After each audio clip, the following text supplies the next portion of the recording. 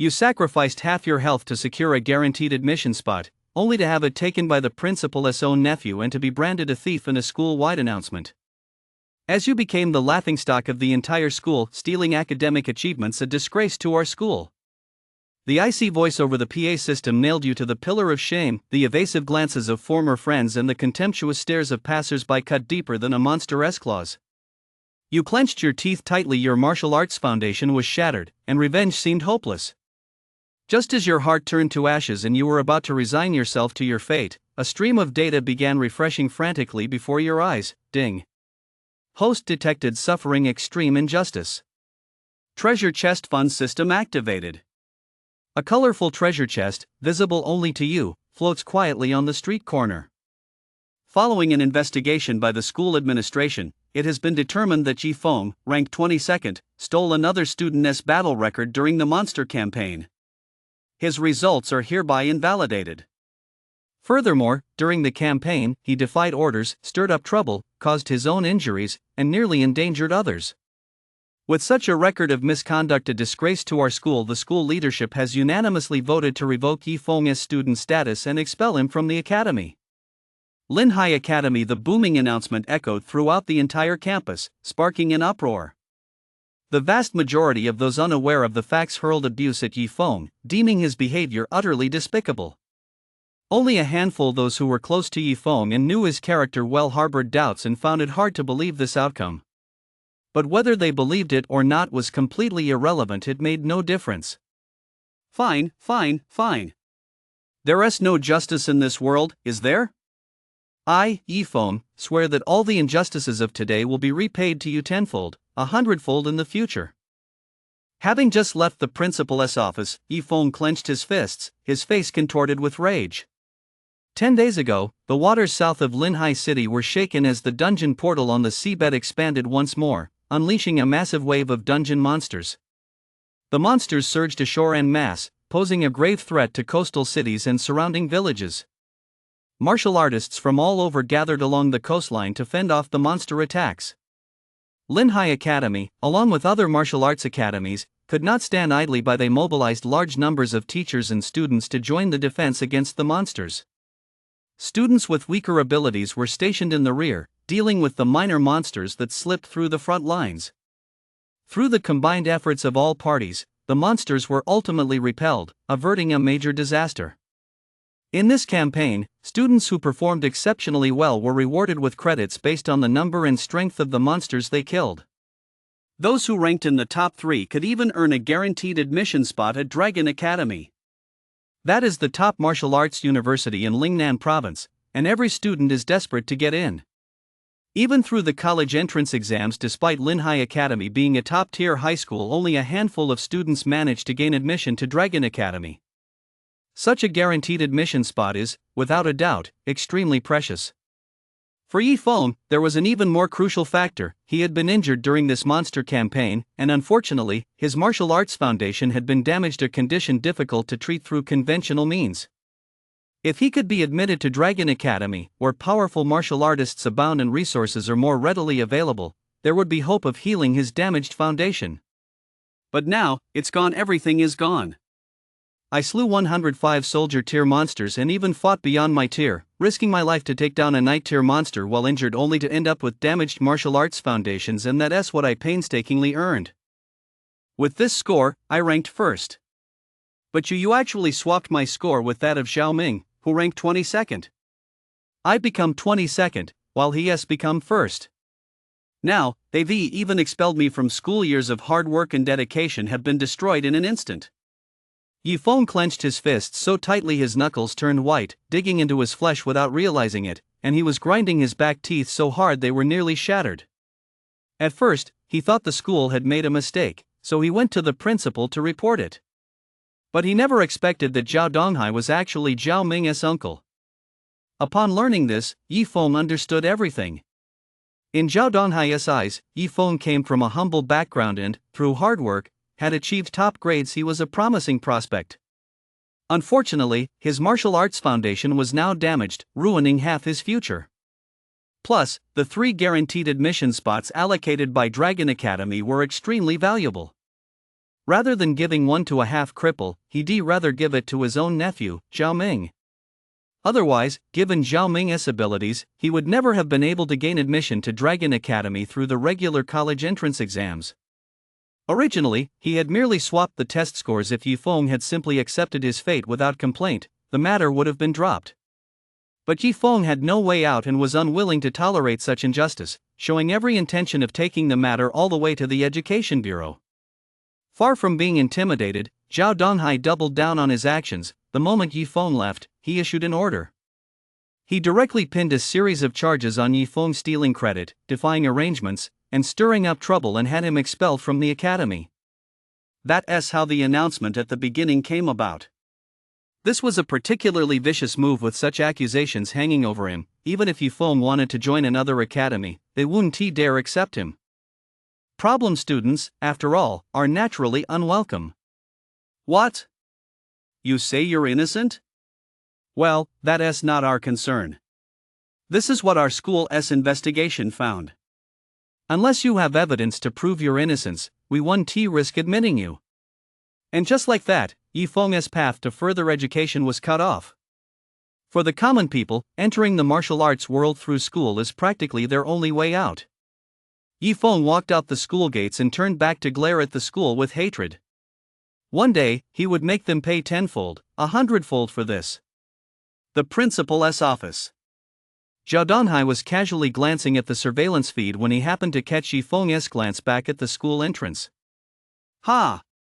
A country bumpkin, and he thinks he can threaten me with the Education Bureau?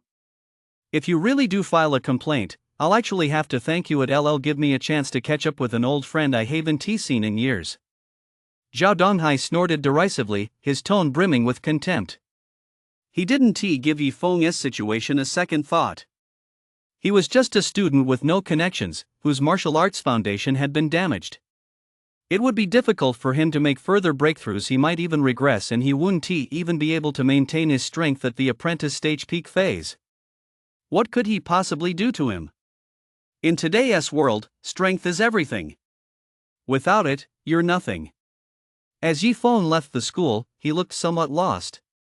Although he had made up his mind to grow stronger and seek revenge on Zhao Donghai, hatred and determination alone weren't enough. Facing reality, he was overcome by a deep sense of helplessness. Where should he go from here? Ding! Treasure chest fund system successfully activated. Description: countless treasure chests will randomly appear throughout the world. Travel to their locations to open them and obtain treasures, including but not limited to skills, divine weapons, elixirs, cultivation insights, talents, constitution, and more. Anything that exists in the world has a chance of being obtained. The higher the treasure chest's quality, the greater the chance of obtaining a treasure. Quality is distinguished by color: white, yellow, green, blue, purple, red, orange, gold, and rainbow. Treasure chest clue: a rainbow-colored treasure chest has appeared at the 4th intersection on Nanning Street. Please go there and open it. The sudden notification filled Yifeng with immense excitement. Could this be my golden finger? Yifeng was actually a transmigrator who had been born into this world as an infant 18 years ago. This world possessed a certain level of technology such as surveillance cameras and tactical watches, but the primary focus remained on the martial arts. Only through martial arts could humanity stand its ground. Hundreds of years ago, spatial disturbances caused numerous spatial fissures to appear, eventually forming portals. Countless dungeon monsters surged out from within, wreaking havoc on the human world and causing widespread devastation. To resist the monsters, humanity embarked on the path of martial arts, cultivating extraordinary powers to counter them and protect their homes and country. Later, it was discovered that humans could enter the dungeon world through these portals. Dungeons are extremely dangerous without sufficient strength. Venturing inside means certain death. The upside is that one can obtain many treasures there, which are highly beneficial for enhancing one's strength. From that point on, the martial arts experienced a period of explosive growth. Hundreds of years have passed since then, and the world is now teeming with powerful humans. However, among the dungeon monsters, there are also many with terrifying strength, possessing the terrifying combat power to destroy an entire city with a single beast. For humanity to survive, countless young people must follow in the footsteps of their predecessors and embark on the path of martial arts. Strength is of paramount importance in this world. Yi Feng understood this truth. Over the years, even without any so-called cheat codes, he had entered Linhai Academy through his own hard work and ranked among the top students in terms of strength. Yet he never imagined that the achievements he had earned through bloody battles at the cost of damaging his martial arts foundation would be swapped out by someone else. They were all cut from the same cloth. He had no one to turn to for help, and to make matters worse, they turned the tables on him, adding to his guilt and getting him expelled from the academy. Under normal circumstances, Yi Feng would indeed feel hopeless, with little chance of turning his situation around. Fortunately, even the heavens couldn't bear to watch any longer and were finally willing to grant him a golden finger. Judging by the description, it looked very promising. The gameplay is simple. You receive a hint that a treasure chest is located somewhere, then go there to open it and obtain various treasures.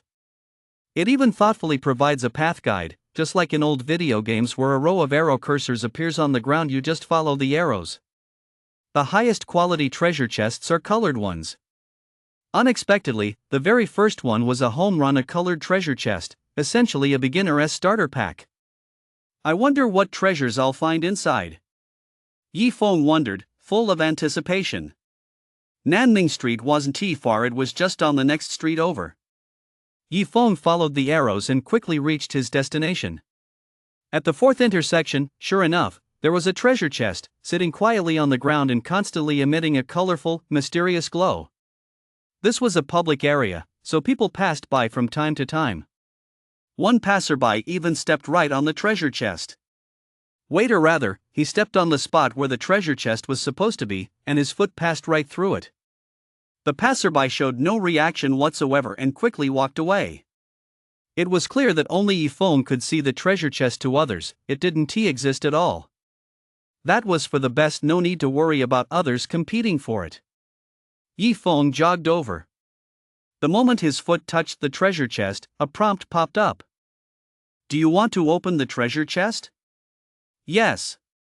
Yi Feng answered without hesitation in his mind. Click. The treasure chest opened automatically, bursting into light, and a cluster of mysterious energy appeared before Yi Feng's eyes. You have opened a colorful treasure chest. With incredible luck, you've obtained an SSS rank Constitution, Martial Saint Constitution. Martial Saint Constitution SSS. After fusion, your Constitution will be transformed into the Martial Saint Constitution. Your martial arts cultivation will advance by leaps and bounds, making you a top-tier martial arts prodigy. Your utilization of vitality will also become far more efficient.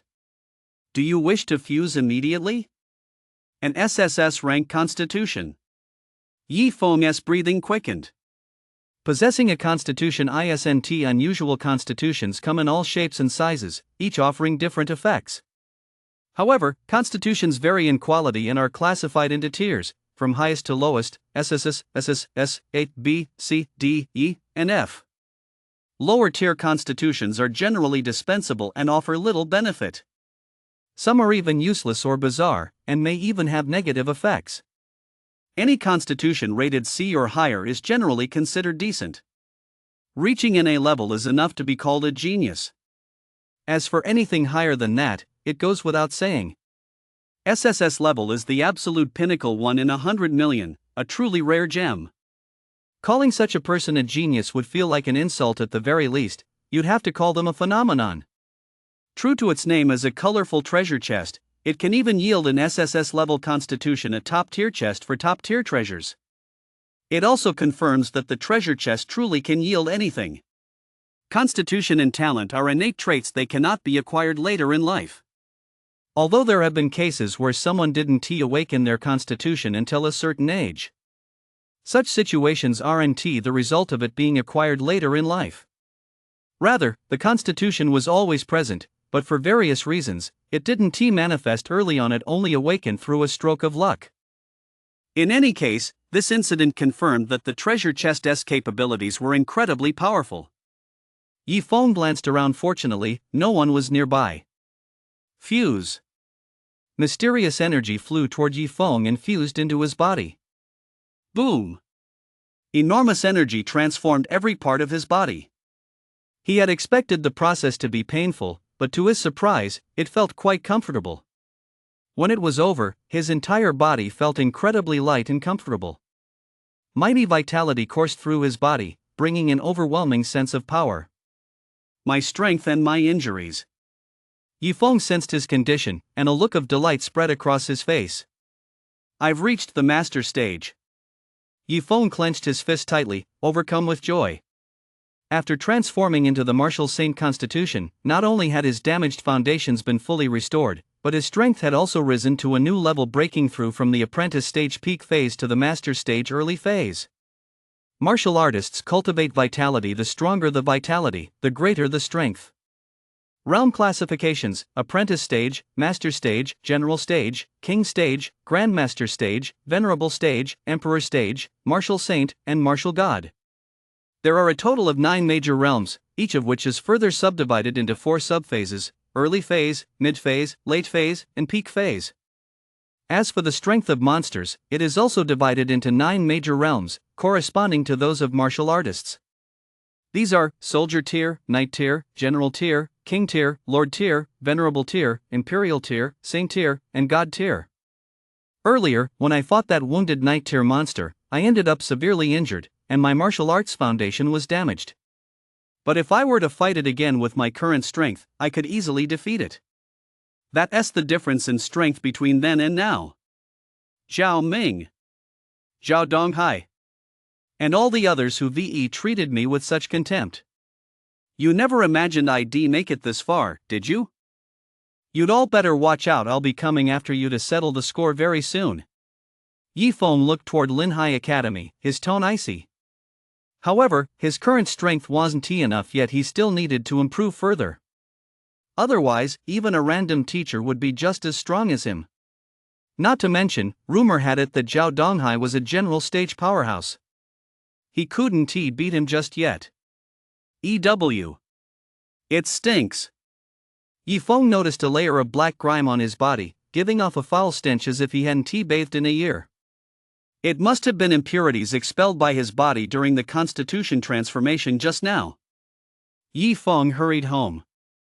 Yifeng's home was in an old residential complex, about several dozen square meters, not very big, but enough for one person.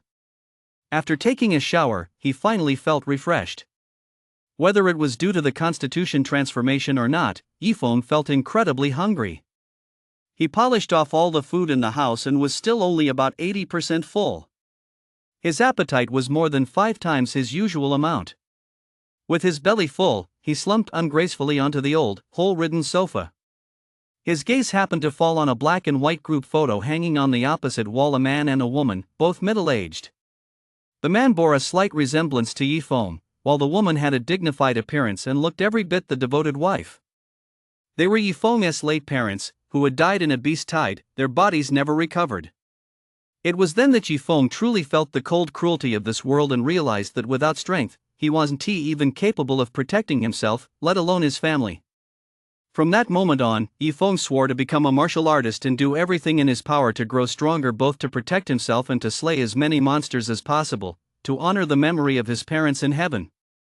Facing the monsters that had come ashore, slaughtering countless civilians, with severed limbs scattered everywhere and corpses littering the ground, Yifeng felt as if he were back in that monster horde 3 years ago, reliving the scene of his parents being torn apart and devoured by the monsters. That is why Yifeng fights so fiercely when slaying monsters. Treasure Chest Clue 1: a white treasure chest has appeared at the 7th intersection on Blue Stone Road. Please go there and open it.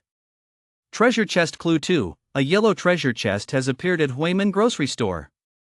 Please go there and open it. The sudden appearance of these 2 prompts interrupted Yifeng's train of thought. New treasure chests had appeared, 2 of them, no less. One white, one yellow. Yifeng wasn't surprised. The first one that appeared was a colored treasure chest, essentially a beginner's welcome gift, and it was the highest tier. Now things were back to normal. Statistically speaking, the higher the tier of the treasure chest, the lower the chance of it appearing, so finding a lower tier one now made perfect sense. However, as the game progressed, he was sure to receive even better treasure chests. If one day colored treasure chests were lying all over the place, that would be truly awesome. Yi Feng took a close look at the locations of these two treasure chests. The seventh intersection on Bluestone Road and Huimin General Store. Both were places he knew very well.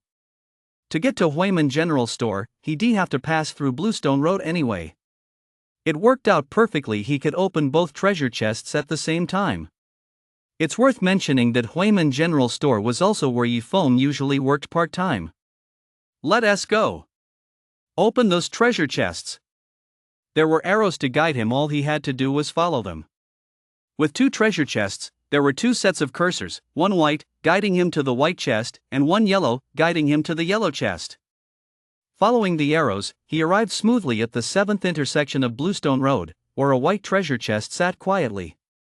As usual, as long as his body touched the chest, no matter which part, a prompt would appear. Do you want to open the treasure chest? Click. Once the white treasure chest opened, it revealed a ball of red energy. You have opened a white treasure chest. Congratulations on obtaining 200 points of vitality. The red energy soared upward and fused into Yi Feng's body. Yi Feng clearly sensed his vitality surge significantly. It was just as if he had accumulated it himself through cultivation. As mentioned earlier, martial artists cultivate vitality. The more robust their vitality, the stronger their power. Vitality is measured in points. Through normal cultivation, it would take a very long time to accumulate these 200 points of vitality. But now, simply by opening a treasure chest, and just a low-tier white one at that, without any obstacles, he has gained 200 points of vitality for free. Yi Feng opened his personal stats panel, where he could clearly see his attributes. Name, Yi Feng. Realm, Master Stage Early Phase.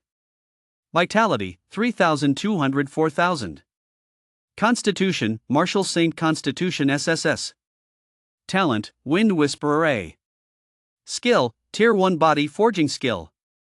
Skill, Tier 1 Chest Splitting Skill, Perfect. Yi Feng had just broken through to the early phase of the Master Stage, with his vitality at exactly 3,000 points. Now, with the addition of 200 points, it had risen to 3,200 points. As for the 4,000 after the slash, it indicated that reaching 4,000 points would mark the mid-phase of the Master Stage. The Wind Whisperer listed under the talent column is an A-rank talent that makes Yi Feng more sensitive to wind elements. It would give him an advantage when cultivating wind-based skills, but unfortunately, elemental skills are relatively rare, and Yi Feng has not yet been able to obtain one. Wind Whisperer is a talent Yi Feng was born with. Combined with his hard work, it has enabled him to rank among the top students at the academy. Both the body forging skill and the chest splitting skill were learned at school. This is Yi Feng's current status. Yi Feng continued on his way. He didn't even need to look at the yellow arrow to know which way to go. After all, it was a place he visited every day. The journey wasn't too far, and he soon arrived at Huimin grocery store. He Wang. Yi Feng walked into the store and called out to the shopkeeper sitting there. The shopkeeper's full name was He Wang. He was in his 50s. For a martial artist, this would still be a time of great physical strength. But not everyone has a talent for martial arts.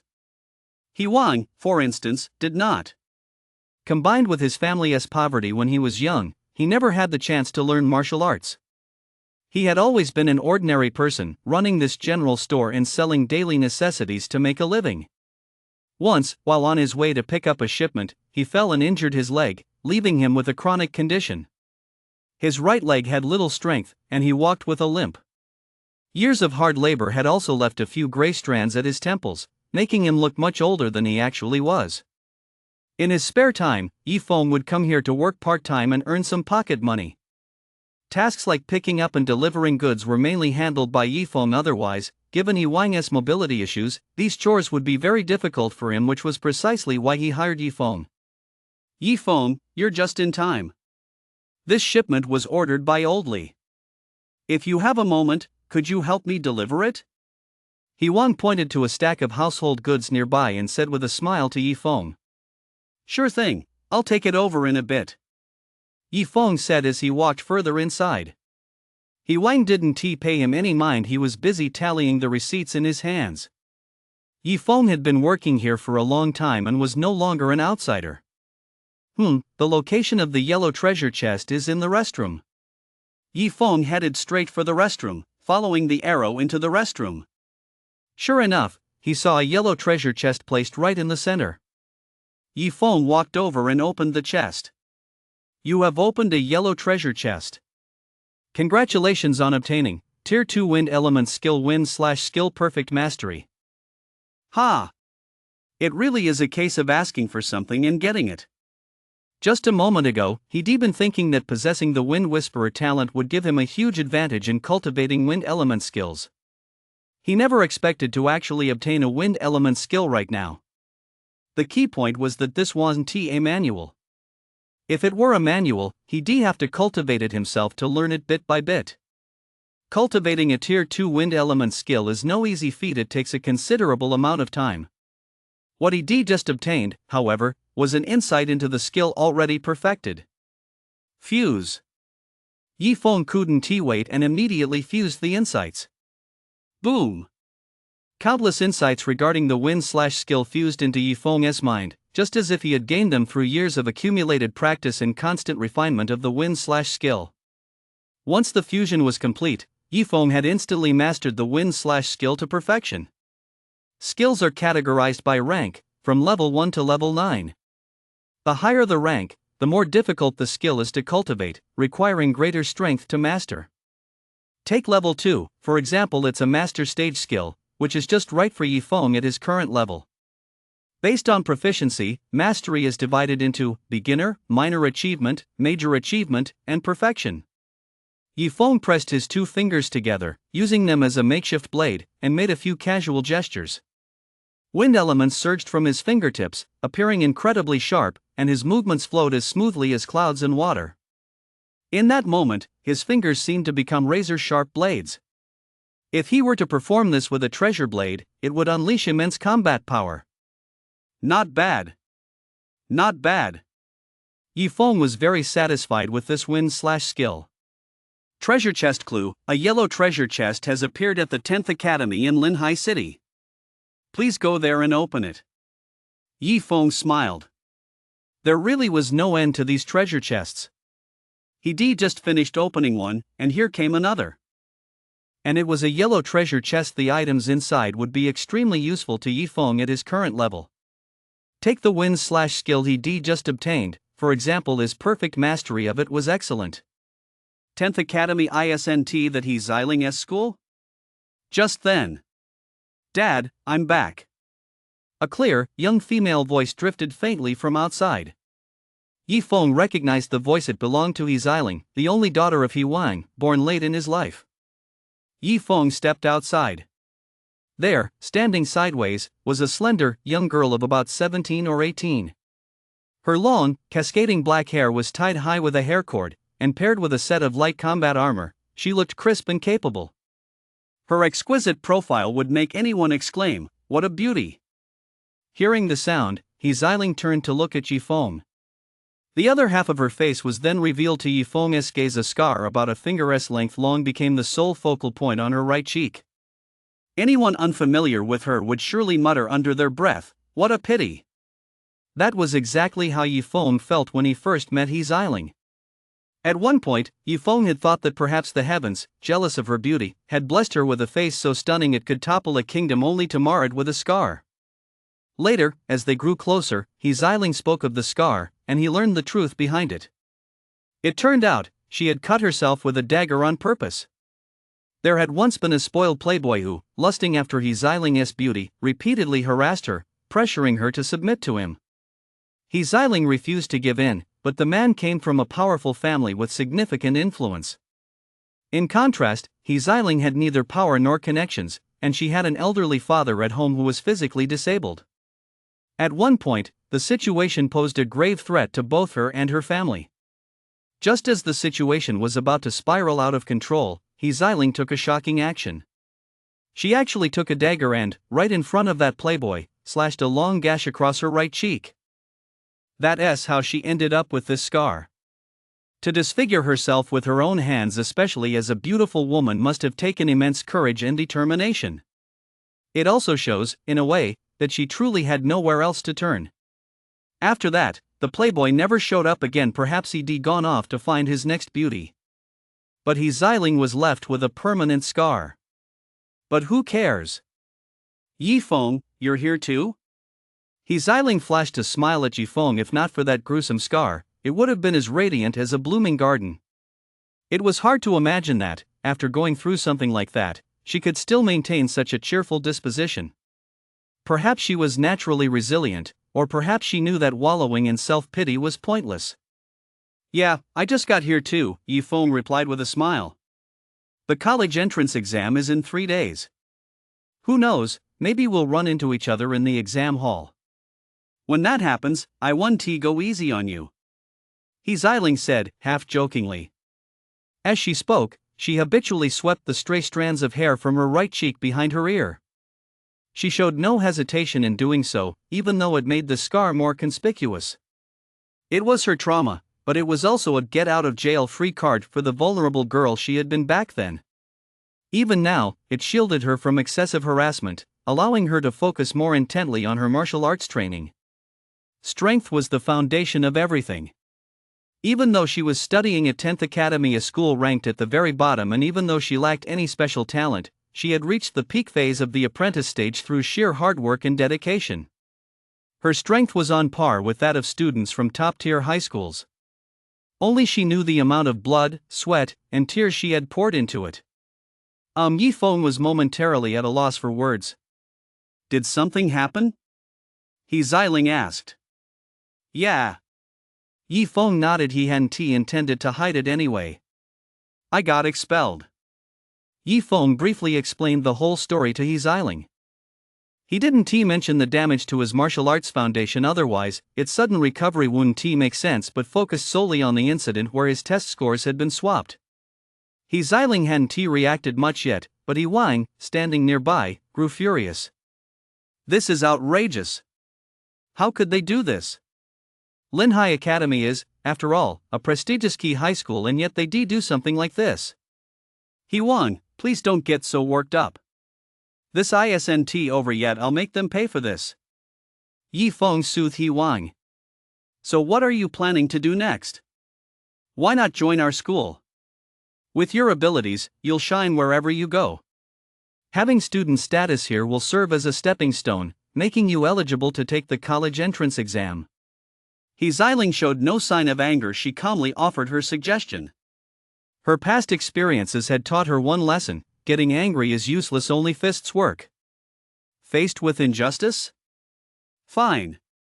Then settle the score with your fists. But you know the reason I was expelled.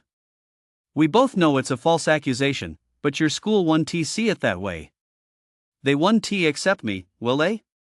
Yifeng frowned. Joining 10th Academy had two advantages. First, only with student status could he move freely within the academy and locate the yellow treasure chest mentioned earlier. Otherwise, if an outsider were to trespass and get caught, the consequences would be severe. If he were accused of intending to steal martial arts resources, he'd have no way to defend himself. Second, Yifeng actually wanted to take the college entrance exam. Even if for no other reason, just to throw a wrench in Linhai Academy's plans and mess with those he had run-ins with in the past would be enough to send Linhai Academy's school ranking plummeting. School rankings represent prestige and determine how much resource funding a school can secure and how many commercial sponsorships it can attract. In short, the impact is enormous, and no one cares more about a school's ranking than its principal. As long as there is a chance to get back at Jiaodonghai, Yifeng is more than happy to do so. He'll collect some interest first. Secondly, it's also to secure a chance to enroll in Dragon Academy. After the test scores were swapped, Zhao Ming received the guaranteed admission spot that should have belonged to Yifeng. With that guaranteed admission, Zhao Ming can enter Dragon Academy without even taking this year's college entrance exam. Yifeng's test scores weren't easy to come by. Whatever he'd taken, he'd have to give it all back. Once he got into Dragon Academy, he had to take down Zhao Ming, otherwise, Zhao Ming would get off way too easy. For all these reasons, Yifeng really did need to enroll at 10th Academy. Leave this to me. Wait for my message tomorrow, He Xiling said after a moment's thought. Yifeng nodded. Thanks for your help. No problem, He Xiling said, waving his hand dismissively. The next day, He Xiling arrived at 10th Academy and went straight to see the principal. Admissions matters are usually handled by the admissions office, but they certainly wouldn't dare make the final decision. It would ultimately have to go through the principal. So, he decided to go straight to the principal to discuss it. Student He Xiling, is there something you need from me?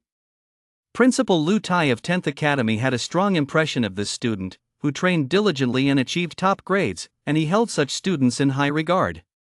At a school like theirs, which ranked at the bottom, top students were rare. Sometimes, when one finally emerged, they would transfer to one of the key high schools. This might be due to the mindset of people naturally gravitate toward higher ground, or perhaps other schools had secretly offered some kind of incentive to poach them. But with matters like this, without concrete evidence, there was little that could be said. They certainly couldn't forcibly tie students down and prevent them from leaving. If word got out, even fewer students would dare to enroll here. Principal, I do have a request. It's like this. He Xiling explained the situation. He also stated the reason for the expulsion directly. They could investigate this matter, and they certainly would. Hiding it would only backfire. Lu Tai furrowed his brow slightly, not responding immediately as he weighed the pros and cons. After a moment, he finally spoke. Normally, I wouldn't take this risk and admit a troubled student. However, since you guarantee that your friend was actually wrongly accused, I'm willing to trust you this once. But outsiders won't see it that way. They'll just think that 10th Academy really is a dump that will accept just anyone, and that will tarnish our reputation. Principal He Xiling tried to speak up, hoping to make his case. But Lu Tai waved her offside, and said self-deprecatingly, oh well, we've been at the bottom of the rankings year after year anyway. There isn't much of a reputation left to speak of. Let them gossip all they want. Does that mean you've agreed, Principal? He Xiling asked happily. It had gone more smoothly than she'd imagined. Get in touch with him and have him come over to complete the enrollment procedures. Lu Tai said with a faint smile. He agreed so readily because of He Xiling. If it had been any other student, he might not have agreed. Thank you, Principal. I'll work twice as hard on this college entrance exam to bring honor to the school. He Xiling replied gratefully. That's even better, of course. But just do your best, don't put too much pressure on yourself. Lu Tai laughed heartily. In his view, if He Xiling could achieve impressive results, that would indeed be great. And if he failed, it wouldn't be hard to accept. After all, no matter what, a handful of people couldn't change much, and the school would inevitably remain at the bottom of the rankings. He had already grown accustomed to it. He Xiling said his goodbyes and left the principal's office. He immediately pressed a button on the tactical watch on his wrist. The watch had multiple functions, serving as a miniature computer capable of accessing various information at any time. In the event of combat, it could also record footage of the battle. Its camera was unique. Even when his arm was moving, it could lock onto the forward view, ensuring stable video recording. Communication, of course, was another of its functions. As He Xiling operated the device, a small holographic screen materialized above the tactical watch, displaying his contact list. He found Yifeng's entry and tapped to dial. Yifeng picked up almost instantly, and his handsome face appeared on the holographic screen. It's all taken care of. You can come over to complete your enrollment procedures, He Xiling said, staring intently at the screen. You're already off campus? The scenery behind Yifeng was clearly the area outside the campus that she knew well. Yeah, I came over early, Yifeng replied. You just trusted me to get it done that easily? He Xiling arched her willow-like eyebrows. Of course. There's nothing you can't handle, Yifeng chuckled. It wasn't just flattery. This girl possessed incredible tenacity. Once she set her mind on something, she wouldn't rest until she achieved her goal. I like hearing that, He Xiling said, lifting her proud chin. The two chatted as they walked and soon met at the school gate. After ending the call, Yifeng, led by He Xiling, smoothly completed the enrollment procedures. We still have to go through the necessary steps. You should check in with your class first after that. You're free to do whatever you want, He Xiling said. Alright, Yi Feng nodded and parted ways with He Xiling. He glanced at the ground, at the yellow arrow that only he could see. He'd check in first, then open the treasure chest since only he could open it. He didn't have to worry about anyone snatching it away. He walked toward class 15 of the senior year, the class Yi Feng had been assigned to. Before he even reached the classroom, it felt as if he were in a bustling market. The noise was deafening. Martial arts teacher Duan Xuan was at the podium lecturing on the efficient use of vitality. Hearing this topic, Yi Feng paused slightly. The college entrance exam was just 2 days away and they were still covering this stuff? This section was from Unit 2. Yi Feng had already studied it long ago. It wasn't until he stepped into the classroom that he understood why. The students were all doing their own thing, hardly any of them were paying attention, and the teacher continued lecturing as if he were in a world of his own, seemingly accustomed to the situation where no one was listening. Under these circumstances, it would be a miracle if he could even finish the course. Teacher, I'm a new student who just enrolled. I'm here to register, Yi Feng said to Duan Xuan. Just find a seat anywhere. Duan Xuan's face remained largely expressionless, and after speaking, he muttered under his breath, just as I thought, they're dumping all the underachievers on me. He'd already been notified and knew exactly where Yi Feng came from. Class 15, which he taught, was the worst class at number 10 high school. According to the school's logic, rather than letting the trash students spread out and influence others, it was better to cram them all into one class. The school didn't expect much from Duan Xuan either. There were absolutely no performance requirements. He just had to keep this bunch of troublemakers in line and make sure they didn't cause too much trouble. Given the reason for Yi Feng's expulsion, it was entirely within his expectations that he would be assigned here. Teacher, can I go do my own thing? Yi Feng asked. He had long since finished this lesson. Staying any longer was pointless, and he couldn't wait to open the treasure chest. Do as you please, Duan Xuan said indifferently. With permission granted, Yi Feng turned and left the classroom. Just as I expected, a troublemaker. Doesn't he even pay attention in class and won't he even stay in the room? Duan Xuan shook his head vigorously. A few burly students in the back exchanged glances. Without so much as a word, they stood up and left the classroom as well. Duan Xuan paid them no mind, though he shook his head even faster. After leaving the classroom, the burly students looked around. There he is. Quick! Let us catch up to him. They quickened their pace and, moments later, caught up to Yi Feng ahead of them, surrounding him and trapping him in the middle. Transferring here at a time like this, you must have been expelled, right? Which school did you come from?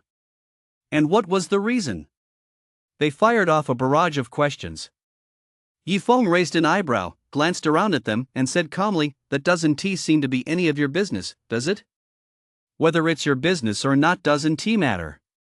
We asked, so you have to answer. Got it? Those are the rules. Also, as the new kid, you're going to treat us to a nice meal. Monster meat would be great. I haven't had any in ages. The dark-skinned young man at the front tilted his chin slightly upward and spoke in a commanding tone. I'll only say this once, stop bothering me and get lost right now. Yi Feng's voice wasn't loud, but it carried an air of unquestionable authority, and his piercing gaze was as fierce as that of a ferocious monster. Back when he was at Lin High Academy, he faced plenty of rivals. After all, the school's resources were limited, and it couldn't cater to every student. Often, he had to compete with his fists just to secure a share of the resources.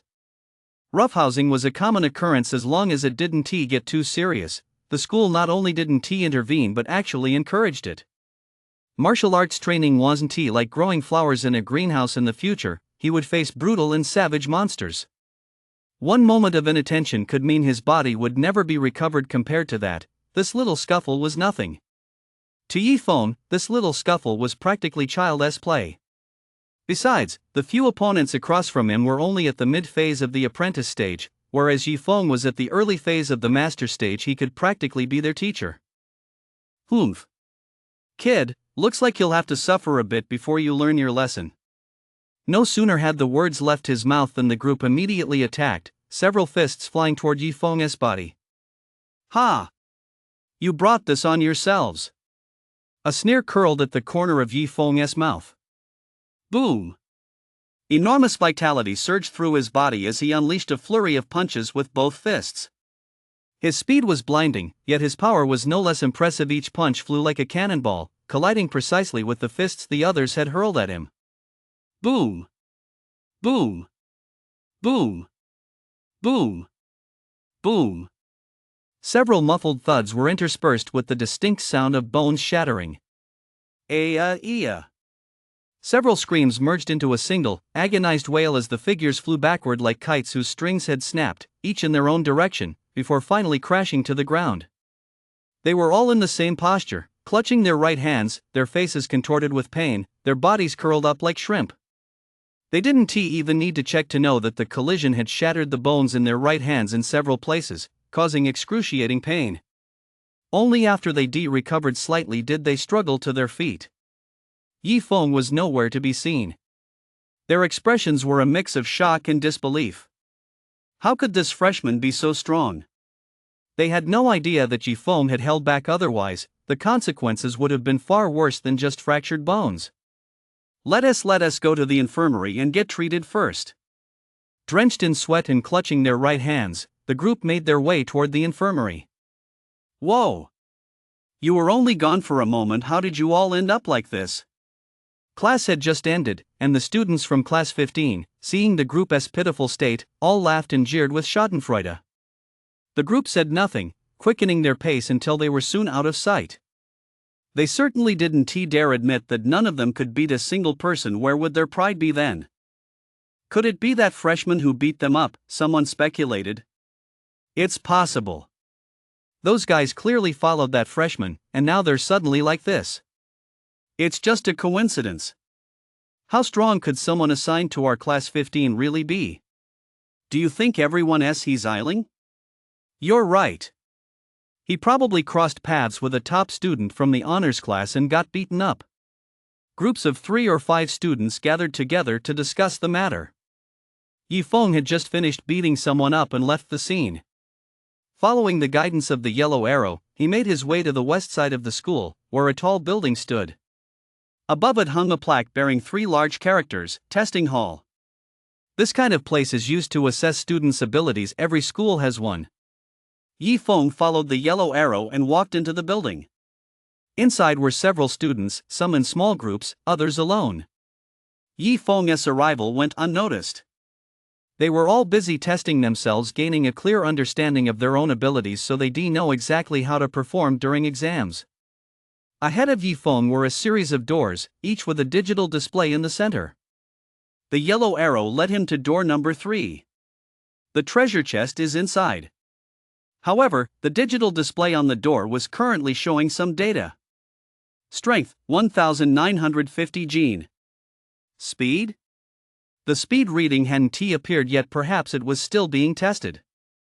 Just as he thought this, the speed reading appeared. Speed, 52 meters per second.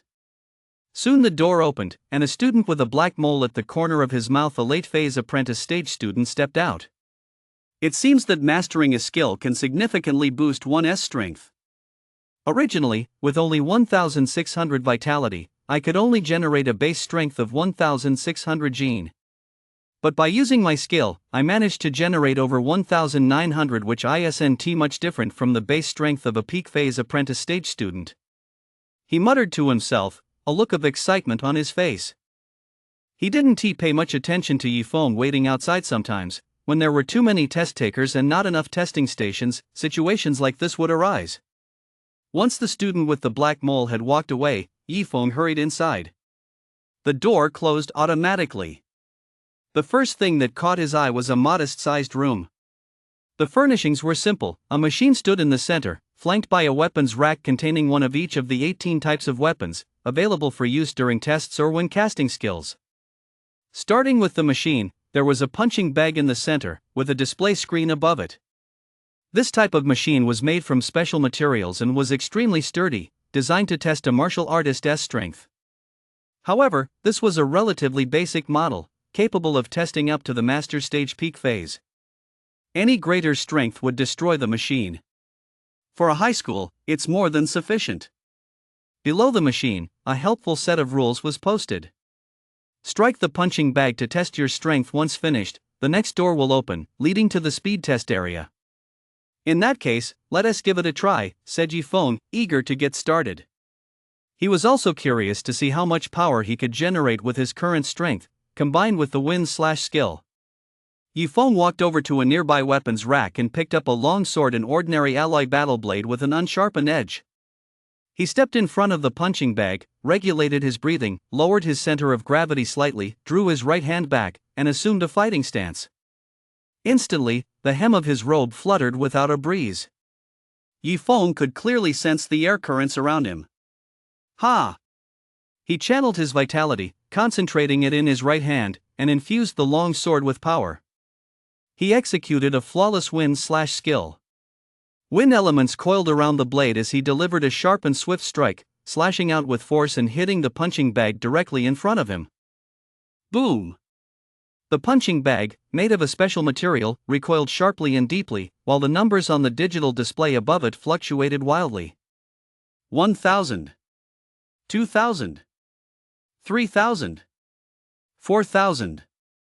It wasn't until the punching bag bounced back that the reading stabilized, finally settling at 4,510 Jin. This figure far exceeded Yifeng's expectations. According to the conversion rate of 1 point of vitality equaling 1 Jin of force. With 3,200 points of vitality, his base strength is 3,200 Jin. When vitality reaches 4,000 points or more, one enters the mid-phase of the master stage, with a base strength of 4,000 Jin. By this calculation, the force generated by the wind/skill far exceeded the minimum base strength required for the mid-phase of the master stage. After the strength test, a door indeed opened automatically ahead, revealing a long corridor. At the end of the corridor, a yellow treasure chest sat quietly in place. I've finally found you. This corridor was designed for speed testing, with numerous detection devices mounted on both walls. When a martial artist dashed through the portal, their speed would be recorded. Yifeng stood at the entrance, making a brief adjustment, like a cheetah poised to pounce. Whoosh! He pushed off the ground with a sudden burst of force. His entire body left after images as he sprinted 100 meters in the blink of an eye. The entire corridor was only 200 meters long. The first 100 meters served as the speed testing section, while the latter 100 meters acted as a buffer zone for deceleration and stopping. At such speeds, under normal circumstances and without risking injury, it would take several dozen meters to come to a complete stop. Of course, one could stop quickly in an emergency, but it would be extremely harmful to the body. The more abrupt the stop, the greater the damage. However, Yifeng came to a complete stop after only about 5 meters of deceleration. And this was done with his physical well-being in mind. If his physical condition improved in the future, he might even be able to stop instantly. This is a powerful benefit of the martial saint constitution. It grants exceptional control over the body, along with excellent shock absorption and endurance, which is what makes such a feat possible. A digital display ahead showed his result. 96 meters per second. The passing threshold for the early phase of the master stage is a base speed of 90 meters per second. Yifeng had slightly exceeded it. Once I cultivate my body techniques in the future and my speed increases, I'll be even faster. Yifeng thought eagerly. He then flickered forward and arrived at the location of the yellow treasure chest. Click. You have opened a yellow treasure chest. Congratulations on obtaining second-tier body technique Swift Shadow Step perfectly mastered.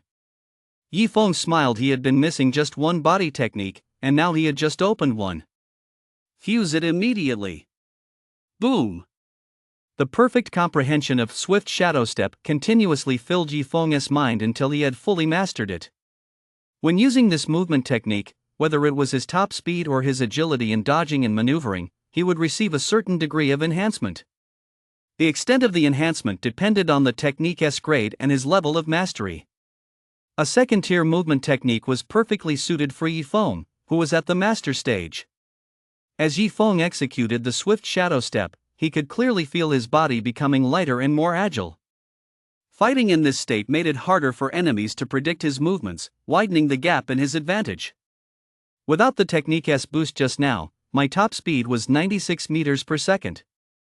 I'll test it again now to see how much I can improve. Yifeng immediately returned to the starting point of the speed test, took a deep breath, and executed the swift shadow step at full speed. Whoosh! His figure turned into a blur, instantly covering the 100 meters ahead. It felt significantly faster than before. The digital display flickered, and the result appeared. 140 meters per second. Such a massive increase. Even the base speed of the late master stage is only 150 meters per second. He was already approaching that. With the movement technique, the improvement was truly enormous. Feeling elated, Yifeng walked toward the exit. He had expected that achieving such results would draw a crowd of students. But once outside, he realized no one had noticed him yet. Come to think of it, it made sense he'd only gone in to test 2 stats, open a treasure chest, and with the time he'd spent, the whole process had taken about half a minute. It was only natural that no one had paid attention to this area. Whether anyone had noticed or not, Yifeng didn't care. He simply left. Shortly after Yifeng left, 2 students approached while chatting. You still don't believe me? I'll test it for you right now. I was just testing in room 3 a moment ago. If Yifeng had been there, he would have recognized the speaker as the student with the black mole at the corner of his mouth, the one who had tested right before him. After finishing his test and leaving, he had been bragging to a classmate that his power had increased significantly after diligently practicing his skill. Unexpectedly, after checking the stats, his classmate didn't believe him, thinking it was impossible for his power to have increased that much. Being young and impetuous, he was the type to argue every point to the bitter end. So, the student with the black mole brought his classmate along to demonstrate it right in front of him, once again choosing room 3.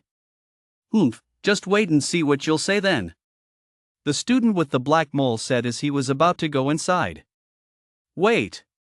But he was stopped by his classmate, who sounded a bit surprised. What's the matter? You're not afraid of being proven wrong, are you? The student with the black mole sneered. No, look. Look at what? Look at the door. Whoa! The moment he saw it, the student with the black mole gasped in shock. Written prominently on the door were 2 astonishing figures. Strength, 4,510 gene. Speed, 140 meters per second. Who on earth recorded these results? Both of them were stunned. Stats like these were clearly the domain of master stage experts. Master stage, that was the level of the school's teachers. Did a teacher come over to test us just now? But that didn't seem right either. There was a dedicated area for teachers to train, equipped with testing instruments even more advanced than the ones here. Which teacher would be so bored as to come over here and compete with the students for a testing slot? Could it be him? The student with the black mole looked puzzled and suspicious. Who? What do you know? His classmate pressed. I'm not sure. Just now, when I came out, there was someone waiting outside, probably there to take the test too. I strongly suspect he is the one behind these results, said the student with the black mole. Then who is it, exactly? The classmate pressed further. Anyone capable of achieving such a score must be at the master stage. He was curious to know exactly who it was. It felt like a student too, but I didn't get a good look. Besides, at the time, I was completely focused on my own results. Now that I think back, I can't even recall what he looked like, the student with the black mole said, somewhat frustrated. A student? Ha ha ha. His classmate burst out laughing. No way. What student could possibly be that good? Even if they searched Linhai Academy, they wouldn't find a student like that, let alone here at number 10 high school. The laughter drew the attention of other students nearby. After hearing the story, they all burst out laughing as well. Stop laughing. You've been standing here the whole time. Didn't any of you see who went in? The student with the mole retorted, growing annoyed by their laughter. Who is going to be looking around for no reason? I did catch a glimpse out of the corner of my eye of someone coming out, but I didn't pay attention to who it was. Stop speculating. It definitely isn't a student. Maybe it was a teacher who came to find a certain student and, on a whim, decided to test them. It wouldn't take much time anyway. True, that's the most likely scenario. Yifeng had no idea that the results he'd obtained merely as a side effect of opening a treasure chest would attract so much attention. Having left the academic testing building, Yifeng was walking down the street, thinking about what to do next. Suddenly, another treasure chest clue appeared. And this time, it was completely different. Treasure chest clue: a green treasure chest has appeared in the Hall of Honor at 10th Academy. Please go and open it. A green treasure chest. That was a tier higher than a yellow one, and the treasures it contained corresponded to the general stage level. He hadn't expected a clue for a green treasure chest to appear so soon. But this location. If Yifeng's guess was correct, the location of the green treasure chest probably wouldn't be easy to access. I'll go check it out first and see. Yifeng followed the green arrows on the ground all the way to the center of the school, where a towering building stood. In front of the building stood a tall stone stele engraved with 4 large characters, Hall of Honor. In addition to those 4 characters, the rest of the stele was covered with tiny, fly-sized text. Each name was accompanied by a brief description, listing individuals, both past and present students and faculty, who had made significant contributions to the school. Among the students, this was known as the honor roll. Anyone who achieved excellent grades could make it onto this honor roll. Before being added to the honor roll, there was a commendation ceremony held right inside the Hall of Honor. Glancing over at the Hall of Honor, whose doors were firmly locked, Yifeng realized that to enter the Hall of Honor and successfully open the treasure chest, he would need to make a contribution to the school. Only then would he have a chance to enter. So there was no other way. He would just have to wait a few more days.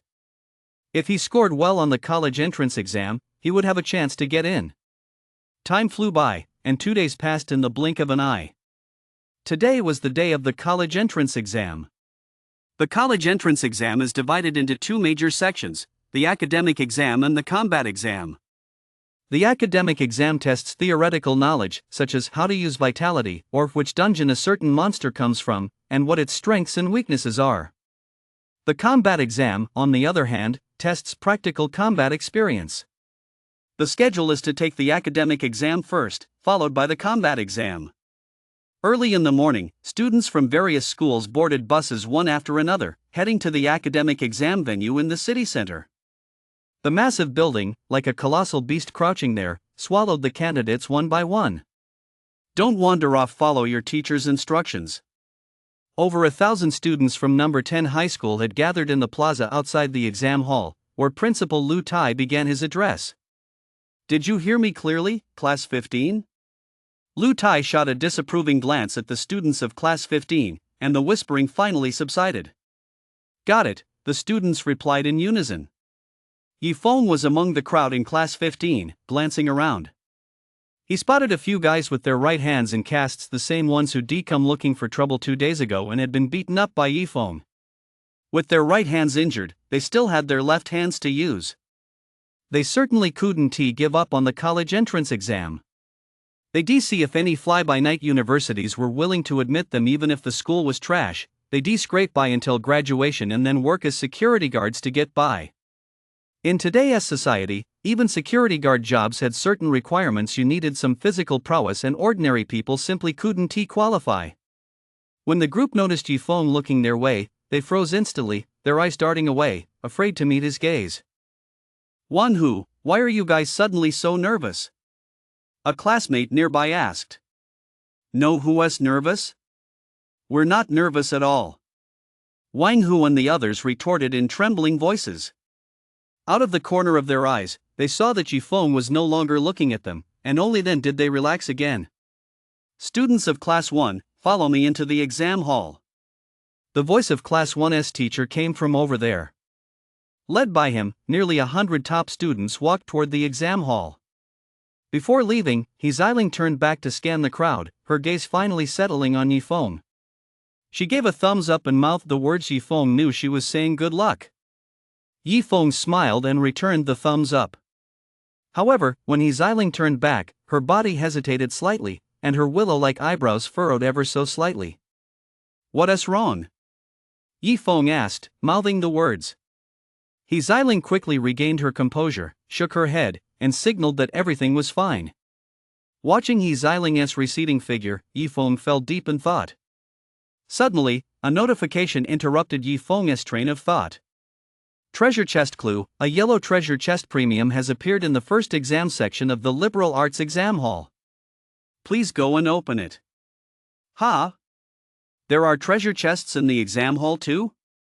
Yi Feng was a bit surprised.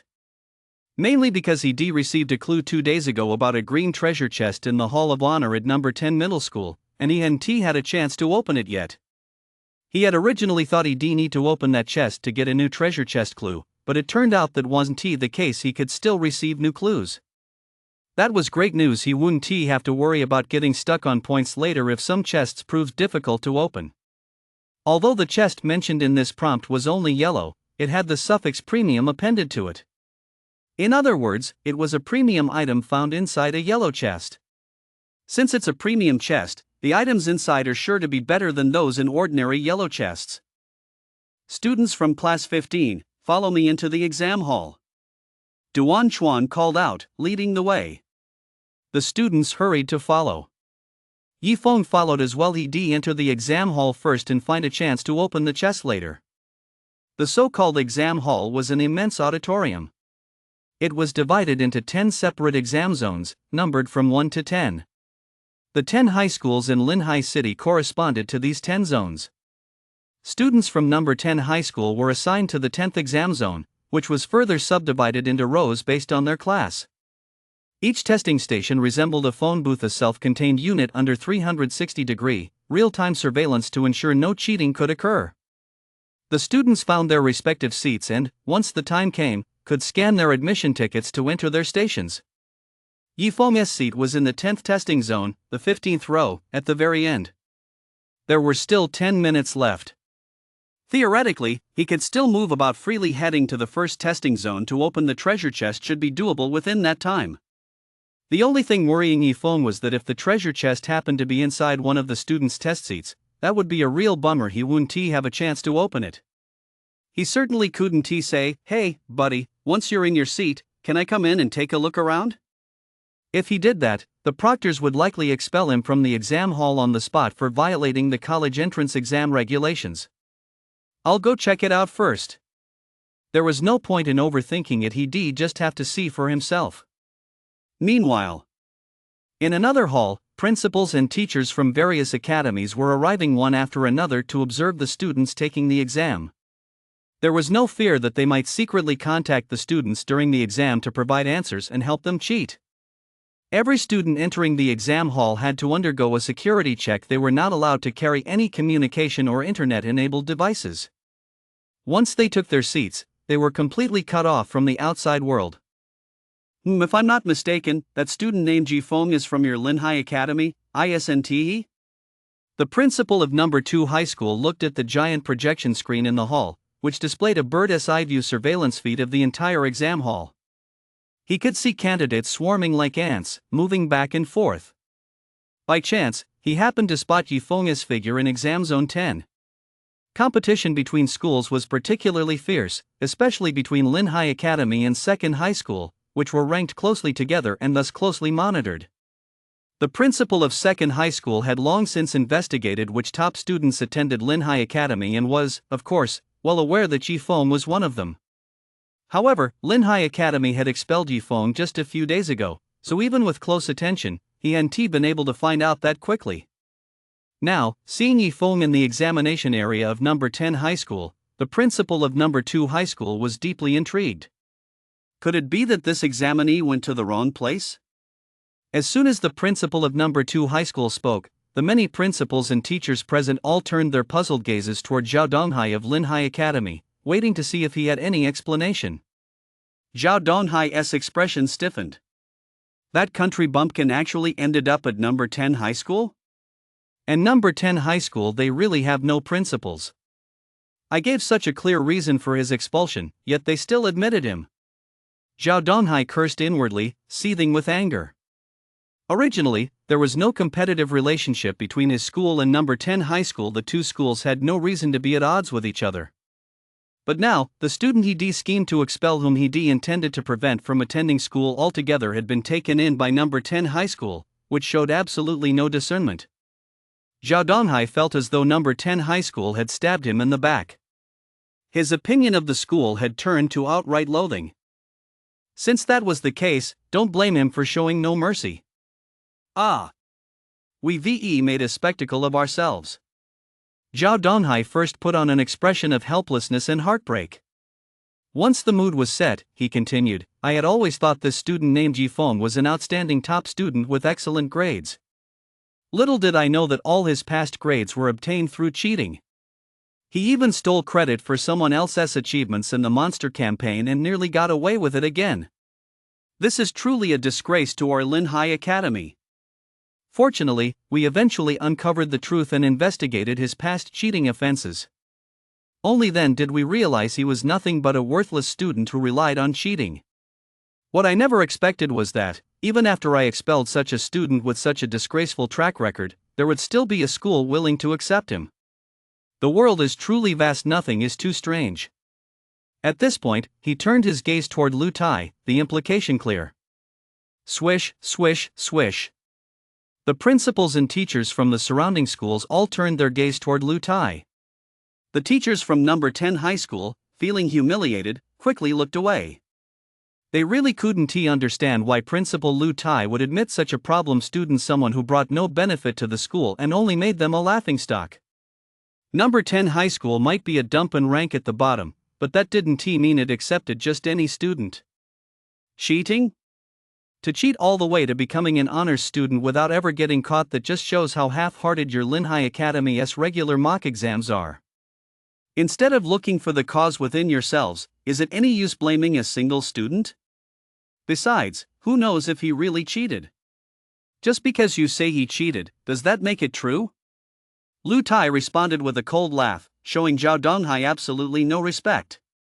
You! Zhao Donghai flew into a rage. So you're implying I'm framing him? Though his words were defiant, he felt rather uneasy inside. Put! You know exactly what's going on, Lu Tai sneered. Lu Tai! Watch your language! Zhao Donghai slammed his fist on the table and sprang to his feet. Just as Lu Tai was about to retort, a voice slightly weathered by age came from outside the door. All right, everyone, calm down. You're all principals. What kind of example are you setting by making such a scene here? 3 people walked in from outside. The man leading them had a head of silver white hair and wore a pair of glasses, exuding the air of an elderly scholar. Though he appeared advanced in age, the aura he unintentionally radiated made everyone present dare not show the slightest defiance. King stage. This old man had definitely reached the king stage level. In the presence of such a powerful figure, even the general stage level principals had to meekly accept their reprimand. The 3 were the proctors for this humanities exam, each well versed in both academic and martial disciplines. In particular, the elderly man leading them was a highly renowned professor named Guan Changzhou. The final, most challenging question on this exam paper was set by him. He also had a nickname, the Perfect Score Killer. He earned this nickname because any exam paper he sets is extremely difficult. He particularly enjoys including obscure, extracurricular knowledge that thoroughly tests students' accumulation of such information, often driving them to the brink of madness.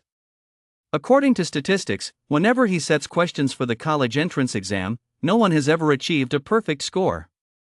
The questions that cost students points were almost always the ones he had set. Professor Guan.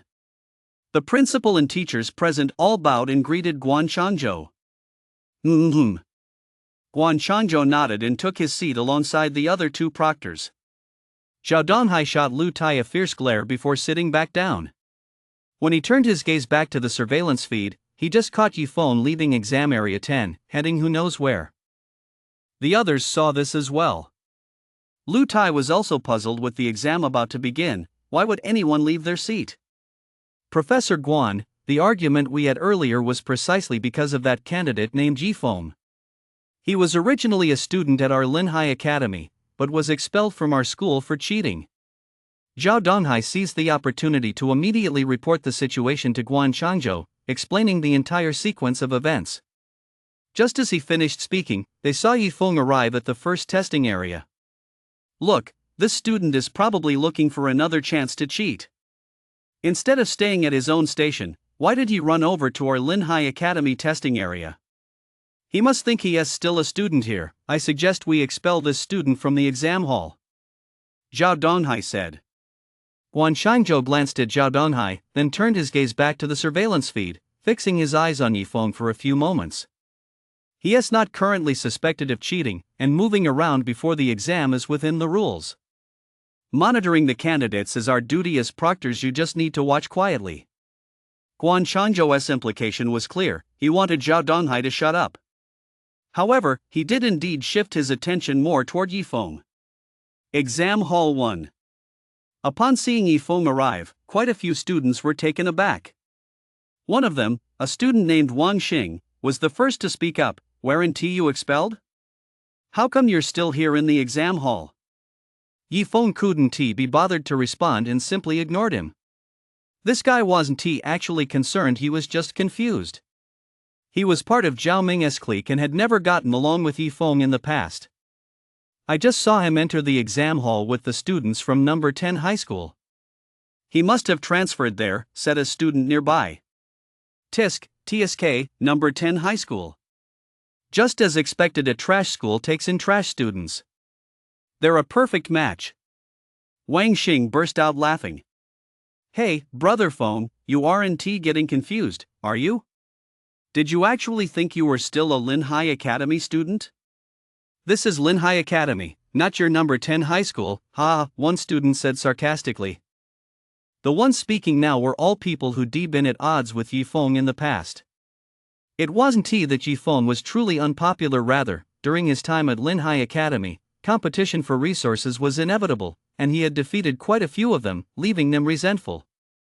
If Yifeng were still at Linhai Academy, they wouldn't have dared to show it so openly. But now that the school had expelled Yifeng, everyone was piling on and all their past grievances were being vented without restraint. However, Yifeng showed not the slightest sign of anger. He even smiled broadly at the crowd and said, "Is there anyone else who wants to say something? Go ahead and speak your mind, I'll write it all down." "What good will writing it down do? Are you planning to beat us up again?" Wang Xing sneered. "That's right, I'll beat you up if I get the chance." Yifeng remained all smiles. "Ha, we used to be afraid of you because we thought you were strong. Now we know you're just a cheater. Many of your top grades were cheated. Do you really think we're still afraid of you? Don't let me run into you at the martial arts exam, or you'll be in for it." "That's right. You used to steal our resources through cheating. We'll settle all those old scores at once." Many people chimed in, each adding their 2 cents, their faces full of contempt. Of course, there were a few who still got along well with Yifeng and tried to intervene, but they were met with angry glares from their classmates and nearly became targets of the mob themselves, so they had no choice but to keep quiet. "I'll have my chance," Yifeng said meaningfully. He shifted his foot as if by accident, but in reality, it was to touch a nearby yellow treasure chest. Click. You have opened a yellow premium treasure chest. Congratulations on obtaining 1 key points from the entire high school curriculum. 2 key points on obscure extracurricular knowledge. A premium treasure chest actually contained 2 items. The items inside were also very locally distinctive. Since this chest was opened in a humanities exam hall, they were all related to humanities knowledge. For Yifeng, this was extremely useful. Even though his humanities grades had been decent in the past, Yifeng wouldn't dare claim to know the entire high school curriculum. Not to mention obscure extracurricular knowledge. Accumulating that kind of knowledge requires a great deal of effort, and it's not even certain one could master it all. If a question he didn't know suddenly appeared, especially a high-scoring one, he'd lose a lot of points. Now, with these 2 types of knowledge, scoring a perfect score was a breeze for Yifeng. 2 streams of information rapidly filled Yifeng's mind, and much of it was indeed new to him. The topics covered a wide range: herbs, monsters, weapons. This diverse knowledge isn't just useful in the exam hall, it will also come in handy when he enters the real world in the future. Since he de-opened the treasure chest and accomplished his purpose for this trip, Yifeng made his way back to his exam seat. Good, so you're scared after all. Just a paper tiger, he can't keep up his tough act anymore. Wang Xing and the others assumed Yifeng had been intimidated by their words, which was why he'd chosen to leave so quickly. When Yifeng returned to the 10th exam section, near his assigned seat, the timing was perfect. A loud announcement echoed throughout the exam hall. All candidates, please verify your identity using your admission ticket, proceed to your assigned seats, and prepare for the humanities exam. Yifeng complied, swiping his points format admission ticket through the points slot at the front of the testing booth. The tightly closed door automatically swung open. Yifeng stepped inside and took his seat in the center of the booth. The door closed automatically and would remain sealed until the exam ended, barring any emergencies. Inside the testing booth, the soundproofing was excellent. It was incredibly quiet, allowing candidates to concentrate on their exams. A light screen appeared in front of Yifeng. The humanities exam will now begin. Question 1. What tier can the serrated platypus reach upon reaching adulthood? Which dungeon is it from? The first question was relatively simple, so Yifeng began answering immediately. Upon reaching adulthood, it can attain the Night Tier peak phase. It originates from the Dazzling dungeon. Next came the second question, then the third. Yifeng answered fluently, without a moment's hesitation, breezing through the exam questions. In the proctoring room. Due to Zhao Donghai's earlier remarks, the three examiners including Guan Changzhou were paying close attention to Yifeng's movements. What a lightning-fast response! Guan Changzhou exclaimed in surprise. He didn't suspect for a moment that Yifeng was cheating in all these years. There had never been a single instance of cheating on the college entrance exam. Inside the testing booths, all those surveillance cameras and detection devices weren't just for show. If anyone were cheating, it would be detected immediately, without the proctors even needing to watch with their own eyes. Zhao Donghai's expression darkened. He knew full well that Yifeng's outstanding grades were the result of genuine ability. However, the speed at which Yifeng was answering the questions still took him by surprise. Lu Tai's eyes lit up. Had he stumbled upon a hidden gem this time? He had only agreed to admit Yifeng at his Xiling's request. He hadn't dared to harbor high expectations for him at all. But now, perhaps he could start to have some hope? With only 1/5 of the exam time elapsed, Yifeng had already reached the final, most challenging question, while the other students had barely made a dent in their papers. Is the all-time record for the fastest exam completion in the college entrance exam about to be broken? Even Guan Changzhou felt a bit surprised. Crucially, judging by Yifeng's answers, not a single question had been answered incorrectly so far. Brother Guan, it looks like your title as the perfect score killer is about to be taken away. The younger proctor on the left teased Guan Changzhou. Guan Changzhou's nickname was already common knowledge. That's not necessarily true. This final problem is incredibly obscure and rare. Even some teachers might not be able to answer it correctly. Guan Changzhou, however, appeared very confident, convinced that Yifeng wouldn't be able to answer it. As soon as he said this, the other two proctors present, as well as the teachers and the principal, all focused their attention entirely on Yifeng's screen. Yifeng looked at the final question. When was the Guanding wood first discovered? Where was it found? And what events did this discovery trigger? Everyone in the proctoring room could see the question as well. It seemed like an ordinary question, yet it caused the principal and the teachers to exchange glances. If they were asked to answer this question, none of them would be able to. That's because the name Guanding wood was actually quite unfamiliar to all of them. Zhao Donghai looked over at a square-faced middle-aged man nearby, a professor in the college's botany department who was quite knowledgeable about various plants and should have known the answer.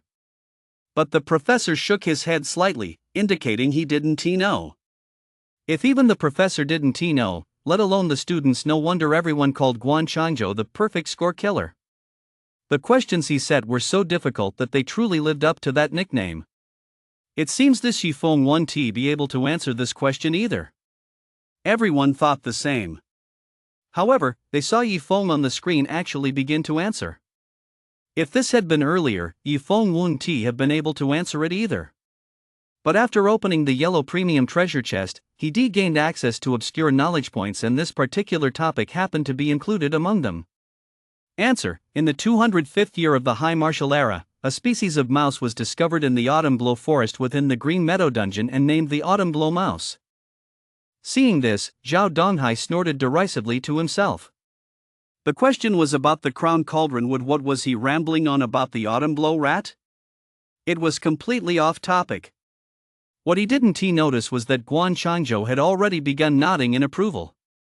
Yi Feng's answer continued. Later, it was discovered that some Autumn-Blow rats had a woody plant growing on the tops of their heads. After research, it was found that this woody plant parasitizes the top of the Qiuxia rat's head. It was named Guanding wood, meaning the grass and trees that grow with the head as a cauldron. Guanding wood has medicinal value and is one of the raw materials for the first-generation Chuanhe pill. People wanted to obtain Guanding wood on a large scale. However, relying solely on capturing wild Autumn-Blow rats was extremely inefficient, and frequent trips into the Green Meadow dungeon were also very dangerous, so people began to consider breeding Autumn-Blow rats in captivity. They captured Autumn-Blow rats, removed them from the Green Meadow dungeon, and brought them back to the city to breed them, researching how to induce the large-scale parasitic growth of crown cauldron wood. But once the autumn mist rats were removed from the environment of the autumn mist forest, the crown dingwood could not successfully parasitize them. After several years of research with no results, they were ultimately forced to abandon the effort. Finally, in the 210th year of the High Martial Era, a better substitute for crown dingwood was found, one that was easier to obtain, and the creation combination pill was thus upgraded to its second generation. By this point, after only a few years had passed, crown dingwood was no longer a focus of attention. Yi Feng finished writing his answer with almost no pause. This left the teachers and the principal present completely dumbfounded. It is now the 350th year of the High Martial Era, so this was an event that took place over 100 years ago. The crown ding tree had only been the focus of attention for a few years, and the creation combination pill wasn't exactly a well-known elixir. It didn't trigger any major events either. Events like this rarely leave much of a trace in historical records. One can only find scattered references to that time in a handful of ancient texts. This kind of knowledge is indeed extremely obscure. Even many principals and teachers were baffled by it, let alone high school students. However, the fact that Yi Feng, a high school student, could answer so fluently was truly mind-boggling. Very good, very good. This boy is no ordinary person. Guan Changzhou stroked his goatee, his eyes brimming with unconcealed admiration, as if he had just discovered a fine piece of jade. Earning a word of praise from Guan Changzhou was a rare honor. Lu Tai was also extremely surprised and delighted by Yi Feng's performance. He had originally agreed to admit Yi Feng solely out of consideration for his Eiling, but he never expected to have stumbled upon such a gem. Principal Zhao, didn't you say that Yi Feng's excellent grades were all the result of cheating, which is why you expelled him? Now it seems that wasn't the case at all. Lu Tai seized the opportunity to say to Zhao Donghai in a sarcastic tone. Everyone else around them also turned their gaze toward Zhao Donghai in unison. That's right, wasn't it said that Yi Feng was a cheater with no real talent? So what's going on now? Would a student who relied on cheating know such obscure knowledge? Would he have earned Guan Changzhou's praise? Zhao Donghai felt his face burn with embarrassment. The more he had slandered Yi Feng before, the more humiliating this moment was. I was referring to his cheating on the martial arts exam. I didn't mention the humanities. His humanities scores have always been solid. Zhao Donghai was still digging in his heels. After speaking, he added silently to himself, that kid's martial arts foundation is damaged. He'll definitely be unable to recover. He won't be able to perform at even a fraction of his true strength, so he is bound to fail the martial arts exam. This time, I definitely won't be humiliated again. Once he fails and his actual strength doesn't match his previous scores, no one will need me to say anything. They'll all suspect he cheated before. Zhao Donghai glared fiercely at Lu Tai. Humph. You'll have your moment of humiliation. Inside the exam hall, Yi Feng had finished answering the questions and was sitting quietly. Normally, if there was time left, students would go over their answers a few more times. But Yifeng didn't think it was necessary. Having obtained 2 sets of key points from the treasure chest, this exam was incredibly easy. He was confident he'd get a perfect score. Just then, a treasure chest notification popped up. Treasure chest clue: a yellow premium treasure chest has appeared in the martial arts exam hall. Please go and open it. Yifeng, sitting idly at his desk, received this notification. Another yellow premium chest. The treasure chest in the humanities exam hall had helped him achieve a perfect score in the humanities. What could the one in the martial arts exam hall possibly contain? Yifeng felt a sense of anticipation. Time passed as he waited. Attention, candidates, there is only 1 minute remaining in the humanities exam. The emotionless electronic announcement rang out at every test station. It's over, it's over.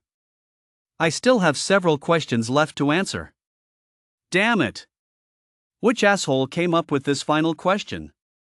What the hell is Guanding Wood anyway? The exam hall was filled with cries of despair. The minute passed quickly. The humanities exam ended, and whether or not they had finished, the answer sheets were automatically submitted. Scoring in progress? That's how the humanities exam works now. No manual grading is needed. Once the exam ends, the computer immediately grades the papers, and scores are available quickly. In about 2 minutes, all the examinees had received their scores. Ugh! I bombed it again. That damn final question cost me so many points. This score is not bad, it's better than I expected. Some were happy, others were disappointed. Yifeng glanced at his own score. 100 points. A perfect score. Exactly as he'd expected. The doors to all the exam booths opened simultaneously. The candidates emerged from their seats, all looking around to catch a glimpse of the large screen on the wall displaying the score rankings. They wanted to know who had come in first, whether anyone had answered the final question correctly, and if anyone had scored a perfect score. At that moment, the large screen hadn't displayed any data yet. Instead, a single line of text appeared. Data is currently being compiled and sorted. I don't even need to look to know the top spot is definitely going to Linhai Academy. The LL probably takes several of the top spots. That's right. Linhai Academy has always performed exceptionally well on the college entrance exams. It's a long-standing tradition.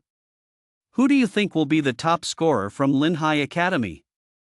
I'm guessing Fang Yuqing? It could also be Lu Hao. Wake up! Those two you mentioned, plus a guy named Zhao Ming, all 3 of them were admitted to Dragon Academy through early admission and didn't even take the college entrance exam. The candidates chatted among themselves. Look, the results are out.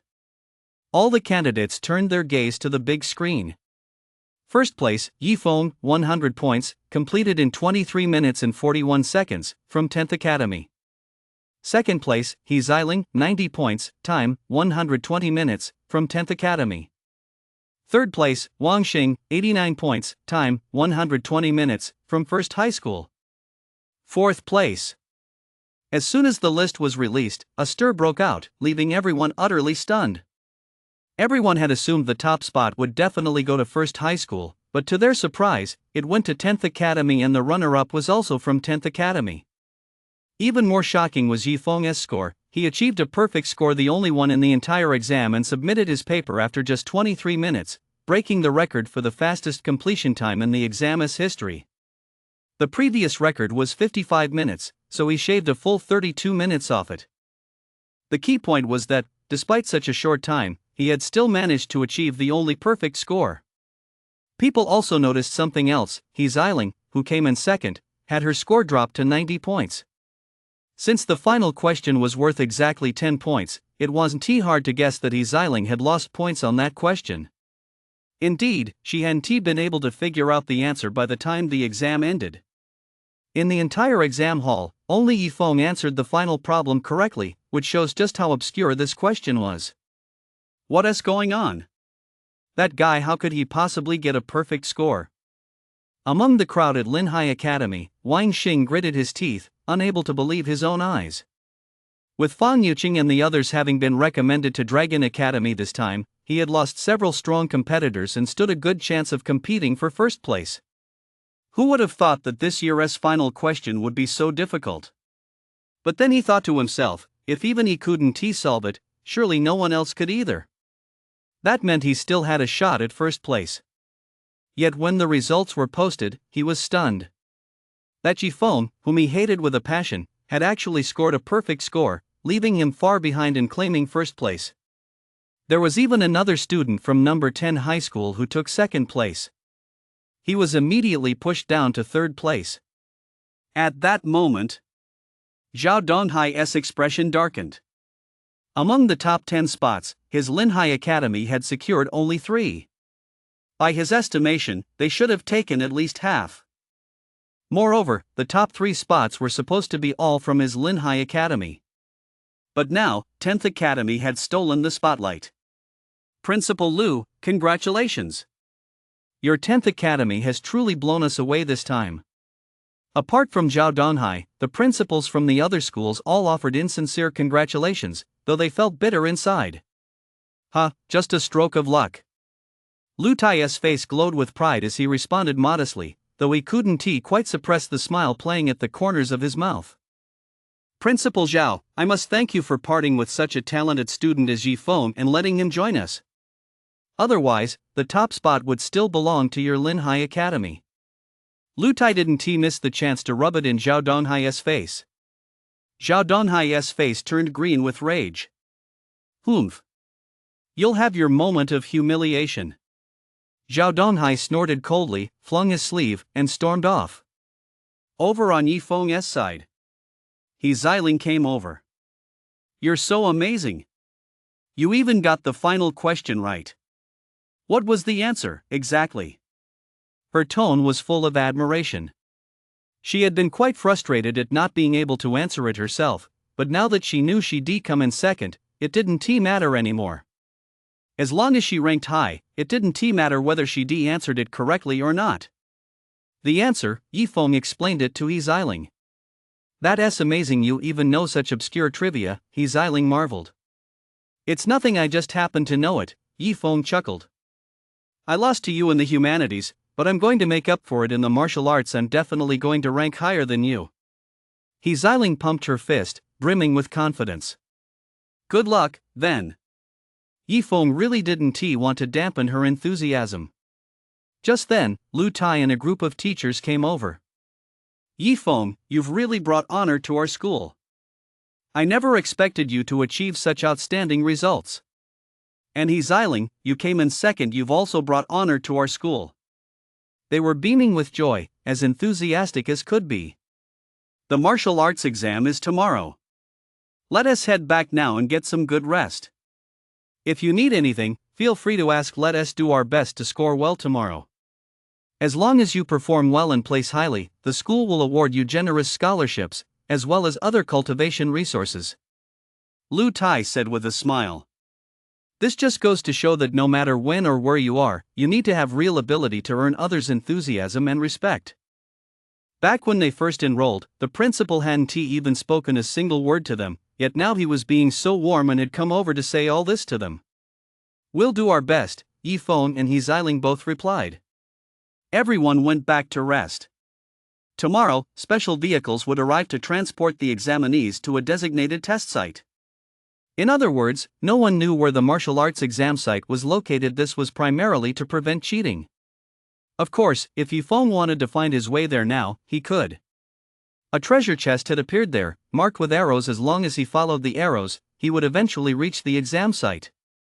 However, Yifeng saw no need to do so. The area was surely under tight security by now. He couldn't sneak in, and even if he did, he wouldn't be able to open the treasure chest. If he were discovered and his identity revealed and they suspected he was there to make advance arrangements to facilitate cheating on the martial arts exam, the risks would far outweigh the benefits. The next day, batch after batch of examinees were transported by vehicle out of the city. What a tall city wall!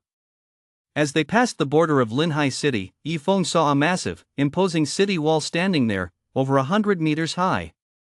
At the base of the wall stood a massive city gate. On either side of the gate stood a squad of martial artists, their gazes as sharp as lightning, watching those entering the gate. Such a city wall separated the city from the wilderness in the event of a monster attack. It would serve as the first line of defense, giving the city's martial experts enough time to come to the rescue.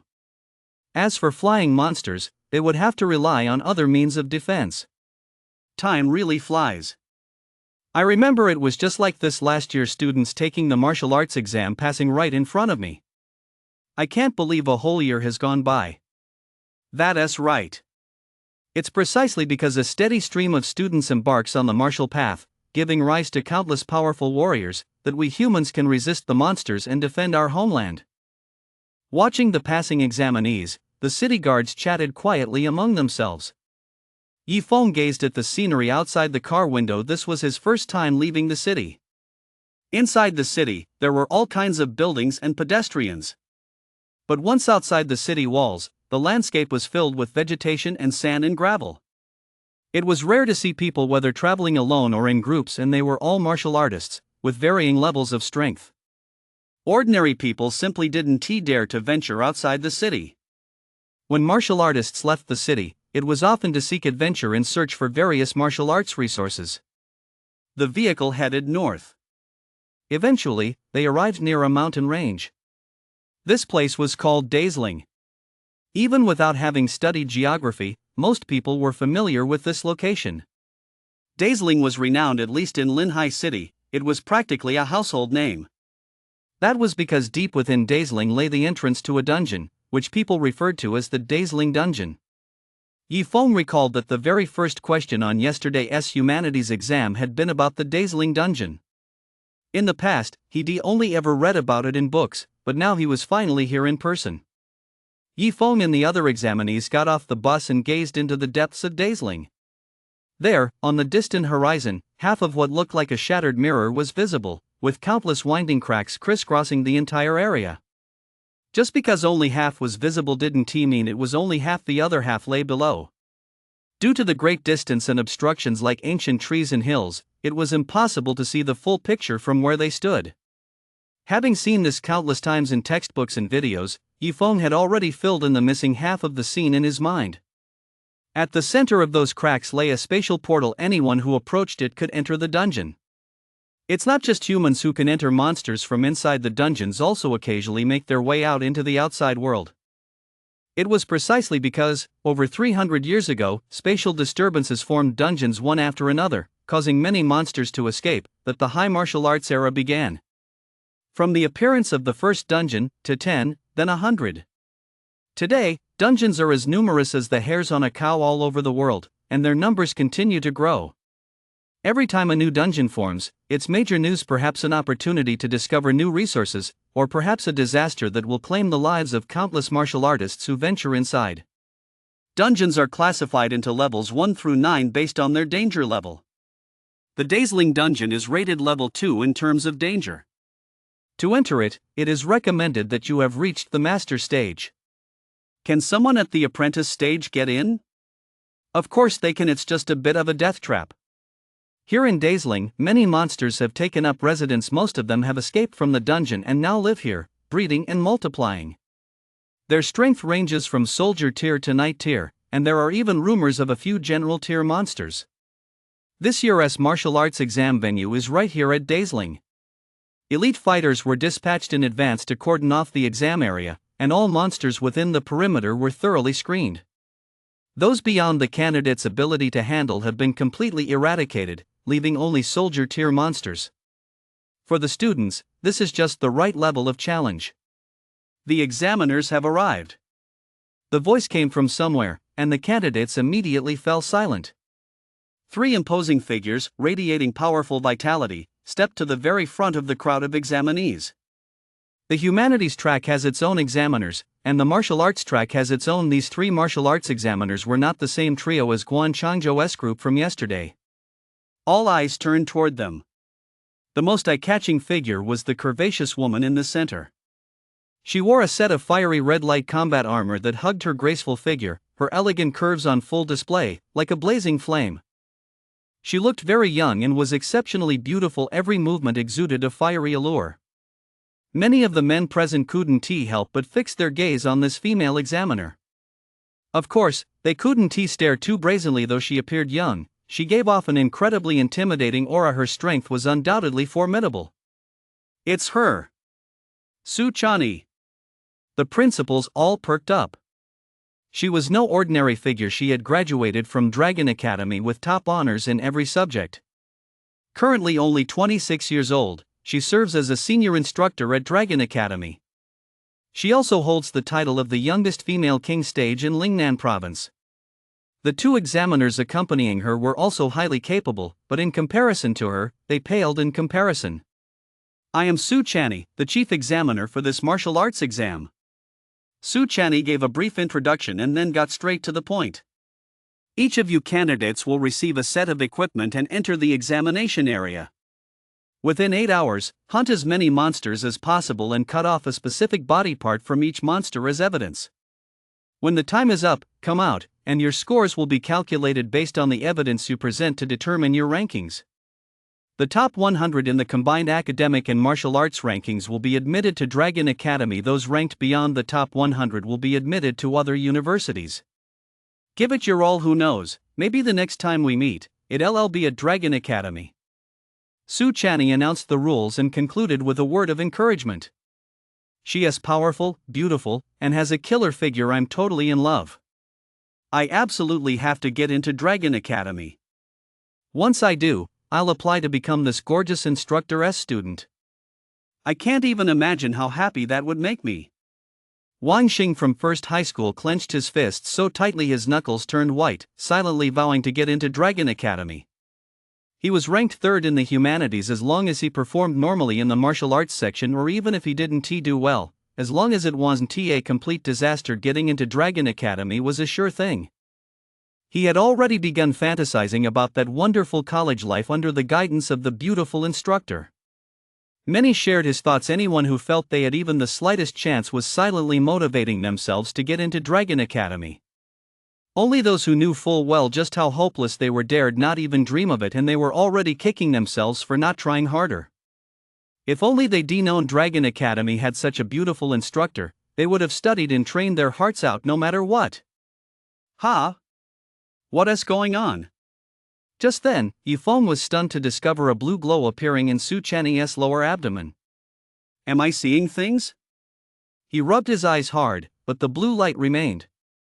Glancing at the other students, he saw that nothing seemed out of the ordinary with them. In other words, only he could see this blue light. Could it be? A wild suspicion crossed Yifeng's mind.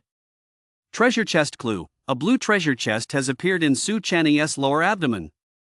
Please go and open it. Holy shit! Holy shit! It really is true.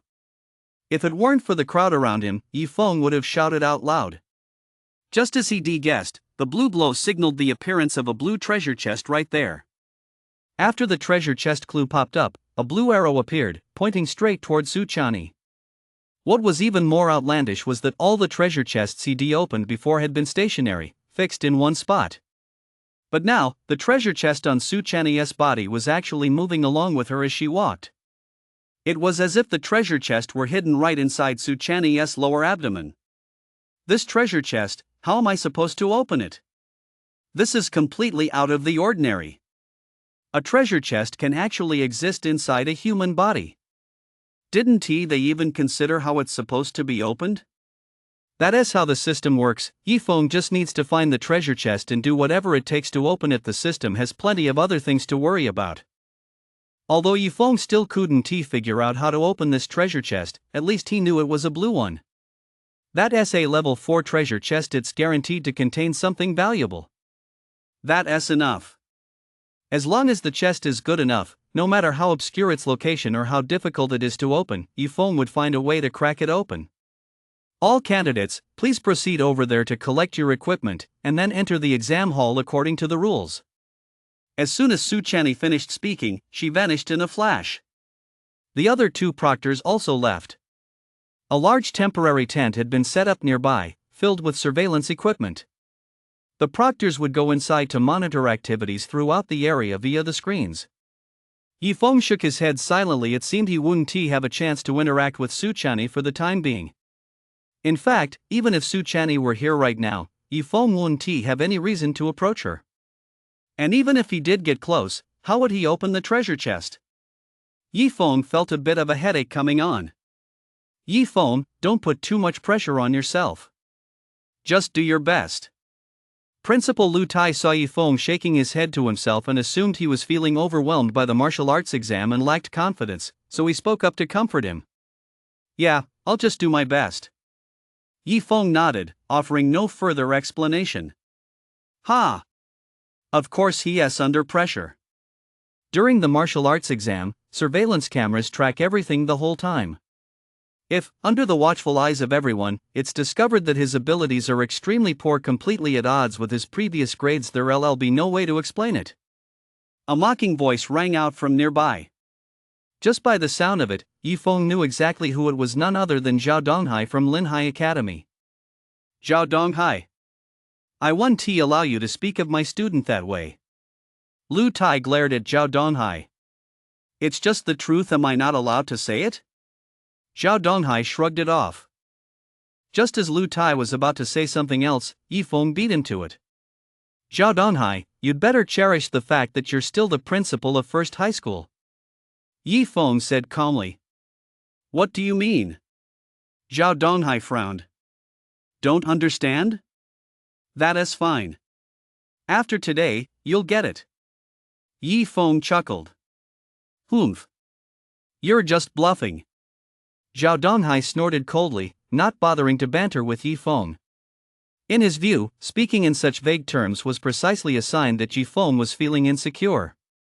Candidates, please line up and come over here to collect your gear. Several staff members began organizing the candidates into lines. The candidates formed lines and proceeded to designated locations to receive a set of gear. This included one tactical backpack, one weapon of their choice, one set of well-fitting defensive armor, and one drone. Yifeng collected his gear. He chose a sword as his weapon, since all the skills he currently knew were sword-based. Both the weapon and the armor were the lowest tier gear, but they were sufficient for the candidates. Yifeng, let us see who can rack up the most kills. After receiving her gear, He Xiling said to Yifeng. The weapon she had chosen was a silvery white longsword. It seemed she usually practiced sword fighting skills. Alright, but be prepared, don't let me crush you too badly. Yifeng spoke frankly. Don't look down on me. He Xiling shot Yifeng a withering glance. Just then, He Xiling's expression suddenly changed. She turned almost pale, and despite the sweltering heat, her body shuddered. Fortunately, she quickly returned to normal, as if the strange episode had never happened. What is wrong? Are you feeling unwell? Yifeng asked. He remembered that yesterday, before the humanities exam, just as they were about to enter the exam hall, He Xiling had experienced the same thing, a momentary strange sensation in her body. At the time, Yifeng had mouthed the words "what is wrong" from a distance. He Xiling had replied, "I'm fine," and they had all entered the exam hall. It's an old condition. I've had it since I was a kid. It's just a sudden chill that runs through my whole body. It wasn't that bad when I was a kid. I'd just feel a little chilly, and the episodes were few and far between. Now it's happening more and more often, and it's getting colder and colder. Just now, it felt like I was suddenly in an ice cave. I almost froze myself into a faint. It's fine. As long as I tough it out, everything will go back to normal. He Xiling waved his hand dismissively, sounding unconcerned. Since Yifeng didn't know the cause of this strange phenomenon either, he could only nod. All examinees, please enter the exam hall in an orderly manner. As the announcement played, the drones each examinee had received automatically took off into the air. Each drone had been pre-programmed with a flight path. Now that they were flying automatically, the candidates simply had to follow them on foot until they reached a specific location within the exam hall. This rule was designed to ensure that all candidates were dispersed throughout the exam hall rather than forming groups of their own accord. Only after reaching their destination could the candidates move freely, with the drones following them to capture real-time footage. At that point, whether they encounter others along the way, whether as adversaries or allies, is entirely up to them to decide. This simulates the various uncertainties that arise during field operations, thoroughly testing the candidate's ability to adapt and demonstrating their overall capabilities. Yifeng followed the drone as he made his way into the exam venue. Not far away, Wang Xing and his group from Linhai Academy spotted Yifeng and made a slashing gesture with their palms, displaying intense hostility. Yifeng cast a casual glance their way without reacting. Yifeng couldn't be bothered to give these small-time players a second glance. They'd better pray they didn't cross paths with him inside, otherwise, he'd make sure they enjoyed the pleasure of an early exit. Yifeng focused most of his attention on the yellow arrow on the ground. He'd already received a hint in the humanities exam hall that a yellow premium treasure chest was located here. I hope the treasure chest isn't hidden in too obscure a spot. He hadn't been worried about this at first, but after what had just happened, the treasure chest hidden inside a human body, Yifeng was actually a bit concerned that this chest's location might be just as tricky. Fortunately, this time, the system wasn't playing any tricks. There it is. As Yifeng walked into the exam hall, right at the entrance, a yellow treasure chest sat quietly in place. It was exactly where he was about to pass by, so he could open it on the way. Otherwise, he would have had to follow the drone to his destination first, and then go look for the treasure chest once he was free to move around, which would have wasted a lot of time. After all, if he didn't follow the drone's path, the system would assume he'd forfeited the martial arts exam. At that moment, he was being filmed by the drone, and there were quite a few other students entering the exam hall around him. All eyes were on him. But it didn't matter, they couldn't see the treasure chest, nor would they know that Yifeng had opened it. As he passed the treasure chest's location, Yifeng kicked it open with his foot. Clunk! You have opened a yellow premium treasure chest. Congratulations on obtaining 1. 10 years of wilderness survival experience. 2. 1,000 life or death combat experiences. The proctoring booth. Look at these candidates. When it comes to real-world combat experience, they're practically fledglings. Many of them were already scared off the moment they entered the exam hall. You're absolutely right. I guess only the scions of prominent families have had the chance to train in the wild. They seem a bit more composed. For most of them, this is probably their first time. Inside the examination pavilion, a massive projection screen was divided into sections, displaying the status of each examinee. In attendance were not only examiners, school principals, and teachers, but also invited guests from various factions, clans, corporations, and the media. At the martial arts exam site, they could gather first-hand information. If they spotted a prodigiously talented martial arts prospect, they could even recruit them early on. The crowd watched the screens, chatting comfortably. They recalled their own martial arts exams in the past. The scene had been much the same. It was their first time venturing into the wilderness. Although they knew the exam grounds had already been thoroughly checked by experts and were secretly protected by many more who stood ready to handle any emergencies, they still couldn't help but feel nervous, terrified that a horde of monsters might suddenly leap out of the dense forest and devour them. Many years have passed, yet that sense of tension from back then remains crystal clear. That kid in footage number 1269 is doing pretty well. He doesn't seem too nervous. He must have some combat experience. That's the kid from the Wang family in West City. His name is Wang Xing. He came in third on the humanities exam this time. He is a top student. The Wang family in West City, no wonder they must have taken him on training missions long ago. The hosts and guests murmured among themselves. Whoa! That kid, 10,086. Suddenly, gasps of surprise rang out in unison throughout the entire proctoring booth.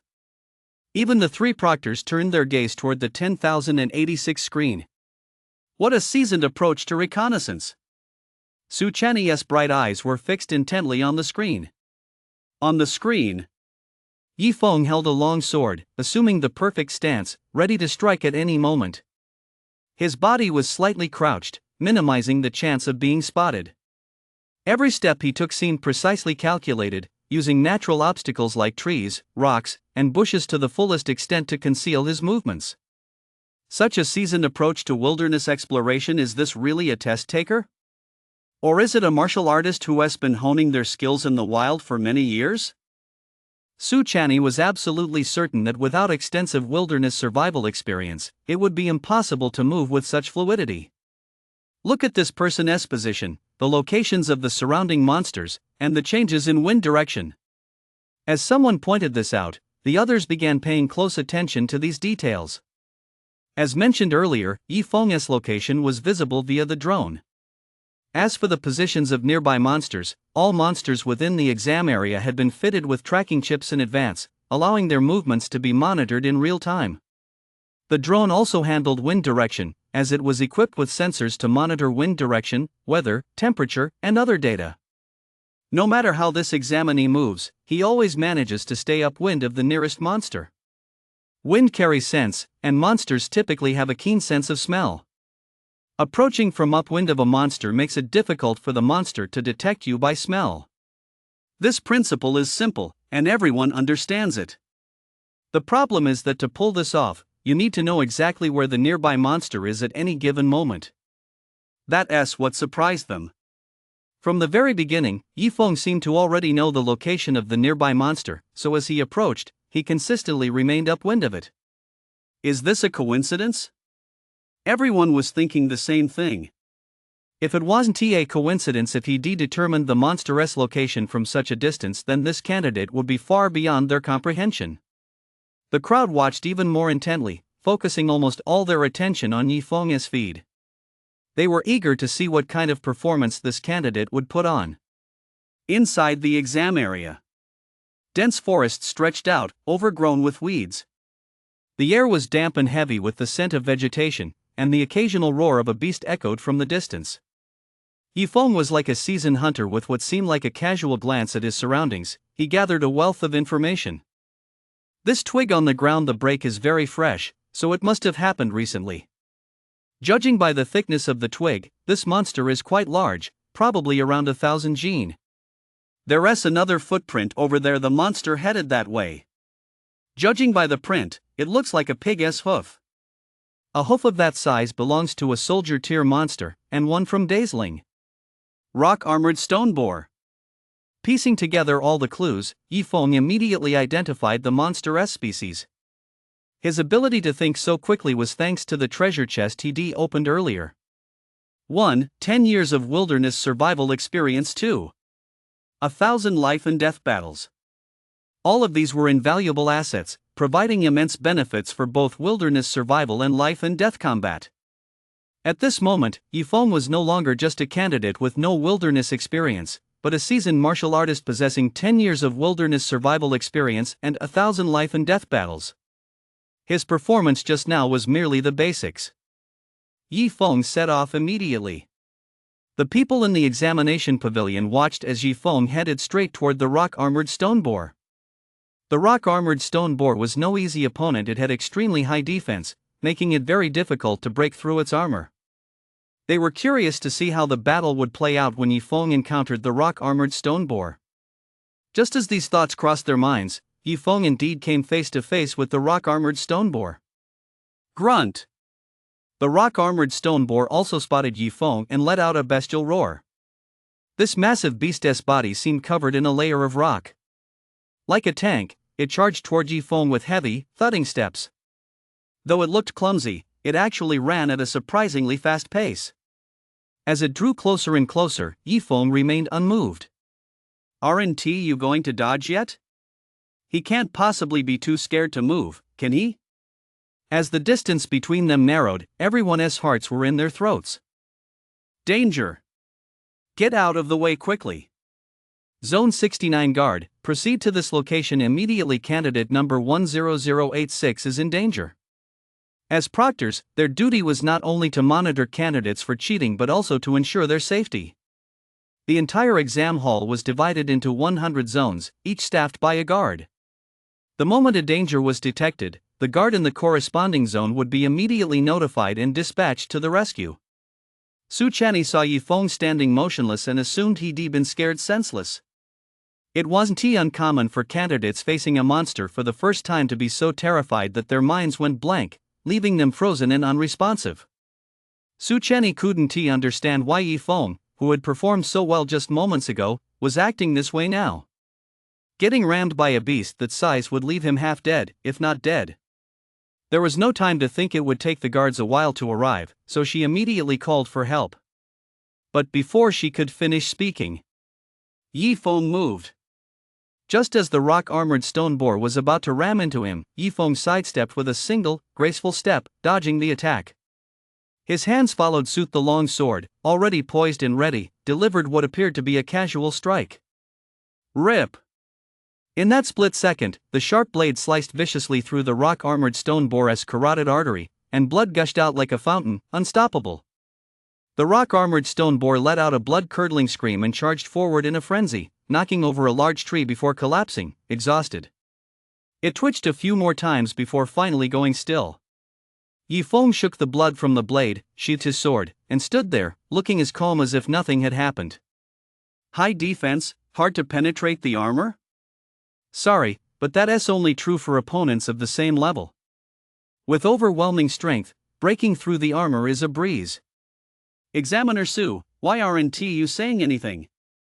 A guard from Zone 69 asked Su Channy in confusion. The danger has passed, Su Channy replied stiffly. Was he rescued by someone else? The guard asked. In his view, Su Channy would certainly be able to judge accurately whether there was any danger. Since she had said there was danger, there must have been. It was just that someone else had come to the rescue now. I misunderstood. Actually, there was no danger. Su Channy's answer left the Zone 69 guard stunned for quite a while. The entire examination tent was now deathly silent. It was hard to imagine that a candidate could slice through the rock-armored stone boar's armor with a single stroke, strike its vital spot, and kill it with one blow. This candidate is way too strong. Hurry up! Look up this candidate's information. Yifeng, from number 10 high school. So it's him. He took first place in the humanities exam yesterday. I never expected him to be this strong in martial arts too. Does number 10 high school actually have students like this? I heard he used to attend Linhai Academy, but was expelled by the principal there, so he transferred to number 10 high school. Are they out of their minds, expelling a student like that? Who knows? I bet they're kicking themselves right now. The various factions were engaged in heated discussion, each secretly planning to court Yifeng once the martial arts exam was over. This scene made Zhao Donghai, whose face was already grim, so furious he felt like he was about to spit blood. His martial arts foundation was clearly damaged. Given that peasant's background, there's no way he could have recovered in just a few short days. So why is he acting as if nothing happened and performing so strongly? Zhao Donghai's expression fluctuated wildly. He simply couldn't wrap his head around it. Lu Tai, on the other hand, was grinning from ear to ear. His 10th academy had truly struck gold this time. In the days that followed, Yifeng scoured the area for monsters. Whenever he encountered one, he finished it off with a single stroke. After eliminating a monster, he would extract the tracking chip from its body, which contained the monster's information to be used for scoring after the exam. Just as Yifeng had killed his 30th monster, removed the tracking chip, and placed it in his tactical backpack. The sound of light footsteps approached from nearby, and 5 figures soon appeared. Upon seeing Yifeng, the 5 of them froze for a moment. Then, sinister grins spread across their faces. Oh! I was wondering who it was. It turns out to be the top student, Yifeng. A strange, drawling voice came from the long-faced young man. His name was Wang Kai. He was from Linhai Academy and was Wang Xing's younger brother. Wang Xing didn't get along with Yifeng, so as his younger brother, Wang Kai naturally didn't get along with Yifeng either. In terms of rankings, his grades were quite good. He placed 6th in the humanities section. Back in school, Wang Kai frequently ranked in the top 10 on various mock exams and was considered one of Linhai Academy's top students. For this martial arts exam, he was giving it his all, determined to secure a spot in the top 3. While moving through the exam venue, he occasionally encountered other candidates. If they were from other schools, he would attack them and steal their location chips, which was effectively stealing their points. The martial arts exam rules did not prohibit competing for chips as long as participants didn't kill or maim anyone. It was allowed. After all, once they entered society, they would encounter all kinds of people, including those who might be brothers one moment and stab them in the back the next. This was a lesson for the candidates, teaching them that they must always be on their guard. During this time, aside from robbing others, Wang Kai would team up with students from his own school whenever he encountered them something permitted by the rules. Their group had now grown to 5 members, all from Linhai Academy. As long as they didn't run into a larger group, they weren't afraid of anyone. Their strength in numbers, and robbing others became much easier. Sometimes they didn't even need to fight. Just seeing how many of them there were, the other party would voluntarily hand over their tracking chips. Points lost can be earned back, but if they resisted and got injured, it would mean being eliminated, resulting in a 0 on the martial arts exam, making them ineligible even for a third-rate university, let alone a job as a security guard. Looking at the way you're eyeing me, what are you planning to rob me? Yi Feng sneered coldly, without a trace of worry. Just 5 apprentice stage players, they were no match for him at the master stage. Rob me? You're making it sound way too easy. Wang Kai sneered. So, according to you, you're planning to kill me? Yi Feng feigned a look of fear. No, don't say things like that. The proctors are watching. Of course we wouldn't kill you. But injuring you, making you unable to continue the martial arts exam, that's perfectly fine. It's allowed by the rules. How about it, top student? Today, I'll give you a 0 to taste. As Wang Kai spoke, the group burst into exaggerated laughter. The proctoring booth. Those candidates from Linhai Academy preying on others left and right? That's just shameless, isn't it? Those are the rules, they're just taking advantage of them. That student, Yi Feng, really has terrible luck. With his abilities, he would scored very well on the martial arts exam. It's a shame he ran into a team of 5-1 against 5, he definitely didn't stand a chance. The various factions watching the scene were discussing it among themselves. Lu Tai also grew tense, cursing the Linhai Academy candidates for their shamelessness while hoping Yi Feng could escape. Right. Take him down. Kick him out of the exam hall. Zhao Donghai was agitated. Su King stage, what do you think? The proctor standing nearby asked Su Chani, wanting to hear her opinion. Su Chani paused to think for a moment before saying, if what Yi Feng just demonstrated is the full extent of his abilities, then he probably wouldn't stand a chance against a 5-on-1 attack. Unless what? Unless he possesses a vastly superior cultivation realm or exceptional combat skills. Hearing this, the other 2 examiners both fell deep in thought. Inside the exam hall. Charge! Take him down! At Wang Kai's command, he and the other 4 closed in on Yi Feng, forming a surrounded. His grimacing face radiated absolute confidence. He was certain he could knock Yi Feng down in an instant. Yi Feng. Today I'll show you just how powerful I am. Wang Kai unleashed the chest-splitting skill, a sword technique uniformly taught to all students at the academy. Previously, he had only mastered it to a high level, but after battling the monster just now, he had finally broken through to perfection. A flash of blade light, carrying overwhelming force, struck toward Yi Feng with the back of his blade. Although it was only the back of the blade, its power was not to be underestimated. As long as it connected, he was confident he could render Yi Feng instantly incapacitated. The other 4 also unleashed their moves, attacking Yi Feng. Just as the 5 attacks were about to strike Yi Feng, the corner of Yi Feng's mouth curled up, and he suddenly moved. With just a few quick steps, he caused their attacks to graze past him, all missing their mark.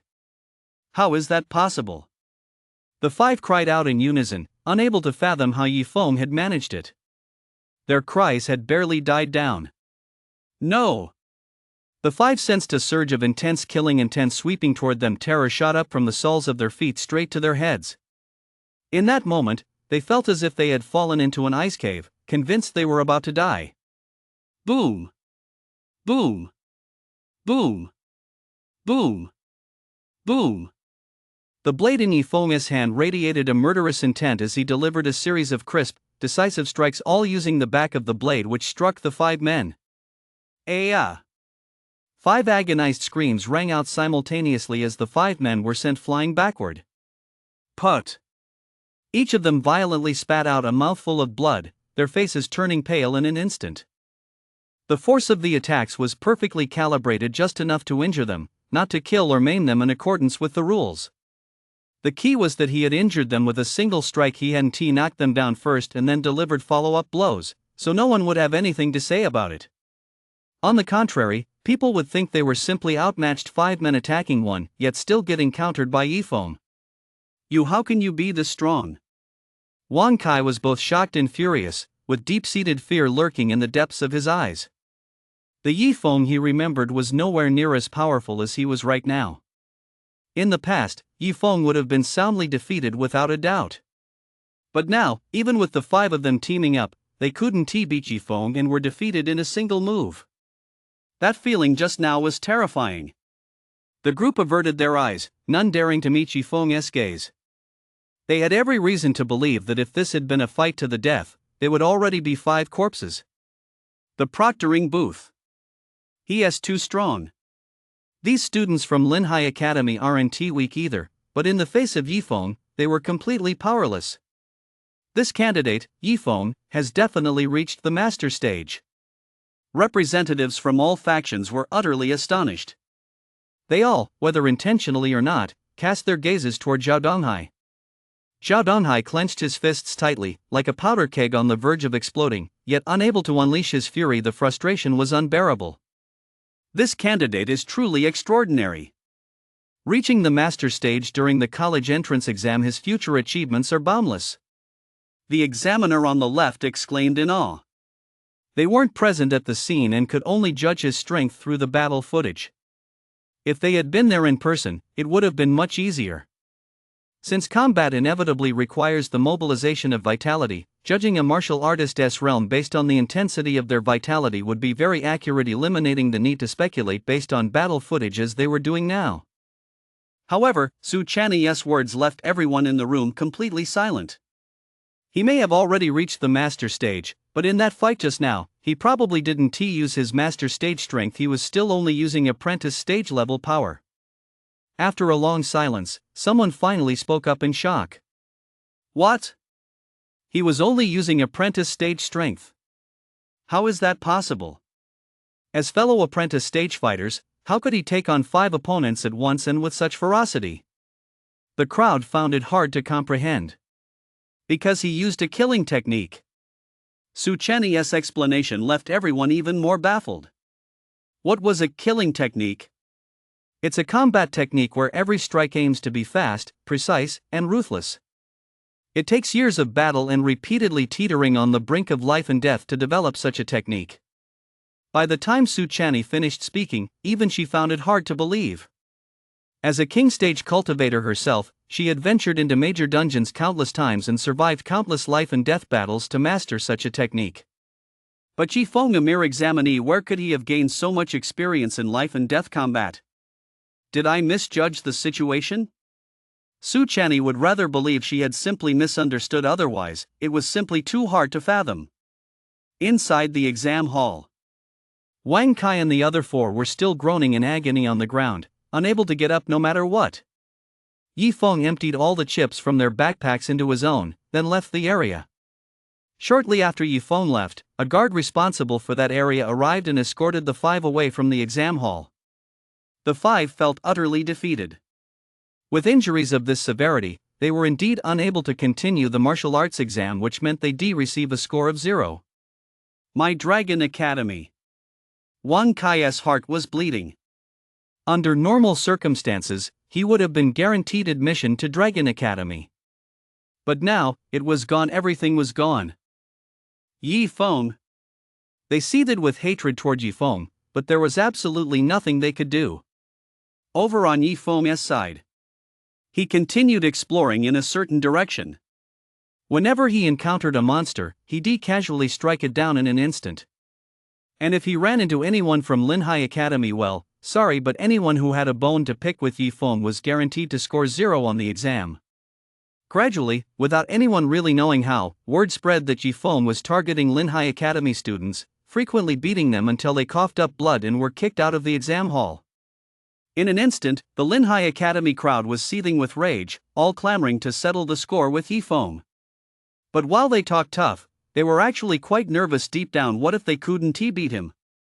So, they all began to form teams. Even those who usually preferred to go it alone started looking for teammates. Zone 73. Two students from Lin Hai Academy, traveling together, suddenly ran into Yi Feng. Yi Feng. Their faces went pale in an instant. Oh. It's Chen Xin, isn't it? Yi Feng greeted one of them in a friendly manner. Chen Xin used to be on good terms with Yi Feng. He was also one of the few who had spoken up to defend Yi Feng yesterday during the humanities exam when everyone else was hurling insults at him. You're not going to hit me? Chen Xin asked cautiously. Why would I hit you for no reason? Yi Feng said with a smile. There was another teammate standing next to Chen Xin who opened his mouth, about to thank Yi Feng. Boom! Before the words could come out, Yi Feng's lightning-fast fist slammed directly into the man's stomach. Then, he flew backward, spitting blood. You! He couldn't believe it. Hadn't Yi Feng said he wouldn't hit anyone? I said I wouldn't hit him, but I never said I wouldn't hit you. Yi Feng said mockingly. This kid had hurled plenty of insults at him yesterday. Under Chen Xin's stunned gaze, Yi Feng took the chip from the man's backpack and walked away nonchalantly. Soon, the man was also escorted out of the exam hall. 5 minutes later, Yi Feng encountered another team and dealt with them just as quickly.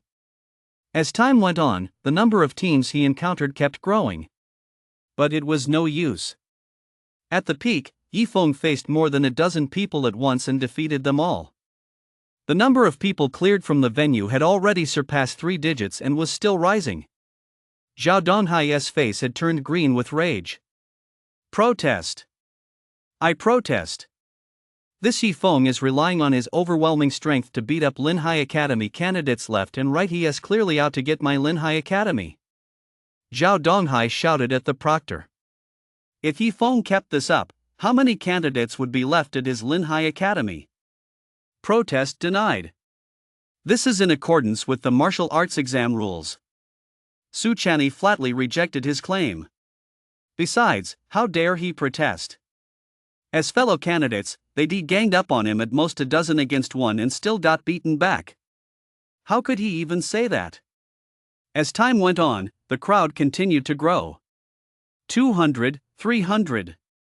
Are you just going to stand by and watch? Once he runs out of candidates from our school, he'll definitely turn his sights on yours. You should understand the principle that when the lips are gone, the teeth feel the cold. We must unite now to protest, expel this Yi Feng from the exam hall, and restore a fair environment for the candidates. Zhao Donghai knew he couldn't persuade the proctor on his own, so he had no choice but to rally the other principals. Of course, he excluded Lu Tai, the principal of number 10 high school. Well, I don't think protesting will do any good, will it? Yeah. It's all within the rules. Protesting won't help. The other principals all hemmed and hawed, giving Zhao Donghai half-hearted responses. Asking them to protest? That would be ridiculous. They were overjoyed. Their biggest rival was Lin Hai Academy, and now Yi Feng had nearly wiped out all of Lin Hai Academy's top fighters. For those who previously couldn't break into the top 100, wasn't this their chance? The martial arts exam continued. Somewhere in District 83. Huff puff. He Xiling held her long sword in a defensive stance, her chest heaving as she panted heavily. Sweat beaded on her temples, trickled down her cheeks, and finally dripped onto the dirt. Despicable. He Xiling gritted her teeth and glared around her. No fewer than 7 people had her completely surrounded. All 7 were formidable opponents, top-tier students from Lin Hai Academy led by Wang Xing, who ranked 3rd in the humanities. There wasn't much time left before the martial arts exam ended. Being ambushed at this moment, regardless of whether she had to withdraw, was no different from scoring 0. But she had to get into Dragon Academy, not just because it offered the finest educational resources. It was also because He Xiling touched the scar on her right cheek. She heard that scumbag had been admitted to Dragon Academy on a special recommendation as early as 2 years ago. You ugly monster, you're really stubborn. If you don't hand over the chip voluntarily, we won't hold back. And if you get hurt, it's not our problem. Wang Xing hurled a barrage of insults at He Xiling. In truth, given He Xiling's features, even with the scar on his face, he was by no means ugly. The main reason they were hurling insults was that He Xiling, who clearly couldn't beat them, was still fighting back with all his might, which infuriated them. If you want that chip, you'll have to step over my dead body. He Xiling said coldly, adopting a stance that showed she was prepared to fight to the death. This left Wang Xing and his 6 companions somewhat at a loss. Suddenly, He Xiling's expression changed. Why does this have to happen right now? My condition is flaring up again. At that moment, He Xiling suddenly felt a surge of cold energy raging inside her, more intense than ever before, causing her body to shiver uncontrollably. The cold seeped out from his skin, forming beautiful eerie blue ice crystals on his eyebrows and hair. What's wrong with her? The 7 people around him were all a bit startled and instinctively took a few steps back. I don't know. It just happened all of a sudden. It's as if she has been frozen stiff by the cold. Anyway, we didn't do it, so it's none of our business. So what do we do now? Forget about her. Someone will come to handle it. Let us go. The 7 made their decision. Just before leaving, Wang Xing had a sudden idea. Since you can't move anyway, I might as well take the chip. Wang Xing turned around, about to grab He Xiling's backpack. However, just as he reached out to grab it, whoosh! A pebble shot through the air at breakneck speed, striking Wang Xing's palm with pinpoint accuracy. The immense force caused the hard pebble to shatter instantly, turning into a cloud of dust. As Wang Xing let out a blood-curdling scream, the bones in his palm were shattered, and his hand went limp, dangling lifelessly. The other 6 men, who were about to leave, all stopped in their tracks at this sudden turn of events. They looked toward the direction from which the pebble had come. From the shadows of the dense forest, a figure with an upright posture stepped forward. 7 grown men bullying a woman and taking advantage of her vulnerability to steal the chip while she is helpless? You're truly shameless. As the cold voice rang out, Yi Feng's figure appeared before everyone.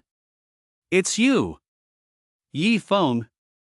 Several people cried out in surprise. How despicable, attacking from behind! Wang Xing clutched his right hand, gritting his teeth against the pain as he shouted angrily. We were just looking for you. Who knew you'd come right to us? The other 6 exchanged glances. Go! The 6 men charged rapidly toward Yi Feng. Take him down! Take him down! Wang Xing could only cheer them on from the sidelines. He was temporarily unable to fight. However, just as the 6 men, full of ferocity, charged up to Yi Feng and unleashed their respective moves to attack him, Yi Feng effortlessly thwarted them with a few swift swings of his blade. With a few more flips of his long sword, the blade slammed viciously into the 6 men.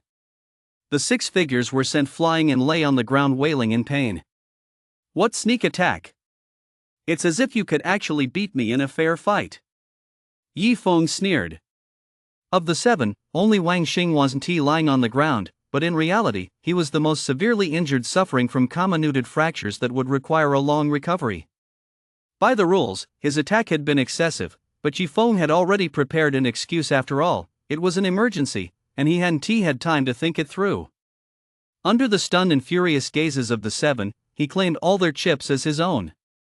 It's full, it's about to overflow. He deluded so many people that even though the chips were tiny and his backpack had a large capacity, it was nearly bursting at the seams. Yi Feng turned his attention to He Xiling. How strange! At that moment, He Xiling's body was actually covered in a layer of ice. She was completely encased in frost. If it weren't for the fact that she had her eyes tightly closed, her brows slightly furrowed, and her long eyelashes trembling from time to time, one might have mistaken her for being frozen to death. As long as she is alive, that's what matters. Not knowing what had happened, Yi Feng could only watch helplessly. Yi Feng suddenly turned his head, looking toward a spot deep within the dense forest. A moment later, guards from that area appeared. Presumably, the proctor had noticed the situation here and sent guards over. Did that kid spot me early on? The guard was secretly surprised and cast a few extra glances at Yifeng. However, now wasn't the time to dwell on that. He turned his attention to Xiling, assessing the situation, while the miniature communicator in his ear maintained contact with Su Chani. "Don't worry. Examiner Su said she is probably undergoing an awakening, some kind of ice elemental constitution. Judging by the commotion, it's probably quite a high-level one," the guard said to Yifeng. Yifeng's eyes lit up. He never expected to witness firsthand today one of those rare cases mentioned in textbooks. He had heard before that talents or constitutions were innate and could not be developed later in life. Unless, for some reason, they hadn't manifested early on and only awakened later by chance. Such cases were extremely rare, almost negligible, and he never expected it to happen to Xiling. Yifeng recalled that when they entered the exam hall, Xiling had mentioned feeling an inexplicable chill in her body, a chronic condition she had since childhood. So it wasn't a strange or intractable illness after all, but her constitution at work. Something's happening. The ice on Xiling's skin rapidly melted, transforming into energy that she absorbed into her body. Her eyes slowly opened, and a flash of deep blue flickered across her pupils. "Your scar." Yifeng stared in surprise at the right side of Xiling's face. "What's wrong with my scar?" Xiling looked puzzled and instinctively touched it with her hand. Immediately, her eyes widened. The scar had vanished. Just then, "The martial arts exam is over. All candidates, please leave the exam hall immediately." Upon receiving the announcement that the martial arts exam had ended, all candidates stopped hunting monsters and headed out of the exam hall. Xiling sincerely thanked Yifeng. She knew that when she had awakened her constitution, it was Yifeng who had appeared just in time to stop Wang Xing from snatching her chip. Otherwise, even though awakening her constitution was a cause for great celebration, losing the chip would have left her with 0 points and she wouldn't have been able to enter Dragon Academy, which would have been a huge regret. "No big deal, just a small favor." Yifeng waved his hand dismissively. Then he asked, "By the way, what constitution did you awaken?" The scar on her right cheek had indeed vanished without a trace, and her skin had become fine and smooth all over, making her already striking features even more stunning and alluring. The icy aura she subtly exuded added a touch of untouchable sanctity to her beauty. Being stared at so closely by Yifeng, Xiling's pretty face flushed. "Ahem." She cleared her throat lightly to hide her embarrassment. "I've awakened the mystic ice-cold body," she replied. "Mystic ice-cold body?" Yifeng was astonished. That was an S-class constitution. Among this year's examinees, setting aside cheaters like Yifeng, not a single other candidate possessed an S-class constitution. The highest was only a class. Clearly, an S-class constitution was already incredibly rare. "Congratulations," Yifeng said. Xiling smiled happily. She was quite surprised herself. The two stepped outside and immediately drew a lot of attention. Whether it was Yifeng's performance in the exam hall or Xiling's dramatic transformation in appearance and demeanor, both were enough to capture people's attention. Whoosh! Su Chani darted forward and appeared right in front of Yifeng and Xiling. "I didn't expect this year's martial arts exam to produce two such promising prospects." Su Chani scanned back and forth between Yifeng and Xiling as if she were examining precious treasures. Yifeng's performance, needless to say, had stunned the entire audience with every move he made. As for Xiling, her initial performance had been merely excellent, but after her S-rank constitution awakened, the situation changed entirely. She was undoubtedly a martial arts prodigy, well worth investing significant effort in cultivating. What a great opportunity! Yifeng looked at Su Chani, who was just a hair's breadth away, and saw the blue treasure chest right there at her lower abdomen. If he touched her abdomen, would that count as touching the treasure chest, and would it open? He'd just have to try it. But the question was, how should he go about it? Was he supposed to say something like, "Examiner Su, your waist is so slender, let me feel it"? If he actually did that, given the taboo against physical contact between men and women, casually touching her lower abdomen would likely get him beaten to death on the spot by this female king stage expert. Even if it were a male examiner, touching someone's lower abdomen without a valid reason would still put his life at risk. Got it. A sudden inspiration struck Yifeng, and he came up with a plan. Greetings, Examiner Su. Yifeng clasped his fists above his head, bowed deeply, and performed a grand, exaggerated bow. No one expected such an abrupt bow. Everyone stared at Yifeng in astonishment. Those with a more pragmatic mindset assumed Yifeng was trying to curry favor with Su Chani. Indeed, winning over such a powerful figure would be immensely beneficial for one's cultivation. Su Chani, too, hadn't expected Yifeng to pull this stunt. They were standing very close together, and as Yifeng went through his movements, his clasped hands accidentally brushed against Su Chani's lower abdomen. It was only a slight touch, but Su Chani instinctively stepped back immediately, creating some distance between them. Student Yifeng, there is no need for such a grand bow. Su Chani didn't suspect anything. She simply assumed Yifeng was being particularly polite. Yes. Yifeng stood up, taking the opportunity. That felt really good. Yifeng savored the memory of that brief contact. Once he stood up, he saw that the blue glow was still present on Su Chani's abdomen. He couldn't help but sigh inwardly. It seemed that mere contact wasn't enough to open the treasure chest. So how was he supposed to open it? Could it be that I have to kill her? A gruesome image flashed through Yifeng's mind. Never mind. There must be another way. I'll figure it out later. Yifeng pushed the jumbled thoughts aside. Next, under the supervision of the 3 examiners, the staff began tallying the chips to calculate the candidates' scores. When the scores were announced, a wave of commotion immediately swept through the room. Wang Xing, 0 points. Wang Kai, 0 points. Zhang Shilong, 0 points. Over 500 students from Linhai Academy had scored 0.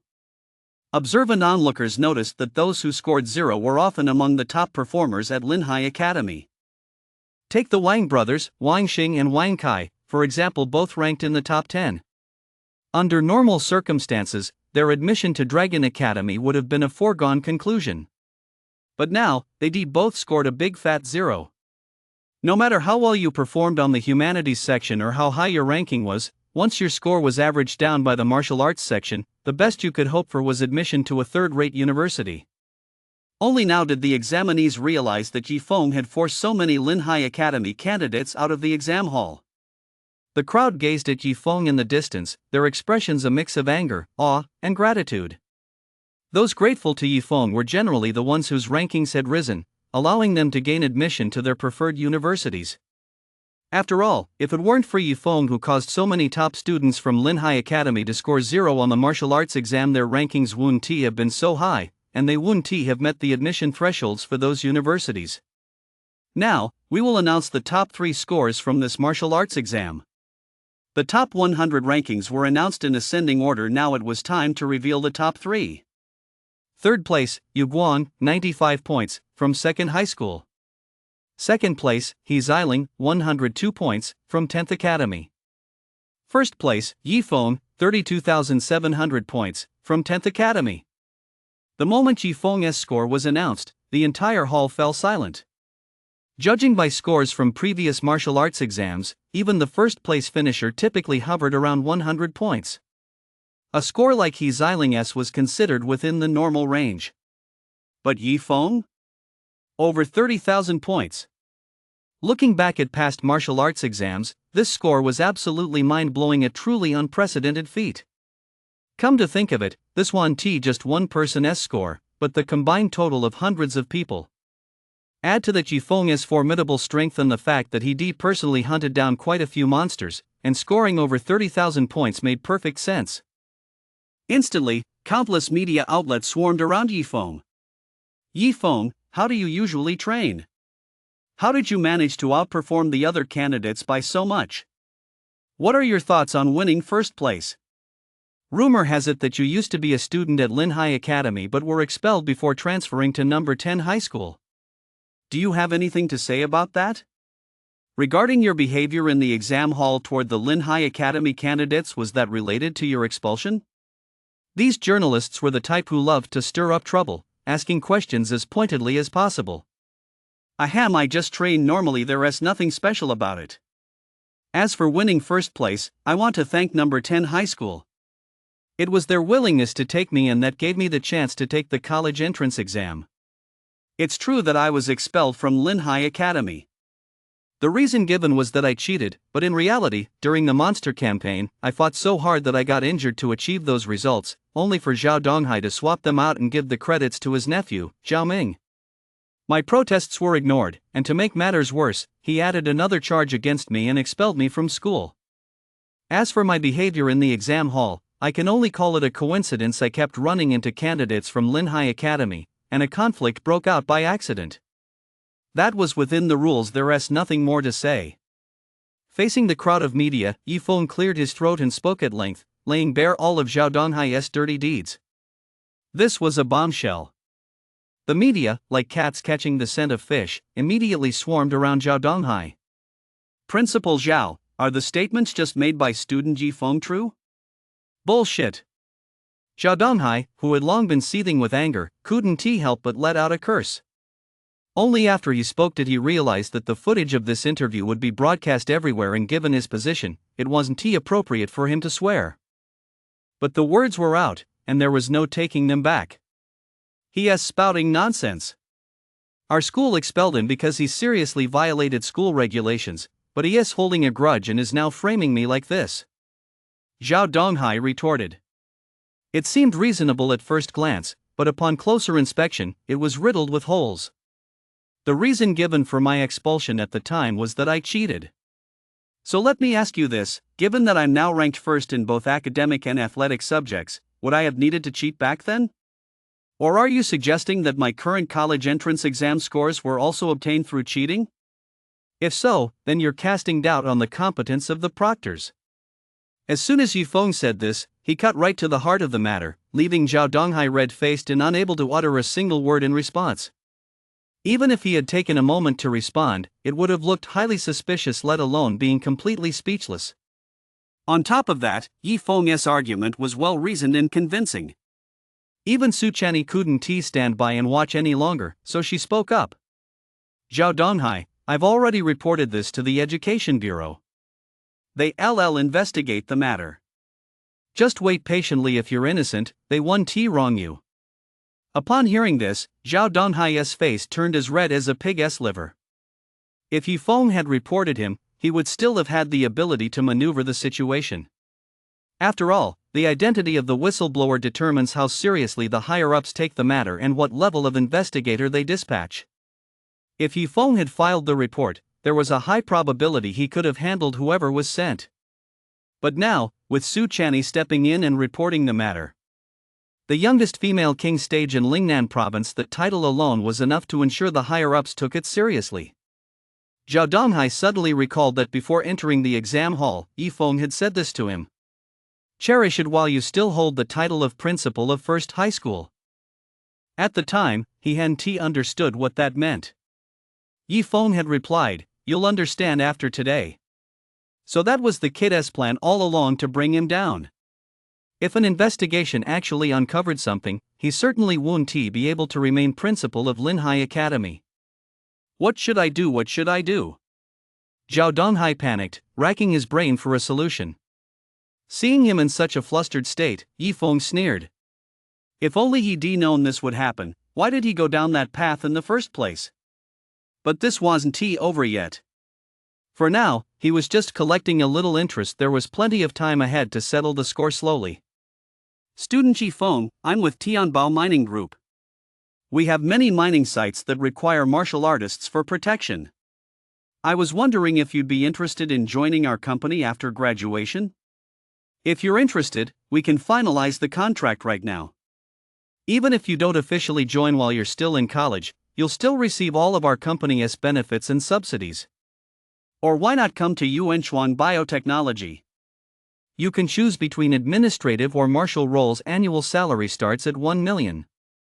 Various corporate factions vie to recruit Yifeng, eager to sign a contract with him right then and there. Other top-ranked candidates were also being courted, though the terms offered to them were nowhere near as generous as those extended to Yifeng. No, thank you. I have no intention of joining any company at this time.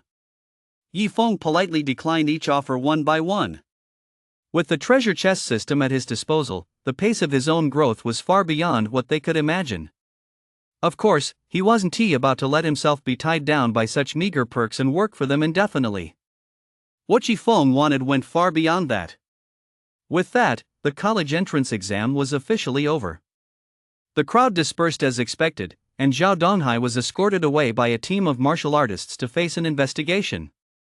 Within 3 days, you'll receive your admission letters from various schools. Those fortunate enough to be accepted into Dragon Academy, I'll see you there.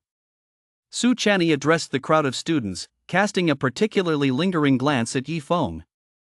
With that, she departed. My blue treasure chest. Yifeng's lips twitched slightly as he watched Su Chanyi walk away and the blue treasure chest disappear from sight. Yifeng, Xiling, you've truly brought honor to our school. Lu Tai walked over, grinning from ear to ear.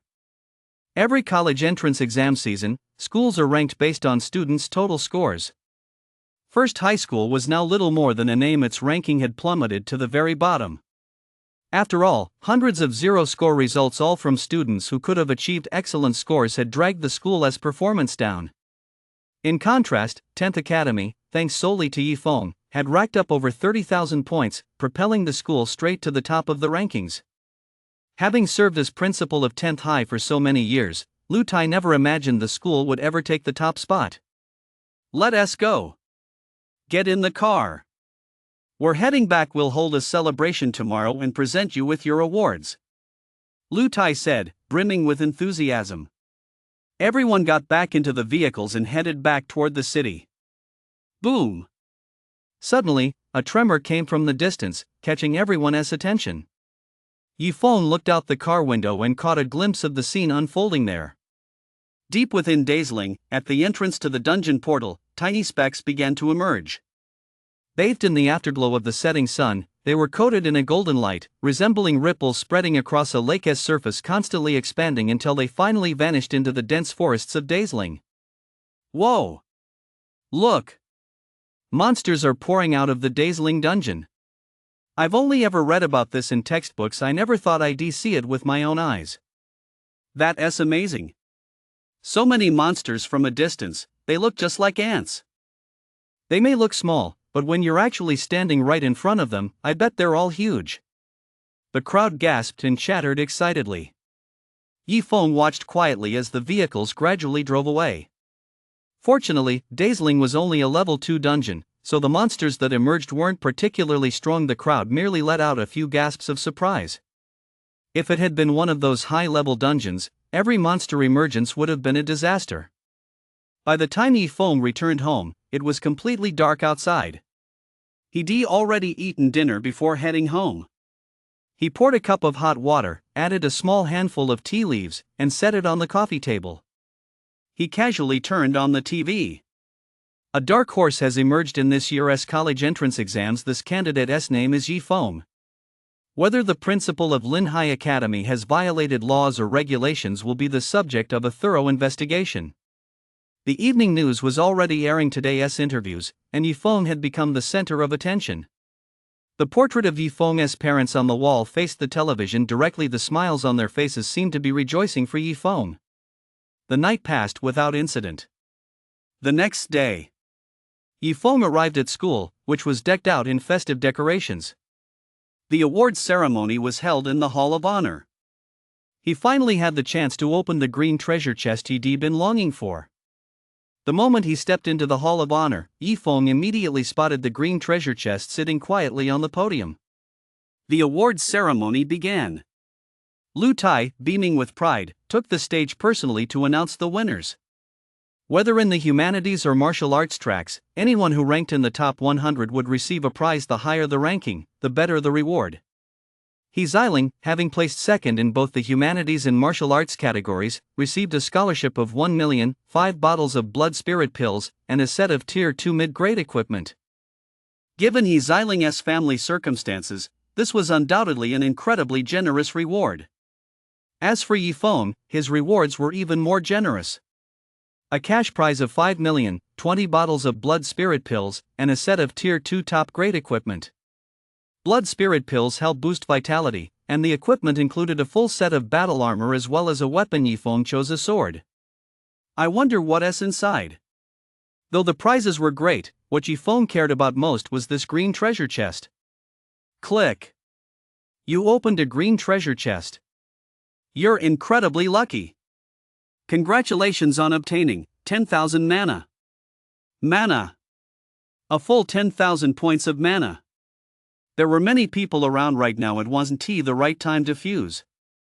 Yifeng decided not to fuse it just yet, choosing to wait until the awards ceremony was over. After saying goodbye to everyone, he couldn't wait to leave. Back at home. Fuse it immediately. Boom. The mana fused into Yifeng's mind. Yifeng felt a brand new power emerge within his mind, and his energy levels improved significantly as a result. In this world, aside from martial artists, there is another cultivation system known as mages. Mages cultivate mana, enabling them to control soul weapons and cast skills. Mages are unpredictable and extremely powerful. In a battle between opponents of the same level, a vitality martial artist is absolutely no match for a mage. Currently, vitality martial artists are the mainstream, while mages are relatively rare. To become a mage, one must possess the necessary talent to cultivate mana, otherwise, no matter how hard one trains, one cannot become a mage. As for vitality martial artists, the requirements for talent aren't too stringent. Most people can become martial artists, though their level of achievement varies. I never expected a single green treasure chest to yield 10,000 points of mana. My luck is truly off the charts. 10,000 points of mana that instantly makes me a general tier mage. In fact, reaching 9,000 points of mana already qualifies one as a general tier early phase mage, and now I've exceeded that by 1,000 points. I'm only 2,000 points short of the 12,000 required for the mid phase. As a vitality warrior, Yifeng is only at the early phase of the master stage. Now, his mage cultivation is actually one major tier higher than his vitality warrior cultivation, having reached the general tier. That's fine, it's a trump card for Yifeng. Hopefully, in the future, he can obtain soul weapons, skills, and other such items to truly demonstrate the mage's power. I've heard that the materials used to forge soul weapons are quite special. Once combined with mana, they can shift between the real and the ethereal. In their ethereal state, they can even be stored within a mage's mind. When unleashing an attack, the mage controls them with mana to launch long-range strikes, as if manipulating objects from afar, making them nearly impossible to defend against. Yifeng muttered to himself, finding the idea quite appealing just thinking about it. He tried channeling his mana to control the level 2 battle sword in his hand. It doesn't work, as expected. This battle sword, which the Academy had just awarded him, was only suitable for vitality warriors. It wasn't a soul weapon, so it couldn't be controlled by mana. Just then, a new treasure chest clue popped up. Treasure chest clue, Dragon Academy. A green treasure chest has appeared, please go and open it. Treasure chest clue, Dragon Academy. A green premium treasure chest has appeared. Please go and open it. 2 consecutive treasure chest clues, both from Dragon Academy, both green, and one even marked premium. If he counted the blue treasure chest Suchani was carrying, there were now 3 treasure chests at Dragon Academy waiting for Yifeng to open them, making him eager for the school term to start as soon as possible.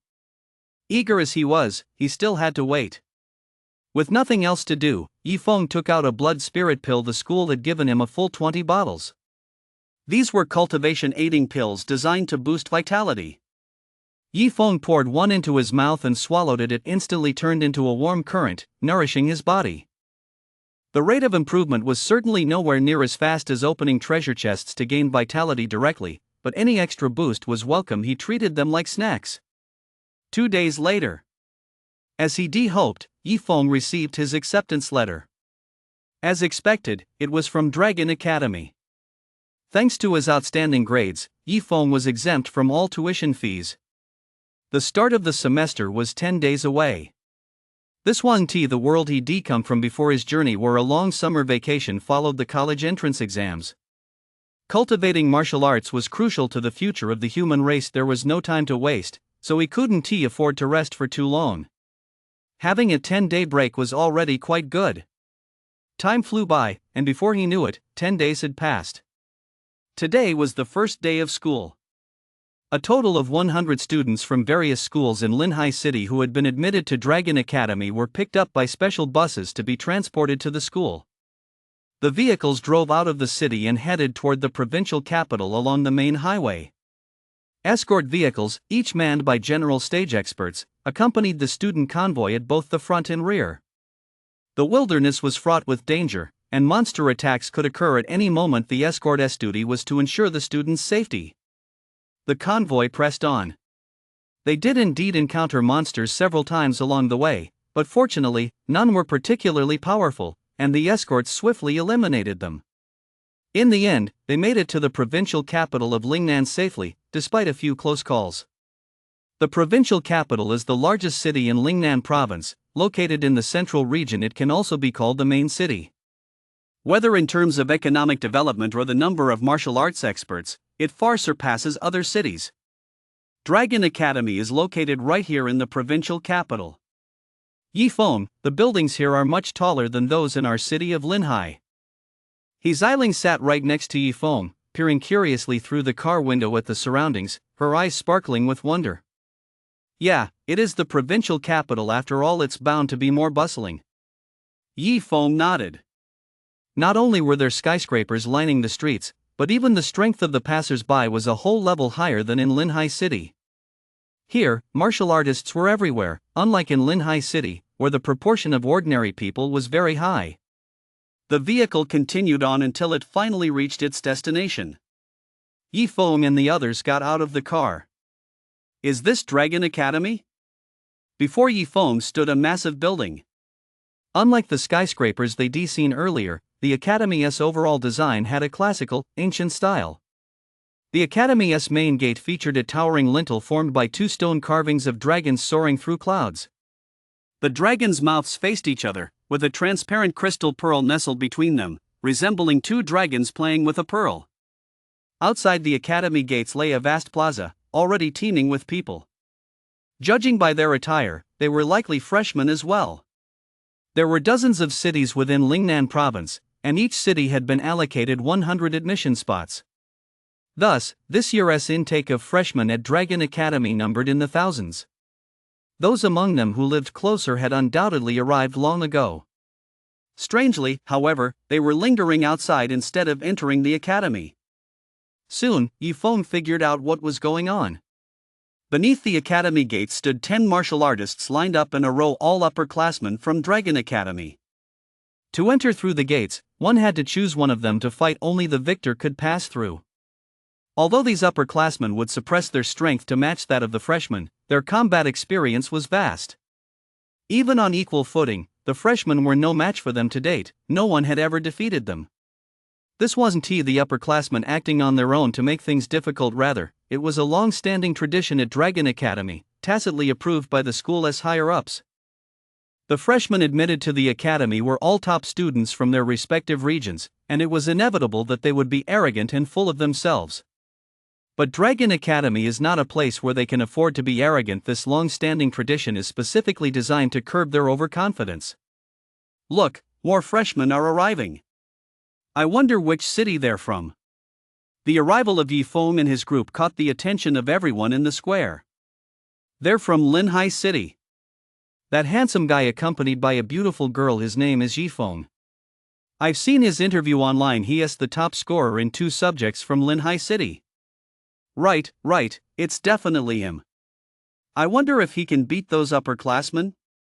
It won't be that easy. Other cities had double subject top scorers too, and they still lost. The upperclassmen's combat skills are on a whole different level compared to us freshmen. The crowd buzzed with discussion.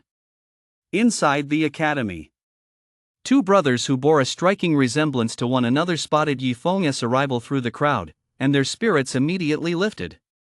Bro, have you got everything arranged? The speaker was Zhao Ming, Zhao Donghai's nephew, the biggest beneficiary of the switch in Yifeng's test scores. Having secured a guaranteed admission spot and with connections within the academy, he faced no obstacles and entered the academy with ease. Beside him stood his older brother, Zhao Xiang. 2 years ago, he had been admitted to Dragon Academy through a recommendation from Linhai City First High School and was now a senior. His admission had also been made possible by his uncle's influence, otherwise, he would have barely met the qualifications. It could be said that both brothers had followed a similar path. We've already made the arrangements.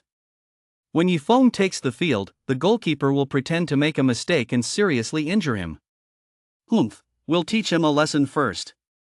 Once he enters Dragon Academy, we'll deal with him slowly. I'll make sure he knows that crossing the Zhao family comes at a terrible price. Zhao Xiang said coldly. Right.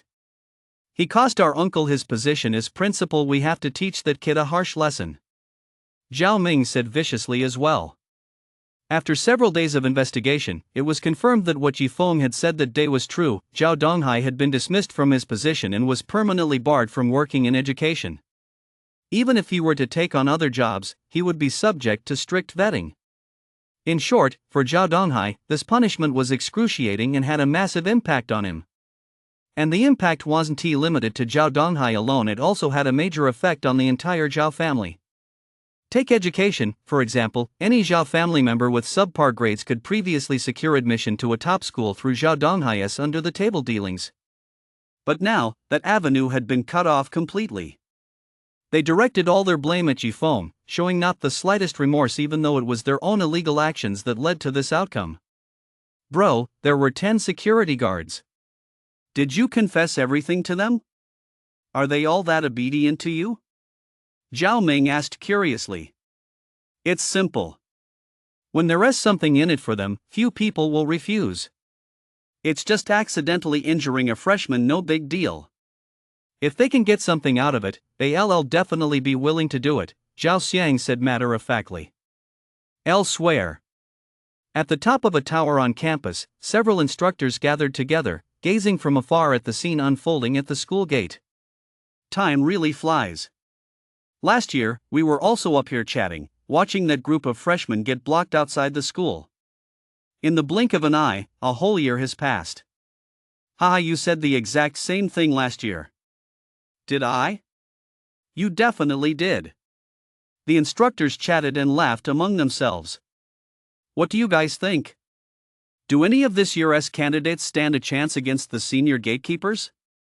One of the instructors, a towering, burly man at least 1.9 meters tall, scanned the freshmen gathered outside the campus and asked curiously.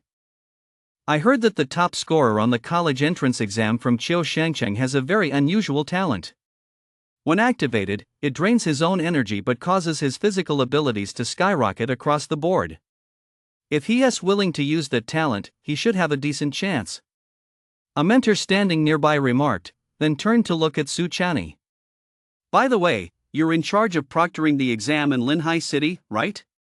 I hear Linhai City's top college entrance exam scorer is quite talented as well. The image of Yifeng immediately flashed through Su Chani's mind. She nodded. Yes, that candidate is indeed outstanding. The combat skills Yifeng had displayed during the martial arts exam were still vivid in Su Chani's mind. Look, that's him. Su Chani said. The instructors had remarkable eyesight even from a great distance. They could clearly make out the incoming freshman outside the school grounds. At that moment, Yifeng stepped forward and walked toward the senior student guarding the gate. Which one do you want to challenge? Take your pick. The upperclassman called out, briefly explaining the rules to Yifeng. Both parties must fight at the apprentice stage peak phase. Only by defeating an upperclassman could he enter the school gates. You, then. Yifeng pointed to one at random. It made no difference to him. As he spoke, his gaze swept past the crowd and toward the school grounds. Not far from the entrance stood a green treasure chest, sitting there quietly. He was in a hurry to open that treasure chest. He had no time to waste hanging around here with them. All right. The man stepped forward, a muscular fellow with narrow, slanted eyes who looked like someone best not to mess with. His name was Zhou Yang. Having reached the master stage peak phase, he could easily suppress an opponent a full realm below him, an apprentice stage peak phase, and felt no pressure at all about fighting a freshman. Zhao Xiang had already shown them Yifeng's face beforehand, so Zhou Yang knew immediately that the person standing before him was Yifeng. Although we have no personal grudge, since you've offended Zhao Xiang and I've accepted a favor from him, I have to see this through. Sorry for the inconvenience. Zhou Yang thought to himself. Ready? Ready.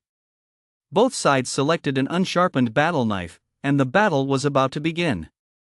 All the freshmen present held their breath and watched with intense focus.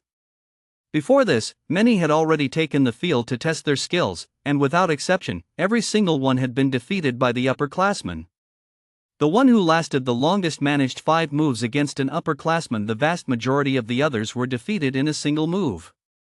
This showed that even when opponents were of equal strength, there was a huge gap in combat skill. Here I come. Zhou Yang's vitality surged, and his battle knife, carrying a fierce momentum, slashed viciously toward Yifeng. So fast.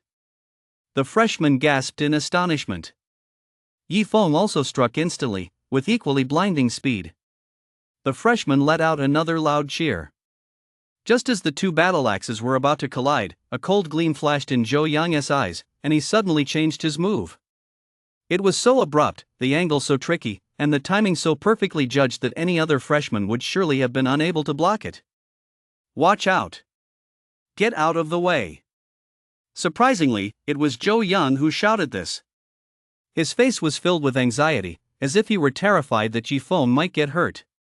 Yet the momentum of the blunt-edged battle blade in his hand didn't waver in the slightest as he slashed viciously toward Yifeng. It was all part of his plan. If he injured Yifeng afterward, he could claim he failed to control the blade's momentum in the heat of the moment. However, Yifeng wasn't about to fall for such a petty trick. Judging by the momentum of his blade, there was clearly no attempt to pull back. It was obviously intentional. If he were struck by that blow, even though the blade had no edge, he would still be injured. Since that was the case, he had no choice but to fight fire with fire. Suddenly, Yifeng shifted his stance and actually dodged the attack with ease. Zhou Yang was stunned. I told you to dodge and you actually managed to do it. But it wasn't over yet. Yifeng's battle blade instantly struck out in a fluid, seamless motion. Boom! Zhou Yang couldn't react in time and was struck hard by Yifeng, sending his entire body flying several meters through the air before crashing back onto the school grounds, where he let out an agonized howl. It was cracked. His chest was definitely fractured. What a masterful sword technique! In that brief moment, Yifeng demonstrated exceptional adaptability and outstanding combat skills. Several instructors watching from a distance couldn't help but praise him. Too strong. Is this the caliber of Linhai City's top college entrance exam scorer? Just one strike, and he injured a senior student. Needless to say, the freshman erupted into a thunderous roar. In the crowd, a chubby freshman with a harmless-looking face paused mid-snack and stared curiously at Yifeng. That's amazing. He Xiling also looked at Yifeng in astonishment. Under everyone's gaze, Yifeng walked through the school gate and approached the green treasure chest. Not a single person dared to block his path. How could this happen? Watching the scene from a distance, the brothers Zhao Xiang and Zhao Ming both wore expressions of disbelief. Yifeng approached the green treasure chest. Click. You have opened a green treasure chest. Congratulations on obtaining Level 3 Soul Weapon Demon Shattering Spear. A long spear radiating a black-purple glow, 1 meter in total length, with a cold gleam flashing from its tip. It looked quite extraordinary. What a great spear! So this was a soul weapon, a type of weapon suited for mages. You can actually get physical items from treasure chests. This was a first. Everything he obtained before had been things that fused into his body, which had almost led Yifeng to believe it was impossible to get physical items. Oh no! With so many people watching around here, did they see it? Yifeng's heart skipped a beat. If anyone saw the demon-slaying spear, he'd have no choice but to reveal his identity as a mage. He could say it was his soul weapon, but he certainly couldn't expose the existence of the treasure chest. System prompt: the item you've obtained is a physical object. Do you wish to materialize it now? Once materialized, others will be able to see it, and you must materialize the item to use it normally. The system's sudden prompt put Yifeng's mind at ease. I'll hold off on materializing it for now. I can always do it later when I'm alone.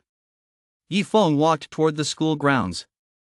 Just then, 2 successive gasps rang out behind him.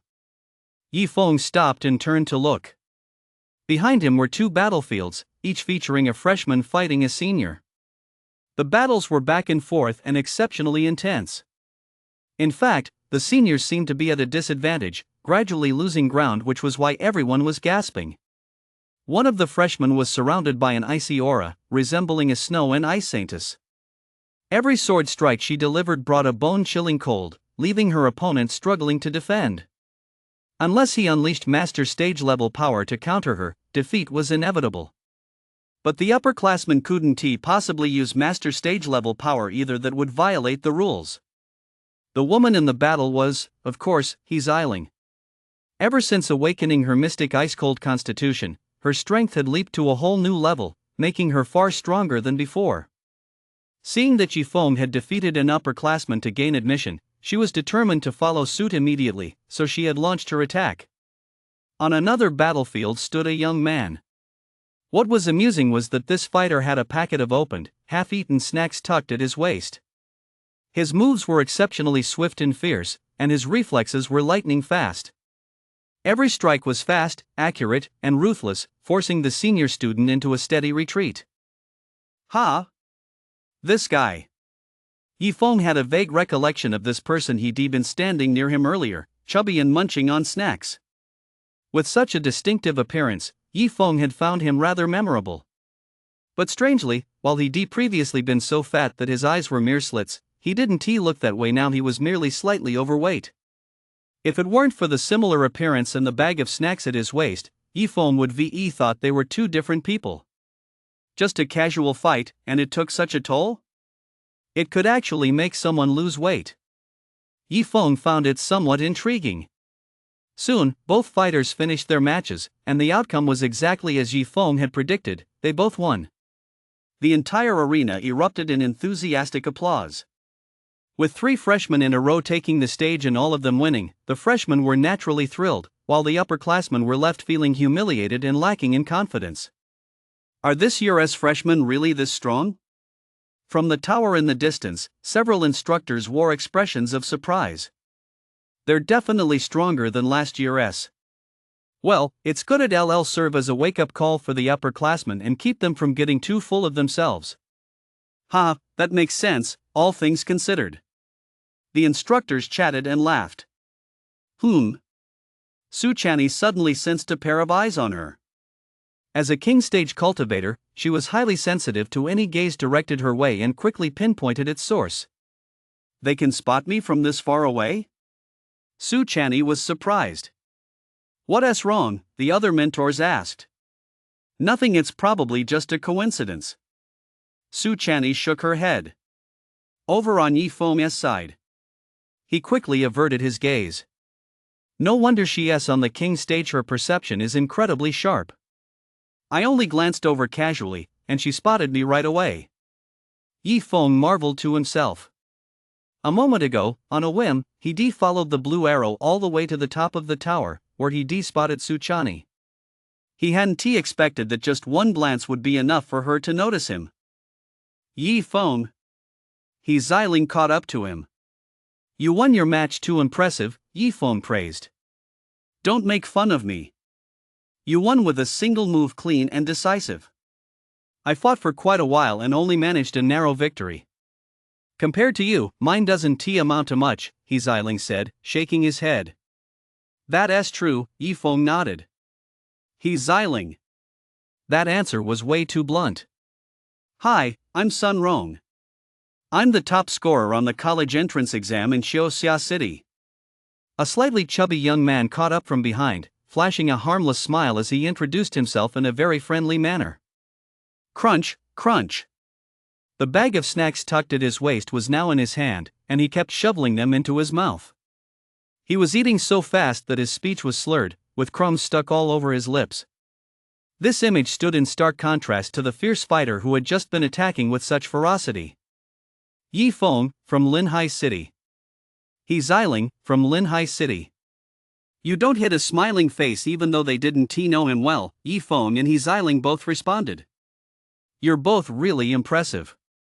Sun Rome offered a compliment and held out the snack bag to Yi Feng and He Xiling. Want some potato chips?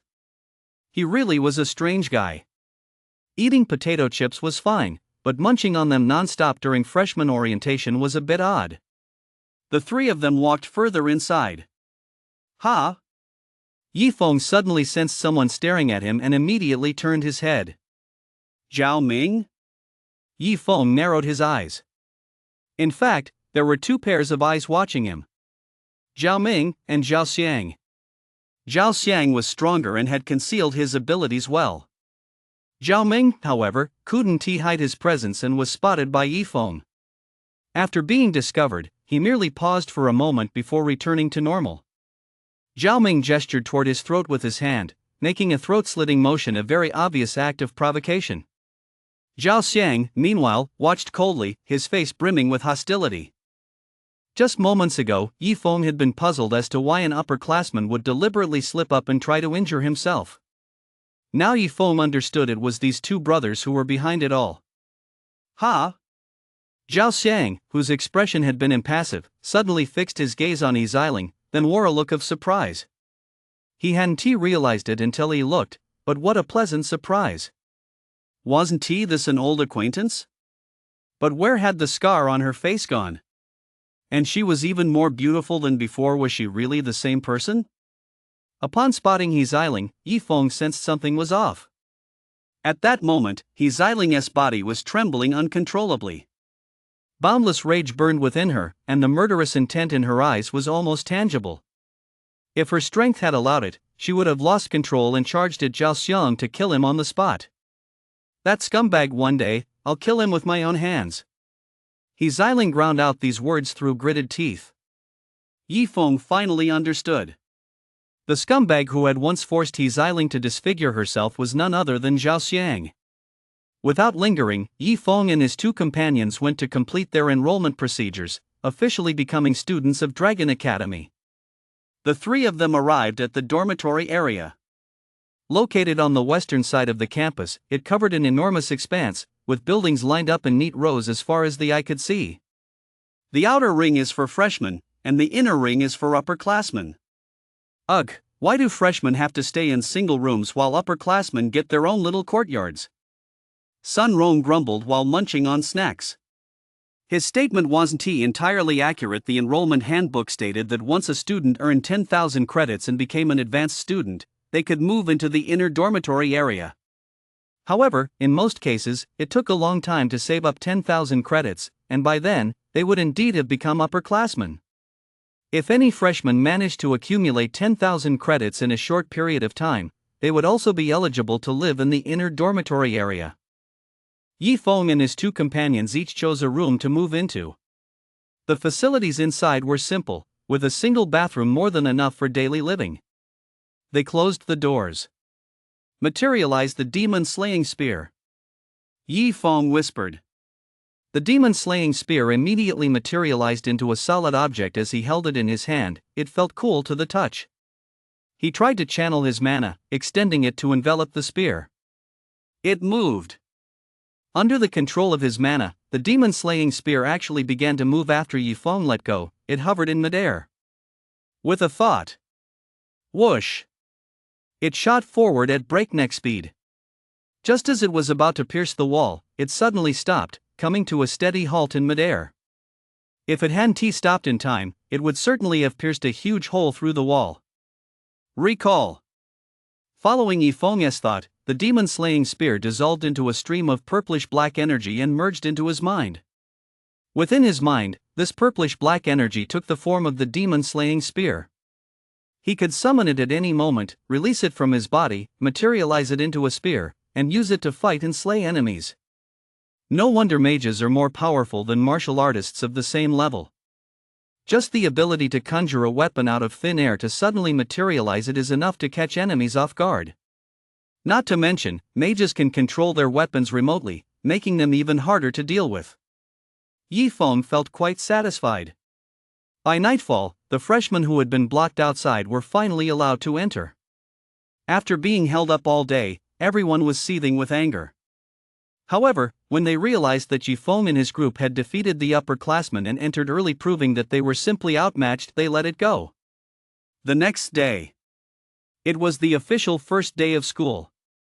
The freshmen were divided into 10 classes, each with several hundred students, led by a junior instructor. The junior instructors were all at the general stage, which was more than enough to lead this group of freshmen, the highest of whom were at the master stage. Yifeng had originally wanted to be placed under Su Chani's tutelage because she possessed a blue treasure chest. Only by interacting with her on a daily basis would he have a chance to open it. Now he realized that Su Chani was a high-tier instructor, and to be placed under her guidance, he would first need to become a high-tier student. Reaching 10,000 credits would make him a high-tier student. I've got to save up 10,000 credits as soon as possible.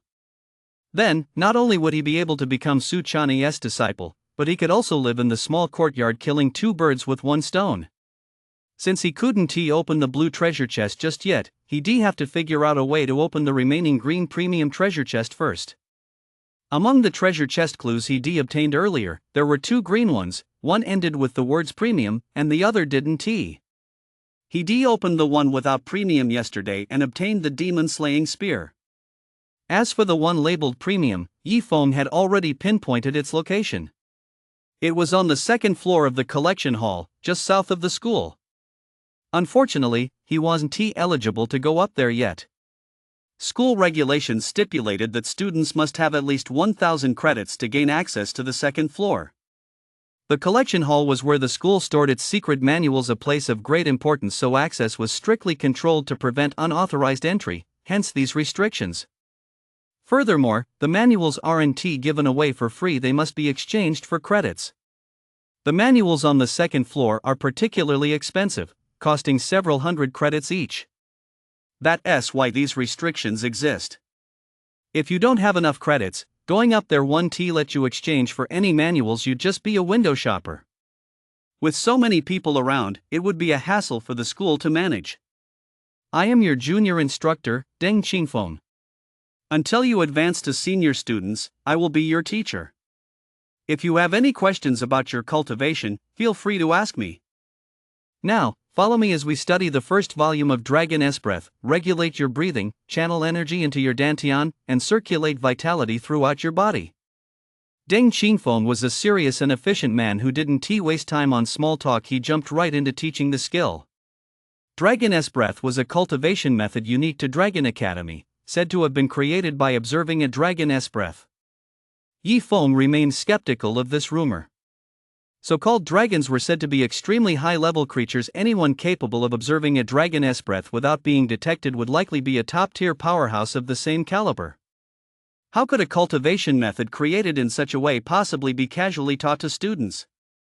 Even though it was only the first volume, it was still extremely precious. At the very least, some kind of entry requirement had to be set. Without giving it another thought, Yifeng concentrated on following the practice. Every breath, its frequency, speed, and volume had specific requirements. He didn't usually breathe like this, and maintaining this rhythm made Yifeng feel a bit uncomfortable at first. The other students were no different, you could tell just by looking at their slightly furrowed brows. However, as time went on, Yifeng felt himself gradually adapting, and slowly, he even began to feel a sense of comfort. He became increasingly absorbed in natural in his practice, until finally, every breath was accompanied by a strange sound. At that moment, Yifeng felt incredibly comfortable. The vitality within his body was constantly circulating, gradually increasing in quantity. The effects might not be noticeable in the short term, but with prolonged practice, they would become evident. He has already mastered it this quickly? Deng Qingfeng was stunned. Even he, who was usually calm and composed, lost his composure for a moment. The sound of breathing was a sign that he had mastered the dragon's breath. Having taught numerous cohorts of freshmen, this was the first time he'd witnessed such a rapid learning pace. After completing a full cycle of the dragon's breath, Yifeng concluded his practice. His ability to learn so quickly was partly due to Yifeng's keen grasp of the art, but more importantly, it was because Yifeng possessed a martial saint constitution, which was also a great help in learning skills.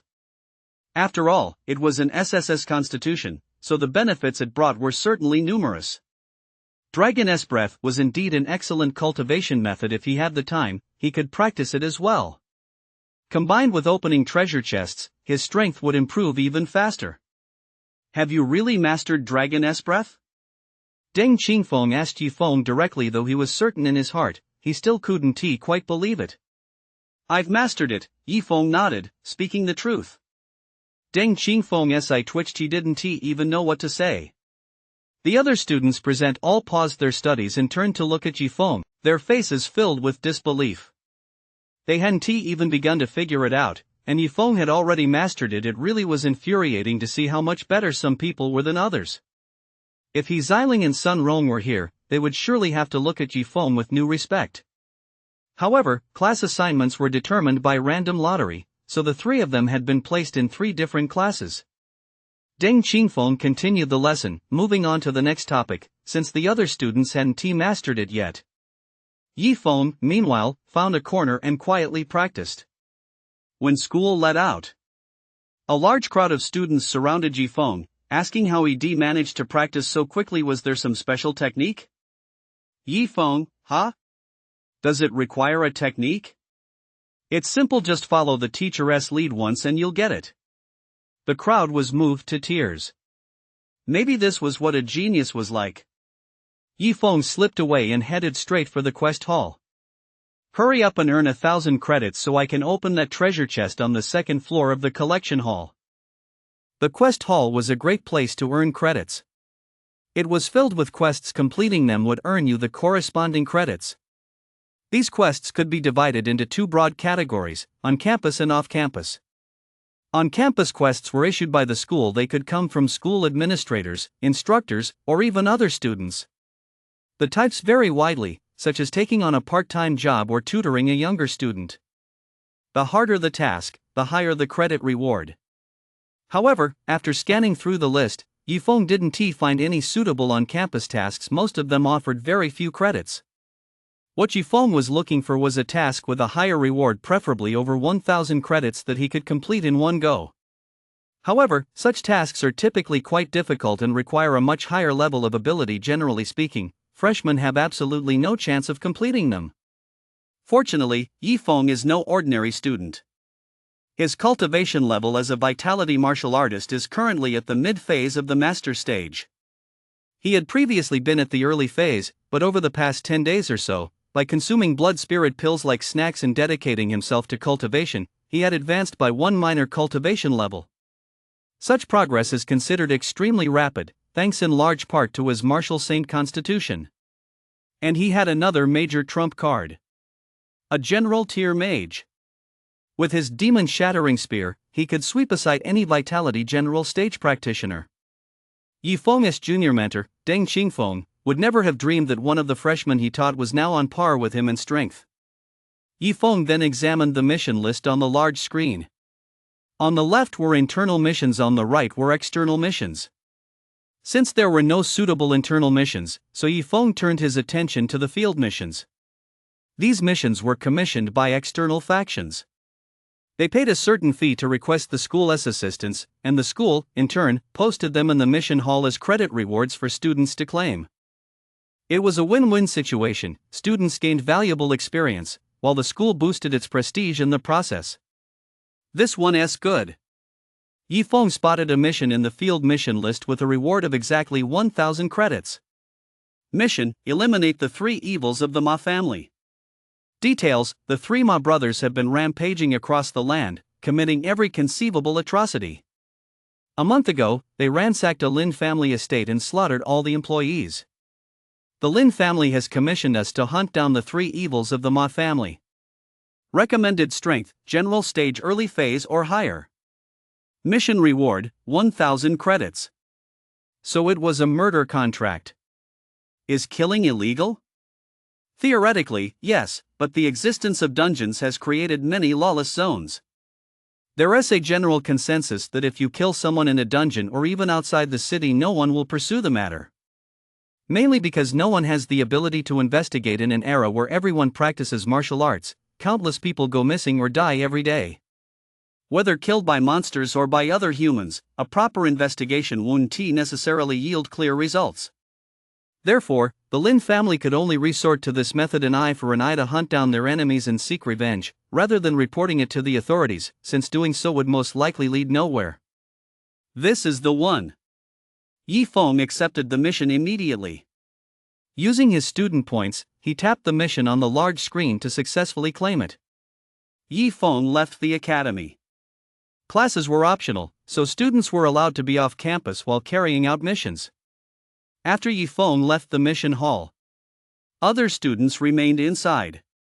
One of them, standing not far from where Yi Feng had been, pressed a button on his tactical watch to communicate with someone. He claimed the mission and left. What mission? Eliminate the Ma family's 3 evils. What? Say that again. The other person sounded surprised, thinking they'd misheard. Eliminate the Ma family's 3 evils, the person had no choice but to repeat. That mission is no walk in the park. Can he really handle it? I don't know. Maybe he didn't understand, he just saw the high credits and claimed it on the spot. Dormitory area, inner perimeter. In a private villa. Zhao Xiang looked at his tactical watch, listening to the words coming from the other end, deep in thought. He really is asking for trouble. If Yi Feng were killed by the Ma family's 3 evils because of this, he'd be delighted. But that wasn't a sure thing. After ending the call, he immediately dialed another person. Yi Feng has left campus. Over on Yi Feng's side.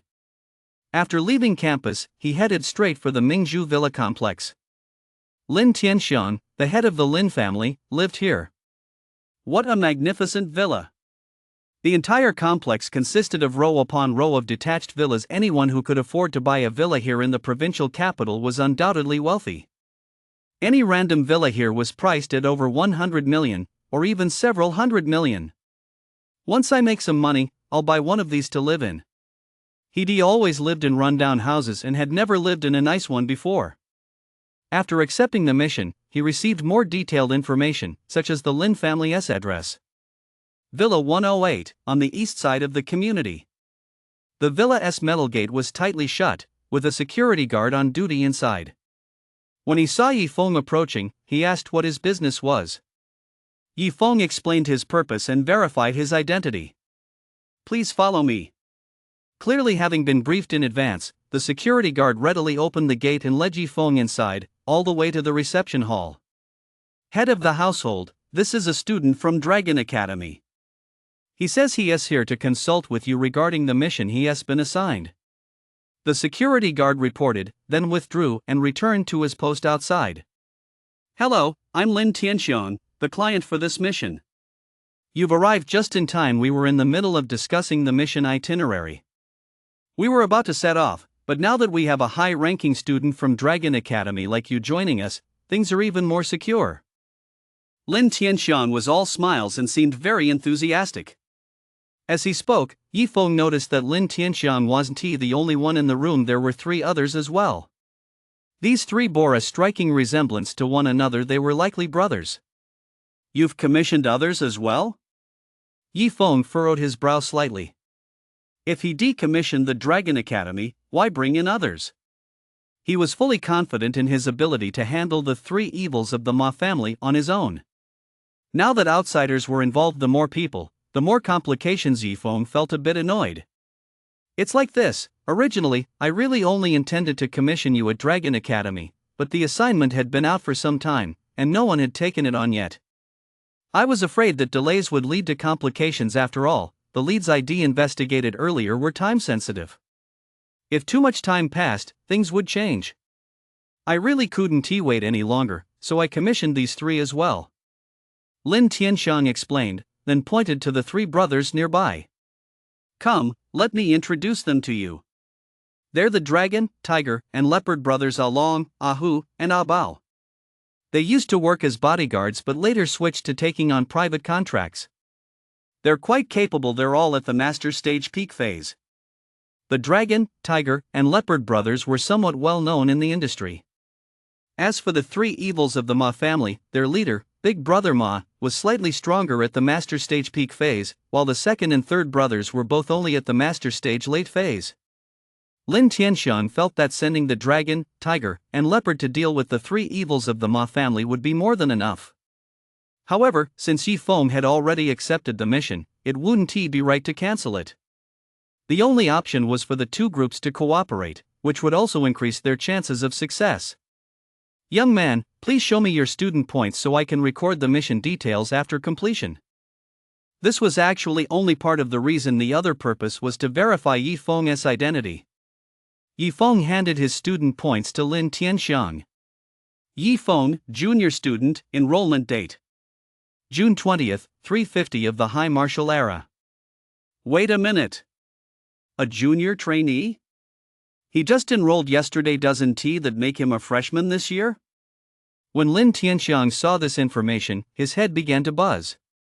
According to his expectations, the person who would take on this mission would definitely be a senior trainee, or at the very least, a returning student from last year, not a freshman from this year. Otherwise, what's the difference between this and walking into a death trap? A freshman. How much strength could they possibly have? Most freshmen haven't even broken through to the master stage yet. Even the few exceptionally gifted ones who have broken through are still only at the early phase of the master stage, right? And what about the opponents this time? The Ma family has three evils. Any one of them, picked at random, is at least at the late phase of the master stage. None of them are opponents a single freshman can handle. Forget one, even a whole truckload of them wouldn't stand a chance against a freshman. Did you get the wrong mission? Lin Tianxiang asked Yi Feng, clinging to a last shred of hope. No, it's definitely the Ma family's three evils mission. Yi Feng replied matter-of-factly. Upon hearing this, Lin Tianxiang's vision went dark, and he nearly collapsed. What do you mean? You want us to go on such a dangerous mission with a freshman? Isn't he just dead weight? The dragon, tiger, and leopard brothers spoke their minds bluntly. Earlier, when Yi Feng heard that the three of them were also part of this mission, he immediately frowned, looking thoroughly disgusted. The three of them were already feeling annoyed. They figured that since Yi Feng was from Dragon Academy, where every student was a genius, a high-ranking student from Dragon Academy certainly had the right to be arrogant and look down on them. But now it turns out he's just a freshman. What's a freshman got to be so arrogant about? Even if you have exceptional martial arts aptitude, what right do you have to be arrogant before your strength has actually developed? How many prodigies have been nipped in the bud, perishing early on, amounting to nothing? A genius is only useful if they've actually developed their potential. A genius who hasn't developed their potential is nothing. You guys actually have some self-awareness. You know you're dead weight. So I'll give you a chance. Withdraw from the mission now, so you don't drag me down, Yi Feng said with a smile.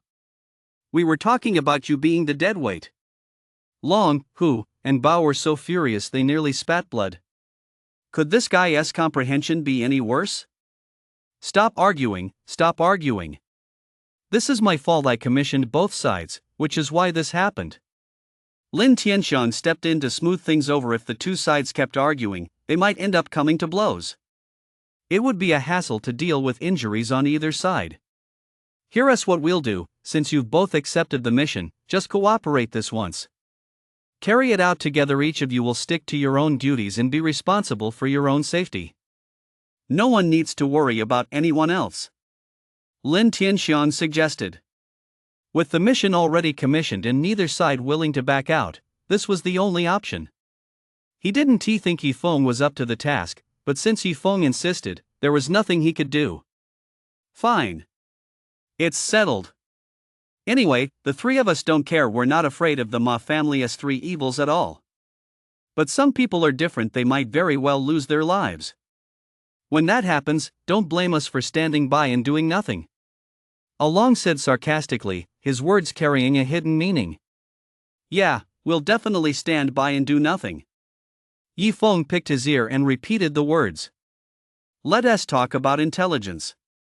According to the information I've received, the Ma family's three evils have recently been spotted in Blackwater Valley.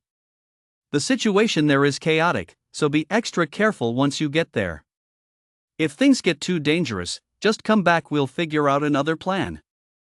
Lin Tianxiang said. No problem. We've been to even more dangerous places. Long Hubao put on an air of having seen it all. Yi Feng merely nodded indifferently, saying nothing. The vehicle has been arranged, we can leave right now.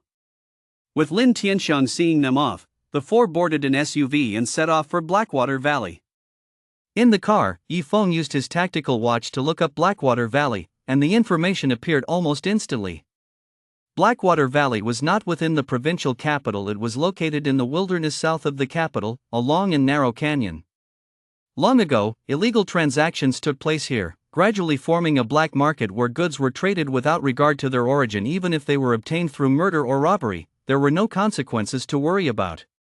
Later, the market grew larger and larger, attracting more and more people. As it developed, it gradually became a self-contained entity, small but fully functional, giving off the feel of a small city. However, Blackwater Valley was by no means a civilized city. Many who had committed serious crimes preferred to come here. It was a lawless land where might made right, and the air was thick with primal violence and bloodshed. It was a paradise for the violent and the deranged. As the SUV drove into Blackwater Valley, Yi Feng immediately sensed this madness. Right before his eyes, 3 separate brawls were underway. Swords and knives clashed, and blood spattered in all directions. One man was cut down. The assailant immediately delivered a finishing blow. Thud! It struck him squarely in the neck, and his round head rolled several times before coming to a stop. The assailant hurled a few vicious curses and walked away. The people around them were all used to it, no one paid it any mind. They drove a little further. On the grassy area by the side of the road, a naked man and woman were engaged in passionate lovemaking, panting heavily. Quite a few onlookers gathered around, watching and placing bets on how long it would take for the man to surrender. After all, once you entered Blackwater Valley, this kind of madness was everywhere. Well, regretting it now? It's not too late to back out now. Don't worry, we won't make fun of you, ha ha. Long turned to Yi Feng and burst into laughter. Though he claimed he wouldn't mock him, his laughter was genuine. Yi Feng gave him a dismissive glance and completely ignored his remark. Leave one person to watch the car. The rest of us will go around and ask around for any leads on the Ma family's 3 evils. As soon as Yi Feng finished speaking, he got out of the car. It took the Long, Hu, and Bao brothers a while to snap out of it. Damn it! That kid, since when does he get to call the shots? The 3 cursed angrily, clearly annoyed. Big brother, what do we do now? Asked Bao, the driver. Bao, you stay and watch the car. Hu and I will go gather intel, said Long, and the 2 of them got out of the car. Bao, who had stayed behind, finally caught on belatedly. After letting it sink in, he muttered, "Isn't the plan still the same?" Yi Feng wandered aimlessly. He tried to stick to crowded areas, where he'd have a better chance of overhearing information. Long and Hu were doing much the same, heading off in another direction. Just then, a treasure chest clue suddenly popped up. Treasure chest clue, a yellow premium treasure chest has appeared 1,000 meters ahead. Please go and open it. Although it was only yellow, at least it was a premium one, not bad. Opening it was a sure win. Yi Feng followed the yellow arrow and quickly found the treasure chest, opening it without any trouble. Click. You have opened a yellow premium treasure chest. Congratulations on obtaining 1,200 vitality points, 1,300 vitality points. A premium treasure chest yielded 2 items and both were vitality. The values were different. It seemed that even with chests of the same tier, the loot could vary. Fuse. Yi Feng's vitality surged rapidly. His vitality had originally been at 4,000 points. With the addition of these 2,500, it immediately surged to 6,500 points. A range of 6,000 points or higher, but less than 9,000 points, falls within the Master Stage peak phase. In other words, opening this treasure chest allowed Yi Feng to leapfrog 2 minor levels, advancing directly from the Master Stage mid phase to the Master Stage peak phase. Ha! Just then, Two men approached, their faces clearly showing hostility. Tisk, TSK. Who's this kid? Judging by his age, he must be a student, right? Kid, you're really out of your depth, daring to come to Blackwater Valley all by yourself. The two men, their faces grim, barked at Yifeng. What do you want? Yifeng asked calmly. What do we want? Ha, with a face that young and handsome, it'd be a shame not to work as a male escort.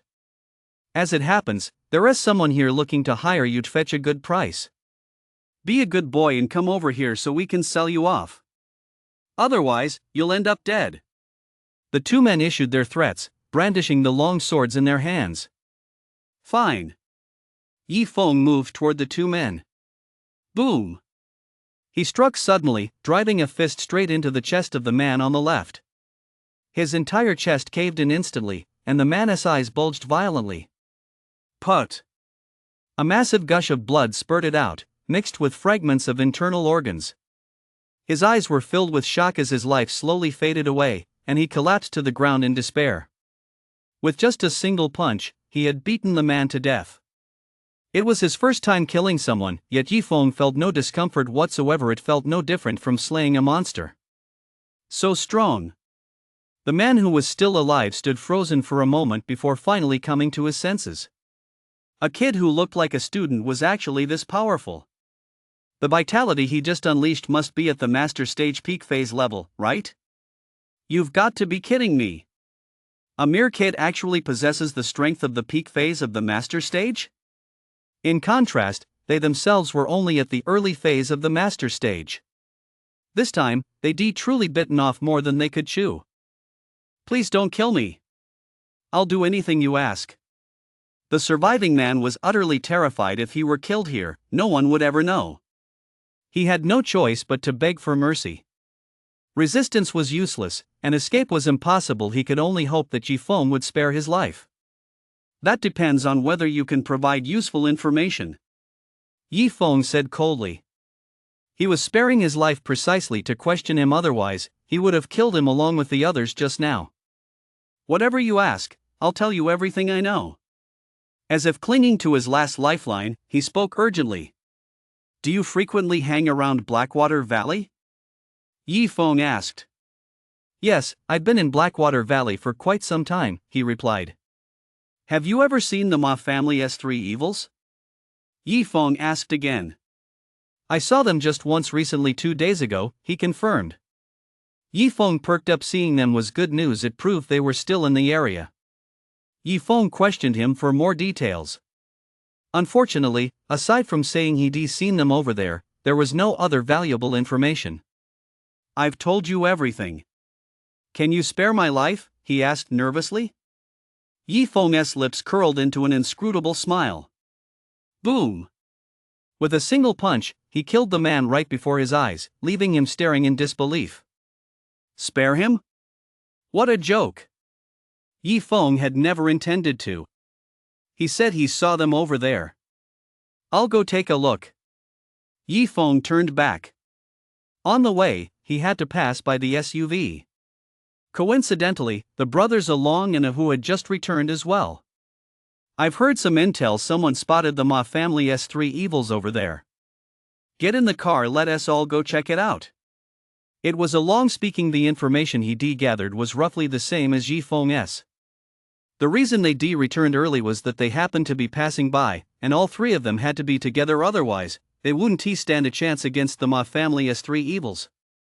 Seeing Yifeng arrive, they assumed it was just a coincidence that he'd come back, so they invited him to hop in the car with them. If you're scared, you don't have to come along. Along was always looking for opportunities to taunt Yifeng. Yifeng ignored him once again, pulled open the car door, and got in. Along snorted coldly, and he and Ahu followed him into the car. Abao, we've got a lead, let us head over there. Along called out, but Abao showed no reaction.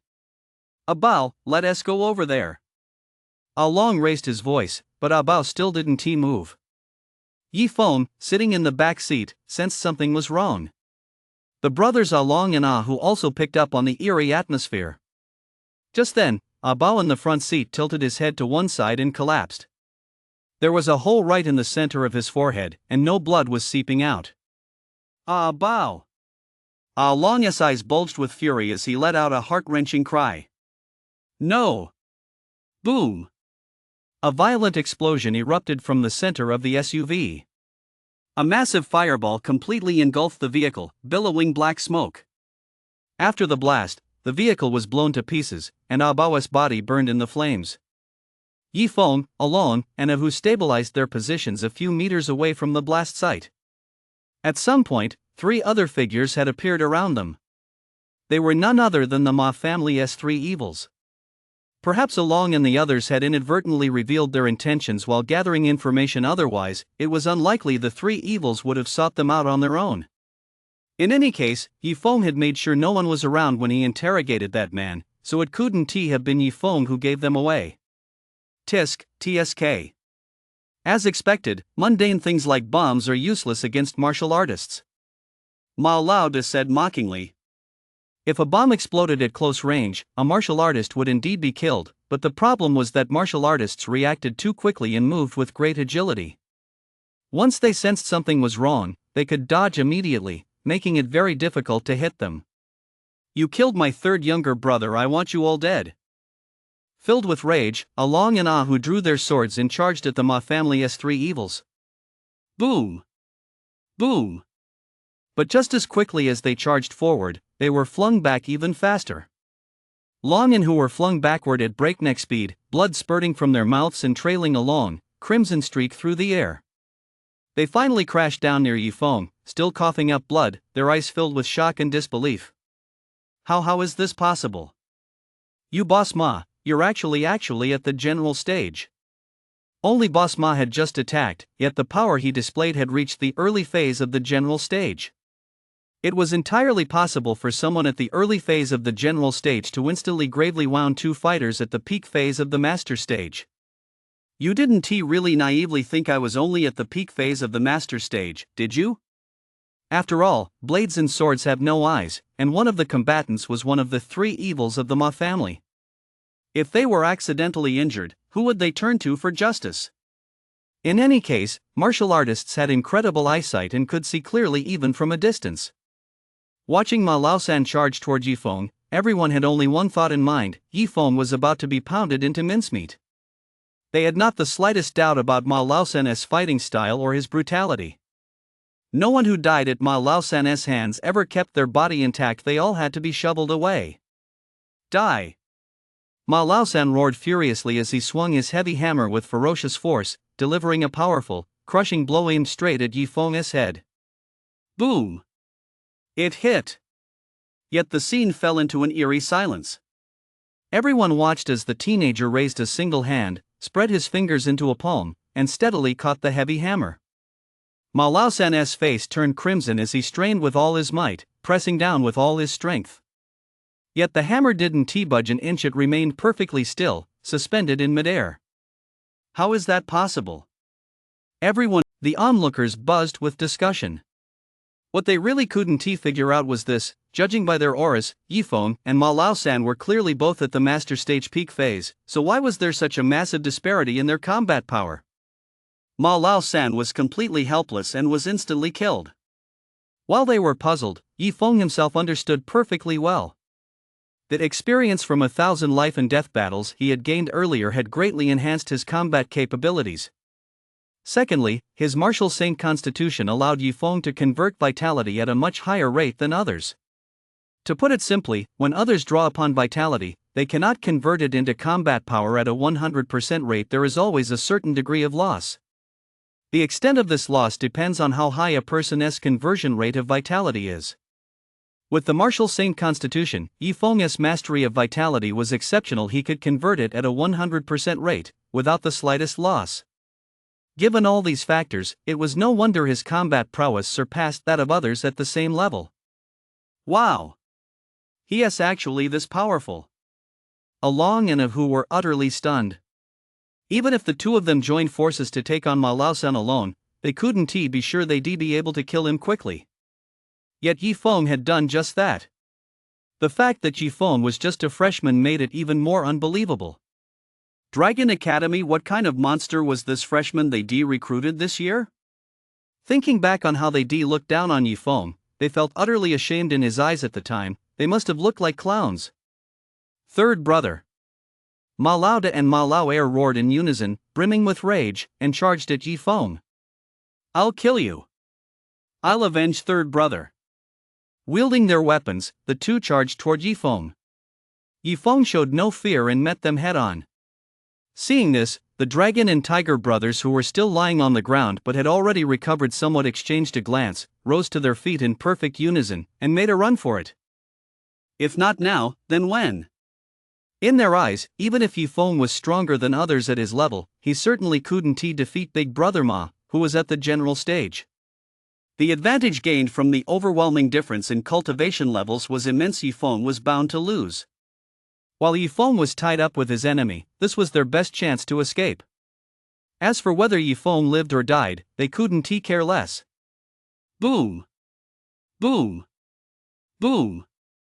The three of them were locked in a fierce melee, with flashing blades and fists landing with a thud. Fighting two opponents alone, Yifeng showed no fear, relying on his excellent footwork to dodge and weave. Empowered by the Wind Whisperer talent, which granted him a high affinity for wind, he sensed the fluctuations in the surrounding air currents and anticipated their movement patterns in advance. This allowed Yifeng to effortlessly parry the attacks of both opponents. Unable to take Yifeng down, the two members of the Ma family began to sweat profusely. Countless times, they asked themselves, why is this kid so strong? Oh no! Suddenly, a dazzling flash of blade light flickered, reflecting in Ma Er's terrified eyes.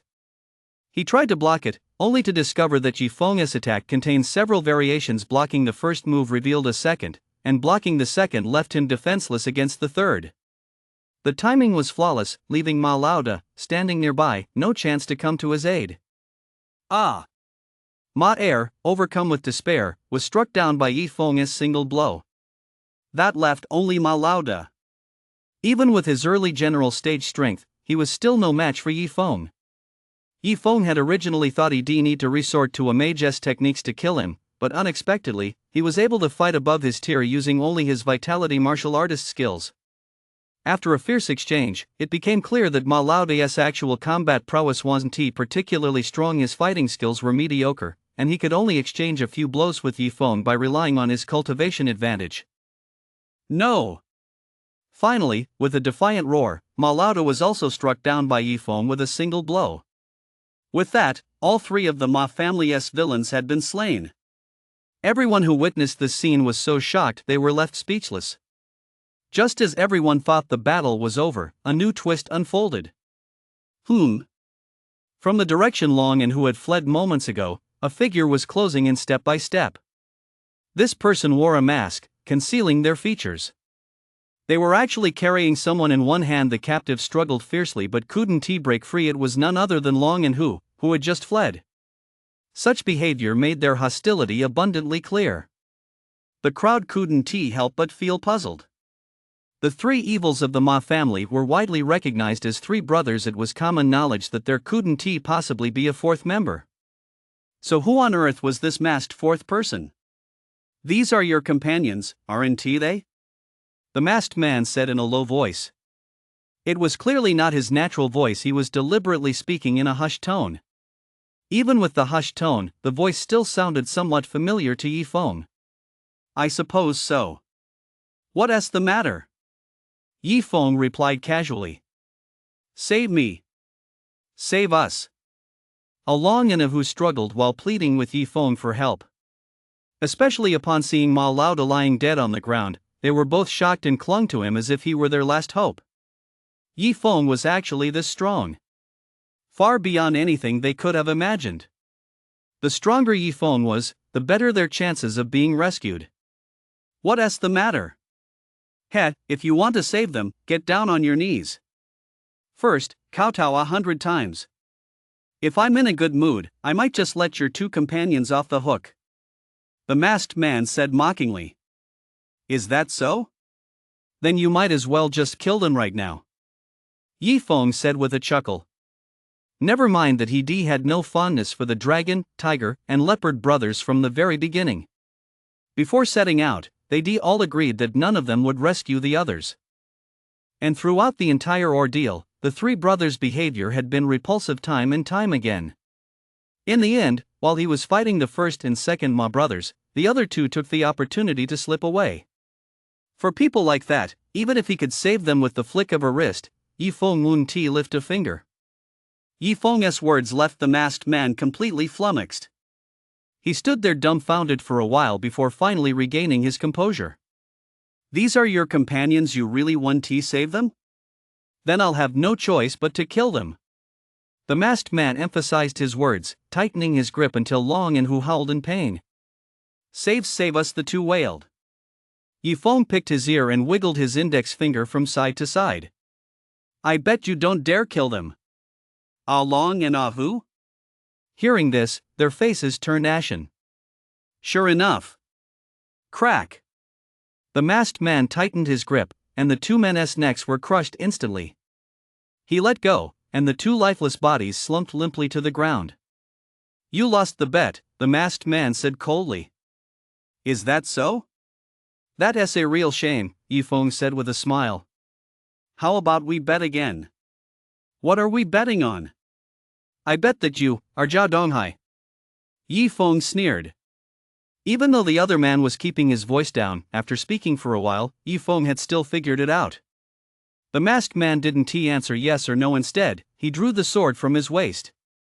He glanced over at the corpses of the Ma family's three evils. "You've grown so fast in such a short time, but it's time to put an end to this. You've caused me to lose everything, ruined my reputation, and left me restless day and night. So, die for me." Having said this, it was clear he was Zhao Donghai. He no longer bothered to lower his voice, and it was indeed Zhao Donghai's voice. The long sword sliced through the air, carrying the might of the late general stage, and lunged straight at Yifeng. To defeat an opponent of this caliber, Yifeng would have to use his mage abilities. However, with so many people around, if he had a choice, Yifeng didn't want to reveal his identity as a mage here. The reason a trump card is precisely because others are unaware of it. Take Zhao Donghai, for example. If he had known beforehand that Yifeng was a general tier mage, he certainly wouldn't have dared to come here alone to seek revenge. With such a threat always looming, whenever he chose to strike, he would inevitably face an opponent whose mage identity alone would be enough to overwhelm him, and that would be extremely dangerous. Now, however, Yifeng could turn the tables and eliminate the threat once and for all. "Pretend to run." Yifeng immediately turned around, pushing his agility to the limit as he sprinted toward the exit of Blackwater Valley. "Don't even think about escaping. Today, you're a dead man." Zhao Donghai immediately gave chase. With one pursuing and the other fleeing, the two left Blackwater Valley. The distance between them grew ever shorter. "Ha ha ha ha. Yifeng, oh Yifeng, you never expected this day would come, did you? Today, I'll show you that crossing me leads to a miserable death. Die." Zhao Donghai thrust his long sword straight at Yifeng. Yifeng turned his head, deliberately feigning terror. At the same time, he saw that up close, Zhao Donghai's entire mask was trembling, a clear sign of just how hideous the face beneath it must be. At the very last moment, a burst of purplish-black energy shot out from Yifeng's mind, moving so fast it was nearly imperceptible. Zhao Donghai suddenly felt a chill on the top of his head, as if a bucket of ice water had been poured over him. Alarm bells rang in his mind, and a premonition of death quickly took hold. He jerked his head up, his pupils contracting sharply as the purplish-black spear tip reflected in his eyes. "No!" A scream echoed throughout the area. The demon-shattering spear shot down at breakneck speed, striking Zhao Donghai's forehead with pinpoint accuracy. The mask shattered into pieces in an instant. With tremendous penetrating power, the spear pierced right through him, leaving a massive gaping hole.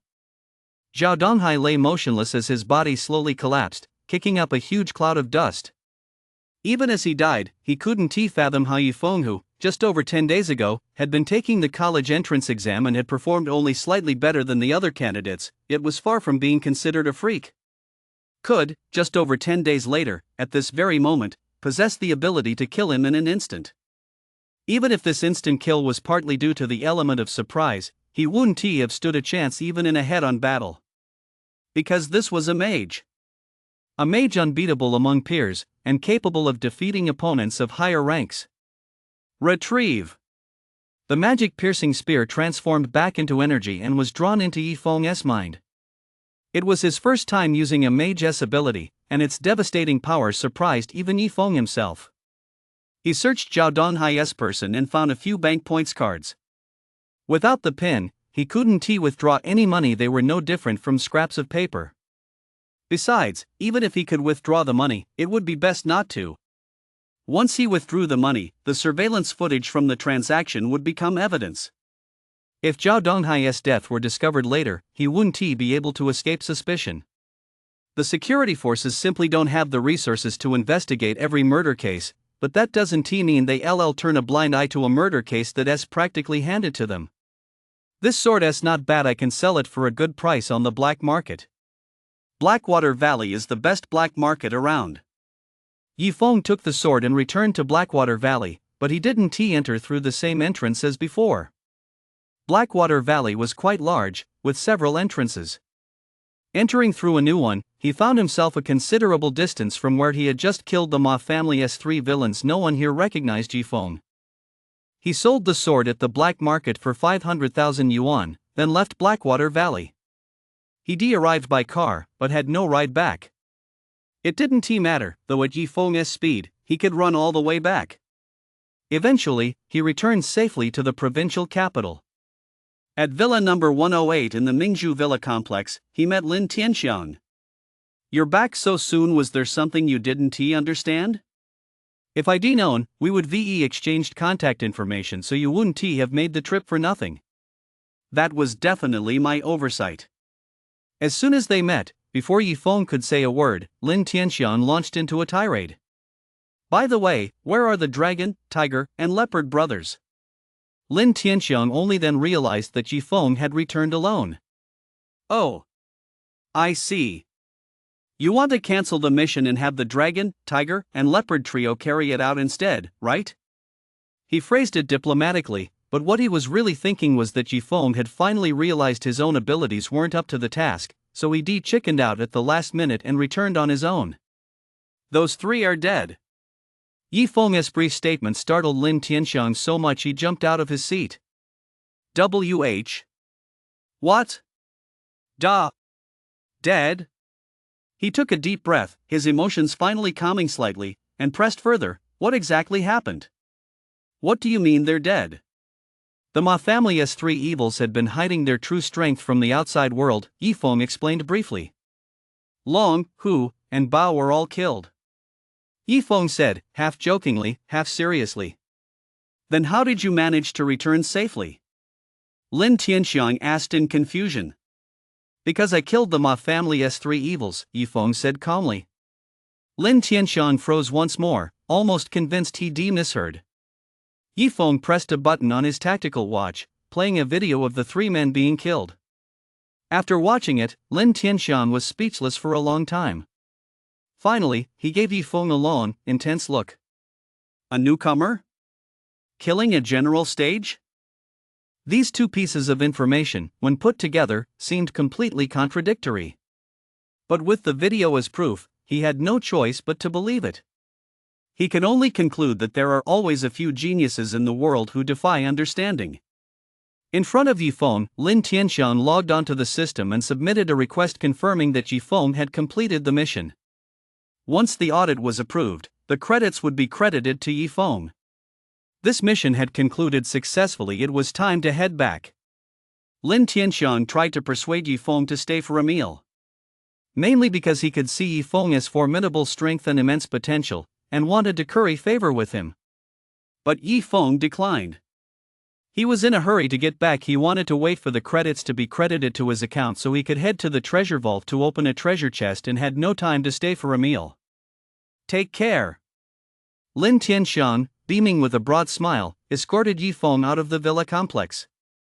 Watching Yifeng's receding figure, Lin Tianxiang murmured under his breath, "In the not-too-distant future, the name Yifeng will surely be on everyone's lips, and he will undoubtedly have a place among the great figures." Head of the family, he is so young, is he really as amazing as you say? A nearby security guard asked, scratching his head. Lin Tianxiang gave him a dismissive glance. Stop asking so many questions. Just keep an eye on the gate. Yes, sir. The security guard nodded and bowed obsequiously. Yi Feng returned to Dragon Academy. Just then, he received a notification, mission complete, credits credited to his account. Using his tactical watch to go online, he checked his credits exactly 1,000, not a penny more or less. Time to open that treasure chest. Yi Feng headed toward the treasure hall. News of Yi Feng's return quickly reached Zhao Xiang. How could he possibly have come back? Zhao Xiang couldn't wrap his head around it. Dealing with the Ma family's three evils had already pushed Yi Feng beyond his limits. Moreover, immediately after Yi Feng set out, he had contacted his great-uncle, Zhao Donghai, to relay the intelligence. Zhao Donghai hated Yi Feng with a passion and had long wanted to take revenge. There was no way he wouldn't have struck. But why, then, was Yi Feng able to return alive and well? No way. I have to get to the bottom of this. Zhao Xiang immediately contacted Zhao Donghai. But no one answered. He tried several more times, with the same result each time. Zhao Xiang frowned. Is there some urgent matter going on? He could only speculate as much, but he didn't dare entertain even the slightest thought that Zhao Donghai had been killed. What a joke! With his uncle's strength at the late phase of the general stage, how could Yi Feng possibly kill him? In front of his uncle, Yi Feng was like a toddler just learning to walk. He'd be nothing but a punching bag. Just then, his informant called him. Brother Xiang, in the mission hall, the mission Eliminate the Three Evils of the Ma family is now marked as completed, and the person who completed it is none other than Yi Feng. What? Zhao Xiang jumped to his feet in shock. Where did he get that kind of ability? Cheating. It must be cheating. I'm going to report him to the disciplinary hall. Yi Feng arrived at the collection hall. The first floor was open to everyone, and there were quite a few students there. He even spotted a familiar face. Yi Feng, you're here too. Sun Rong saw Yi Feng and greeted him with a smile. He seemed to have an endless supply of snacks and was still munching on one at that moment. Yeah, just checking it out. Yi Feng smiled back. Saying that, he walked toward the elevator doors on the second floor. That's the second floor elevator. We can't go up there, I've tried. You have to swipe your student points first. It checks to see if you have at least 1,000 credits, and only then will the elevator doors open. Sun Rong's voice grew quieter and quieter as he spoke, and his eyes grew wider and wider. What had he just seen? He saw Yi Feng take out his student points card and swipe it. Beep. The elevator doors opened. Yi Feng stepped inside, and the elevator doors closed again. Sun Rong. Yi Feng entered the elevator and arrived smoothly on the second floor. There weren't many people on the second floor, and it was much quieter. Row upon row of shelves held volumes of secret manuals. Only the first few pages were visible, and one had to use credits to exchange for the full version. They were browsing the manuals, completely absorbed, and no one noticed Yi Feng's arrival. Yi Feng appeared to be browsing the manuals as well, but in reality, he was following the green arrows on the floor. He reached the fifth row, near the innermost section. A bright green treasure chest sat quietly there. Yi Feng had noticed that premium treasure chests were a deeper shade of green than non-premium ones. Filled with anticipation, he touched the chest. Click. You have opened a green premium treasure chest. Congratulations on obtaining 3rd tier skill Blood Spear Azura Perfect Enlightenment 4,500 vitality points. Fuse. Instantly, a flood of insights filled Yi Feng's mind. At the same time, a vision emerged in his mind. A blood-red spear, radiating a bewitching deep crimson as if it had just been pulled from a pool of blood, swept across the 8 corners of the world, leaving behind a scene of chaos, a sea of corpses and blood wherever it passed. The vision ended there, and Yi Feng had just finished fusing the insights. That vision was exactly what it looks like when the Blood Spear Azura skill is activated. Yi Feng was thrilled. With this skill, his combat power had once again risen to a whole new level. And with the 4,500 vitality points fused into his body, Yifeng's total vitality reached a staggering 11,000 points. As a vitality martial artist, he had now reached the early phase of the general stage. He needed only another 1,000 points to advance to the mid-phase. Yifeng's rate of advancement was unmatched. He was improving by leaps and bounds, practically changing day by day. Let me see what's available to exchange here. Exchanging credits does not affect future advancement to advanced student status. As long as he earns a total of 10,000 credits, regardless of whether he has spent them or not, he can apply to be promoted to advanced student. Falling Blossom's sword technique, 2nd tier, 800 credits. Autumn Rain Blade technique, 2nd tier, 1,000 credits. After browsing through the options, Yifeng shook his head. The second floor was stocked entirely with 2nd tier manuals, and for Yifeng, there was no longer any need to study them. After all, he was already at the general stage. If he were to learn anything, it would have to be 3rd tier techniques. So he decided not to redeem anything. He'd save his credits for now. Yifeng simply headed back downstairs. No sooner had he stepped out of the elevator than Sun Rong blocked his path. He must have been waiting there since earlier, just to catch Yifeng as he came down. Yifeng, how did you manage to get to the 2nd floor? He glanced around, then lowered his voice. Did you find some loophole that lets you bypass the credits check? Upon hearing this, Yifeng chuckled wryly and, right in front of Sun Rong, swiped his card again to check his student points. Beep. Student Yifeng. Credits, 1,000. Seeing the 2 lines of information on the small screen, Sun Rong's eyes, which appeared small due to his obesity, suddenly widened in shock. 1,000. You have 1,000 credits. Where did you get them? He asked, his tone filled with astonishment. Of course, from completing a mission. Before Yifeng could finish his sentence, he was interrupted by a group of people rushing in, led by the man at the front. Of course he cheated. Members of the Disciplinary Council, this is Yifeng, a freshman who just enrolled yesterday. He accepted a high-difficulty mission with a hefty reward, yet completed it in just half a day. I strongly suspect he hired an expert from outside to do it for him, all to earn credits quickly. Zhao Xiang added.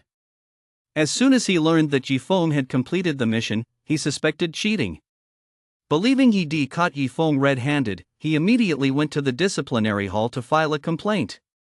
The disciplinary hall is the department at Dragon Academy responsible for handling violations of school regulations. Its members consist of 2 groups, enforcers and judges. The enforcers are the group Zhao Xiang had just summoned, the ones preparing to take Yifeng away. They were primarily senior students, and the requirements for them were quite strict. First, they had to be skilled. Second, they had to be of good character. They had to have been at the academy for at least 2 years, and they could not have violated any school rules. Having them serve as enforcers helped minimize conflicts with students and prevent incidents from escalating. The adjudicators, on the other hand, were mentors who served in this role. They, too, faced high standards. They had to be fair and impartial, judging matters strictly on their merits. They were responsible for investigating the truth of the matter and issuing the final ruling. Junior Yifeng, please come with us to the disciplinary hall so we can investigate this matter thoroughly. If you've been wrongly accused, we will certainly ensure justice is served. A square-faced enforcer said in a steady tone. He's the one who reported me, right? Yifeng asked, pointing at Zhao Xiang. That's right, the square-faced enforcer nodded. Zhao Xiang flashed a smug smile, his expression saying, "You're in trouble now." Well, if the final outcome proves I'm innocent, how will you deal with someone who makes baseless accusations without evidence, wasting human resources? Yifeng pressed further. Put. You're the one who is innocent? Zhao Xiang blurted out. The law enforcement officer replied calmly, if that's the case, the accuser will face punishment. As for the specific verdict, that's the responsibility of the trial mentor. We don't have any details on that. Fine. Lead the way. Yifeng remained completely unfazed as he followed them to the disciplinary hall.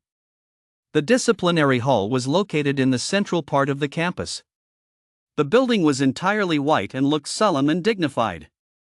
The man in charge of Yi Feng's case was a man with a goatee. After hearing both sides' accounts, he pulled up Yi Feng's mission record. The time he accepted the mission and the time he completed it were separated by only a few hours. Most of those hours were likely spent traveling, so it's safe to say there wasn't too much time left to actually carry out the mission.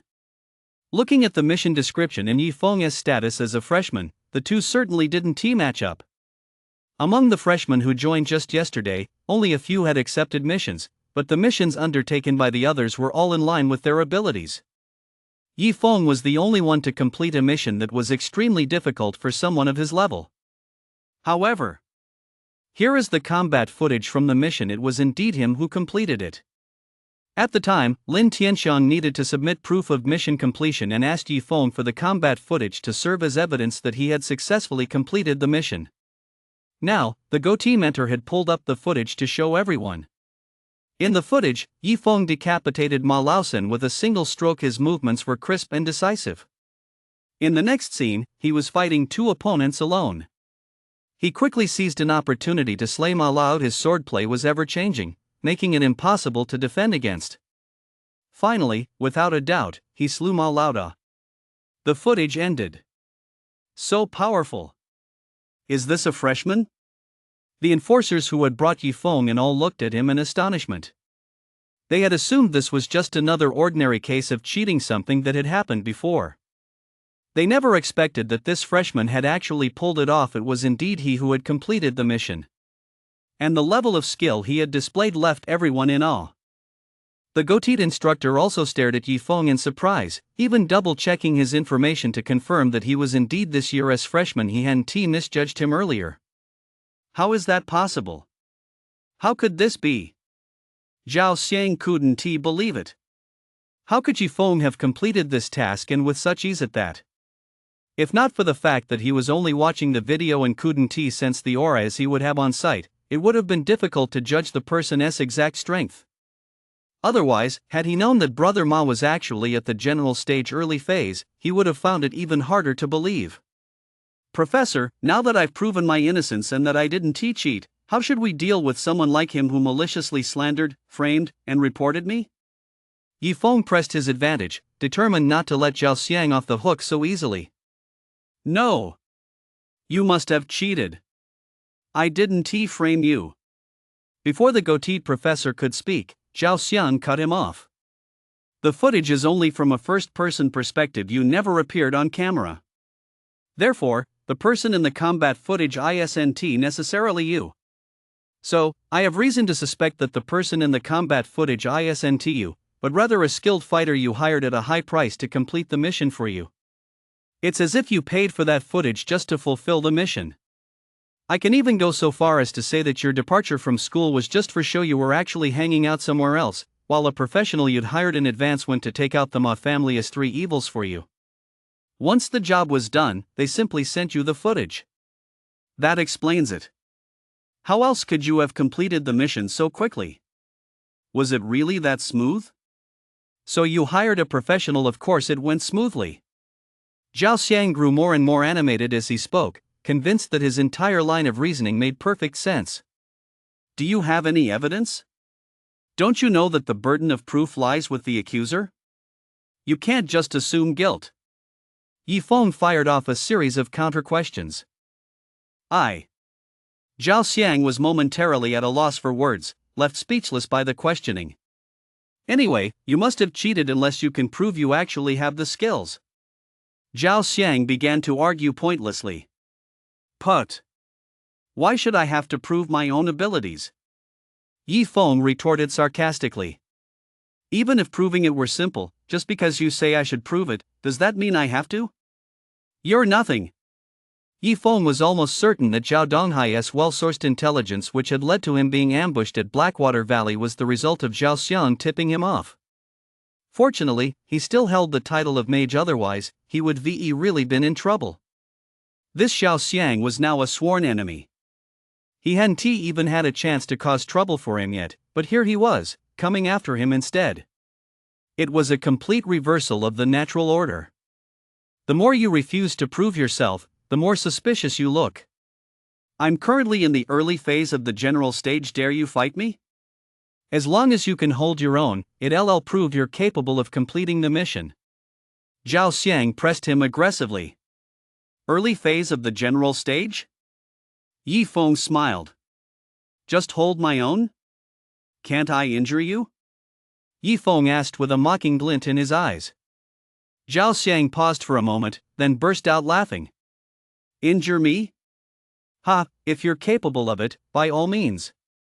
We can sign up for an arena match, no liability for injuries, and we can even bet credits on it. These so-called arena matches were organized by the school to encourage students to spar with one another. Martial artists grow through combat cultivation alone, isn't enough to become a true powerhouse. By signing an arena agreement, they could engage in a legal duel as long as they didn't kill or maim their opponent. No one would hold them accountable afterward. Without signing such an agreement, if the two fought privately, the school would deem it a brawl, which violated school regulations. Maiming referred to injuries that couldn't be fully healed, such as losing an arm or a leg, which would be considered permanent disability. If someone is merely injured, no matter how long it takes to recover, as long as recovery is possible, it's not considered a permanent disability. If you dare agree, I'll make you taste what it's like to be bedridden for a month. Zhao Xiang thought to himself. Just by bringing up the arena agreement, he was already setting a trap. By then suggesting that bets could be placed using credits, he was further luring Yi Feng into the trap with the allure of credits. Credits could be exchanged for all kinds of secret manuals, so they were highly attractive to any student. Fine, I'll sign it with you, but I get to decide how many credits to bet. Yi Feng replied. He'd been worrying about how to earn 10,000 credits quickly. He never expected this guy to walk right into his trap. This time, he was going to make a killing off him. The maximum bet is 5,000 credits. How many do you want? Zhao Xiang asked. A maximum of 5,000? So there was a limit after all. Come to think of it, the school was only trying to encourage students to fight, not to gamble, so it made sense that there would be a limit. Still, 5,000 credits was quite a lot. Then let us make it 5,000.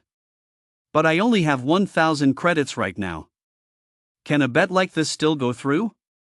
Yi Feng was worried that no matter how much he bet, he'd have to have the full amount on hand, because the rules required that, in case of a loss, he'd be able to cover the payment.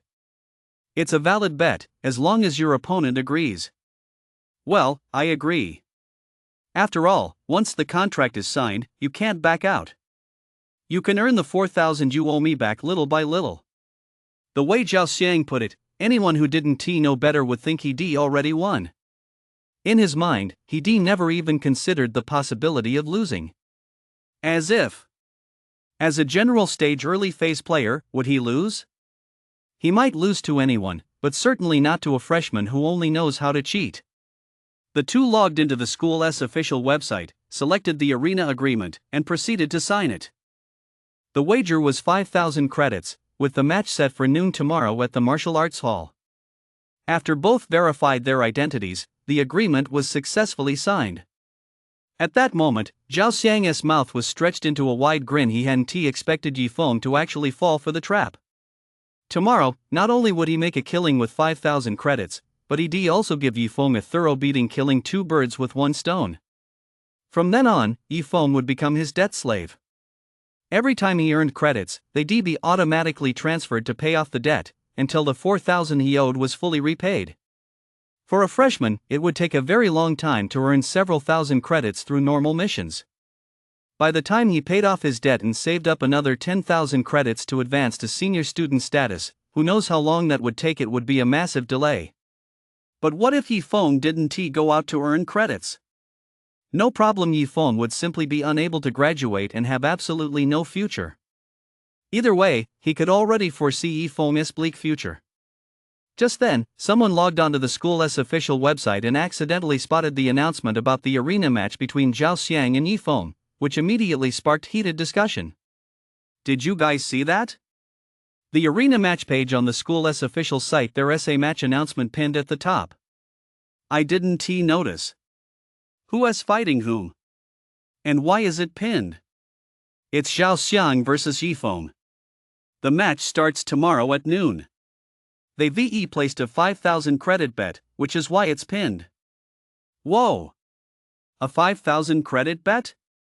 Isn't that the maximum? No wonder it's pinned. It's the first time I've seen a full stake bet. Before, even a 1,000 credit bet felt pretty bold. By the way, who is Yifeng? What's his background? They recognized Zhao Xiang, he was an upperclassman. But this Yifeng? They had no idea who he was. Rumor has it he's a freshman who just enrolled yesterday. What? A freshman? Upon hearing this, everyone was completely baffled. How strong could a freshman possibly be? And he is actually challenging an upperclassman to a ring match. On top of that, he has placed the maximum bet. Is he crazy, or has the world gone mad? Could it be that Zhao Xiang is tricking the freshman? Luring him into a challenge match so he can rake in credits without lifting a finger if he wins. Damn! Genius idea.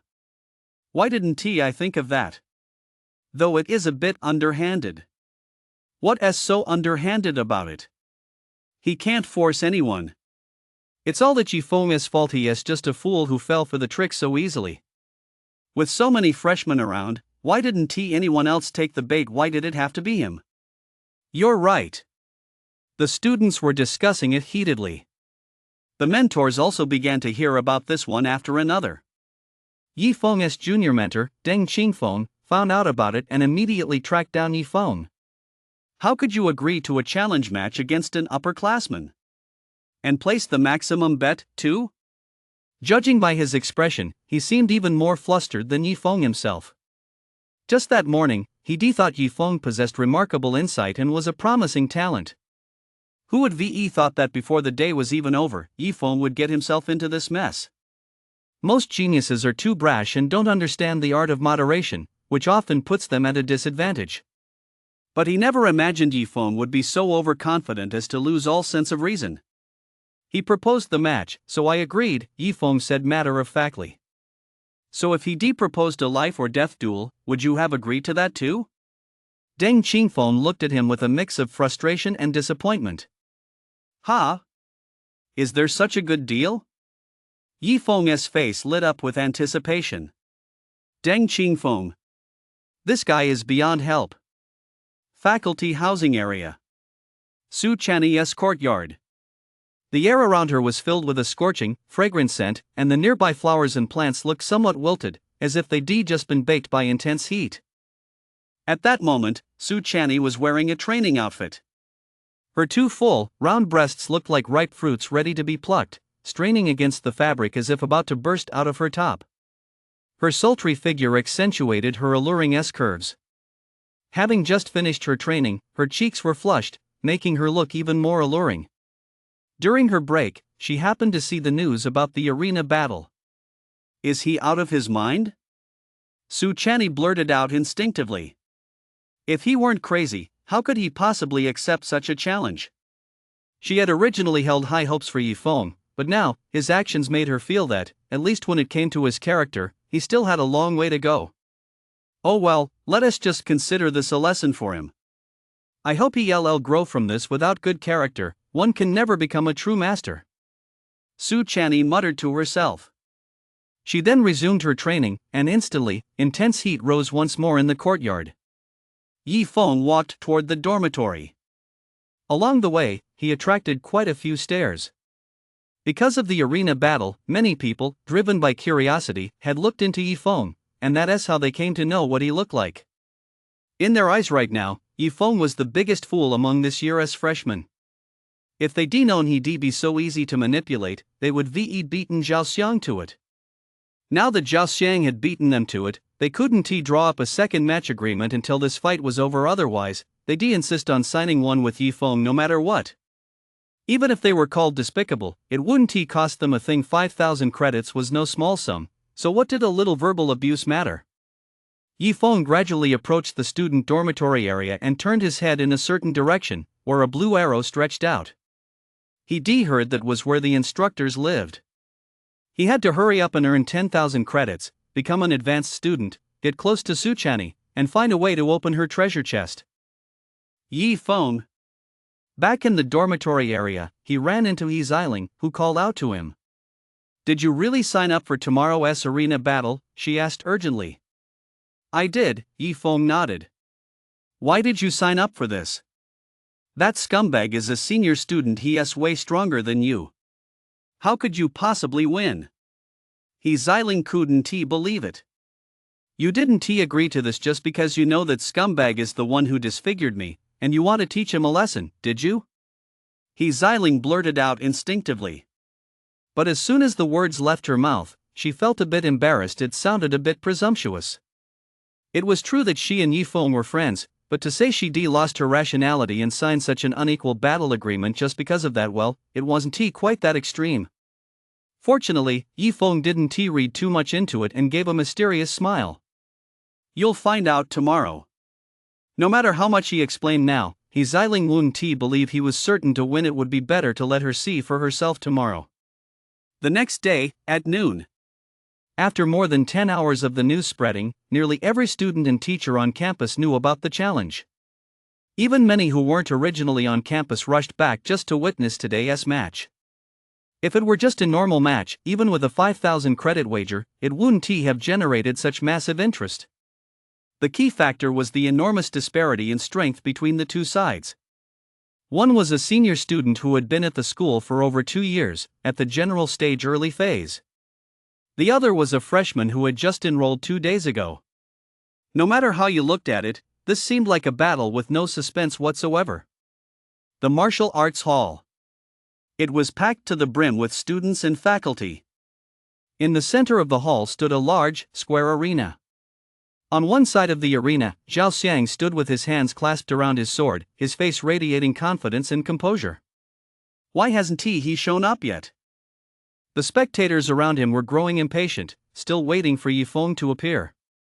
"Ha, I bet he doesn't dare show up," Zhao Xiang sneered inwardly.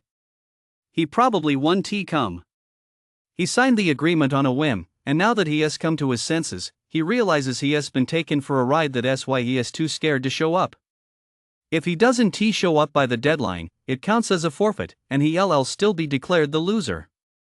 He is going to lose either way, so at least by not showing up, he'll avoid getting beaten up. Zhao Xiang sure made those 5,000 credits damn easily. I'm so jealous. Damn it, I rushed back from outside just for this. I thought I'd get to see a special fight, but this is it? What a waste of my time. The spectators near the ring were buzzing with chatter. It's better he didn't show up. That way he won't get injured and mess up his future training. Yi Feng's mentor, Deng Qingfeng, had also come specifically to watch and was now breathing a sigh of relief. He wasn't the only one. Quite a few other mentors had shown up as well, including Su Chani. "I have no idea what that kid is thinking," Su Chani shook her head. Just as everyone thought Yi Feng wouldn't show up and was about to disperse. "He is here." Swish, swish, swish. Everyone's gaze turned in unison toward the entrance. The scene that greeted them was utterly shocking. There stood Yi Feng, his face etched with exhaustion, yawning widely. A toothpick held between his teeth nearly fell out as he strode over, looking completely disheveled. Setting aside everything else, how could anyone believe he could win looking like that? As he drew nearer, Yi Feng scanned the crowd, pausing briefly when his gaze fell on Su Chani. Finally, his eyes settled on Zhao Xiang on the ring. With a light leap, Yi Feng jumped onto the ring, standing face to face with Zhao Xiang. "Heh, I thought you wouldn't dare show up." Zhao Xiang lifted his head haughtily, his face lit up with a contemptuous smile. "I finished lunch and was planning to take a little nap, but then I remembered this match was coming up, so I rushed over. I made it just in time," Yi Feng said, picking his teeth. "Oomph, what a show-off!" Zhao Xiang snorted coldly. "Can we start fighting?" "I want to get this over with so I can go back to sleep," Yi Feng asked.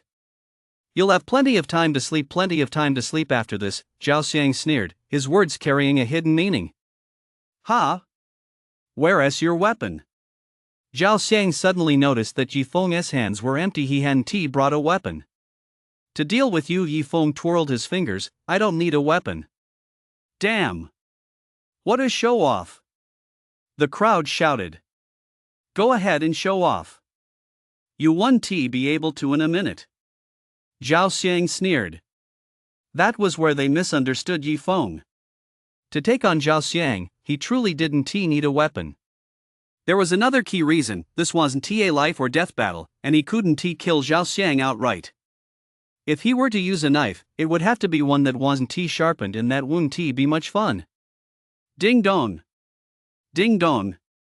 The countdown signal for the start of the match rang out on the stage.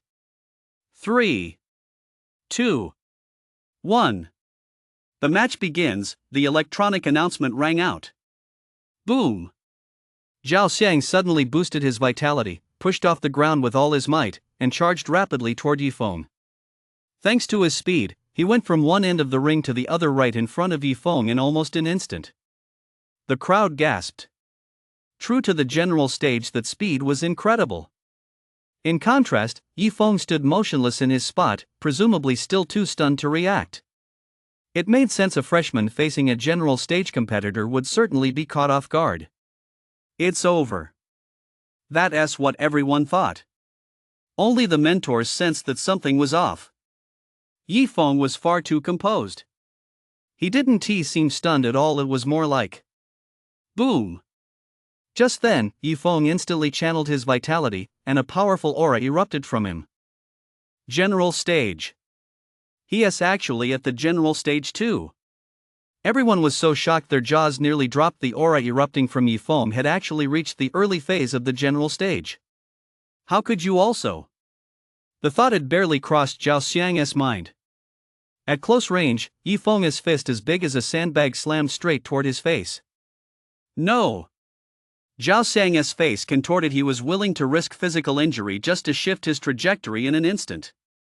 However, Yifeng's fist seemed to be equipped with auto-tracking. Almost the moment he moved to dodge, the fist shifted with him. The speed of his reaction was jaw-dropping. Boom! It struck his face with pinpoint accuracy. Zhao Xiang's nose caved in instantly, and blood spurted everywhere. Yifeng didn't stop. He unleashed a flurry of punches with both fists. Boom, boom, boom, boom, boom, boom. Like two machine guns, he unleashed over 100 punches in rapid succession at every part of Zhao Xiang's body. Zhao Xiang was violently blasted off the ring and crashed into the audience seats. He was covered in blood, motionless, as if dead. The entire arena fell silent. That's it, all done. Yifeng clapped his hands and continued picking his teeth with a toothpick. You won a ring match and earned 5,000 credits. A notification popped up on Yifeng's tactical watch. The credits had already been deducted from Zhao Xiang's account and added to Yifeng's. Yifeng's total credits had now reached 6,000. Feeling pretty good. Only then did the venue erupt into thunderous applause and a deafening chorus of gasps. That's incredible. He sent the guy flying with just one strike. Is this guy really a freshman? In that split second, he must have landed at least 100 punches. Even I, who specialize in fist techniques, can't match that speed. It takes extreme control over one's body to generate that kind of explosive power. Both upperclassmen and freshmen were utterly stunned. The upperclassmen were stunned that a freshman could be this powerful. As for the freshmen themselves, their shock was mixed with 3 parts pride and 5 parts shame. Pride that such a powerhouse existed among them. Let us see if those upperclassmen dare to bully them now. Yet they also felt ashamed as fellow freshmen. He was already incredibly strong, while they were still struggling to reach the master stage. Comparing oneself to others really is enough to drive a person crazy. We were both top scorers on the college entrance exam, yet he has already left me so far behind, Sun Rong said with a bitter expression, finding even the snacks in his mouth tasteless. Yifeng is so strong. Xiling murmured softly. Last night, while cultivating, she had luckily broken through to the master stage. She thought the gap between her and Yifeng's strength had narrowed, but now she realized there were still several chasms separating them. No wonder Yifeng was so confident yesterday. And seeing that scumbag Zhao Xiang truly beaten to a pulp by Yifeng made her incredibly happy. She'd finally gotten her revenge. The mentors were equally shocked. This kid, is he really this strong? At this rate, he'll probably surpass me before long. Deng Qingfeng was taken aback. No wonder he accepted the challenge so readily. It turns out he really does have what it takes. What he didn't know was that in a real fight, Yifeng was already on par with him. Is he growing faster than I did back then? Su Chani looked as if she discovered a new continent, staring at Yifeng with astonishment, a look tinged with a touch of stubborn defiance. Even though she was already at the king stage, she was actually only in her 20s. Young people, after all, tend to have a strong competitive spirit. Seeing someone who was more skilled than she was at the same stage, she felt a mix of admiration and inevitable frustration. He ignored the tournament rules and killed my brother. He's a murderer. Just as everyone was reeling from the shock, a discordant voice rang out. The crowd turned to see Zhao Ming, his eyes burning with hatred. Standing beside Zhao Xiang, who was covered in blood, he looked at a loss, unsure of what to do. He won die. I knew exactly how hard to hit him. I just injured him. At most, he'll be bedridden for half a year, then he'll be up and in a wheelchair. After another half year of recovery, he'll be just fine. It's just a minor injury, why all the fuss? Yifeng said lightly. The crowd knew my limits? Half a year in bed? Another half a year in a wheelchair? And he calls this a minor injury? Come on, does that even make sense? Zhao Ming was nearly beside himself with rage when he looked at Yifeng. His expression was a mix of shock and fury. Deng Qingfeng walked over to examine Zhao Ming's body. He didn't realize the extent of the injuries until he checked and was shocked by what he found. From head to toe, there were over 100 fractures, evenly distributed throughout his body, yet skillfully avoiding vital organs, ensuring he wouldn't die from the blows. His internal organs had also been shaken and injured. In short, his internal injuries were extremely severe, though fortunately, they were all recoverable. Only a martial artist with a strong physique stands a chance of recovering. For an ordinary person, no, even for someone with weaker abilities, injuries like these would be difficult to recover from. Who would have thought that Yifeng, who seemed so approachable, could strike with such ruthlessness? That wasn't necessarily a bad thing, though. Zhao Xiang had set the trap first, so striking back hard wasn't out of line. As a martial artist, being too merciful often leads to serious disadvantages. He's not dead, he's just unconscious. Contact the infirmary and get him treated immediately, Deng Qingfeng said. Hearing this, what else could Zhao Ming say? Of course, he had to rush his brother to get treated. If they waited too long, it might be too late to save him. After this incident, Yifeng instantly became the center of attention. The instructors around him, especially the high-ranking ones, all turned their gaze toward Yifeng. Their intentions were obvious to anyone with eyes. They were vying to secure Yifeng as their student. Given Yifeng's abilities, they knew full well that it wouldn't be long before he earned the 10,000 credits needed to become a high-level student, at which point he would have to choose a high-level mentor. A genius like Yifeng was one in a million. Once he came into his own, his potential would be limitless, and they would certainly fight to have him as their student. None of you are allowed to snatch him. He is mine. As the words fell, Yifeng's vision blurred for a moment, and a sweet fragrance filled the air. Su Chani's stunning figure appeared before Yifeng. She is so curvy, though her swaying is making me a little dizzy. Su Chani, many promising students have joined your ranks in the past. This time. Su Chani cut him off immediately. Forget this time or next time. I was the one proctoring the exam in Linhai City, and I've had my eye on Yifeng for a long time. There is no way I'm letting him go to any of you. Su Chani's attitude was unyielding, and as she spoke, the temperature around them began to rise steadily. Fine. He is yours. We won fight you for him. Realizing the tide had turned against them, the other mentors all backed down. If it came down to it, this woman would actually dare to go head-to-head with you, and she is terrifyingly strong. The title of Lingnan's youngest female king stage isn't just for show. Now we're talking. Su Chani tilted her head back, like a proud swan. Yifeng, as soon as you become an advanced student, come find me immediately. Got it? Su Chani instructed Yifeng. This turn of events suited Yifeng just fine, but out of curiosity, he asked, "Do I have the right to choose?" Logically speaking, students also have the right to choose their mentors. If he really didn't want to study under her, could she force him?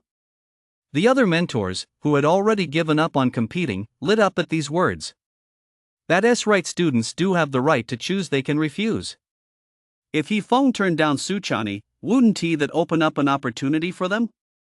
The senior mentors looked on expectantly, their eyes regaining their sparkle. You have the right to choose, but you are not allowed to refuse. Suchani brandished her fist. It's settled then. I have other business to attend to, so I'll be leaving now. Once you reach 10,000 credits, remember to find me. I'll be waiting for you. With that, Suchani didn't give Yifeng a chance to speak. She flickered and vanished from the grand hall. What a domineering woman! Yifeng muttered under his breath. Just as I thought. The renewed sparkle in the mentor's eyes faded once more. However, this was typical of Suchani, so they weren't surprised. Over the next few days, Yifeng took on a few more missions. Given Yifeng's current strength, earning credits was relatively easy. His credits soared rapidly, soon reaching 9,000. Just one more 1,000 credit mission, and I'll hit 10,000. Yifeng browsed. Only when the right moment and conditions align can a plant successfully transform into a demonic plant and develop sentience. A very small number are produced through reproduction. For example, a demonic plant might produce seeds, which then sprout and grow into new demonic plants. However, the reproduction rate of demonic plants is very low, so this scenario is quite rare. Everything has two sides. Just like monsters, while they pose a threat, they can also bring benefits to people. For example, the flesh and blood of monsters, when consumed regularly, help martial artists increase their vitality. Materials from certain monsters are incredibly durable and can be used to craft weapons. The same is true for demonic plants. They possess medicinal value, and their corpses are highly valuable once they are slain. Furthermore, if one is fortunate enough to obtain a demonic plant seed or sapling, and has the ability to cultivate it, it will become a formidable combat asset. Just like battle pets, they can assist their masters in combat. There are highly aggressive combat types, defensive types that can form protective armor to cover the entire body and absorb damage, as well as other support types. Rumor has it that many years ago, there was a man with average martial arts aptitude named Mubu Fan. His prospects in martial arts were limited, but unwilling to settle for mediocrity, he devoted himself to studying demonic plants. Eventually, he truly made significant breakthroughs in his research and gained an in-depth understanding of them. He successfully cultivated numerous demonic plants, some of which possessed combat power far surpassing his own. It is said that, despite being only at the master stage, he relied on his demonic plants to kill a king stage practitioner. When the news spread, it shocked countless people. At the same time, it aroused the envy of many. After all, information on cultivating demonic plants was extremely scarce. Even those who had conducted research certainly kept it hidden and would never make it public.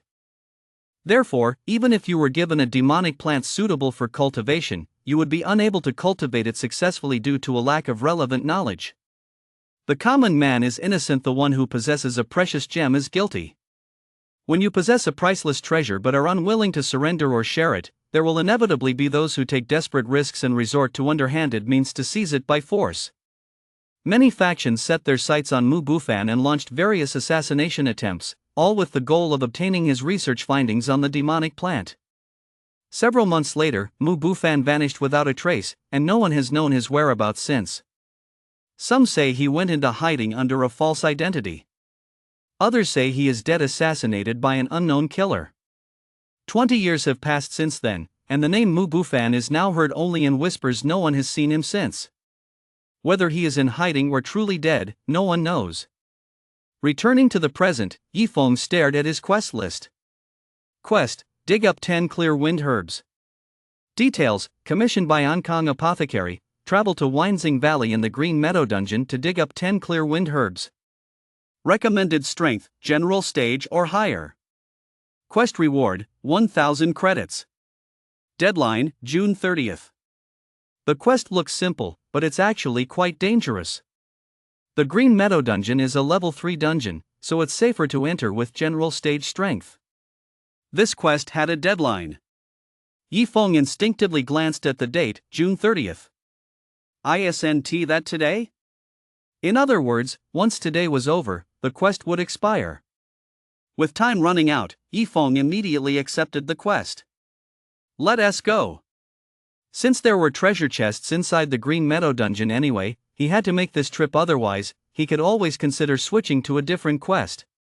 If he went there now, he could harvest some clear windgrass and then open the treasure chest, killing 2 birds with 1 stone. On the way, Yifeng took the opportunity to look up information about Windsing Valley.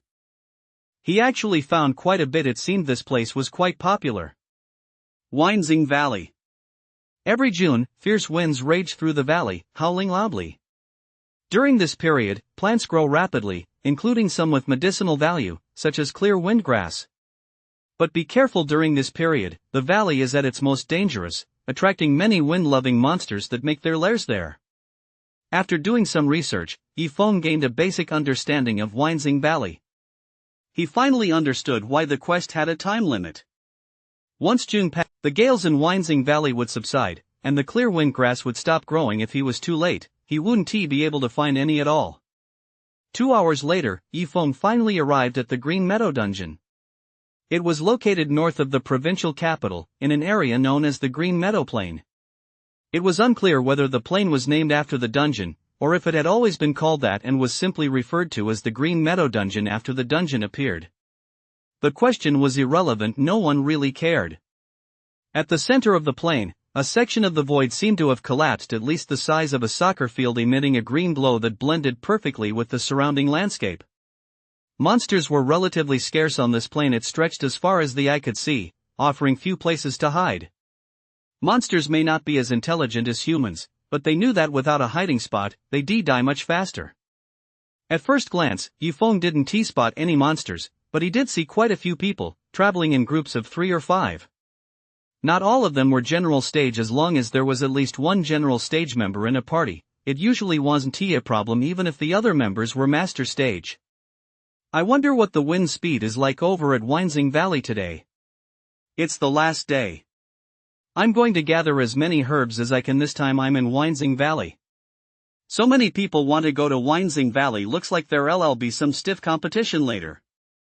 In the background, Yifeng heard quite a few groups mentioning Windsing Valley, either directly or indirectly.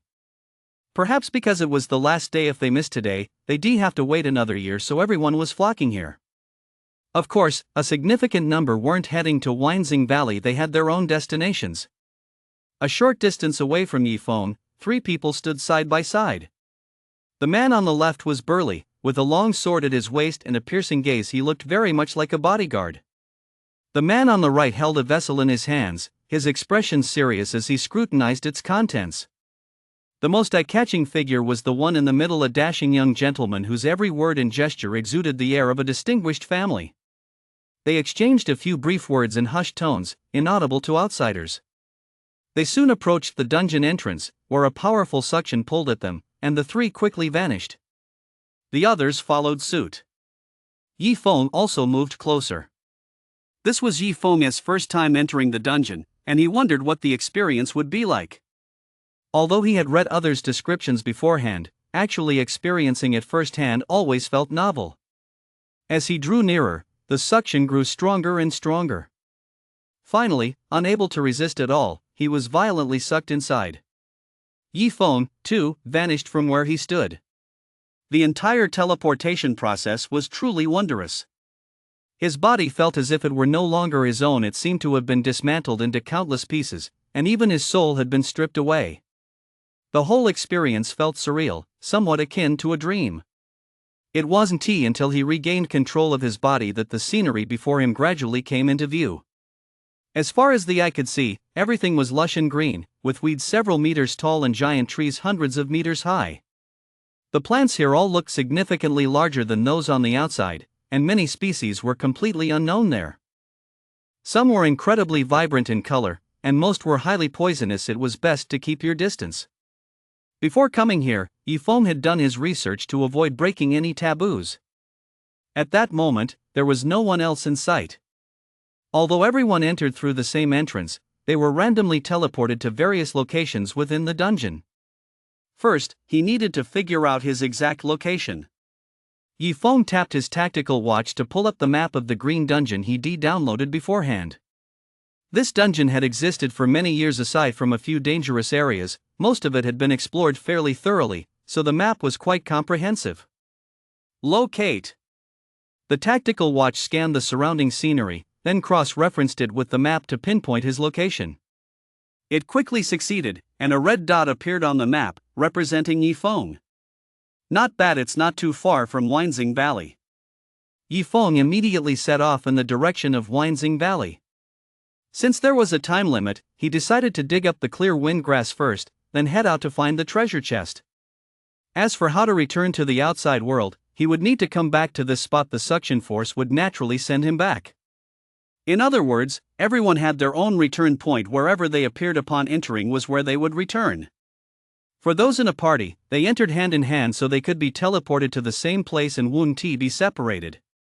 A dozen or so minutes later, Yifeng arrived at Windwhisper Valley. Even before entering, he could hear the whooshing sound of the wind coming from inside the valley entrance.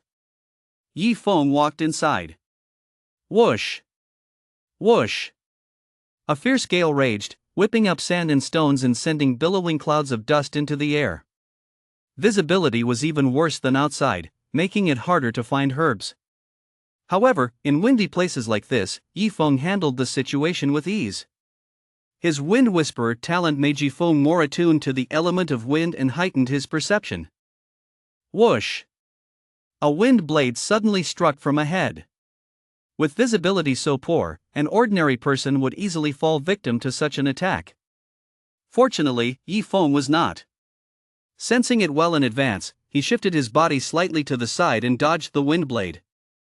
Gale force winds can form wind blades, which possess considerable offensive power and are one of the dangers of Weinzing Valley. As Yifeng walked deeper into the valley, he would occasionally flash aside to dodge a wind blade, appearing to stroll leisurely and with great ease. In contrast, the others moved with great caution and were occasionally injured. Even when they narrowly avoided an attack, they were left drenched in cold sweat from the scare. Some turned back and left Weinzing Valley, while others lingered in place, too afraid to venture further. The deeper they went, the fiercer the winds became, and the wind blades grew more frequent, more intense, and more powerful. As he advanced, Yifeng also sensed the change. The frequency of the wind blades had at least doubled, and their power had grown even stronger. Finally, Yifeng spotted a clear wind herb. Just as he was about to pick it, Yifeng narrowed his eyes. He saw a wind wolf agile and swift charging toward the clear wind herb. "You're asking for death!" Yifeng roared and closed the distance between them in a single bound. The wind wolf also spotted Yifeng charging toward it. Fierce and menacing, it bared its fangs, and the jaws that had been poised to bite the clear windgrass now snapped toward Yifeng instead. However, a cold, sharp blade flashed. A whoa! Accompanied by a pitiful wolf howl, the wind wolf's body was cleaved in two by Yifeng. No wonder it was so hard to find. It turns out it's not just other people searching for it, even beasts are here to get a piece of the action. Yifeng muttered to himself as he dug up the clear wind herb and stowed it in his backpack. If he'd been a step too late, that windgrass would definitely been devoured by the wind wolf. They must get some benefit from eating it. Yifeng continued on his way. After that, he found more windgrass here and there. The fifth one. Another windgrass on the ground was dug up by Yifeng and stowed in his backpack. Suddenly, two men appeared nearby and approached him. "Kid, that clear wind herb is ours." Both men had burly, rugged features and spoke to Yifeng in a hostile tone. "Yours?" That remark almost made Yifeng laugh. In the wild, it's first come, first served. How could it possibly belong to them? "Do you seriously expect us to believe you planted it?" Yifeng sneered. "Believe it or not, we did grow it." The two burst into laughter, looking as if they got him right where it hurt. "So what do you suggest we do now?" Yifeng said coldly, a murderous intent gradually brewing within him. "It's simple, hand over all the herbs you've dug up. No, Hand over everything you're carrying. That's right, hand it all over, or this will be your grave. The two said viciously. To them, killing someone held no sense of guilt whatsoever. This was reality, the greed of human nature. Whenever Yifeng looked up information about the dungeon, he would always see this warning: inside the dungeon, be wary of everyone. Then I'll use you two to test that move.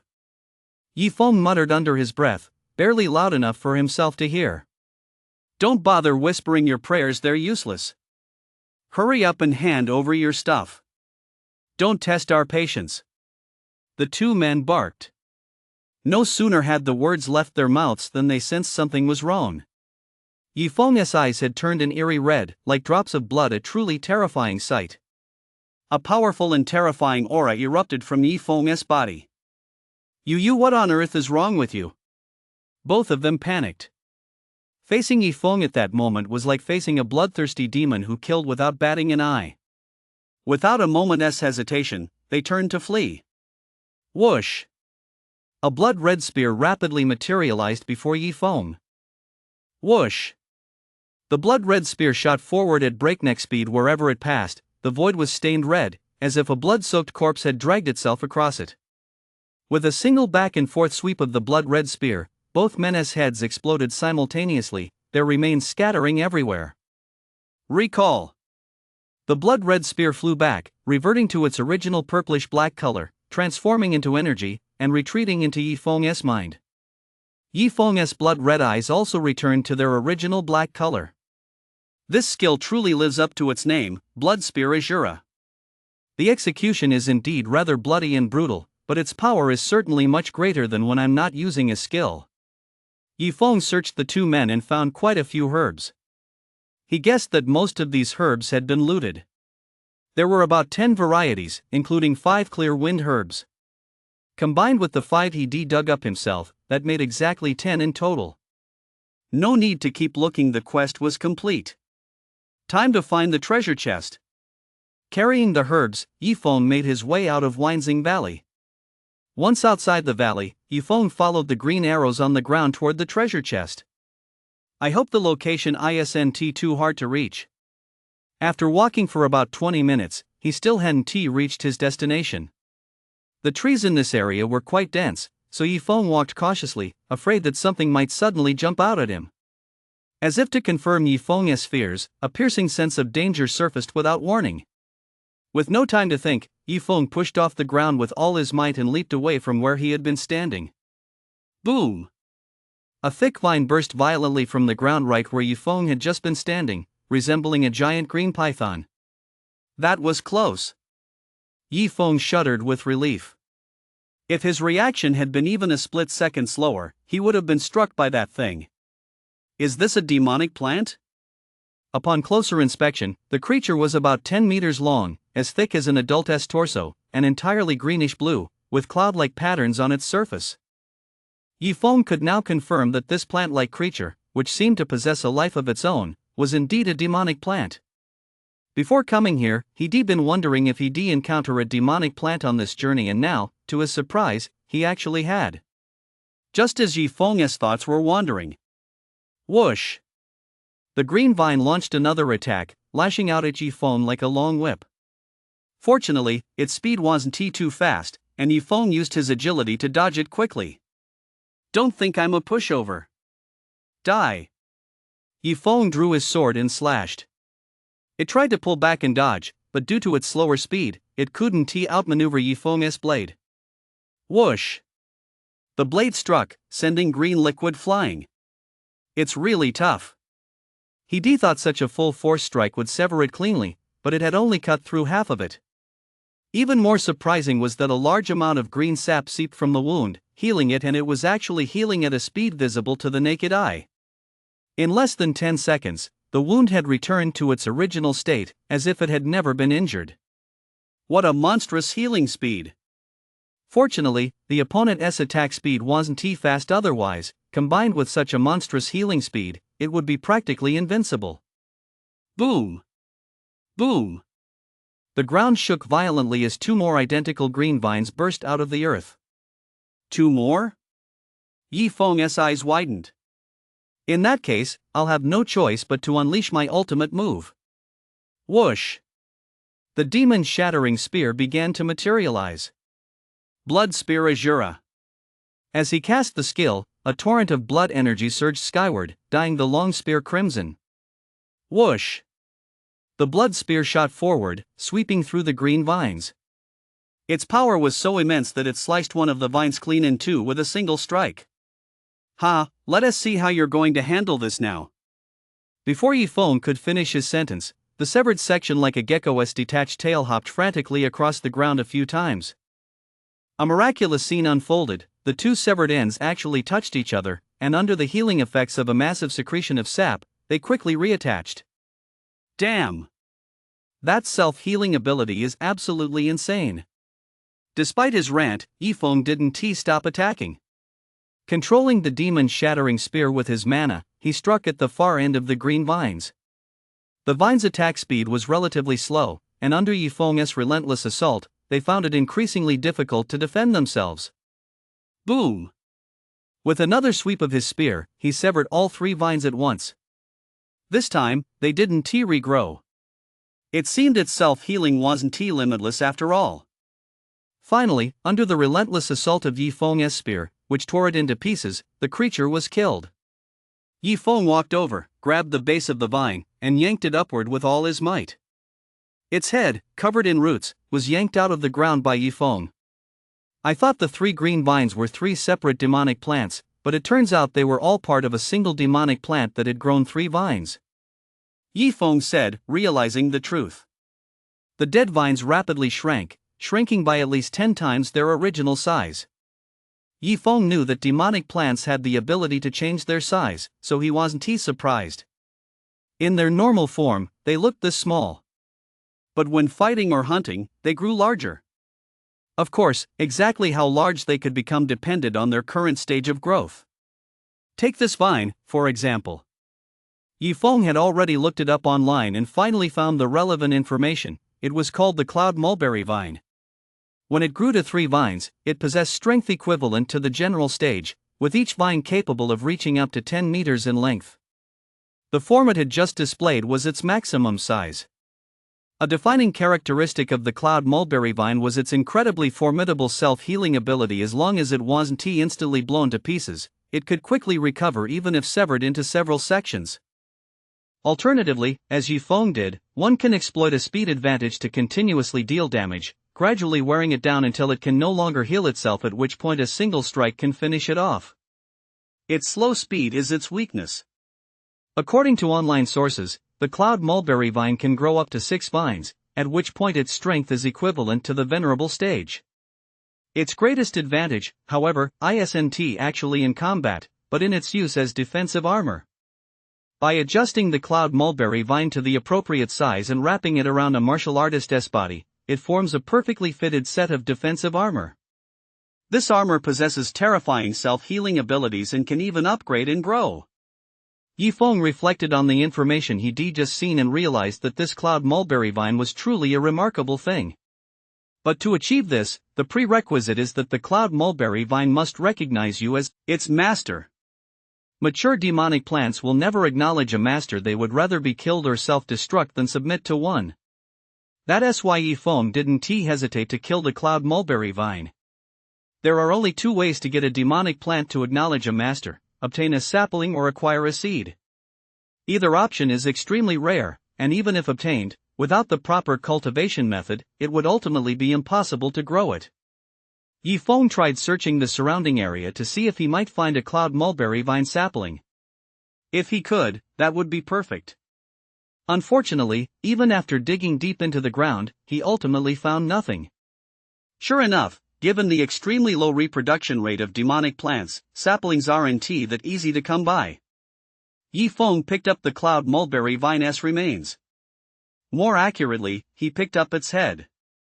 The head contained the essence of plants and trees, making it an excellent ingredient for alchemy and medicine, especially for crafting healing elixirs. Ha! Why is it wilting? Yifeng suddenly noticed that the cloud mulberry vine's head was rapidly wilting. It was as if all its essence had been sucked dry, leaving nothing but a layer of rotten skin. No way. Does it wither and rot after being killed? But He never heard of a demonic plant's corpse rotting away after being killed. Yifeng examined it closely and soon discovered the reason. Inside the rotten skin of the head lay a green, round bead, about the size of a baby's fist. A seed. It's a cloud mulberry vine seed. Yifeng exclaimed in surprise, his face beaming with delight. Even if he killed 100 demonic plants, he might not find a single one bearing a seed. To come across one on his very first kill, he could only say his luck was truly exceptional. However, he had no idea yet how to cultivate it. He'd figure that out later. Yifeng took the seed with him and left the area, heading toward the treasure chest region. After traveling for quite a while, he finally neared the treasure chest region. What is going on? There was a commotion ahead, and it seemed as though people were fighting. Here stood a massive mountain, its cliffs steep and vertical, towering majestically. At the base of the mountain was a cave. A fierce battle was raging at the cave entrance. To be precise, a large group of people was attacking the cave. There are demonic plants here too? Yifeng was stunned to discover several demonic plants resembling carnivorous flowers at the cave entrance, fending off the attackers. The battle had been at a stalemate, but in the next instant, a sudden turn of events occurred. A much larger carnivorous flower burst out of the cave. Its massive mandibles seized one of the combatants in a single bite. Screams rang out as it chewed, blood spattered everywhere, and the creature quickly swallowed the victim whole. The scene was incredibly gruesome. As expected, there are even stronger ones inside. This blood-mouthed carnivorous flower, even a king stage peak phase cultivator might not be able to defeat it. Among the onlookers nearby, a young man dressed in luxurious attire spoke with a grave expression. The blood-mouthed man-eating flower he referred to were the demonic plants inside the cave. Their mandibles were the color of blood, and when they preyed, the spattered blood made them appear even redder, hence the name. Young master, what should we do? A burly bodyguard standing beside him asked. The more this is the case, the more certain we can be that this is where Mubu Fan met his end. So, no matter how difficult it is, we absolutely must go inside. I've already notified the elders of the Jiang clan to send experts for backup. As the young man, Jiang Mingxian, spoke, he turned to look at the man on the other side who had been fiddling with a vessel in his hand and asked, "Are you almost ready?" "Yes, young master, almost done," he answered while his hands never stopped moving, continuing to feed some pellets to the insect pests inside the vessel. These three had already met outside before entering the dungeon, and Yifeng had a vague recollection of them. From the conversations among other onlookers nearby, Yifeng keenly picked up the words Mubu Fan. It turned out they had gathered here because they suspected this was Mubu Fan's burial site. Whenever researching information about the demonic plant, there was one name that always came up: Mubu Fan. Stories about his exploits had been passed down through the ages and remained as popular as ever. Even though he had been gone for 20 years, his fame remained undiminished. It remains unclear exactly how the news about this place spread, but in any case, the crowd present hailed from different factions, some representing family clans, others independent cultivators with varying levels of strength. The demonic plant at the cave entrance was simply too powerful. None of the people present stood a chance against it. Aside from a few reckless individuals who would rush headlong to their deaths, most chose to wait and see for the time being. Although they were potential rivals, the situation remained relatively stable for the time being because they were all kept at bay by the points.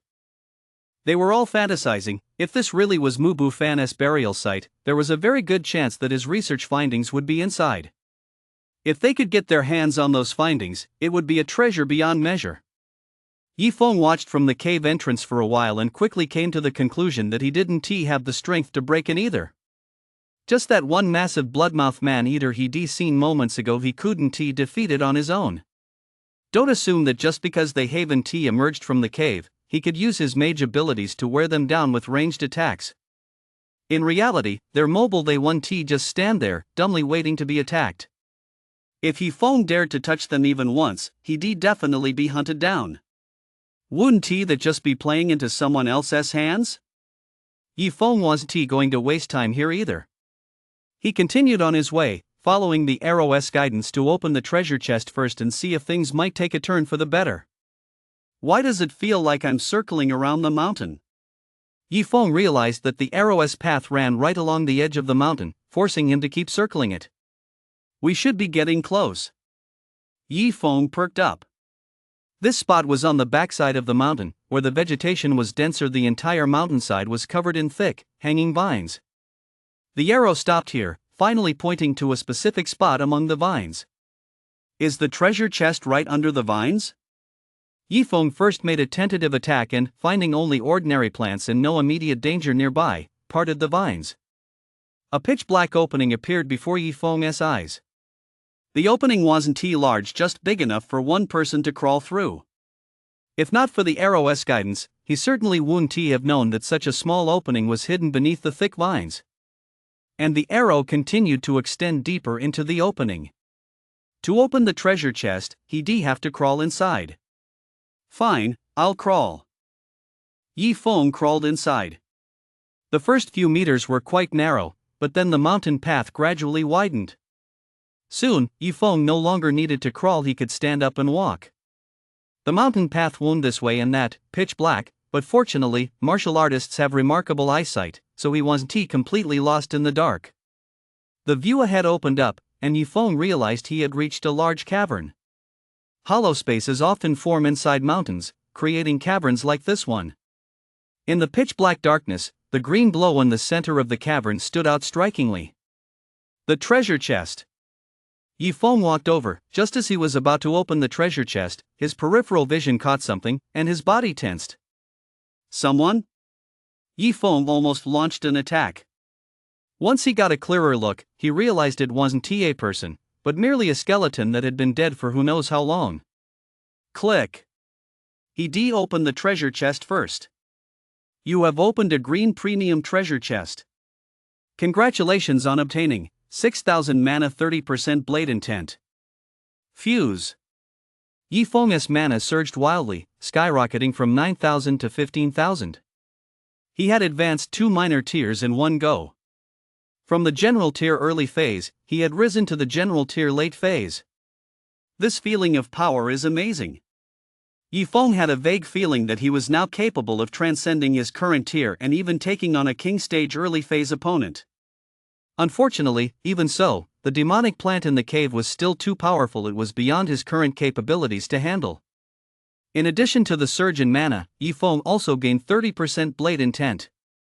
Sword intent refers to a state of mind, a realm of understanding attained after cultivating sword techniques to a certain level, gaining profound insights into the sword, and subsequently comprehending the essence of the sword.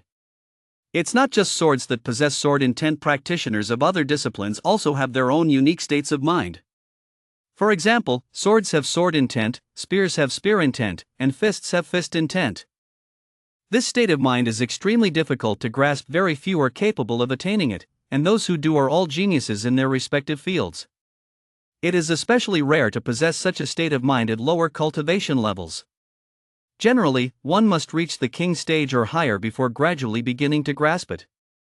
A complete state of mind consists of 10 parts. Every additional part one attains provides a greater boost to combat power. Yifeng was currently only at the general stage, yet he possessed a full 3 levels of artistic essence, a massive advantage that significantly boosted his strength. It really makes a difference with the sword essence boosting me. Right now, it feels like the sword in my hand is an extension of my own arm.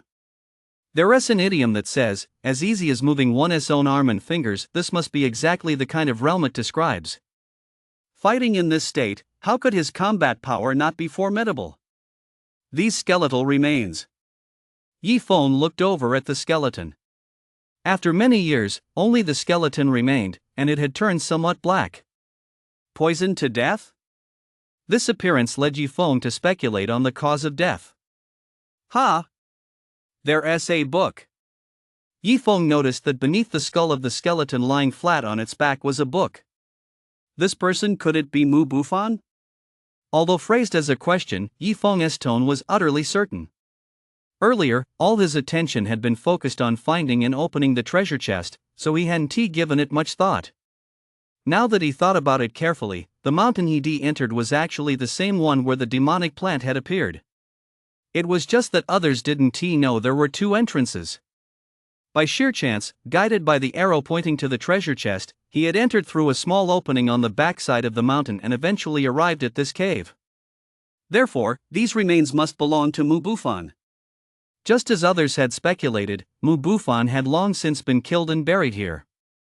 Judging by the cause of death, it seemed that after being poisoned and realizing there was no cure and that he would surely die, Mu Bufan had sought out this place himself as his final resting place. The demonic plant guarding the cave entrance was also something he had arranged before his death. After all, rumor had it that he had cultivated quite a few demonic plants during his lifetime. Thinking of it this way, everything fell into place. Then what about this book under his pillow? Yi Feng's breathing grew rapid. He immediately went over and slowly pulled the book out. He opened it and began to flip through the pages. Line by line, page by page. The more Yi Feng read, the brighter his eyes shone. It's him. It really is him. The thick volume was filled with records on demonic plants. It was indeed Mu Bufan's life's work. It contained research on all kinds of demonic plants, down to the finest details. For example, how to cultivate a mature demonic plant from a demonified seed. The plan for each stage was written clearly and precisely. Yi Feng had originally been worried about where he could find information on cultivating demonic plant seeds. Otherwise, the cloud mulberry vine seed he obtained would be nothing more than a useless trinket. Now, with Mu Bufan's research findings in hand, he finally had a cultivation plan. However, now was not the time for a detailed review. At any moment, a powerful expert might arrive from outside and launch an attack. Yi Feng was well aware of the saying, possession of a treasure invites trouble. Mu Bufan's death was precisely due to this, and Yi Feng had no intention of becoming the next Mu Bufan. Brother Mu, now that I've obtained your research findings, I suppose I'm half your student. Let me take you with me. We'll find a spot outside to give you a proper burial. Otherwise, if that group outside breaks in, who knows, they might tear you to pieces. Yi Feng said this to Mu Bufan's remains before leaving. What was mentioned above was only one of the reasons. There was another reason as well. By taking the remains away, even if the people outside came in and didn't find them, they wouldn't suspect that this was where Mu Bufan had met his end, and the matter would simply be dropped. But if they discovered the remains without finding his research findings, that group would certainly not let the matter rest. They would try every possible means to search for them. Although they might not ultimately find Yi Feng, being on someone's radar and having them go to great lengths to search for him was never a good thing. To make a fortune quietly, of course, it's better if no one knows about it. Yi Feng picked up the skeleton and hurriedly left, retreating along the same path he had come. Meanwhile, in the cave near the demonic plant, the situation was much the same as before, though there seemed to be more reinforcements who had arrived later. The reinforcements were of relatively average strength, unable to match the demonic plant. They could only watch from the sidelines. Young master, it's ready.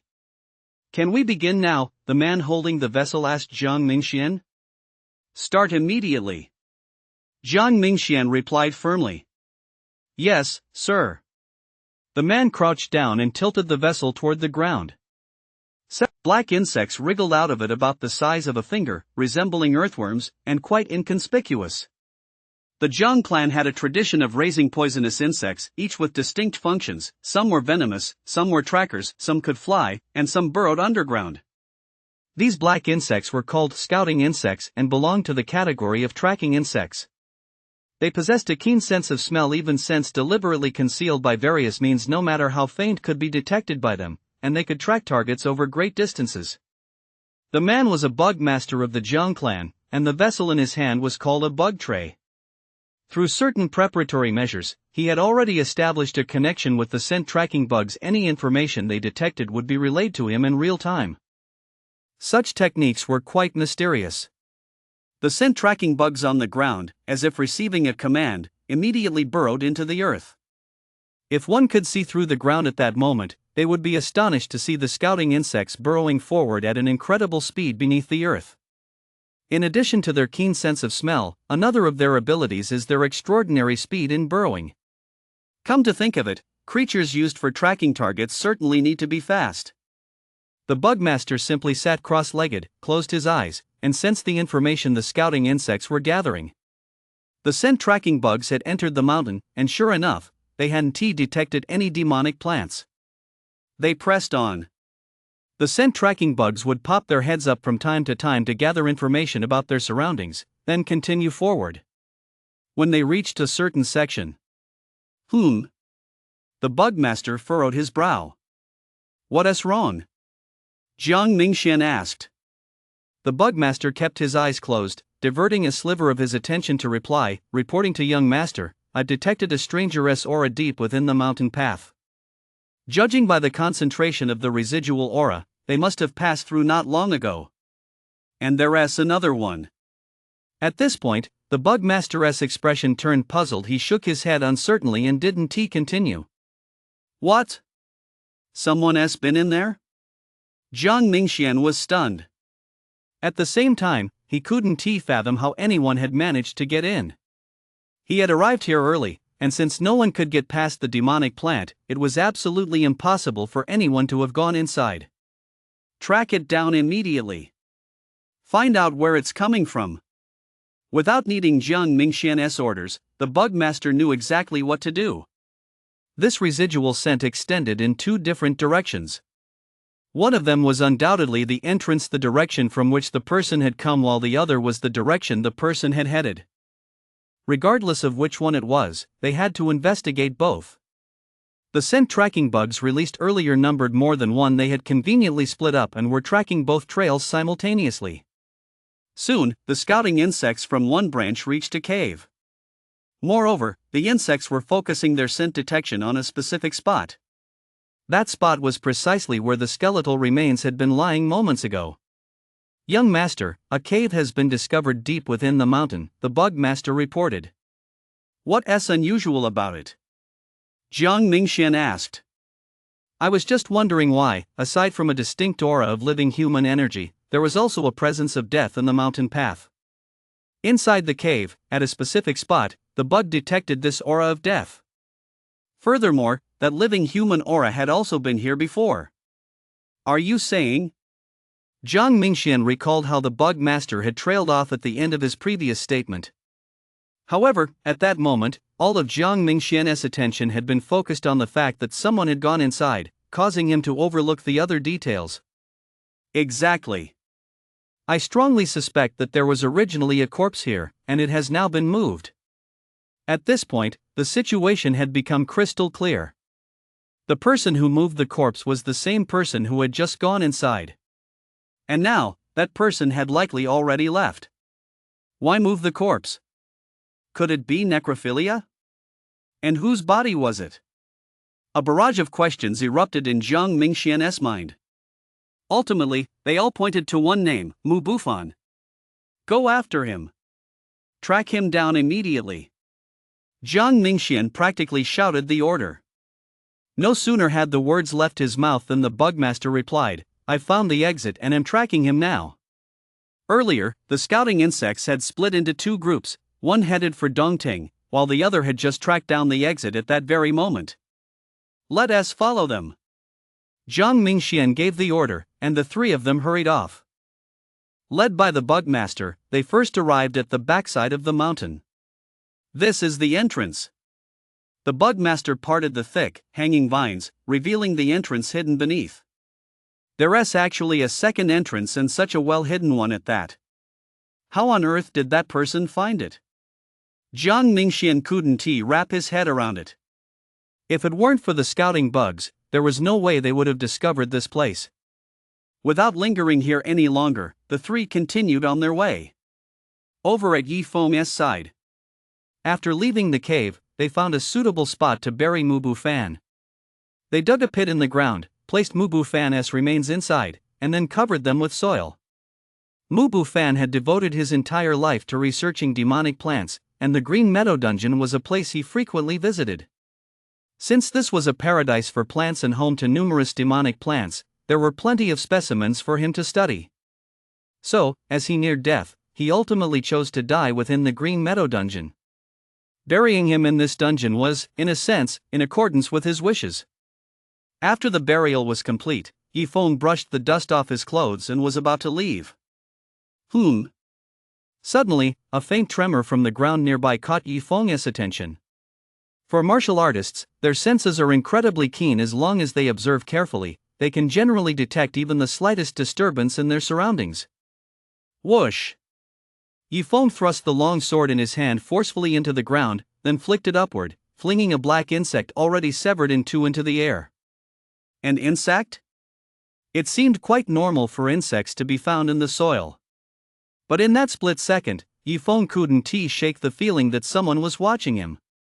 This unfounded sixth sense had been honed through countless life and death battles. With 1,000 such encounters under his belt, Yifeng's intuition in this regard was exceptionally sharp, and he rarely made mistakes. He wasn't sure exactly what was causing it, but something was definitely off, and this insect might not be ordinary either. No sooner had the thought crossed his mind than the answer revealed itself. Behind him, a group of 3 was approaching with clear intent. Yifeng recognized them. He'd seen them twice before. The first time was outside the dungeon, and the second was at the entrance to the cave where the demonic plant was found. This was now the third time. Although they had no interaction before, after several encounters, they were already familiar with one another. Yifeng recognized them, and they, in turn, recognized Yifeng, knowing they encountered him before. I didn't expect you to find the second entrance in such a short time. I'm actually a bit impressed. How exactly did you manage that? Jiang Mingxian eyed Yifeng curiously, casting several lingering glances at the disturbed soil on the ground. He said Yifeng had found the second entrance in such a short time because, when Yifeng arrived at the entrance to the demonic plant, he had noticed him. Not long after, Yifeng left. He hadn't given it much thought, assuming Yifeng had simply departed unaware that he had actually headed for the second entrance. Yifeng didn't answer but asked in return, "Did you find me because of this black insect?" Yifeng wasn't yet sure who these people were, but he knew they meant no good. He was already prepared to fight at a moment's notice. Do you know how much effort and resources it takes to raise a tracking bug? How dare you kill it? Seeing the tracking bug severed in two, the bug master's expression fluctuated between anger and frustration. No wonder the connection with one of his tracking bugs had suddenly been severed earlier. So this thing is called a scouting bug. Yifeng murmured softly. He could now confirm that it was this creature that had been tracking him, allowing the 3 of them to follow him all the way here. Sure enough, the world is vast and full of wonders. Tactics like this are particularly troublesome. Yifeng had already exercised the utmost caution, even going so far as to take the bodies with him, yet he'd still been discovered and tracked down by this method. There was nothing Yifeng could do to guard against this. How could he have imagined the other side possessed such capabilities? I've tracked you down now, and I have only one goal: hand over Mu Bufan's research findings. Jiang Mingxian cut to the chase without further ado. I haven't obtained any research findings. Yifeng replied. You think I'll believe that? Jiang Mingxian said coldly. Young master, don't waste your breath on him. I'll kill him right now, and we'll take it ourselves. The burly henchman at his side suddenly roared and charged at Yifeng with his knife. Jiang Mingxian didn't stop him. He wanted to test Yifeng's capabilities first. Boom! Yifeng's vitality energy erupted, and Jiang Mingxian immediately sensed his early general stage aura. TSK, only early general stage. Jiang Mingxian was completely put at ease. His bodyguard alone, with late general stage strength, was more than enough to crush Yifeng. However, just as the two closed the distance and were about to clash, Jiang Mingxian's expression suddenly turned to shock. Watch out! Yifeng's long sword carried boundless might. Its edge was razor sharp. Though the strike appeared ordinary, it contained infinite subtleties. Unstoppable, completely unstoppable. No! The attendant let out a terrified cry as the long sword sliced across his neck, leaving a crimson trail of blood. His body stiffened, his movements froze, and he crashed to the ground. Yifeng calmly sheathed his sword and stood there. He wasn't the least bit surprised that he killed his opponent with a single strike. With 30% of sword intent bolstering his attack, it would have been unreasonable if he hadn't been able to finish him off in one blow. Sword intent. His attack actually carries sword intent, and at least 30%. How is that possible? How could this be? Jiang Mingxian was utterly shocked. An early general stage cultivator had actually grasped 30% of the sword intent. He himself, a formidable early king stage cultivator who also wielded a sword, had barely managed to grasp just 10% of the sword intent. How could an early general stage cultivator possibly grasp 30% of the sword intent? Humph. Even if you have 30% sword intent, your cultivation level is too low, you're still going to die. Jiang Mingxian's tone was icy. He wasn't wrong, the vast gap in cultivation levels resulted in overwhelming superiority in every aspect. As a king stage cultivator, his vitality far surpassed that of a general stage cultivator. The skills he wielded were of a higher tier, boasting greater power, and his combat experience was far richer than that of a general stage cultivator. Of course, when it came to combat experience, that didn't apply to Yifeng. However, the overwhelming superiority in vitality was undeniable, that much was beyond question. Although he held an advantage in sword intent, being merely at the general stage early phase was still insufficient to take on a king stage opponent. Die!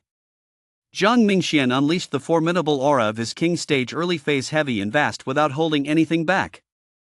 Yifeng narrowed his eyes as his fighting spirit surged. King stage early phase, is it? Excellent!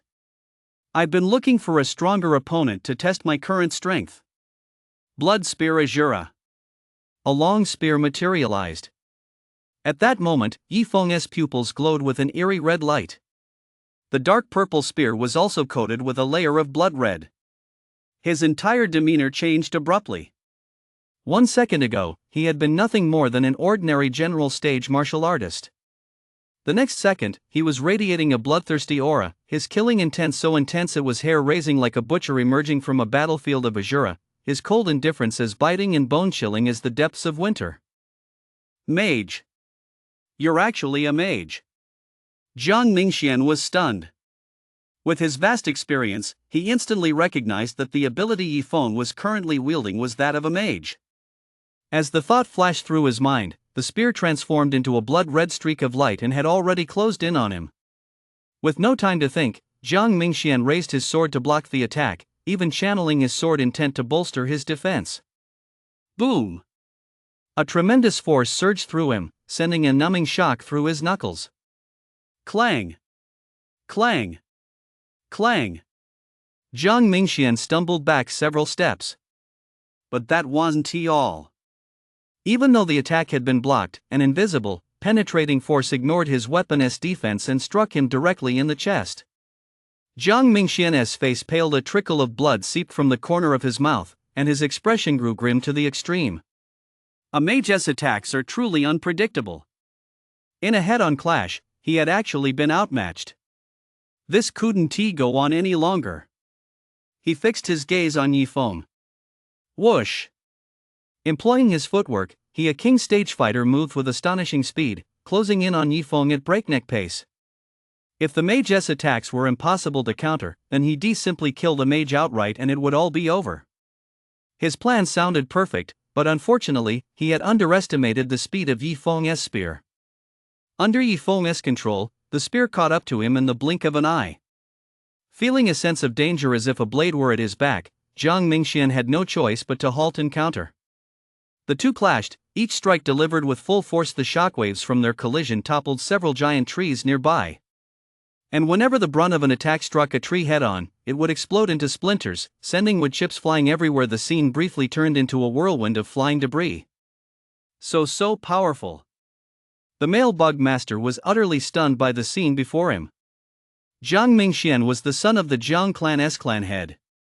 He had shown exceptional talent since childhood and possessed extraordinary aptitude for martial arts. Despite his young age, he had already reached the king stage.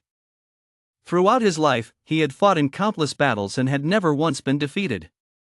Yet even a genius like him was being overwhelmed today and had fallen on the defensive. Could it be I have no choice but to play that trump card? Jiang Mingxian had already given it his all, but he still couldn't hold his own. If this continued, he would surely die. But that trump card came with severe side effects. Once used, it would damage his martial arts foundation, leaving him in a prolonged state of weakness that would require a long period of recuperation. To hell with it.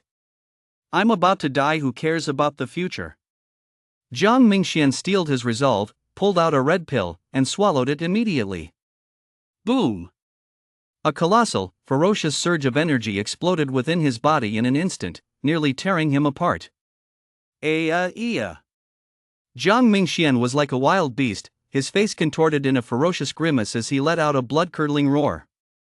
His muscles bulged, his meridians twisted and knotted, each one swelling like a water pipe. Some even burst open, sending blood gushing out.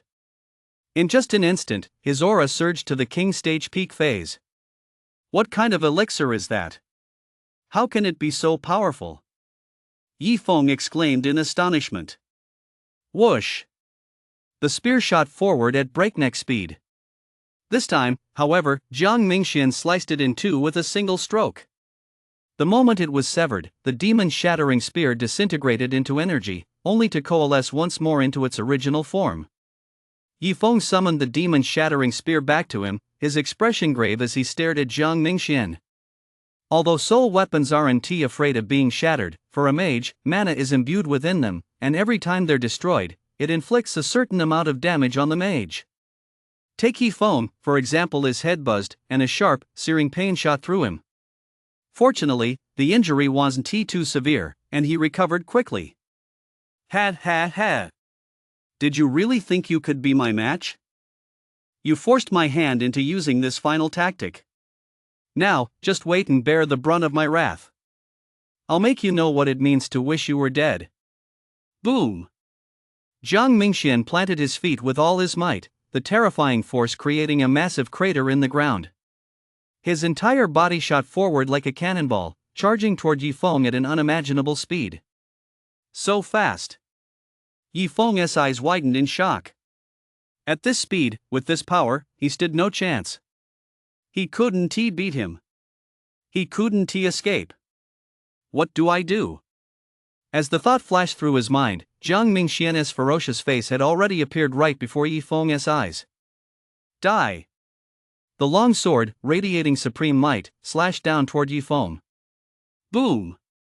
After the strike, dust swirled and wood shavings flew everywhere. Several massive trees behind Yi Feng, each so thick it took two people to encircle them, were all split clean in two, their cut surfaces neat and smooth. The look of confidence on Jiang Mingxian's face suddenly froze. He jerked his head up. High above, Yi Feng stood atop the demon-shattering spear, looking down at him. At that critical moment, Yi Feng suddenly wondered if he could make the demon-shattering spear fly and carry him along. Sure enough, it worked, allowing him to dodge Jiang Mingxian's attack. Although a king stage cultivator is formidable, they cannot fly. Boom! Jiang Mingxian bent his knees and leaped violently, causing the ground to cave in once more and form a massive crater. The immense force propelled him dozens of meters into the air. But he was still a long way from Yi Feng, so he had no choice but to fall back down. He considered using the tops of nearby trees as a springboard, but Yi Feng had already anticipated this, so he was now soaring high above. Get down here! Jiang Mingxian gritted his teeth. Yi Feng picked his ear, watching him leisurely with a smile, saying nothing. A moment later, as if he had eyes in the back of his head, Yi Feng spun around and slashed with his sword. Several brightly colored ghost-patterned sword bees, which had been lunging viciously with their sharp tail stingers, were cut down by Yi Feng and fell to the ground. Knowing there was a bug master across from him, Yi Feng had been on guard all along. The bug master below muttered to himself, "What a pity. Humph. You're lucky to be alive. I'll let you off today, but next time I run into you, you won't be so lucky." Jiang Mingxian dropped that line and, accompanied by the bug master, hurried to make his escape. But soon, he sensed something was off. He looked up. Damn it! Sure enough, Yi Feng was following him high in the sky. Wherever he went, Yi Feng followed. Don't be ungrateful and push your luck. If you piss me off, I won't leave.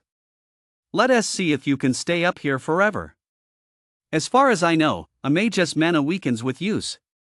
Once your mana is depleted and you can no longer stay aloft, that'll be the day you die. Jiang Mingxian threatened him in a fierce tone. How about this? Let us have a contest to see who runs out of mana first, you or me? Yi Feng said with a smirk.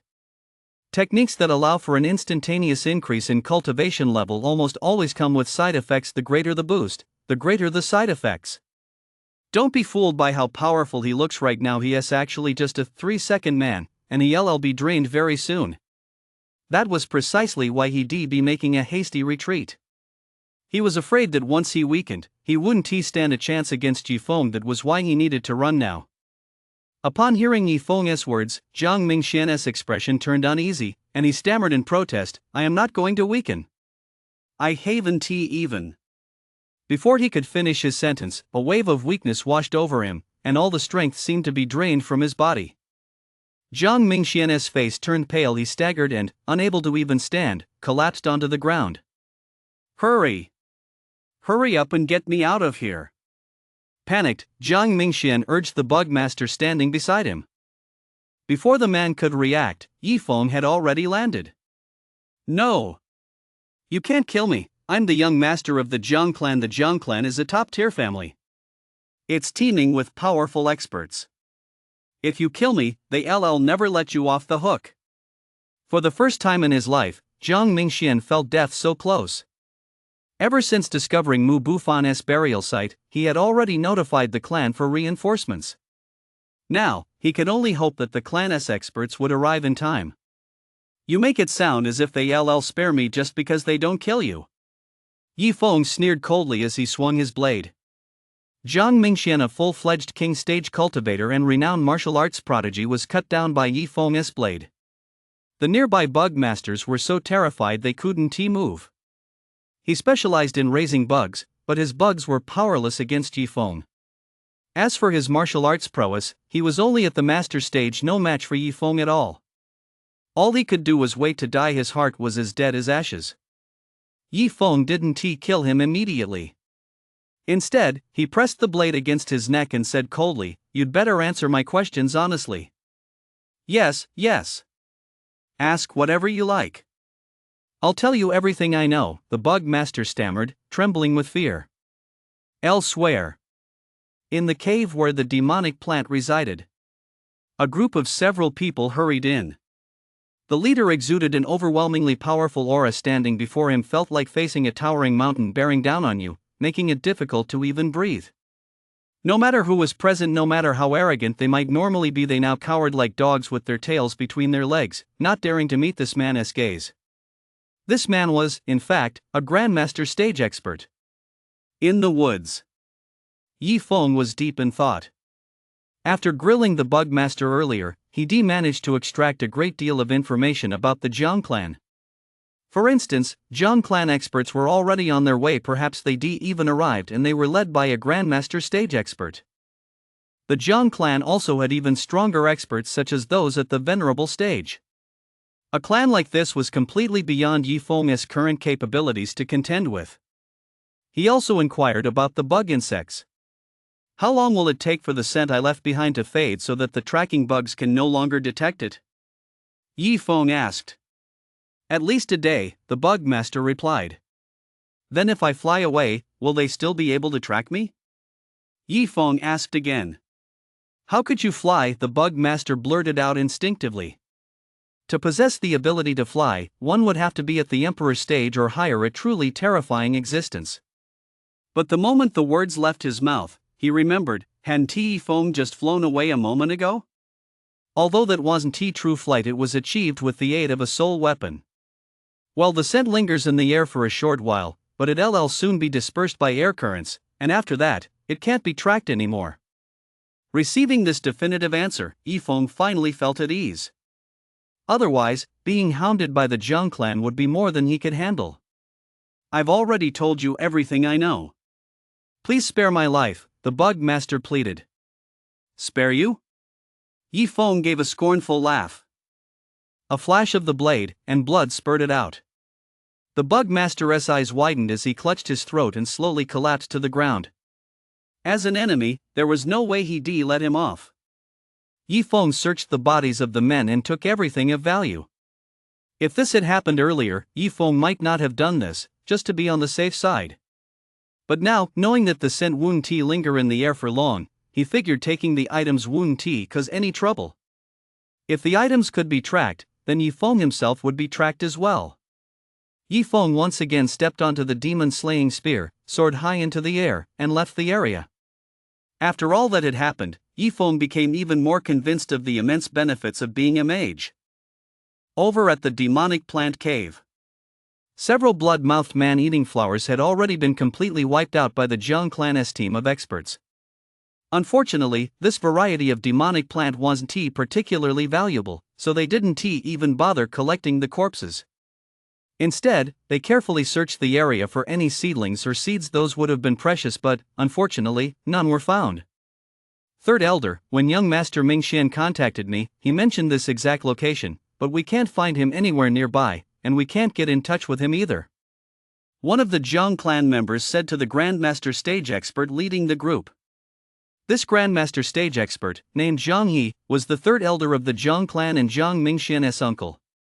Let us go inside the cave first and take a look.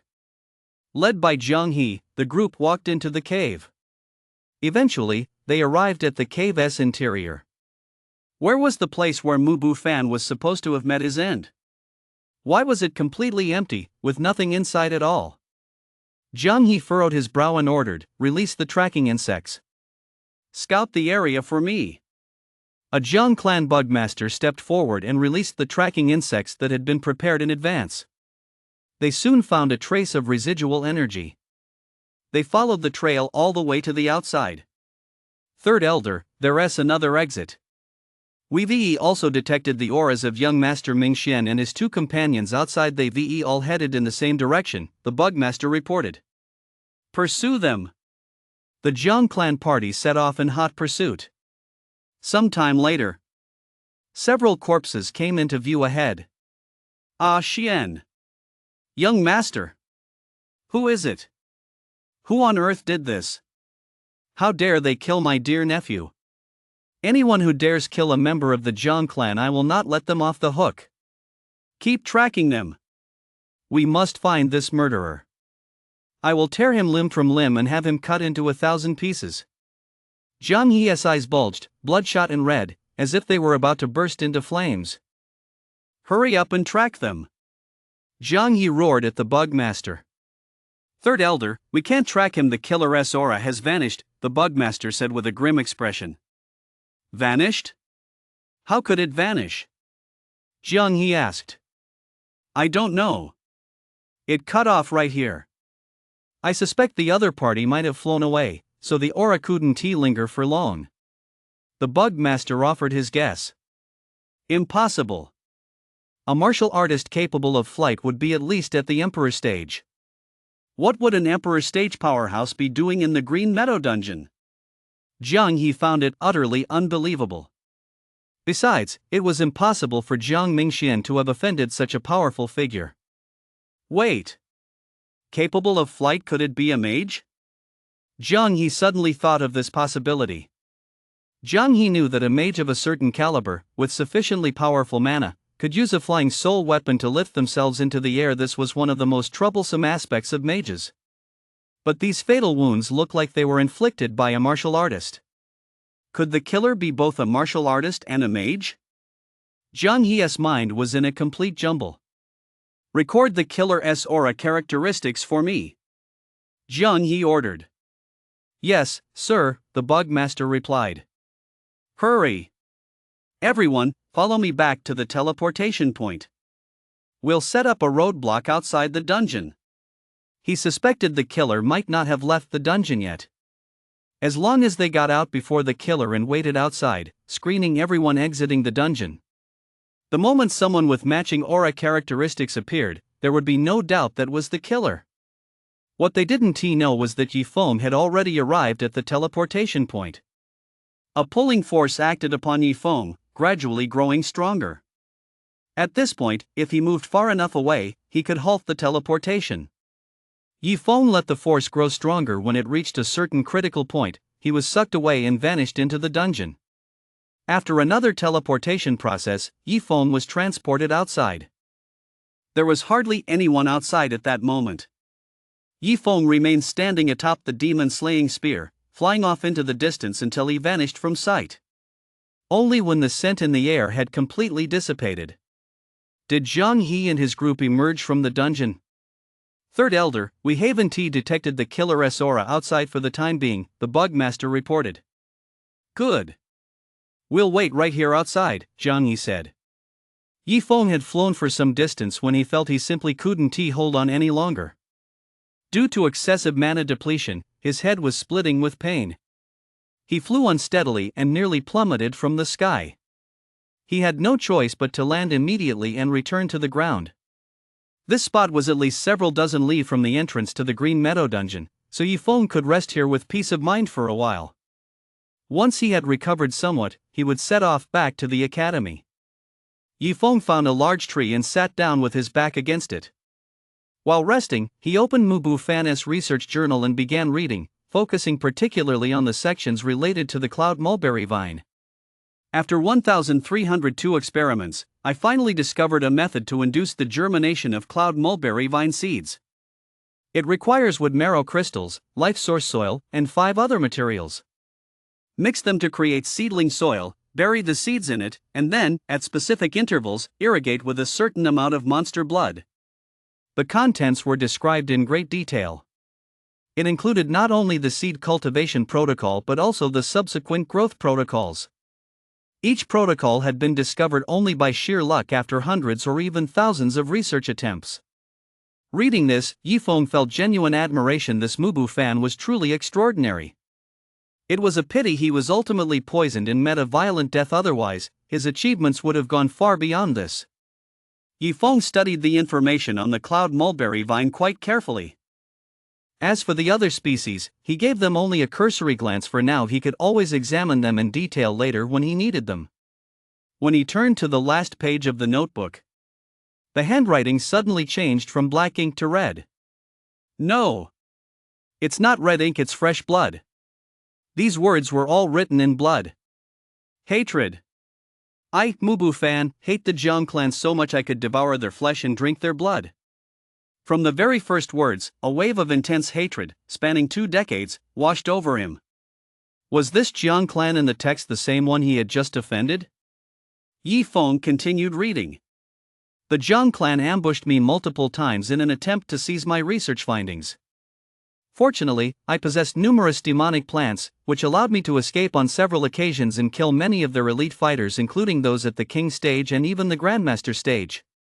But I was outnumbered and outmatched in the end. I couldn't hold them off. Many of my powerful demonic plants perished in the battle, and I was ambushed by their highly toxic poisonous insects. There was no escaping death. I can't be sure whose hands my research findings will ultimately fall into, but as long as it isn't that bunch of beasts from the Jiang clan, that is fine. However, they did manage to seize my god-devouring moss seedling.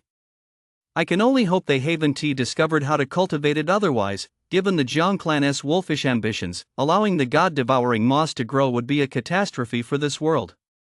The blood-stained text ends here. One can sense Mubu Fan's resentment, hatred, and helplessness in these words. The text mentions highly toxic bugworms. Jiang Mingshan's Jiang clan also has a tradition of raising bugworms, so it's likely the same Jiang clan.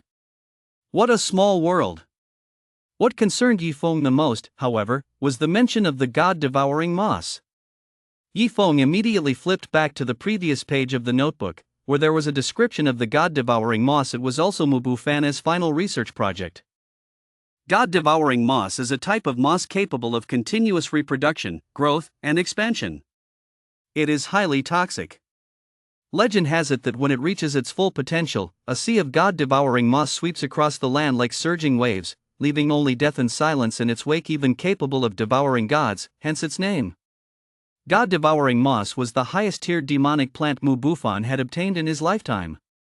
Unfortunately, before he could nurture it to maturity, he met with an untimely end, and the god-devouring moss sapling was seized by the Jiang clan. No wonder the Jiang clan went to such great lengths to locate Mubu Fan's south final resting place. Their goal was to find the cultivation method and successfully grow the god-devouring moss. Judging from his research journals, Mubu Fan had conducted some research on the god-devouring moss. Fortunately, these records did not fall into the hands of the Jiang clan. 20 years have passed, and there have been no reports of the Jiang clan making any major moves regarding the god-devouring moss. Perhaps they were unable to cultivate it? If the god-devouring moss sapling is still in the Jiang clan's possession and is still alive, Yifeng must find a way to get his hands on it. Having rested long enough, Yifeng prepared to head back. Suddenly, the long-awaited treasure chest clue popped up once again. Treasure chest clue: a red treasure chest has appeared at the Jiang clan's mansion. Please go there and open it. A red treasure chest? Yifeng's breath caught in his throat. That was a level 6 treasure chest. Just then, a line of red arrows appeared on the ground, pointing in a certain direction. It seems a confrontation with the Jiang clan is inevitable. Whether it was because of the grudge he just formed, his quest to obtain the god-devouring moss, or his desire to open the red treasure chest, a clash with the Jiang clan was ultimately unavoidable. However, the Jiang clan was far too powerful. He'd have to carefully plan how to actually open that treasure chest. I'll head back first and figure it out later. After traveling for some time, Yifeng returned to the provincial capital. He found the Ancon pharmacy and handed over the 10 Qingfeng herbs to them. With that, Yifeng's mission was complete. He also sold the other herbs he obtained to the pharmacy, netting a total of 300,000 yuan. For ordinary people, 300,000 yuan was a huge sum, but for martial artists, it was merely decent. Additionally, he sold the items he'd taken from the Jiang clan members on the black market, netting a total of 6 million yuan. The most valuable item among them was Jiang Mingxian's battle blade, a grade 4 weapon that alone fetched 5 million yuan. Yifeng was also a blade user and could have kept it for himself, but since it was Jiang Mingxian's weapon, he feared it might give him away, so he decided to sell it. With this money, he could simply buy a new one. After browsing through a large equipment store, Yifeng finally spent 6 million to purchase a brand new one. This blade was forged from the bones of a king-tier monster. It was extremely hard and had a beautiful design. A level 4 battle sword like this would last him all the way to the king stage. Making money is fast, but spending it is even faster, Yifeng mused. A single weapon easily cost several million. It was certainly not something the average person could afford. As for higher-tier weapons, their prices were astronomical. As he neared Dragon Academy, Yifeng received a notification that his quest had been completed and the credits had been credited to his account. I've finally reached 10,000 credits. As Yifeng walked into the academy, he immediately drew quite a few stares. Yifeng was now a big name. Earlier, he'd unleashed over 100 punches in the blink of an eye, knocking Zhao Xiang unconscious. He still hadn't woken up yet, and rumor had it he'd even lost control of his bladder and bowels.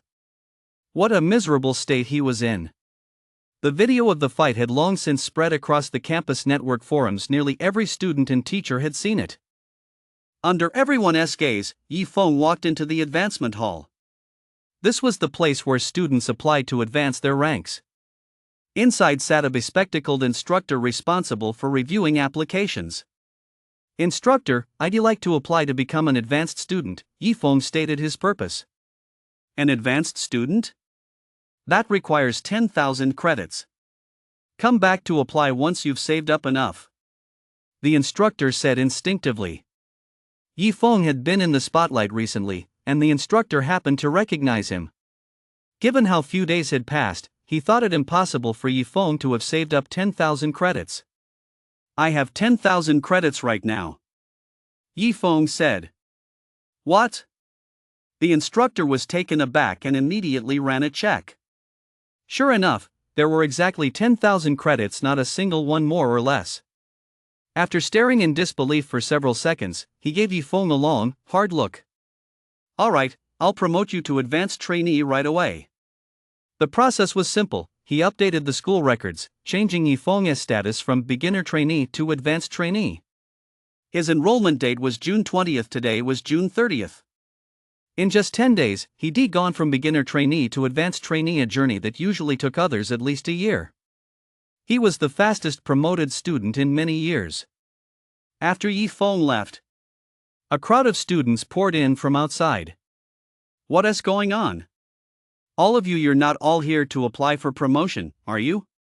The audit instructor was startled. Why were they all clustering together like this? No, we're just curious. Did Yifeng just come in to apply for promotion to senior student? Having seen Yifeng enter and leave so quickly, they already had their suspicions yet found it hard to believe, so they came in to confirm. That's right, the evaluation instructor nodded. The records have already been updated, you can check for yourselves. Student rank information isn't considered private, it's publicly available and can be looked up by anyone. They immediately went online to check.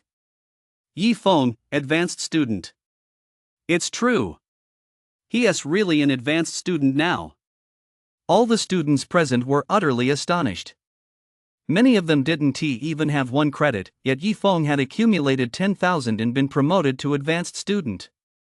Comparing people makes you feel inadequate. Comparing goods makes you want to throw yours away.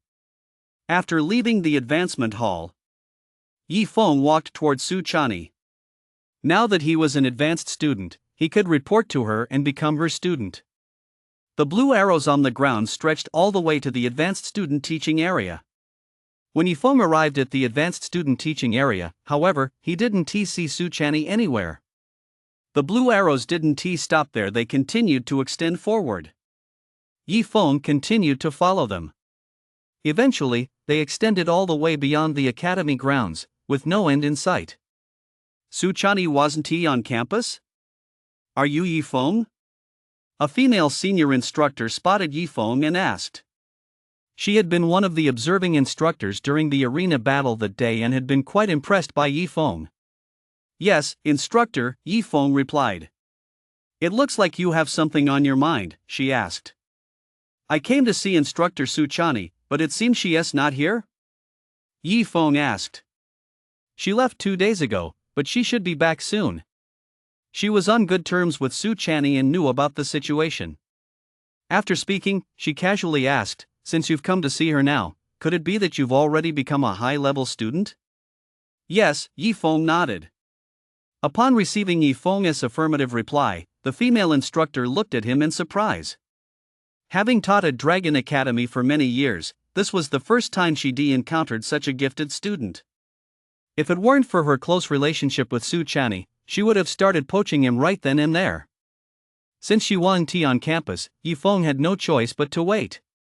To pass the time, Yifeng decided to gather materials to cultivate cloud mulberry vine seeds. Making seedling soil required a total of 5 ingredients: wood marrow crystal, life source soil, and so on. Life source soil and the other 3 ingredients could all be purchased on the market. Even at the academy, one could use credits to exchange for various materials, including these 4. For Yifeng, using credits to exchange for manuals wasn't particularly cost-effective. If the manuals he exchanged could be sold on the open market, he could turn them into money, but unfortunately, that wasn't allowed. It was against the rules, so he could only use them for his own cultivation. Yifeng always had treasure chests to open, and he would inevitably find skill manuals that granted him perfect realization right away, which was much faster than cultivating on his own, so there was no need to exchange for manuals and cultivate them himself. So he decided to use them for exchanges. The 4 materials available for exchange would otherwise be extremely expensive to purchase, requiring a significant amount of money. Following the ratios provided by Mubu Fan, he exchanged just enough of each material to meet the requirements. These materials were all relatively rare and expensive to exchange, costing a total of 3,000 credits. Student rank is determined by the total amount of credits on record regardless of whether they've been spent or not. One's rank will not decrease. After exchanging for the 4 materials, only 2 items remained: wood marrow crystals and monster blood for watering the seeds. Monster blood can be obtained by going out to hunt monsters yourself. The main challenge is the wood marrow crystals, which are relatively difficult to obtain. There is currently no stock available on the market, and they cannot be exchanged at the school, so the only option is to go out and search for them yourself. Yifeng researched information about wood marrow crystals and eventually learned that there was a chance to obtain them in the Mist Forest. The Mist Forest is very well known. Yifeng didn't even need to look it up to know about it. It is shrouded in mist year-round, and once inside, it's very easy to get lost. You need to stay extremely alert to avoid getting lost in there. Yifeng planned to wait for Su Chani to return, introduce himself to her, become her student, and, while he was at it, see if he had a chance to open the blue treasure chest on her person. After that, he would set out for the mist forest to search for wood marrow crystal. 3 days passed while he waited. During those 3 days, in addition to reading Mubu Fan's diary, which deepened his understanding of demonic plants, Yifeng also pored over another book. A detailed guide to bug cultivation. He had seized this from the male bug cultivator of the Jiang clan. It contained a wealth of knowledge on bug cultivation, and after reading it, Yifeng gained a deeper understanding of the practice. Knowing more would be beneficial. It might come in handy when he faced the Jiang clan in the future. Su Chani hadn't returned yet. The blue arrow pointing to Su Chani had fluctuated frequently over the past few days, though its general direction remained unchanged. It was as if she were moving back and forth within the same area. Puzzled, Yifeng sought out the female instructor again to inquire about the situation. But to his surprise, she replied that she couldn't get in touch with Su Chani at all. Did something happen? Yifeng frowned. Just then, the blue arrow on the ground shifted noticeably once more. At least it's moving, that means she is probably still alive. She must have been delayed by something.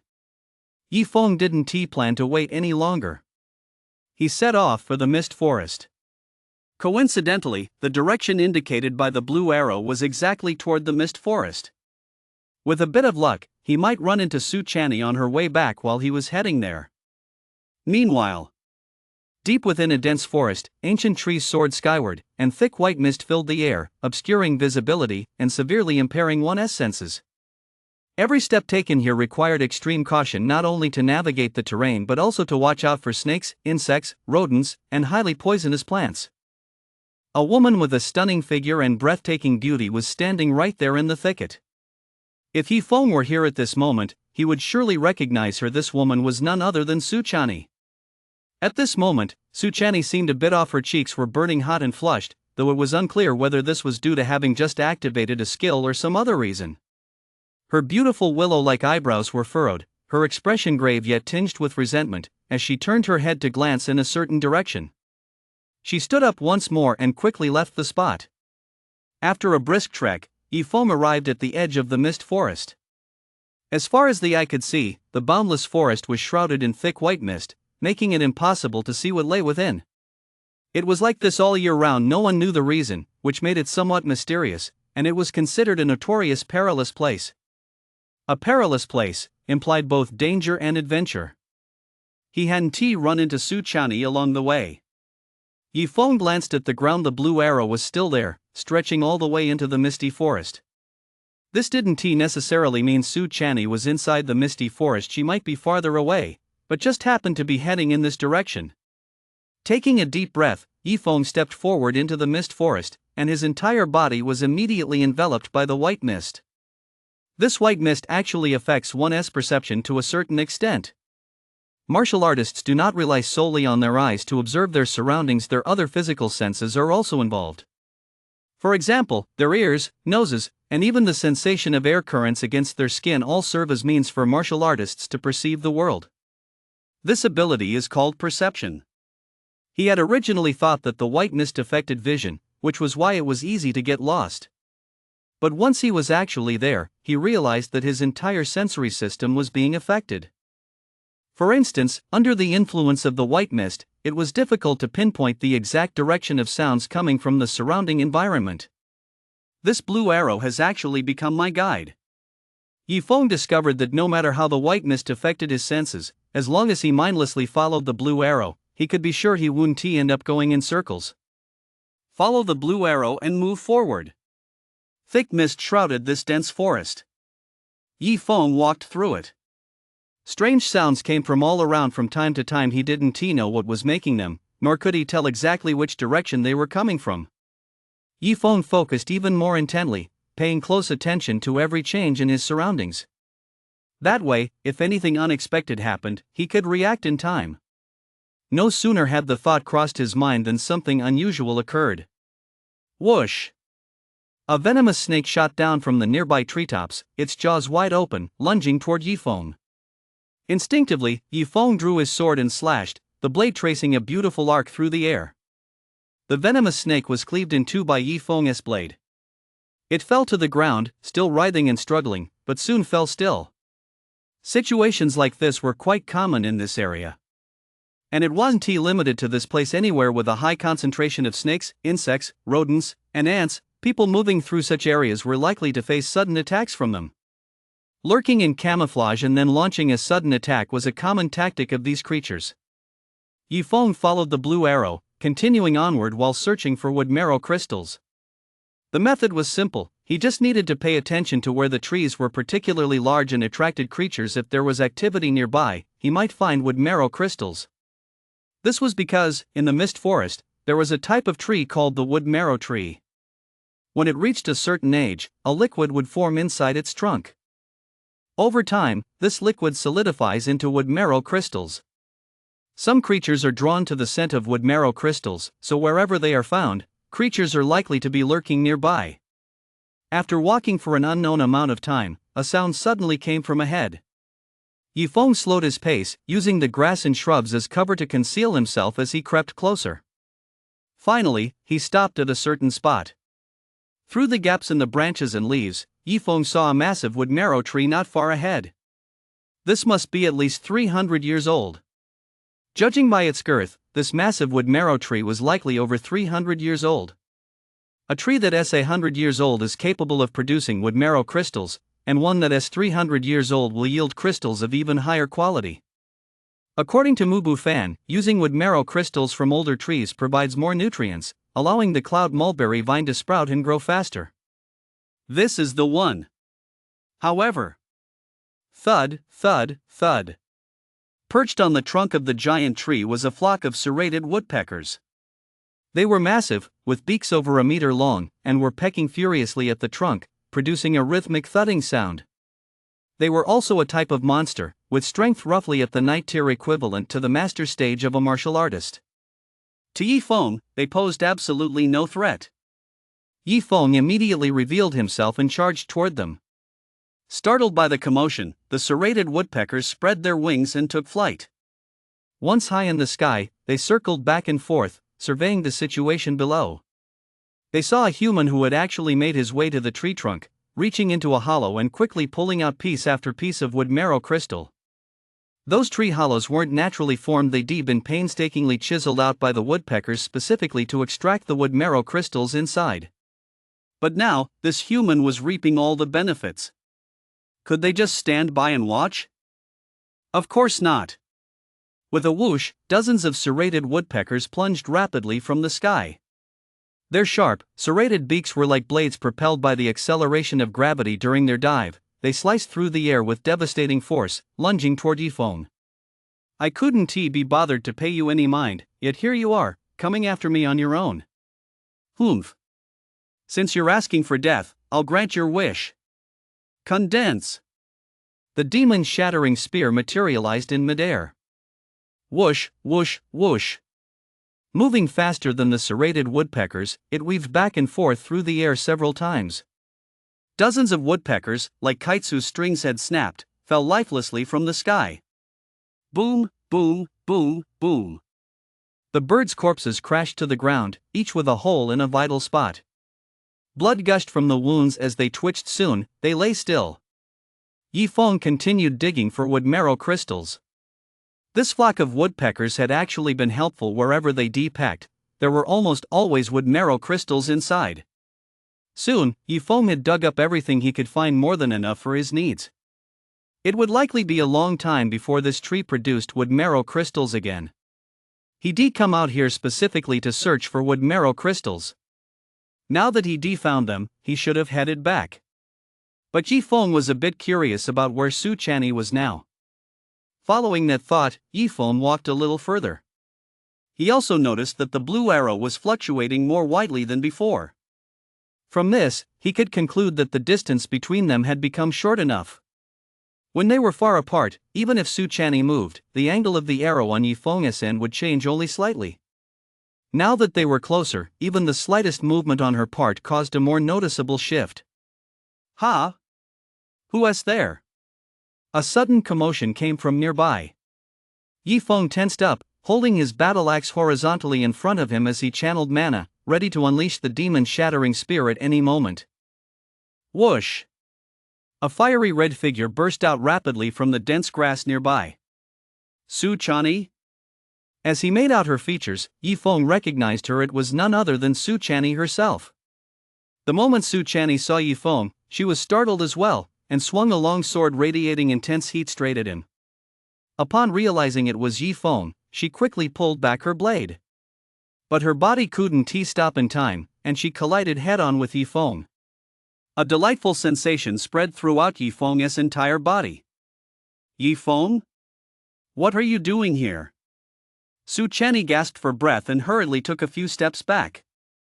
With her cheeks flushed, she looked just like a ripe peach waiting to be picked, making one want to take a bite. Logically speaking, as a king stage warrior, she shouldn't be this out of breath even after running non-stop for half a day. So what was the reason for this?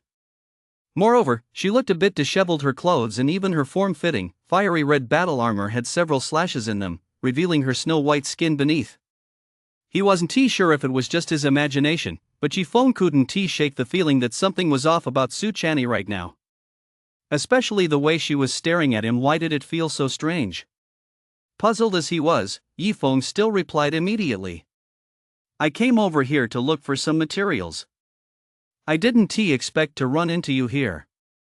Yi Feng said, half seriously, half jokingly. He'd been following the arrow all along, so running into Su Chani was actually to be expected. Su Chani nodded and was about to say something else when she suddenly thought of something, her expression turning tense. This isn't the time to chat. Hurry up and follow me. With that, without a second thought, she grabbed Yi Feng's arm and began running away at a brisk pace. Perhaps worried that Yi Feng wouldn't be able to keep up with her, she hesitated for a moment, then gritted her teeth and actually wrapped her arm around Yi Feng, half dragging, half pulling him as they ran. Setting aside the accidental collision earlier, this was the first time Yi Feng had been in such close physical contact with a woman, especially one with a stunning figure and breathtaking beauty. Feeling the soft touch of her body against his, Yi Feng's heartbeat quickened slightly. As for Su Chani, her reaction was even stronger than Yi Feng's. Her already flushed ears turned even redder in an instant, and she could clearly feel her body temperature rise significantly. This damn toxin! Su Chani cursed under her breath. If it weren't for the toxin wreaking havoc inside her, she wouldn't have made such a fool of herself. She focused even harder on channeling her skill to suppress a certain urge, and only then did she gradually return to normal. The two fled through the dense forest, moving at breakneck speed. Looking at Su Chani, who was just a hair's breadth away, Yi Feng had a sudden idea. With such a great opportunity, why not give it another try?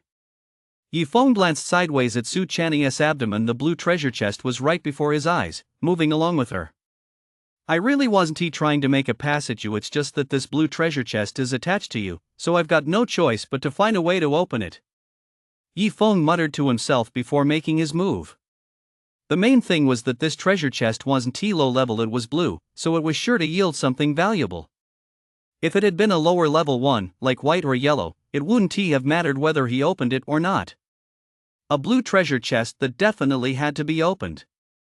With that in mind, Yi Feng, whether intentionally or not, reached out and gave it a light touch. The moment his hand touched her abdomen, Su Chani's body trembled noticeably, as if she'd been electrocuted. A certain thought she'd barely managed to suppress suddenly erupted, and she nearly lost control. What are you doing? Su Chani snapped, her eyes flashing with a hint of a young woman's resentment. God only knew how much effort she'd already put into suppressing the toxins in her body, and now this guy was coming along to mess things up, nearly causing her to lose control.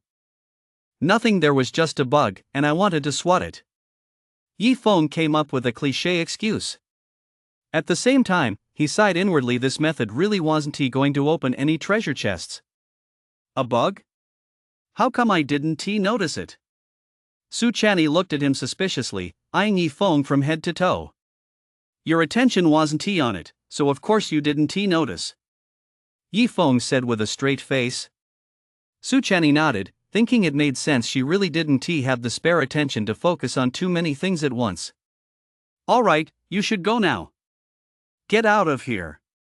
The two of them stopped running. Su Channy began to urge Yifeng to leave. As she spoke, her eyes weren't even on Yifeng. Instead, she was watching the surroundings closely. It seemed as if she were worried that some kind of danger was approaching. What about you? Yifeng asked, sensing that Su Channy must have something on her mind. She paused. I can't leave yet. Why? Yifeng was even more puzzled. Judging by her demeanor, she was clearly avoiding something. She hadn't gone back for several days now. He guessed she'd just been circling around in here the whole time. Yifeng didn't think Su Channy was unable to find her way out. It was just a misty forest. It shouldn't be too difficult for her. The real reason must be that she didn't want to leave. What on earth was keeping her from leaving this place? She clearly looked like she was avoiding something, yet she didn't want to leave, preferring instead to be constantly pursued. To anyone watching, this behavior would seem contradictory. Don't ask. Let us go. If we don't leave now, you'll get dragged down by me. No sooner had the words left her mouth than Su Channy's expression changed. She cursed under her breath. Yes, back. Let us run first, we'll talk later. Once again, Su Channy wrapped her arms around Yifeng, and they began another round of frantic flight. As the two of them vanished into the misty forest, a figure appeared where they had been standing. This figure was shrouded entirely in a black robe, making it impossible to see their face clearly. Hey, you run, I chase, how thrilling. I'm so excited. The black-robed figure's voice was raspy, like sand in rusty gears, grating and unpleasant to the ear. He stuck out his tongue, drooling incessantly as he took in the scents in the air. How come there's another youngster here? A guy. This makes it even more exciting. With that, he set off in pursuit of the two, heading in the direction they had fled. Although he hadn't managed to catch up to them just yet, he seemed to be thoroughly enjoying the thrill of the chase. Su Channy and Yifeng came to a stop somewhere. They surveyed their surroundings. This spot should be safe for now. Just remember to move to a different location after a while. She shot Yifeng a glare with her beautiful eyes. I told you to hurry up, but you wouldn't listen. Now it's too late, we can't leave even if we wanted to. The little expression on her face when she was scolding him had a charm all its own. How was I supposed to know what was going on with you? Yifeng spread his hands, looking innocent. Why don't you just tell me what exactly happened? Su Channy sighed, gathered her thoughts, and explained. A few days ago, I was out here looking for something, too. But I never expected to be targeted by some sick pervert who has been tracking me ever since. I've been relying on this mist forest to keep him at bay. If I left the forest, he'd definitely catch up to me. Hearing this, Yifeng realized why he had the feeling that Su Channy had been pacing back and forth within the same area. Who is this guy? Is he really that strong? You're not even a match for him? Yifeng was surprised if even Su Channy had been forced to flee. This guy must be incredibly powerful. I'm not sure exactly who he is, but he is definitely a total psychopath. As for his strength, I had a brief skirmish with him. He is probably in the late phase of the king stage. Normally, with my mid-phase king stage strength, I wouldn't have to be this afraid of him. But I wasn't careful and got poisoned by him. Now I have to constantly channel my vitality to suppress the toxin from erupting. Because of this, I can't unleash my full power. If I did, I wouldn't have enough vitality left to suppress the toxin inside me. That was exactly why she had to keep running and evading him. What kind of poison did you get? Yifeng asked. No wonder Su Channy looked a little off, at least different from usual. So she had been poisoned after all. Su Channy stammered, looking flustered as if she found it hard to bring herself to say it. I've been trying to find an antidote. There are quite a few medicinal herbs in this mist forest, and I've already found some while wandering around, she said, changing the subject abruptly. However, I'm still missing one final herb. It's called the cliff flower, and I need its pollen. But in my current condition, it won't be easy to get the cliff flower. Cliff flowers grow on sheer cliffs, often in extremely steep locations. In the past, even sheer cliffs would have been no challenge at all for a king stage cultivator like her. But now, Su Channy was devoting most of her vitality to suppressing the toxin, so she couldn't easily resort to brute force. Doing so would risk triggering a toxin outbreak. Once it erupted, it would be very difficult to contain. Yi Feng pondered for a moment, then said, "There's a cliff nearby. Stay here, I'll go look for them." As long as it was within his power, he was definitely going to lend a hand. The main issue was that Yi Feng alone didn't have the ability to take on that enemy. Once Su Channy had neutralized the toxin, the two of them working together should be able to take down that enemy. As for using a mage's ability to fly to leave this place right now, at first glance, it seemed like a good idea. But upon closer consideration, this approach wouldn't work. Setting aside the question of whether he could fly smoothly with an extra person on board, even if he could, it would consume a massive amount of mana and slow him down considerably. Even if he flew alone without Su Channy, Yi Feng wouldn't be able to fly all the way back to the academy from here. The journey is long, and when his mana runs low, he'll inevitably have to rest along the way, which means descending to the ground. That would create a situation where he is flying in the sky while the enemy chases him on the ground. Unless he had infinite mana to sustain continuous flight, he would inevitably be caught in the end. So it's not true that just because a mage can fly using a soul weapon, they're invincible below the Emperor stage. As long as the enemy's movement speed exceeds the mage's flight speed, they can keep up the entire way. The moment his mana runs dry and he is forced to land, that's the mage's doom. Without further thought, Yi Feng immediately set off toward a nearby cliff face. In an ordinary forest, there might not be any cliffs. Fortunately, the mist forest was situated along a mountain range, so he could still find some cliffs there. Before long, Yi Feng reached a nearby cliff face. This cliff was nearly 100 meters high and almost vertical. Yi Feng looked up, scanning the area above him. Soon, his gaze locked onto a specific spot. At a height of about 70 or 80 meters above the ground, a cluster of white flowers stood proudly rooted on the bare cliff face. That was the cliff flower. Near the cliff flowers were several monkeys. Agile as top-tier rock climbers, they clung firmly to handholds on the cliff face as they scaled toward the flowers. Those were cliff monkeys. They were exceptional climbers, able to move effortlessly up and down vertical cliffs. Occasionally, they slip, but that's usually due to fighting. When climbing properly, accidents are rare. Cliff monkeys love to eat cliff flowers. If they beat Yi Feng to it, that cluster of flowers would undoubtedly end up as their meal. Without hesitation, Yi Feng channeled his mana, and the demon-shattering spear materialized. Whoosh! The demon-shattering spear transformed into a streak of light and shot forward at breakneck speed. The sharp spearhead suddenly pierced the edge of the cliff flower cluster, and the entire cluster, flowers and soil alike, was pried loose from the cliff face and sent into free fall. Standing at the base of the cliff, Yi Feng reached out and caught the cliff flowers steadily. The demon-shattering spear also dissolved into energy and retreated back into his mind. The entire sequence of movements flowed as smoothly as water, completed in an instant, leaving the cliff monkeys hanging above completely dumbfounded. Wah! Wah! Once they came to their senses and realized the cliff flowers had been snatched away, they immediately let out shrill, eerie screams and bared their teeth at Yi Feng. Ignoring them, Yi Feng left with the cliff flowers and returned to Su Channy. "I've brought you the cliff flower." Yi Feng handed the cliff flower to Su Channy. "So fast?" Su Channy exclaimed in surprise. It felt like Yi Feng had only been gone for a short while, yet he'd already found it. "With the cliff flower, we should be able to neutralize the poison, right?" Yi Feng asked.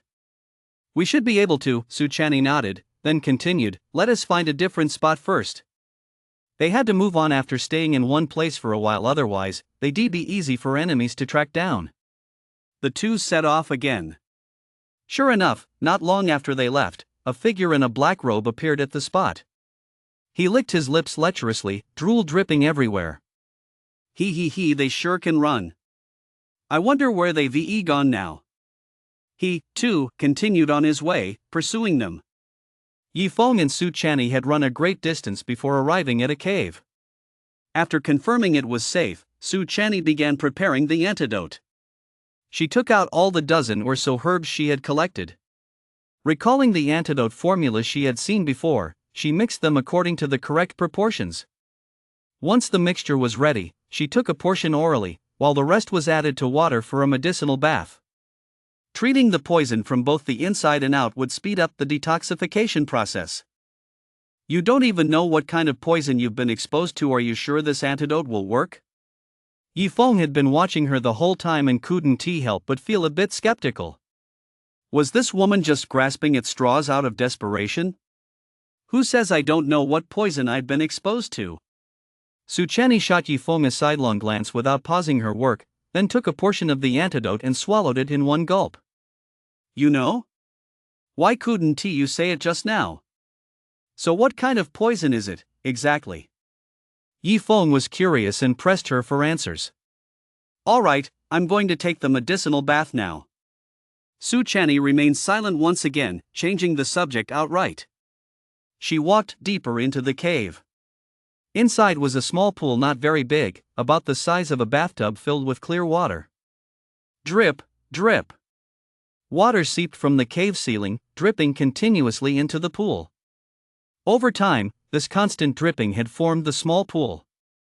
Su Chani dropped the antidote into the water and watched it slowly dissolve. Just as she was about to begin her herbal bath, she remembered there was someone else nearby. Are you just going to stand there and watch? Su Chani looked at Yifeng and said irritably. She'd already prepared the herbal bath and was ready to soak, yet this guy still hadn't a clue he was just standing there staring blankly. Did he really plan to watch from the sidelines? Aren't you going to watch? What if something happens? Yifeng said. It's only because you're here that something will happen. Su Chani gritted her teeth. This guy really did want to watch. She really didn't know if he was just too naive or if he was brazenly lecherous. She remembered that earlier, when she'd been hugging Yifeng while they were running away, he'd accidentally brushed against her stomach. At the time, Yifeng had explained it was because there was a bug. Now that she thought about it, it didn't seem that simple. Wait, he touched my stomach. Why did this situation feel so familiar to her? After a moment's thought, she quickly remembered. During the college entrance exams, she'd gone to Linhai City to proctor the test. When she saw Yifeng, he suddenly bowed deeply. The gesture was incredibly exaggerated and had accidentally brushed against her stomach. At the time, she thought the kid was just being polite. Now it seemed there was more to it than that. Twice now, was it really just an accident? Su Chani was starting to have her doubts. She eyed Yifeng with an incredibly suspicious look. This guy is actually pretty handsome. If only. Wait. How could I even have that thought? Stop, stop, stop. Is the toxin getting out of control? I clearly took the antidote already. It should be starting to take effect by now.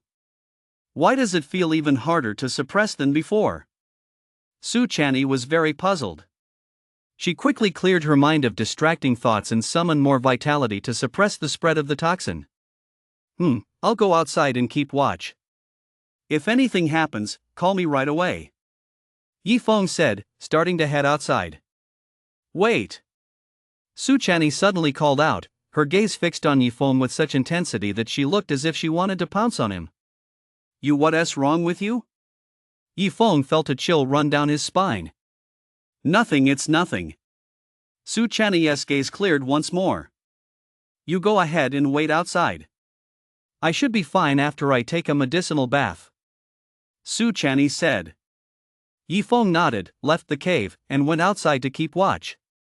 Inside the cave, Su Chani took off her battle armor, undressing piece by piece as her snow-white, creamy skin was revealed. Her stunning figure, enough to make anyone's nose bleed at a single glance, was revealed in all its unadorned glory. Her long, slender legs took a step forward as she stepped into the pool. As her body sank, the water rose from her thighs, over her hips, up her torso, and finally submerged her up to her neck. Her entire body was now submerged in the pool. That damned lecher. He drugged me with the love potion, intending to force me to indulge in carnal pleasures with him to make love as the only way to neutralize the poison. You dead lecher, you can dream on. I'll neutralize this poison right now and 1T let you get your way. Once I've neutralized the poison, I'll definitely make you pay. Su Chani clenched her pearly white teeth and said indignantly. Second by second, time passed. What is going on? As she soaked in the medicinal bath, the restlessness within Su Chani's body showed no sign of abating. Not only was it ineffective, but it was actually growing stronger, requiring her to draw upon even more vitality to suppress it. Oh no! The toxin inside her suddenly erupted violently. She had already been pushing herself to the absolute limit to contain it, but with this sudden surge, she was finally and completely unable to hold it back. The potency of the Halwan powder was no longer confined to a specific area, it flowed through her bloodstream to every part of her body. At that moment, Su Chani's gaze grew dreamy, her breathing quickened, her body temperature rose, and an alluring blush spread across her face. She panted slightly, letting out soft moans. Outside the cave. Yifeng suddenly sensed some movement coming from inside the cave, along with some indistinct sounds that made one blush upon hearing them. Yifeng! Yifeng suddenly heard Su Chani calling his name from inside the cave. Did you call me? Yifeng asked to confirm. It's me calling you. Come in. Su Chani's voice carried a hint of seduction.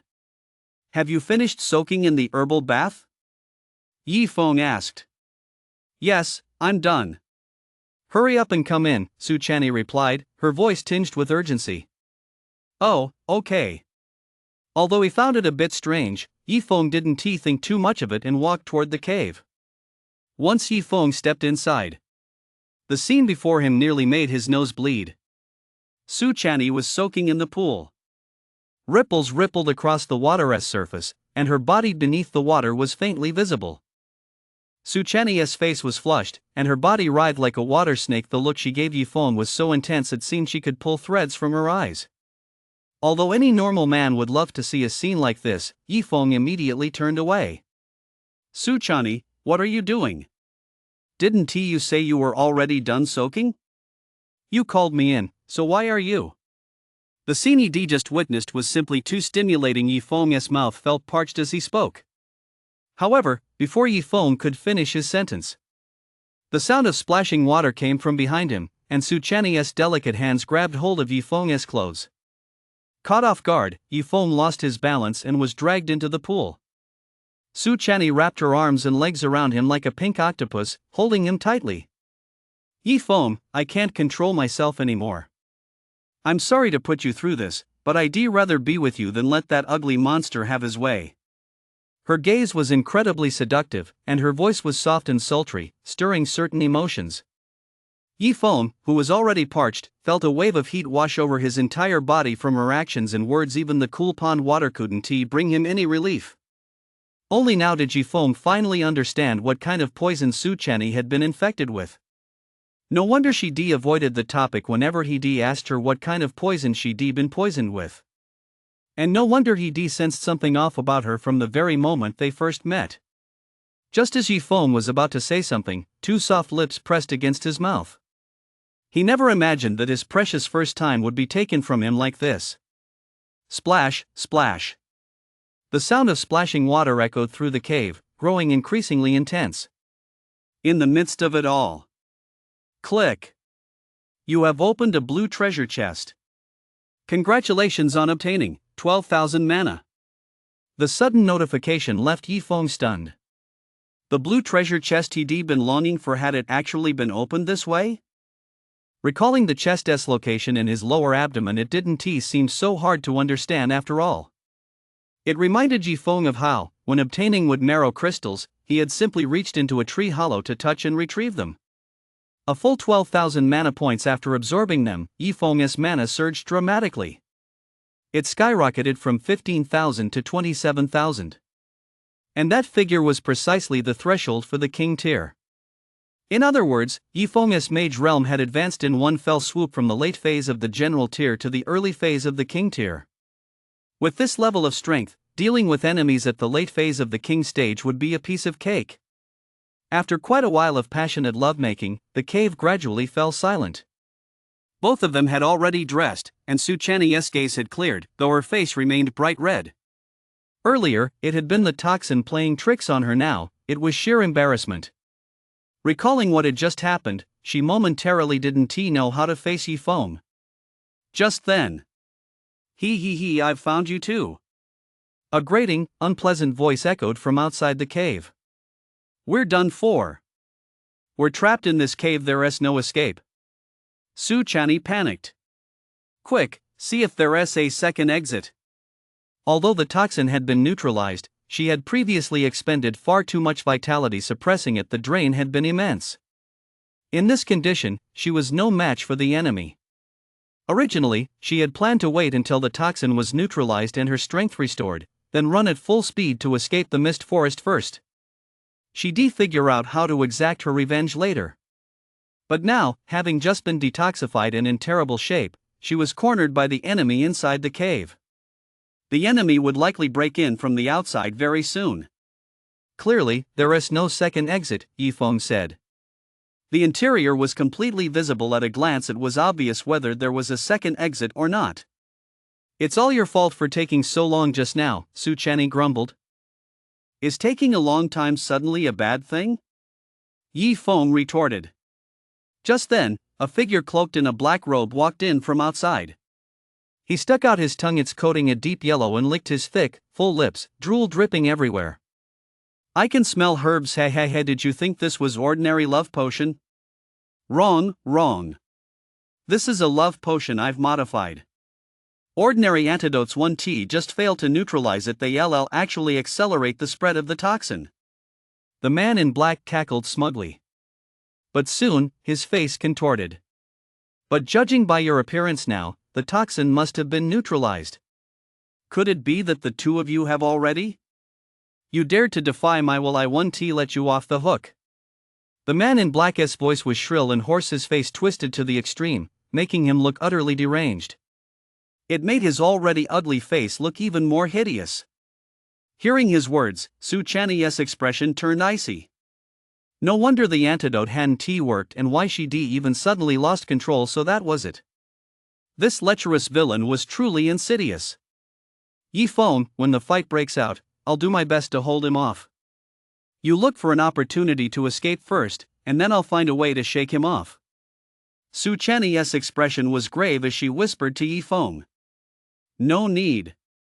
I'm not afraid of him at all. You don't have to intervene, just watch from the sidelines. Yifeng's tone was calm as he spoke honestly. At a time like this, don't try to be a hero. You'll only make things worse. Listen to me when the chance arises, run as fast as you can. Su Chani's tone was stern as she moved to shield Yifeng. Naturally, she didn't believe Yifeng's words.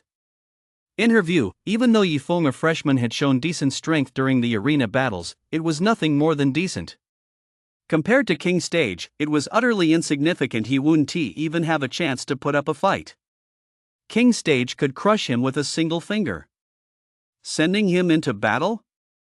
It was no different from sending him to his death. Stop arguing. I 1T let either of you get away. The two had spoken in hushed tones, so the man in black couldn't make out exactly what they said. But it wasn't hard to guess what else could they be discussing besides a plan to escape. As far as he was concerned, they were nothing more than fish on a chopping block, at his mercy. He had already begun thinking about what methods he would use to thoroughly torment them. Just the thought of it made him tremble with excitement. A fit of frenzied shaking gripped him, accompanied by strange, incomprehensible cries. All right, I've already decided how I'm going to play with you two. Now, just sit back and enjoy it. The man in the black robe licked his lips and said with utter malice. Su Chani also grew tense. Though he felt utterly exhausted, he forced himself to mobilize his vitality, preparing for battle. Pushing his body to its limits was better than standing there waiting to die. Besides, falling into the hands of such a psychopath meant that even death would be a miserable one. Just as Su Chani was about to strike, preparing for a desperate fight. Whoosh! A sharp whistling sound cut through the air behind him, streaking past his ear. A blood-red streak of light instantly closed the brief distance between them, appearing right in front of the man in black. What is this? It was too fast. And far too unexpected. The man in black didn't even have time to react. A single thought flashed through his mind. What on earth is this? The threat of death struck him head on. The blood-red spear pierced the center of his forehead, its terrifying power shattering his entire skull. The spear's momentum unabated, it shot straight ahead, finally embedding itself deep into the cave wall. Retrieve! The spear, deeply embedded in the cave wall, transformed back into energy and was recalled into Yifeng's mind. The headless corpse of the man in black robes collapsed rigidly to the ground. In his hand, he still clutched a packet of paralyzing powder. Anyone who came into contact with this substance without an antidote would lose all strength and fall into temporary paralysis. He must have been preparing to suddenly scatter it during the battle. What a vicious bastard! Who was it? Who exactly launched that attack just now? Could there be someone else in this cave? It must be a powerful fighter. Staring at the black-robed figure who had been instantly defeated, Suchani stood motionless for a long time, frozen in shock, before slowly turning around. She wanted to see who exactly the powerful fighter who had just struck was. As soon as Suchani turned around, she saw Yifeng standing behind her. Other than him, there was no one else. So it was you, Yifeng, who struck just now. Before turning around, she had, of course, realized that the likelihood of anyone else being in this cave was very low. Yet she still found it hard to believe. How could someone who, in her understanding, was merely at the general stage, suddenly unleash such a terrifying attack? The enemy was a genuine King Stage cultivator. And not just any King Stage one who had reached the late phase of the King Stage. And he always resorted to underhanded tactics, making him impossible to guard against. Even among other King Stage practitioners, fighting this man was extremely dangerous. One could be defeated at any moment. Yet such a formidable opponent had been instantly killed by Yifeng in a single exchange. The shock of this stark contrast was undoubtedly immense for Suchani. In such a short time, Yifeng had actually become this strong. The attack you just used felt like it had mana fluctuations. Could it be that, in addition to being a martial artist, you're also a mage? Suchani looked at Yifeng in astonishment. Yes, that was a mage's attack. Yifeng nodded. Your mage cultivation is even higher than your martial artist cultivation. I never expected you to hide it so well. If I'd known you were this strong, we wouldn't have had to run away in the first place. Oh, right. You probably figured you shouldn't reveal your mage abilities to outsiders unless absolutely necessary so you could keep them as a trump card, which is why you chose to run away at first. Don't worry, I won't tell anyone about your secret as a mage. Suchani gave him an I get it look, her mind racing with all sorts of thoughts. It wasn't me who was running just now, you were the one who forced me to run with you. Yifeng smiled broadly, teasing her on purpose. Hearing such intimate words, Suchani thought back to what had happened between them in the pond just a moment ago, and her ears flushed red in an instant. Ahem, she cleared her throat lightly to hide her flustered expression. So you're not going to say anything? You're just that obedient. I told you to run, so you ran? What man would refuse to be held by a beauty? Yifeng remained all smiles, his gaze sweeping over her body as he spoke. The vivid, dazzling image from earlier seemed to reappear before his eyes. Humph. Pervert. Suchani snorted, refusing to engage in banter with Yifeng. She turned to look at the corpse of the man in the black robe. Not daring to touch him directly, she used her weapon to rummage through his belongings. Everything he was carrying was pulled out. All sorts of pills, powders, bottles, and jars, dozens of different items. What a sneaky, vicious, dead pervert. Even now that he was dead, Suchani still couldn't let it go. Her anger led her to desecrate the corpse. She slashed viciously at a vital spot on the body. Watching this, Yifeng felt a sudden tightness in his groin. This woman. If I ever cross her, will she slash me like that too? I know who he is. Suchani suddenly said. Who? Yifeng asked. Look at this tattoo. She pointed her knife at the man in black's right forearm, where a tattoo was visible. It depicted a blood-soaked hand reaching out from a dark doorframe, as if coming to claim a life. Just looking at the design alone gave off an eerie, sinister vibe. Blood Guild? Yi Feng blurted out the name instinctively. That's right, it's the Blood Guild. Since he is a member of the Blood Guild, it's no wonder. The Blood Guild is an organization of utter evil, composed entirely of villains who take pleasure in committing atrocities. With a long history of depravity, they've committed countless heinous crimes, drawing the wrath of both heaven and humanity, and have long been listed on the bounty board. Murder and looting are mere child's play to them. What they pursue is the ultimate in evil. Even when committing a single act of wickedness, they must do it in a uniquely twisted way. For example, while others might kill someone with a single slash, they use all sorts of methods to torture their victims slowly, a process that gives them a thrill. Anyone who joins an organization like this has, to some extent, psychological issues, so it's no wonder they're capable of such acts. By the way, there are warrants on the bounty board for some members of the Blood Guild. Check right away to see if this guy is on the list. Su Channy reminded him. The bounty board was established by the government specifically to target the most heinous criminals, enlisting the help of skilled fighters across society to capture or kill them. Whether they're captured alive or killed, a generous bounty is awarded.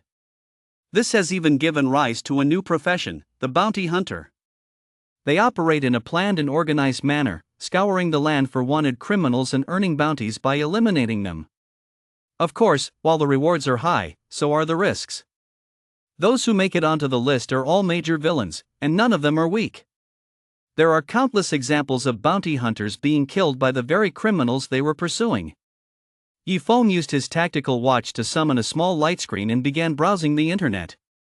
He accessed the wanted list website and typed the keyword Blood Guild into the search bar. Soon, a list appeared. At the very top of the search results was none other than the leader of the Blood Guild. Blood Guild leader, information unknown, strength unknown. Informants, once verified, will be rewarded with 30 million or more, depending on the value of the information, with no upper limit. Kill, reward of 4 billion. Capture alive, reward of 5 billion. Wow! Upon seeing this wanted notice, Yi Feng couldn't help but exclaim, wow! Just for providing information, the minimum reward was over 30 million. That was enough to instantly transform a beggar into a tycoon, ensuring a life of comfort and abundance. And if he captured the target alive or killed him, he'd instantly be worth tens of billions. It's easy to understand why the reward for a live capture is higher than for a kill. A live capture is more valuable because it allows for interrogation to extract information. Furthermore, when two elite fighters face off, capturing one alive is actually much harder. It requires overwhelming strength to pull it off. Otherwise, you'd be restricted in your movements during the fight, and one wrong move could even result in you being killed instead. So, while the bounty looks tempting, not everyone has the strength to claim it. Even the official listing states, information unknown, strength unknown. This indicates that this person is extremely well hidden. It's difficult enough just to track them down, let alone capture or kill them. Below the Blood Guild leader are several other high-ranking Blood Guild members, with bounties in the hundreds of millions, though nowhere near as high as the Blood Guild leaderess. Yi Feng scrolled down. Evil pharmacist, strength late king stage, skilled in using various drugs. This person has an ugly face, a twisted psyche, is incredibly depraved, and preys on both men and women. Kill, 10 million. Capture alive, 12 million. There was a photo attached, and upon comparison, it was indeed this person. Is this a free 10 million? Yi Feng immediately took action. First, he selected Claim this bounty, accepted the bounty notice, and then clicked Complete. A pop-up window appeared where he could upload evidence. Combat footage, photos of the fugitive escorts, the location of the body. These served as evidence. Finally, he entered his own bank account information for the bounty to be deposited later. Personal information such as bank account details is encrypted by the computer system, meaning that even the relevant officials cannot determine the bounty hunter's true identity. The purpose is to protect personal privacy, prevent collusion between insiders and outsiders, and ensure that the bounty hunter's specific identity isn't uncovered, thereby avoiding retaliation from the forces behind the wanted criminal. We will verify the evidence as soon as possible. If the information is confirmed to be true, we will issue the bounty to you within 3 days. Yifeng swept all the drugs from the evil pharmacist's body into his backpack. What are you doing with all this filthy stuff? Seeing Yifeng's actions, Su Chani gave him a strange look. He. Yifeng didn't answer directly. He looked at Su Chani and deliberately flashed a wicked grin. Su Chani felt a chill run down her spine, and goosebumps began to rise on her skin. You're not planning to do something bad, are you? That's right, I'm going to get up to no good with you. Yifeng gave a devilish grin and walked toward her step by step. Su Chani was so scared she backed away repeatedly. Seeing her reaction, Yifeng burst out laughing. I'm just kidding. Since he carries all these medicines with him, they must be pretty valuable. There are so many different kinds, I'll take them back and see if any of them are useful. Yifeng explained. Su Chani shot Yifeng a withering glance, almost convinced that a new evil pharmacist was about to be born. Let us go. It's time to head back. The two left the cave. On the way, Yifeng killed a general tier monster, filled a container he prepared before setting out with a full jar of beast blood, and stowed it in his backpack. They didn't waste the remaining meat either. They found a spot to build a fire and roast it. Su Chani activated her skill, gathering fire elements in her hands as the temperature gradually rose. She pressed her palm against the pile of wood, and flames shot up. Do you have a fire-type constitution or talent? Yifeng asked curiously. I have an SS rank constitution, the Fire Lotus constitution, Su Chani replied. So that's it. After roasting the meat, the two sat down to eat. General tier monster meat contained a large amount of vitality essence, which would help Su Chani quickly replenish her depleted vitality. Once they had eaten their fill, the two set off and eventually returned to the provincial capital. Meanwhile, in a cave somewhere in the mist forest, several people arrived. They had come from the provincial capital. They were investigators from the Bounty Board Department, whose primary job was to visit battle sites to assess the situation. They had received a report that the high bounty fugitive evil pharmacist had been killed, so they came to investigate the details. Upon entering the cave, a headless corpse appeared before them. Fragments of skull tissue were scattered nearby, clearly the result of the skull being blown apart, demonstrating just how terrifying the attack had been. The person who carried out the attack was extremely powerful. Ugh! A young man in the team nearly threw up. He was a new recruit brought out by the veteran investigator for on-the-job training. Having never witnessed such a scene before, he immediately felt physically queasy. Haha, little Lee, take a good look, you'll get used to it eventually. The veteran investigator remained unfazed, chatting and joking as usual. Having seen so much, they had long since become desensitized. The group began inspecting the scene. The headless corpse was unrecognizable, but through other investigative methods, they were still able to confirm that this was indeed the evil pharmacist. The chain of evidence was solid. They had first-person combat footage, and they possessed the technology to verify its authenticity. They weren't worried about anyone faking it. After thorough verification from multiple angles, they could essentially confirm that the evil pharmacist had indeed been killed. That evil pharmacist had committed countless evil deeds. Today, a master finally eliminated this menace. It's a case of evil begetting its own punishment. I wonder who this master is. To be able to take down the evil pharmacist with a single strike, what incredible strength. Perhaps it's some high-ranking official from the provincial government. Only they could pull off something like this. The investigators spoke in tones of awe, discussing the matter among themselves. Yifeng returned to Dragon Academy.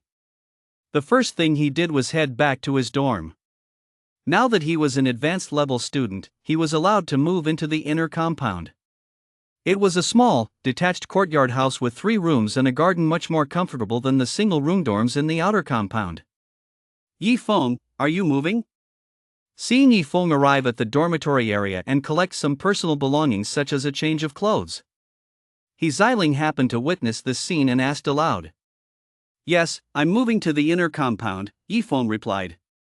The students have been talking about how you've become a high-level student. I originally thought it was unbelievable and was planning to ask you to confirm it, but I never expected you'd actually become one. Ziling's tone was one of surprise. Being a high-level student meant possessing 10,000 credits, an astronomical sum for Ziling at this stage. Without even realizing it, the gap between her and Yifeng had grown so vast. Well, I'll head over now. Keep up the good work. Once you become a high-level student, we can be neighbors again, Yifeng said encouragingly. With Ziling's talent, becoming a high-level student would certainly be no problem at all, and she'd likely achieve it faster than most students. That was the normal pace for someone like her. It was simply that Yifeng was on another level. No one could compare to him in that regard. Watching Yifeng's receding figure, Ziling felt a mix of emotions welling up inside her, and she buried the hint of admiration deep within her eyes even further. What am I thinking? Ziling shook her head, banishing those distracting thoughts. Ever since she was forced to mutilate herself and disfigure her face all those years ago, experiencing that profound sense of helplessness, she had vowed to devote her entire life to the martial arts and think of nothing else. That's right. I must grow stronger. Keep getting stronger. Ziling's expression hardened once more. After a brief moment of sensing, a surge of joy flashed through her. She sensed that the bottleneck in her cultivation realm had actually begun to shift. Yifeng moved to the inner perimeter and settled into a small courtyard. He took out the necessary materials and began mixing the seedling soil. After blending the ingredients in the correct proportions, he placed the mixture into a container and buried the cloud mulberry vine seeds within it. I still need to pour in 1 liter of monster blood. Yifeng opened the container and poured the monster blood in. Monster blood is quite unique. Even at room temperature, it can be stored for a long time without coagulating. This was quite convenient since he needed to water the seeds once a day. He wouldn't have to constantly go out to get fresh blood.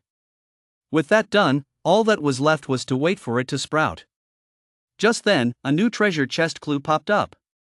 Treasure chest clue: a blue treasure chest has appeared at the star pattern iron mine. Please return in half a month to open it.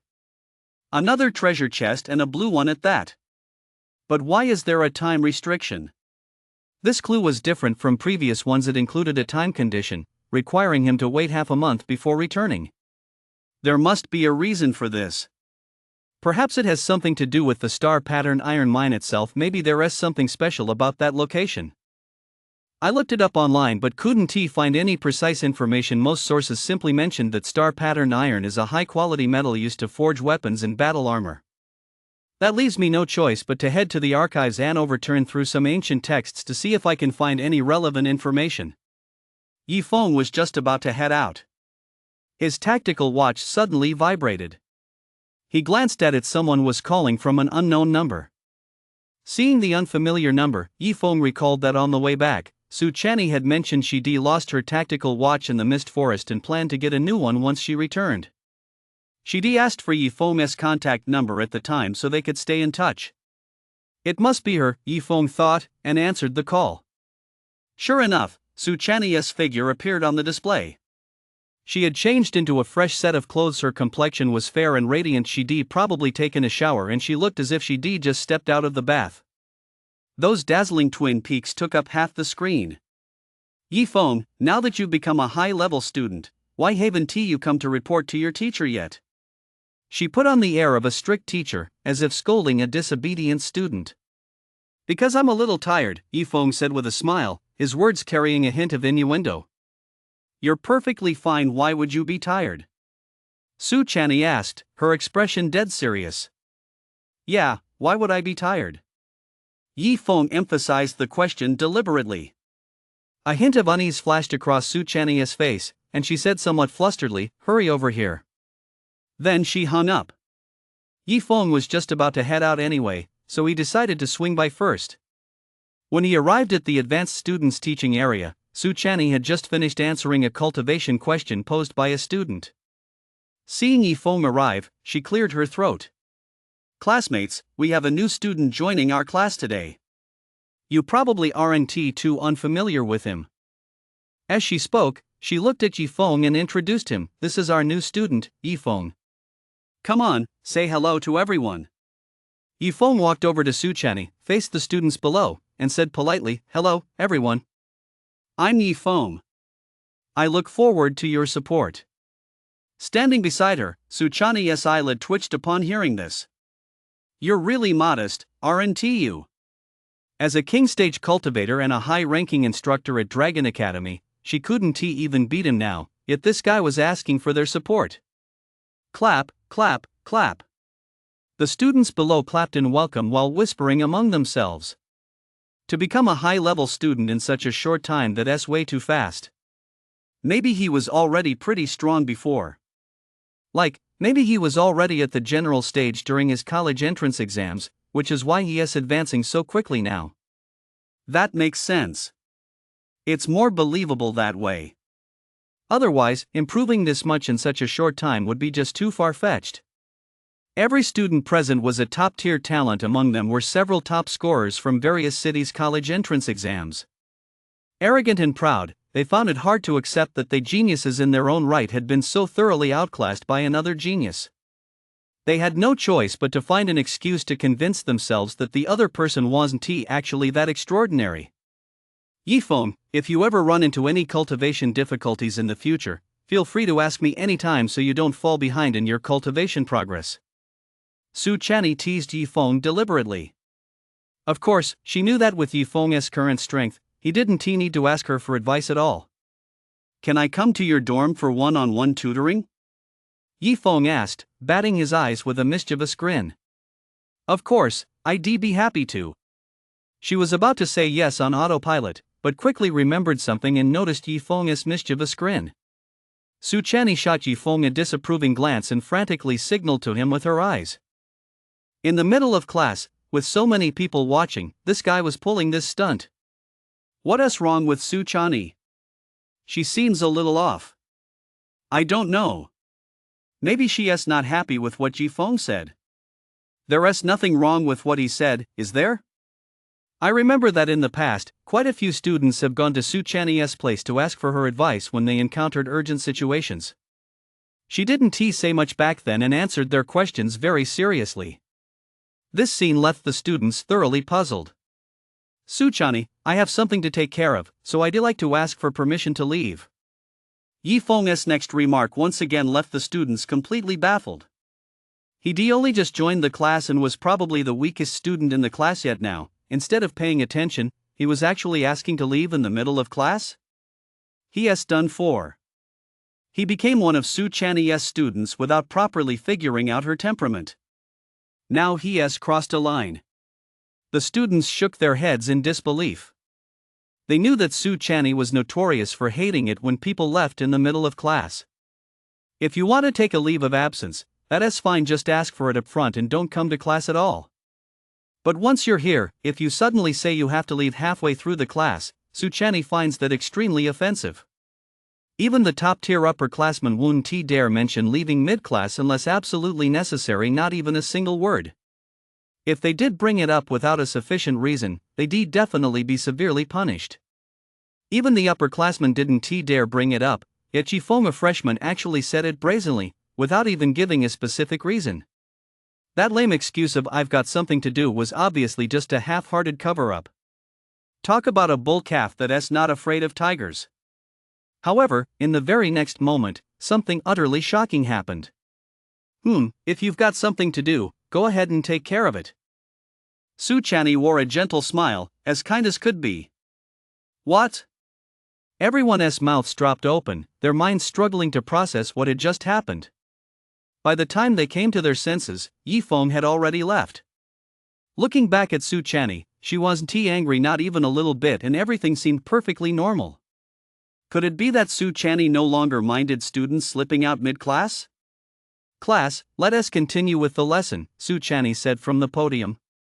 The upperclassmen exchanged glances and decided to send a representative to test their theory. Suchani, I have something to attend to as well. May I be excused? One of the top students in the class raised his hand to ask Suchani for permission. Suchani, who was in the middle of lecturing, set a stern expression. What exactly is this matter? The upperclassman's heart skipped a beat, overcome by a sense of foreboding.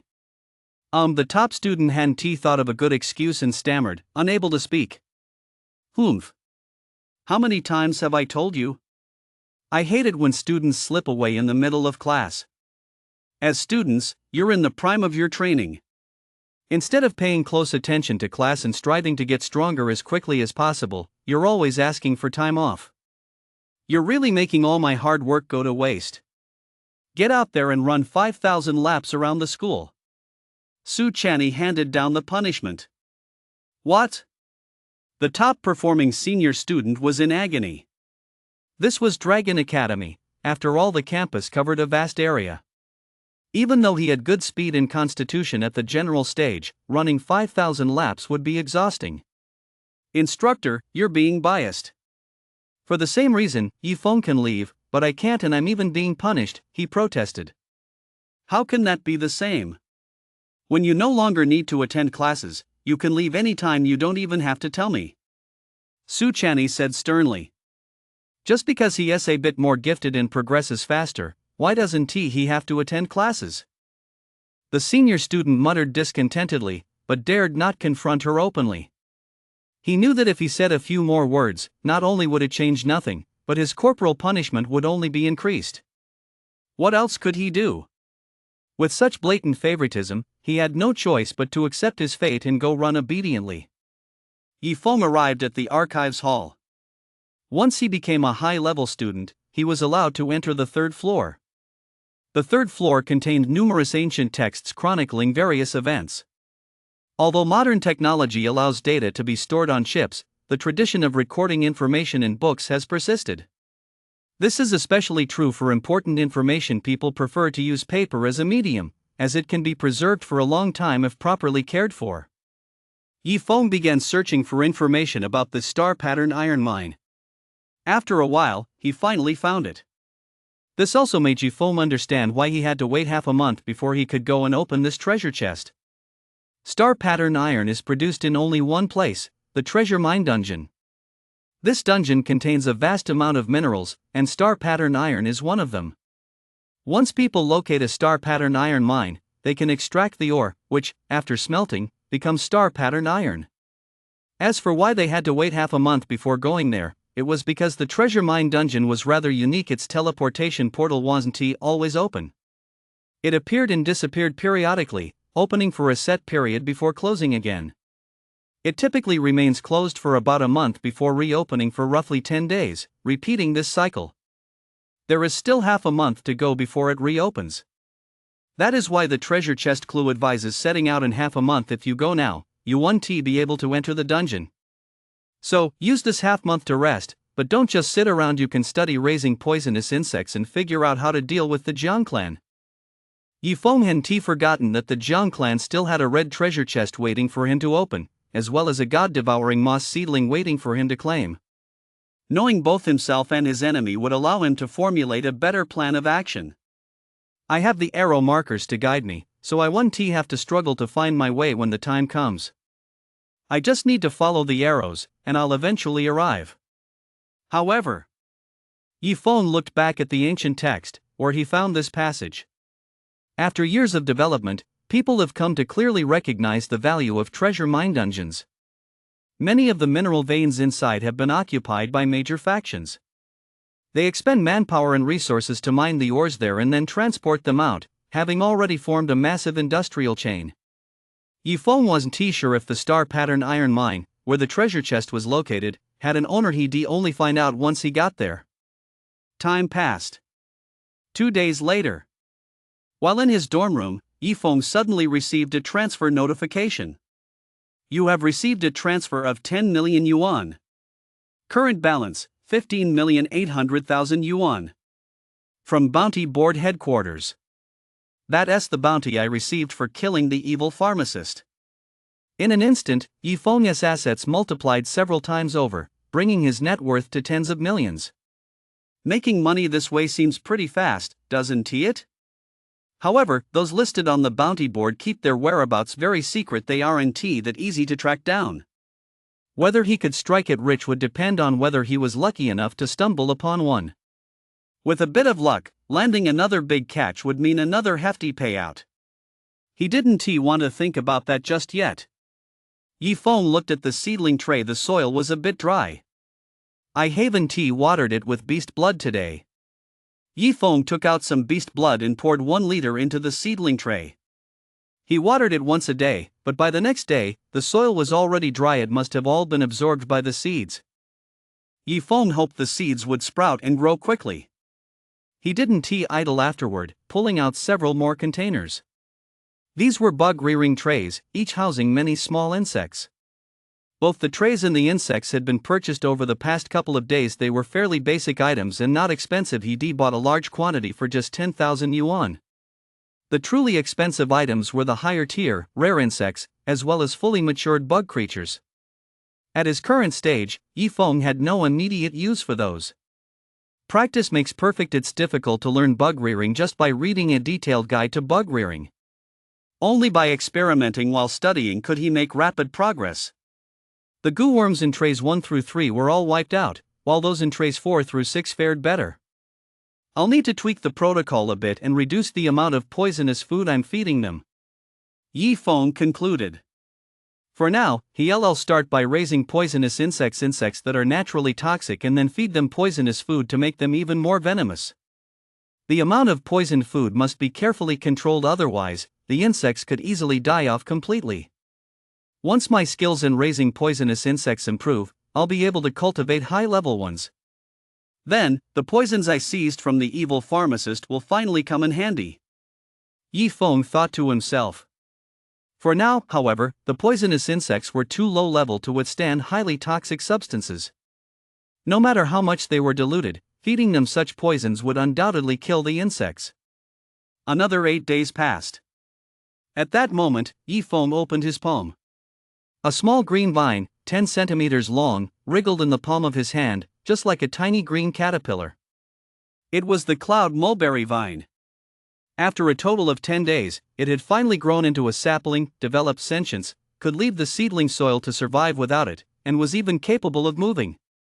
Yi Feng channeled his vitality, forcing blood from his fingertips into a cup, collecting nearly 200 milliliters. Smelling the scent of blood, the little cloud mulberry vine, like a cat catching the scent of fish, immediately leaped into the cup, immersing itself in the blood and greedily absorbing it. As recorded in Mubu Fan's diary, once the seed has grown into a green vine, developed sentience, and become capable of movement, one must use one's own fresh blood for it to absorb. This is how it recognizes its master. As for the beast blood poured on it while it was still a seed, it was merely absorbed as nourishment. This had no effect on the process. Once a demonic plant recognizes its master, it remains absolutely loyal and will never betray or switch allegiances. Therefore, this step of establishing a bond is crucial. The cloud mulberry vine greedily absorbed the blood, which visibly diminished before his eyes. Finally, after it had drained every last drop, the color of its surface turned a reddish green. It seemed to have truly had its fill. Deep down, Yi Feng sensed that a bond had been formed between him and the cloud mulberry vine. Master. He seemed to be able to perceive the words the cloud mulberry vine was trying to convey. Of course, this didn't mean the cloud mulberry vine could actually speak. Rather, establishing a master-servant relationship allowed them to sense each other's thoughts and emotions through physical gestures. These were all relatively simple thoughts. It had only just developed sentience, and its level of intelligence was still quite low. Can you grow a little bigger now? Yi Feng tried asking. Upon receiving the command, the cloud mulberry vine immediately began to grow, eventually stopping at nearly 1 meter. It seemed that was its current limit. But that was fine as long as it had enough nutrients. It would grow rapidly from here on out. For example, beast blood and wood marrow crystals. It still loves those, so he can keep feeding them to it. As for other types of nourishment, as long as the cloud mulberry vine likes them, Yi Feng plans to gather plenty of them so it can absorb them to its heart's content and grow. Time passed, and before he knew it, another 5 days had gone by. After 5 days of feasting, the cloud mulberry vine had doubled in length, reaching 2 meters. Its growth rate was incredibly fast. Since it couldn't help Yi Feng just yet, he had it shrink and wrap itself around his upper arm, hidden beneath his clothes. Time to go find that treasure chest. About half a month had passed. The treasure mine dungeon opened today, allowing entry. He headed to the location of the blue treasure chest and opened it. Yifeng readied his gear and set out. As he passed the playground, the place was bustling with noise and commotion, with many teachers and students gathered around. A strong smell of blood also hung heavily in the air. What is going on? Yifeng frowned and pushed his way through the crowd. The scene before him made his pupils contract. As Yifeng drew closer, a gruesome sight unfolded before him. A person lay on the ground with a large gash in their abdomen. All their internal organs were missing. They had clearly been gutted and their limbs had been severed at the joints. It was a truly gruesome death. Looking at the face, even though it was stained red with blood, Yifeng recognized him at a glance. Zhao Ming? The person who had died in such a gruesome manner was actually Zhao Ming. Come to think of it, Zhao Ming had been the biggest beneficiary when the test scores were swapped back then.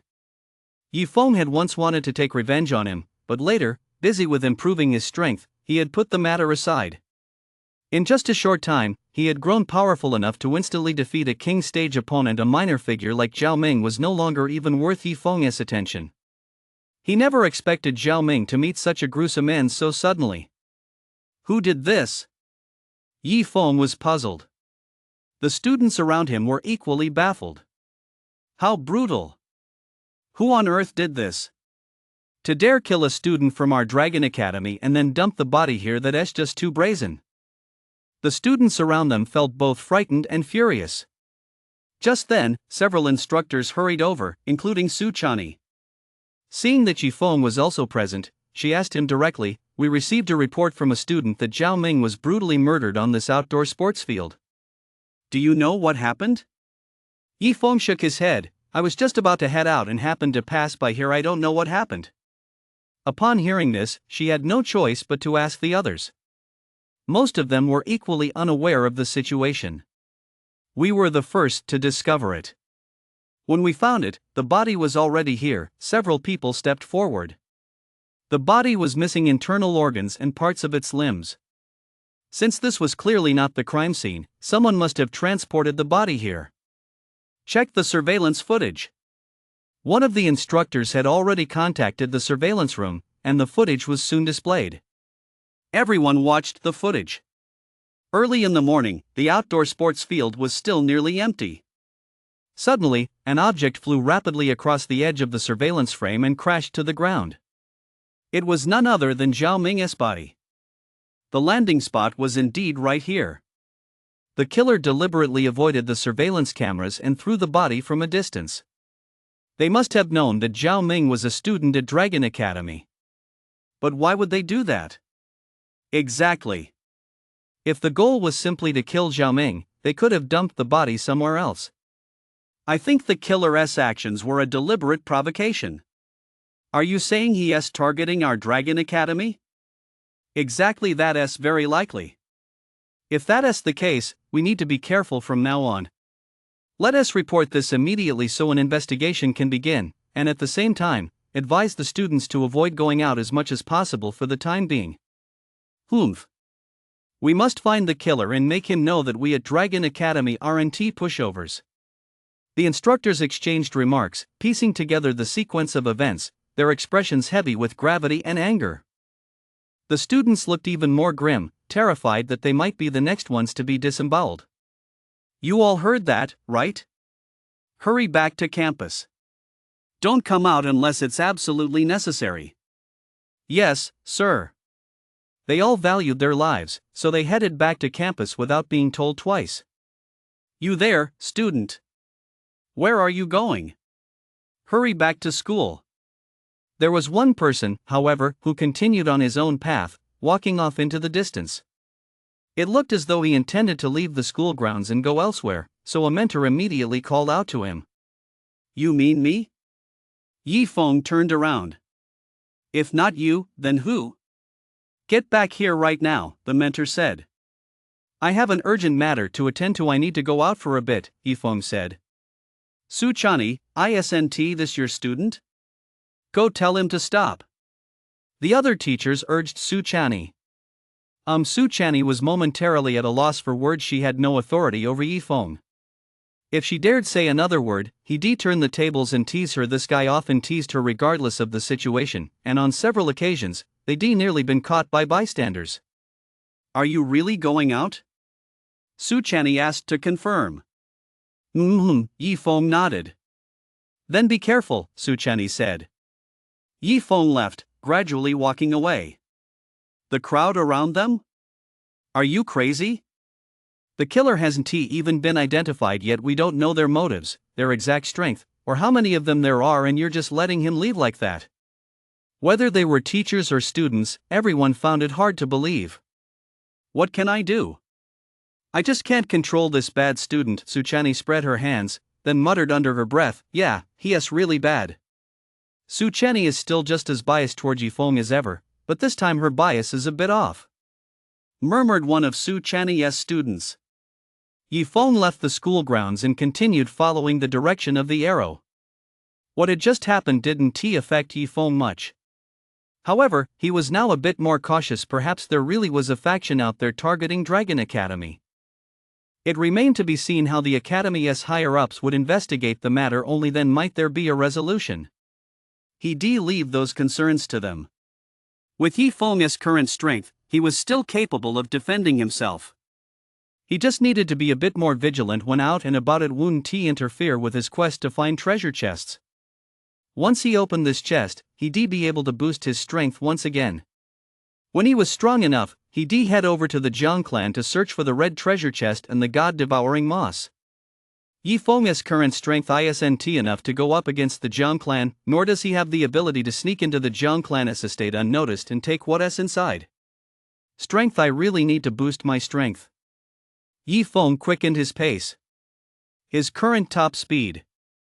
Using only the base speed of a vitality martial artist, it's around 270 meters per second. If he used his mage abilities, he'd be much faster. His top speed would be around 810 meters per second. He could come and go like a gust of wind, without needing to rely on any form of transportation. Though he couldn't maintain that top speed for long. Traveling at that pace would be exhausting. Even at a slower pace, however, his speed was still incredibly fast. After traveling for some time, Yi Feng finally arrived at the treasure mine dungeon. The dungeon's entrance was located in the middle of a desert. There are so many people. Yi Feng noticed a constant stream of people coming and going. They were entering and exiting the dungeon in large groups. Upon reflection, it wasn't hard to understand why. The dungeon operated on an intermittent schedule. After being closed for a month, it would reopen for only 10 days. Today was the first day it was open, so it was bound to be crowded. These people were likely from clans and factions that owned mineral veins and mining operations inside the dungeon, where they had employees working to extract the ore. During the month the dungeon was closed, the employees could stay inside. They just couldn't leave. After a month, once they demined a significant amount, they send people to transport the minerals extracted over that month out of the dungeon. Yi Feng followed the crowd as they approached the dungeon's entrance. Much like when he had entered the Green Meadow dungeon before, a powerful suction force pulled at Yi Feng. Soon, Yi Feng was sucked inside. After another strange teleportation process, by the time he could clearly see his surroundings again, Yi Feng had already appeared inside the dungeon. As far as the eye could see, there was no vegetation, only sand, rocks, and a barren wasteland. Even the forest-like scenery in the distance was merely a cluster of stone pillars, known as the Stone Forest. Yi Feng followed the arrow forward.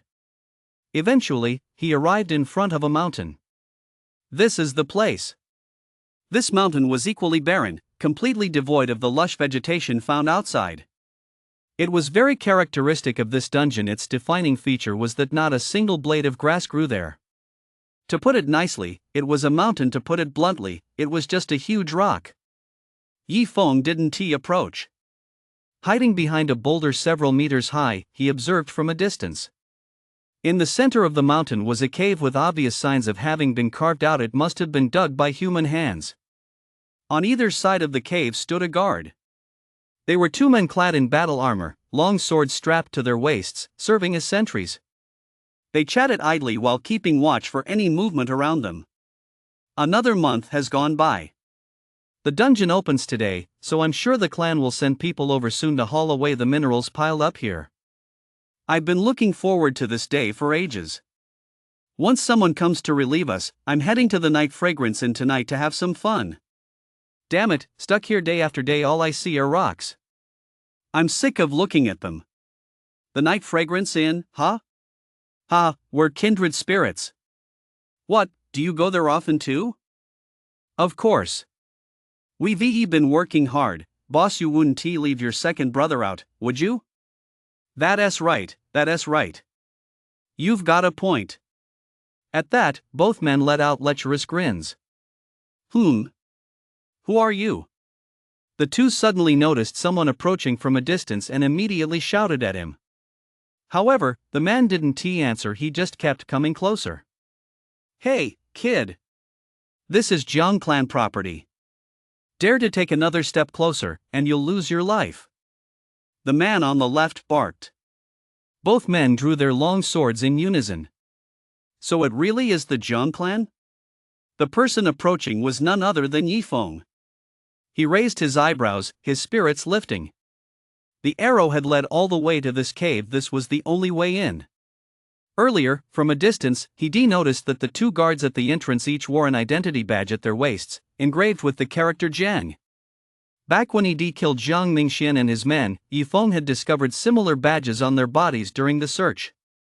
These prominent clans, relying on their powerful and formidable backgrounds, were very fond of flaunting their status, a display of pride that also served to intimidate petty criminals. Many who lacked sufficient strength would back down the moment they saw such status and background, not daring to cause any trouble. The moment he saw the badges, Yifeng suspected that this vein belonged to the Jiang clan. Sure enough, it really was the Jiang clan's. What a small world. Charge! Kill him! The two men, their faces twisted with fury, swung their long swords and slashed viciously at Yifeng. Having been stuck in this godforsaken place for too long, their moods were already foul. Now that a suicide seeker had shown up, they saw the perfect opportunity to take it out on him. However, in the next instant, a flash of steel vanished. A crisp sound of metal snapping filled the air. Both men's level 2 battle blades snapped in two simultaneously, and their movements froze. The two, who were merely at the master stage, stared wide-eyed with sheer terror as a clear trail of blood rapidly appeared at their throats, and they collapsed lifelessly to the ground. Thud! Thud!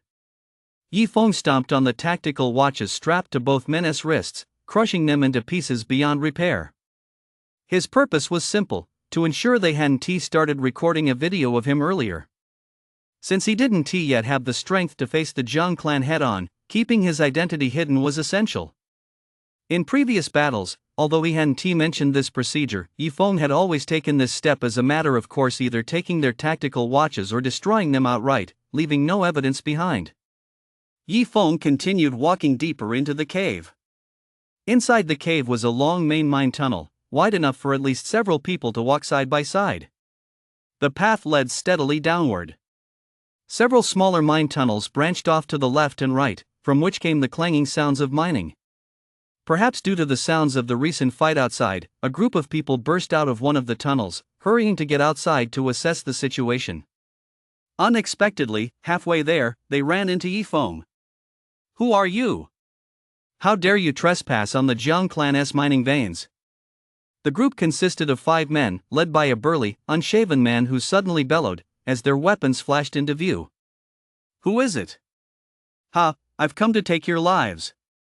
Yifeng sneered coldly. Just 5 master stage cultivators, he could wipe them out with ease. You're asking for death. Attack! Kill him! Filled with murderous intent, the 5 charged toward Yifeng. Yifeng's blade danced through the air, slashing back and forth across the 5 men. Ayah! The men let out agonized screams and quickly collapsed to the ground. The commotion had alerted nearly everyone inside the mine tunnels. Putting down their pickaxes for the moment, they grabbed their weapons and burst out of the various tunnels. Their strength was generally around the master stage.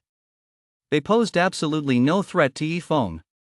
Yifeng was focused on only one thing: following the arrow. Wherever he passed, he slaughtered anyone who stood in his way. Whoever came, died. Quick! Go call the commanders. The enemy is too strong. The remaining stragglers retreated in a panic. The commanders they referred to were the three high-ranking officials here, the strongest in power, tasked with guarding the Orvane. How dare you! To intrude upon the Jiang clan's mine and kill members of our clan.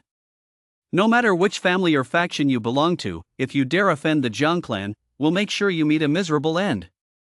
The chief guardian, Jiang Fei, emerged from a chamber accompanied by two deputy guardians.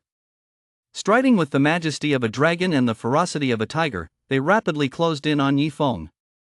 Jiang Fei had reached the peak phase of the general stage, while the two deputy guardians accompanying him were both at the late phase of the general stage. Great! All three guardians are here. All three guardians are at the general stage, and our opponent is probably only at the general stage too. 3 against 1 will take him down easily. Humph! He killed so many of us. Once we capture him, we'll skin him alive and tear him limb from limb. We'll definitely torture him mercilessly, otherwise, we'll never satisfy our hatred.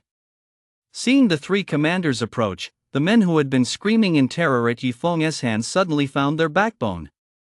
Their fear vanished, their expressions steadied, and there was no longer any need to retreat or flee. The way they looked at Yifeng was as if they were staring at a man on the verge of death. Commanders? General stage? Yifeng smiled. Never mind general stage, even king stage opponents were as easy to kill as slicing through melons and vegetables. Charge! Disable him first. Then we'll interrogate him slowly. Jiang Fei led the charge, with the other two close behind. The three town guards charged at Yifeng with fierce momentum. The other master stage members, eager to prove their loyalty and emboldened by the guardians leading the charge, also launched their own assault. Facing the onslaught of several attackers, the corner of Yifeng's mouth curled upward. Condense! The demon-shattering spear materialized. What is that? Everyone was struck with terror.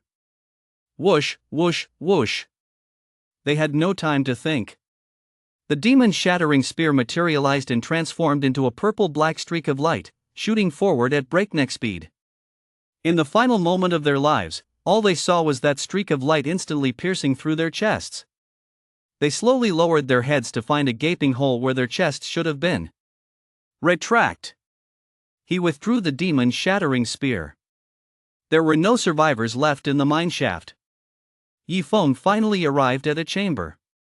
It was a resting place for the guardians, as well as a storage area for minerals. After a month, a mountain of ore had piled up inside, worth a small fortune. And atop the pile of ore, a treasure chest emitting a blue glow sat quietly. So far, finding this treasure chest had gone quite smoothly with virtually no obstacles. It was ready to be opened. Yifeng immediately touched it. Click! You have opened a blue treasure chest.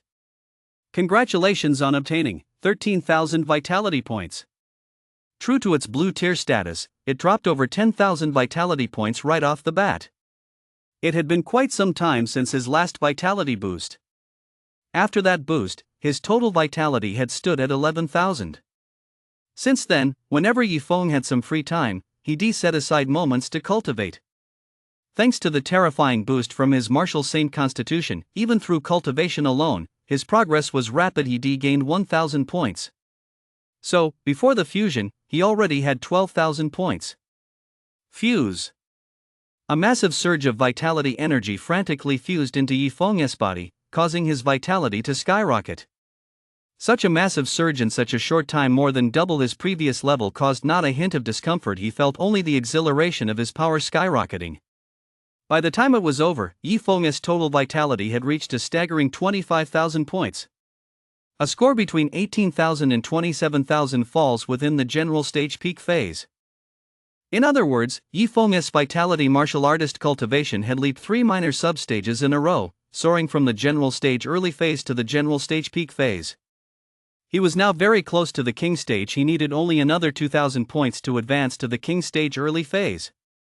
For example, the current mage cultivation level requires exactly 27,000 mana points to barely reach the king tier early phase. Incidentally, the required values are the same for both martial artists and mages.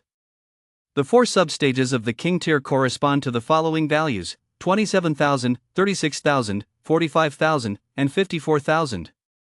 Suddenly, a new treasure chest notification appeared. Treasure chest clue: a blue premium treasure chest has appeared on Stone 8 Mountain. Please go and open it. Not bad, not bad. Yi Feng smiled. He just opened a treasure chest that let him advance several sub-tiers, and now another new one had appeared. It was also blue and labeled fine, meaning it could yield 2 items at once, one that counts as 2. These treasure chests really do keep coming one after another. Yi Feng wondered what he might get this time. He'd go open it in a moment. As for right now, Yi Feng looked ahead at the massive pile of star-patterned iron ore. If he sold it all, he could fetch a hefty sum. Free is free, he was definitely going to take it.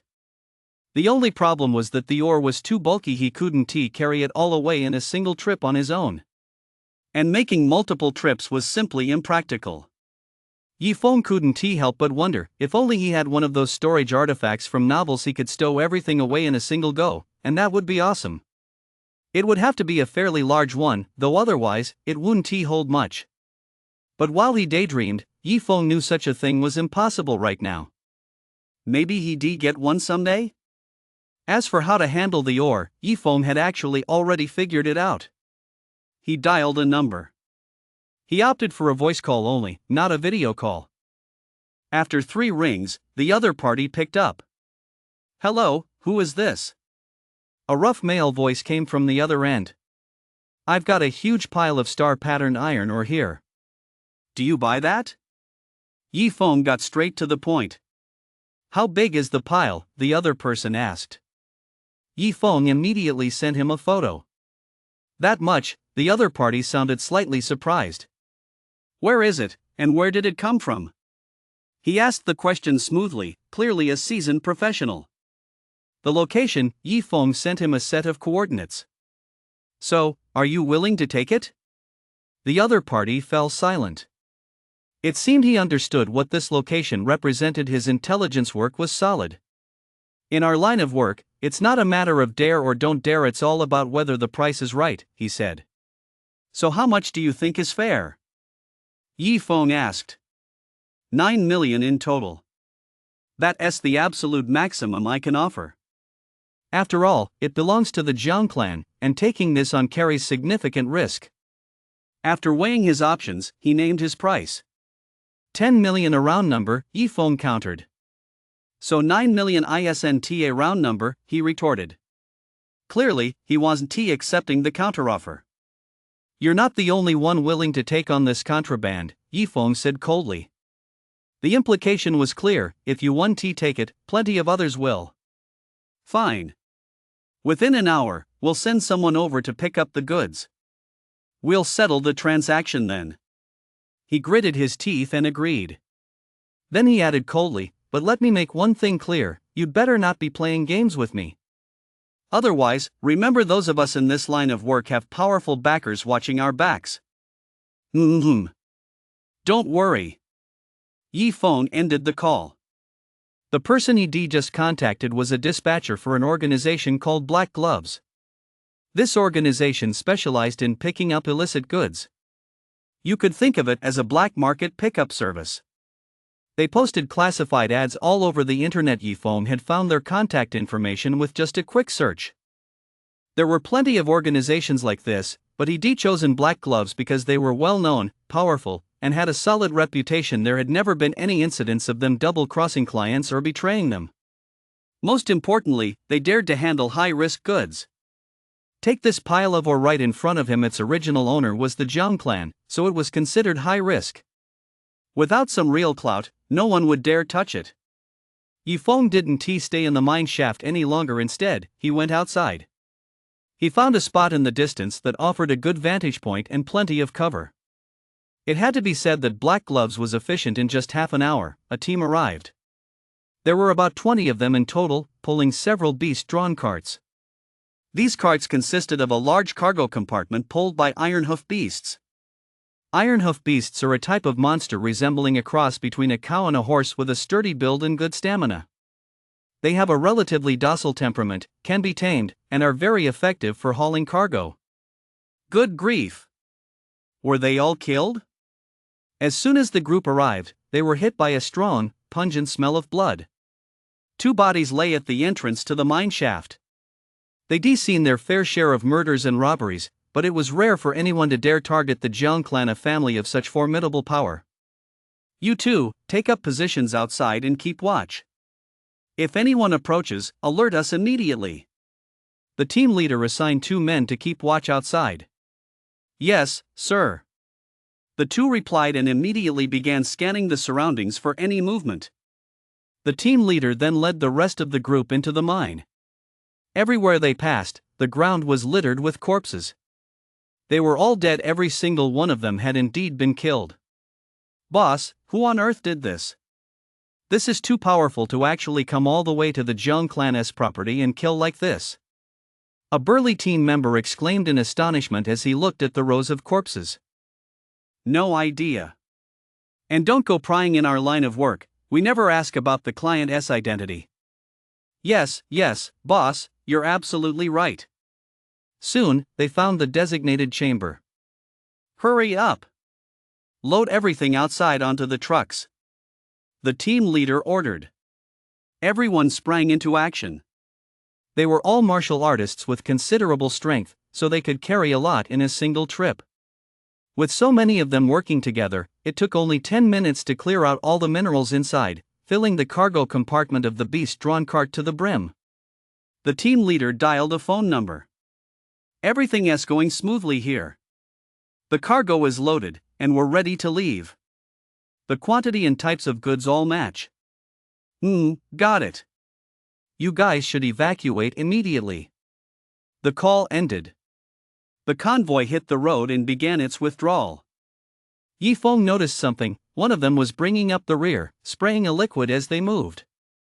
The liquid was colorless and odorless, much like water. Once sprayed like a fine mist, it was virtually impossible to tell that the area had been treated. They're truly professional. Having studied a detailed guide to raising bug beasts, Yifeng had gained some understanding of tracking insects like scent-detecting bugs. The book mentioned that certain methods could be used to mask or eliminate one's own scent, which would significantly increase the difficulty for scent-detecting bugs to track a target. The liquid they sprayed was likely one such method. The payment went through? Yifeng had sent the recipient's account information earlier, and now he received a transfer notification. Not a penny more or less, exactly 10 million yuan. Yifeng's net worth had just jumped from just over 10 million to just over 20 million. The dispatcher he contacted earlier called him back. The money has been transferred. You should have received it by now, right? Got it. It was a pleasure working with you. If you have any more cargo next time, I hope we can collaborate again. Sure. Yifeng hung up the phone. Condense. The demon-shattering spear materialized. Standing on the demon-shattering spear, Yifeng soared into the sky and, following the arrow's guidance, headed toward the next blue treasure chest. Stone Ape Mountain. Yifeng mulled over the name of the place. According to the clue he just received, the treasure chest was located there. Ever since he learned he need to visit the treasure mine dungeon, Yifeng had made a point of researching it. This dungeon was characterized by an abundance of minerals but a complete absence of vegetation. Consequently, no animals could survive within it. Humans who stay here bring their own food and restock their supplies every time the dungeon opens, stockpiling enough food and drink to last for over a month. Wild animals also need food, but with the landscape so barren, are they supposed to eat rocks? When conditions aren't right, life simply cannot thrive. And you know what? The land shapes the creatures that inhabit it. Every dungeon has its own unique characteristics. Take the Green Dungeon, for example, a paradise for plants where demonic plants have emerged. Meanwhile, the Treasure Mine Dungeon has given rise to a type of monster that feeds exclusively on stones and minerals. They are collectively known as stone beasts. The stone ape is one species among the stone beasts. They resemble apes, except their bodies are composed of hard stone. Just the thought of such a creature is fascinating. They like to hollow out the interior of mountains, creating spaces that resemble mazes or ant nests, where they make their homes. A stone ape mountain refers to a mountain where stone apes are active. It is said that inside the stone apes' bodies lies a crystal core, a high-quality mineral. You can think of it this way: of the various minerals they consume daily, a portion is absorbed by their bodies to support growth. Another portion is stored to upgrade and strengthen the crystal core, which is also the core of their existence. Faced with such a wondrous species, even if there were no treasure chest there, Yifeng would still be very interested in going over to take a look. Yifeng's figure vanished into the distant horizon. A good while after Yifeng left, a convoy, led by a king stage player, gradually approached the mine. What is going on? Why does it smell like blood? From a distance, the king stage player's keen sense of smell detected the scent of blood, and he immediately sensed something was wrong. But he clung to a sliver of hope, thinking that since it was the Zhang clan's property, few would be bold enough to come and covet it. Things had remained peaceful all these years. Perhaps there was just a fight happening nearby? After all, it was a public place, anyone could enter the treasure mine dungeon. As long as they didn't get too close to the mine itself, there wasn't much oversight. It was perfectly understandable that someone passing by might have gotten into a conflict, resulting in a bloody brawl. But as they drew closer and the mine entrance came into view, King Stage, the team leader, suddenly narrowed his eyes. At the entrance to the mine, two bodies lay sprawled on the ground, blood pooling all around them. Who did this? Who dares to kill members of the Zhang clan? To lay a hand on the Zhang clan's property? Zhang Fu was furious beyond measure, fire practically blazing from his eyes. Every time the treasure mine dungeon opens, a month's worth of accumulated minerals must be transported back. The Zhang clan had sent King Stage Zhang Fu to oversee this operation. Who could have imagined that upon the convoy's arrival, they would be met with such a scene? It wasn't just Zhang Fu who was furious, the other members of the Zhang clan traveling with him were also beside themselves with rage. Follow me inside. Zhang Fu charged ahead, leading the group as they brandished their weapons and stormed into the mine with fierce determination. They hoped the culprit was still inside and that they could catch him red-handed. Of course, things didn't go as planned. All along the way, they encountered nothing but corpses. Damn it! Even the minerals have been looted clean. Zhang Fu clenched his fist and slammed it hard against a nearby cave wall. With a loud boom, rocks flew in all directions, leaving a large crater. Could it be those old rivals? That makes sense. The Sun family is the prime suspect. Their relationship with our Zhang clan has been pretty tense lately. The others in the group, seething with indignation, voiced their speculations. Unlikely. Zhang Fu shook his head and explained, whether it's the Sun family or any other clan, they're not that foolish. Unless relations have completely broken down to the point where we've torn off the mask, they wouldn't do something like this. Because they know full well that if they take us down today, we'll strike back tomorrow. They own just as many businesses as we do, and they're mining veins right here in the treasure mine dungeon as well. If we keep at this, it'll only end in mutual destruction, giving other competitors an opening. Zhang Fu's words made perfect sense. But another problem arose: who on earth did this? I miscalculated. I should have brought a bugmaster along to track them down with scent-detecting bugs. Zhang Fu hadn't expected something like this to happen either. He had no choice but to contact the Zhang clan and explain the situation. Upon receiving the news, they were naturally furious and immediately convened a high-level meeting. The killer behind Zhang Mingxian's murder had still not been found, and now this had happened. It only added fuel to their rage. Both of these matters must be resolved before the clan head emerges from seclusion. Otherwise, if he flies into a rage, neither you nor I will be able to bear the consequences. Numerous Zhang clan elders gathered in the hall, their expressions grave. In the end, they dispatched another team to investigate, including a bug master. However, the results left them deeply disappointed. The other party has already taken measures to eliminate the scent. Watching the scent-tracking insects flit about aimlessly, the bug master shook his head. If the incident had just occurred, even with measures taken to eliminate the scent, it wouldn't have vanished so completely so quickly. But now, Too much time had passed, there wasn't a trace of scent left, making it completely impossible to track. While the Jiang clan was in a state of utter confusion, Yifeng arrived at his destination, Stone Ape Mountain. As far as the eye could see lay a massive mountain, its entire surface a grayish-white hue, resembling a marble mountain. Numerous openings had been carved into various parts of the mountain, leading into its interior. Every now and then, a stone ape would wander out of one of these openings. Their bodies were composed of stone, resembling monkeys carved from rock. They looked a bit dazed and had a somewhat stocky, sturdy build. Boom! One of the stone ape beasts slammed its fist into a nearby rock wall, sending a shower of rubble falling. It picked up a few pieces, popped them into its mouth, and began crunching away. What a peculiar creature! Yifeng glanced at the arrowheads on the ground, which pointed the way ahead, and eventually entered a cave. There was no other choice but to venture inside, find the treasure chest, and open it. Yifeng moved closer. The stone ape, which had been eating rocks, sensed Yifeng's approach and turned its head to look at him. It aimed the half-eaten rock in its hand at Yifeng and hurled it with all its might. Yifeng sidestepped lightly, dodging the rock's attack. Boom! Boom! Boom! It strode toward him, looking quite clumsy, each step causing the ground to rumble with a loud thud. Its arms, as thick as stone pillars, swung rapidly toward Yifeng. Clang! Yifeng blocked the attack with his sword, sending sparks flying. Its other hand followed suit, swinging down as well. Yifeng took a step back to dodge the attack. After a few test attacks, Yifeng had a rough idea of the stone ape's exact strength.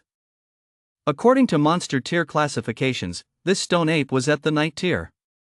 For a human to take it on, they need to be at least at the master stage.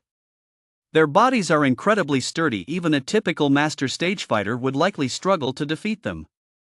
Don't let their bulk fool you. Thanks to their formidable physiques, attacks of average potency inflict only limited damage on them.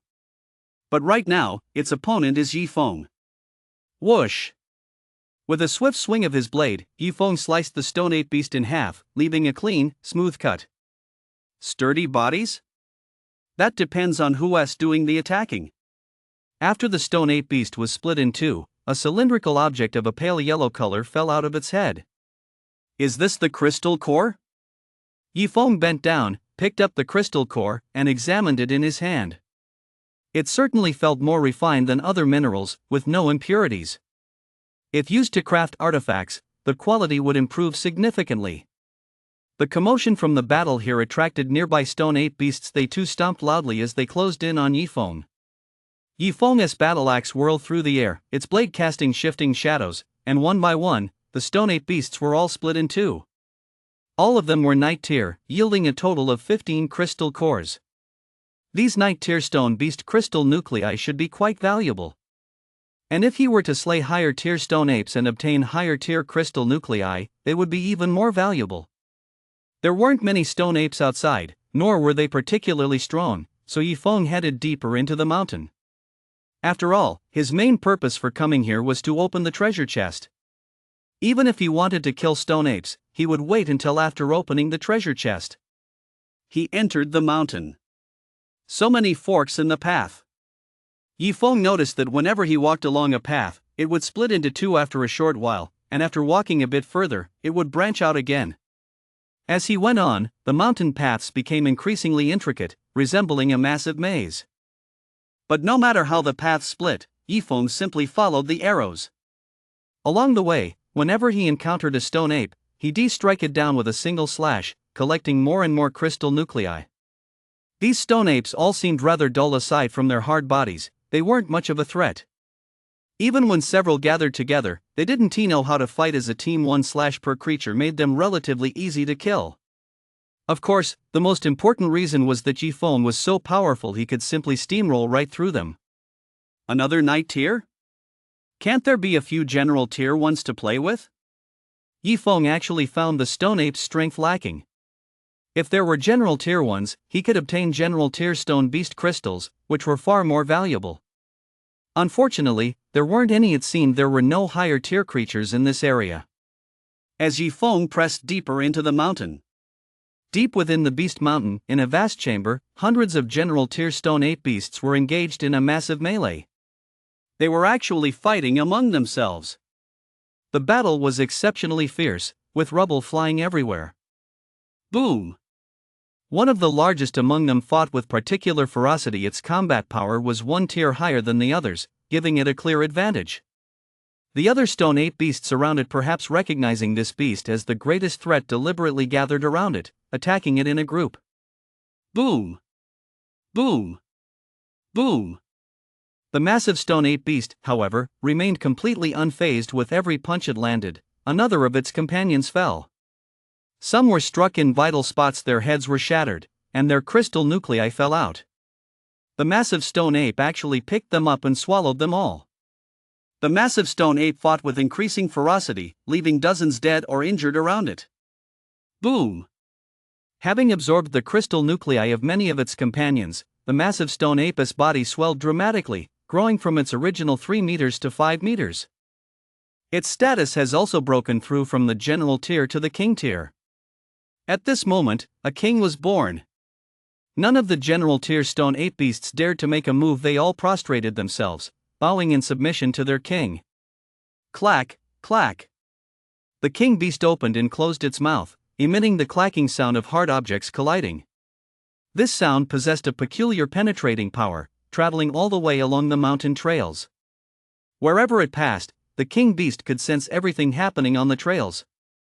This was an ability it had developed after becoming the leader of the pack. And that wasn't all.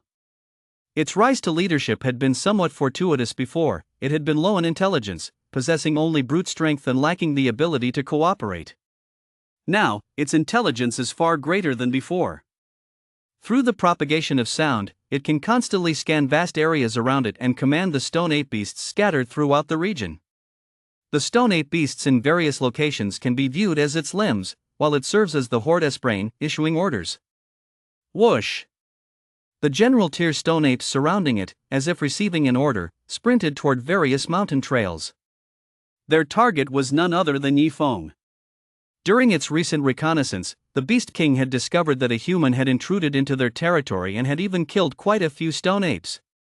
Yifeng, on the mountain trail, continued moving in the direction of the arrow. He suddenly sensed something amiss behind him. He spun around abruptly.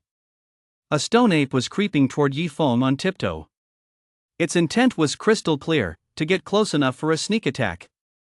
Caught off guard by Yifeng's sudden turn, it froze in its tracks and retreated without hesitation, trying to use the terrain to its advantage to escape. Seeing this, Yifeng found it odd. The ones he'd encountered before had all been rather dim-witted. They only know how to charge head-on and fight to the death, with absolutely no concept of fleeing. Whoosh! Yifeng pushed off with his feet, his body shooting forward like an arrow leaving the bowstring, and in just a few strides, he caught up to the Stone Ape beast. With the same swift slash, he cut it down. Nothing out of the ordinary, he retrieved a crystal core as usual. He continued on his way. The Stone Ape beasts he encountered next were different from before. They knew how to assess the situation and coordinate as a team. It was as if their intelligence had suddenly increased. He even began encountering General Tier Stone Ape beasts one after another.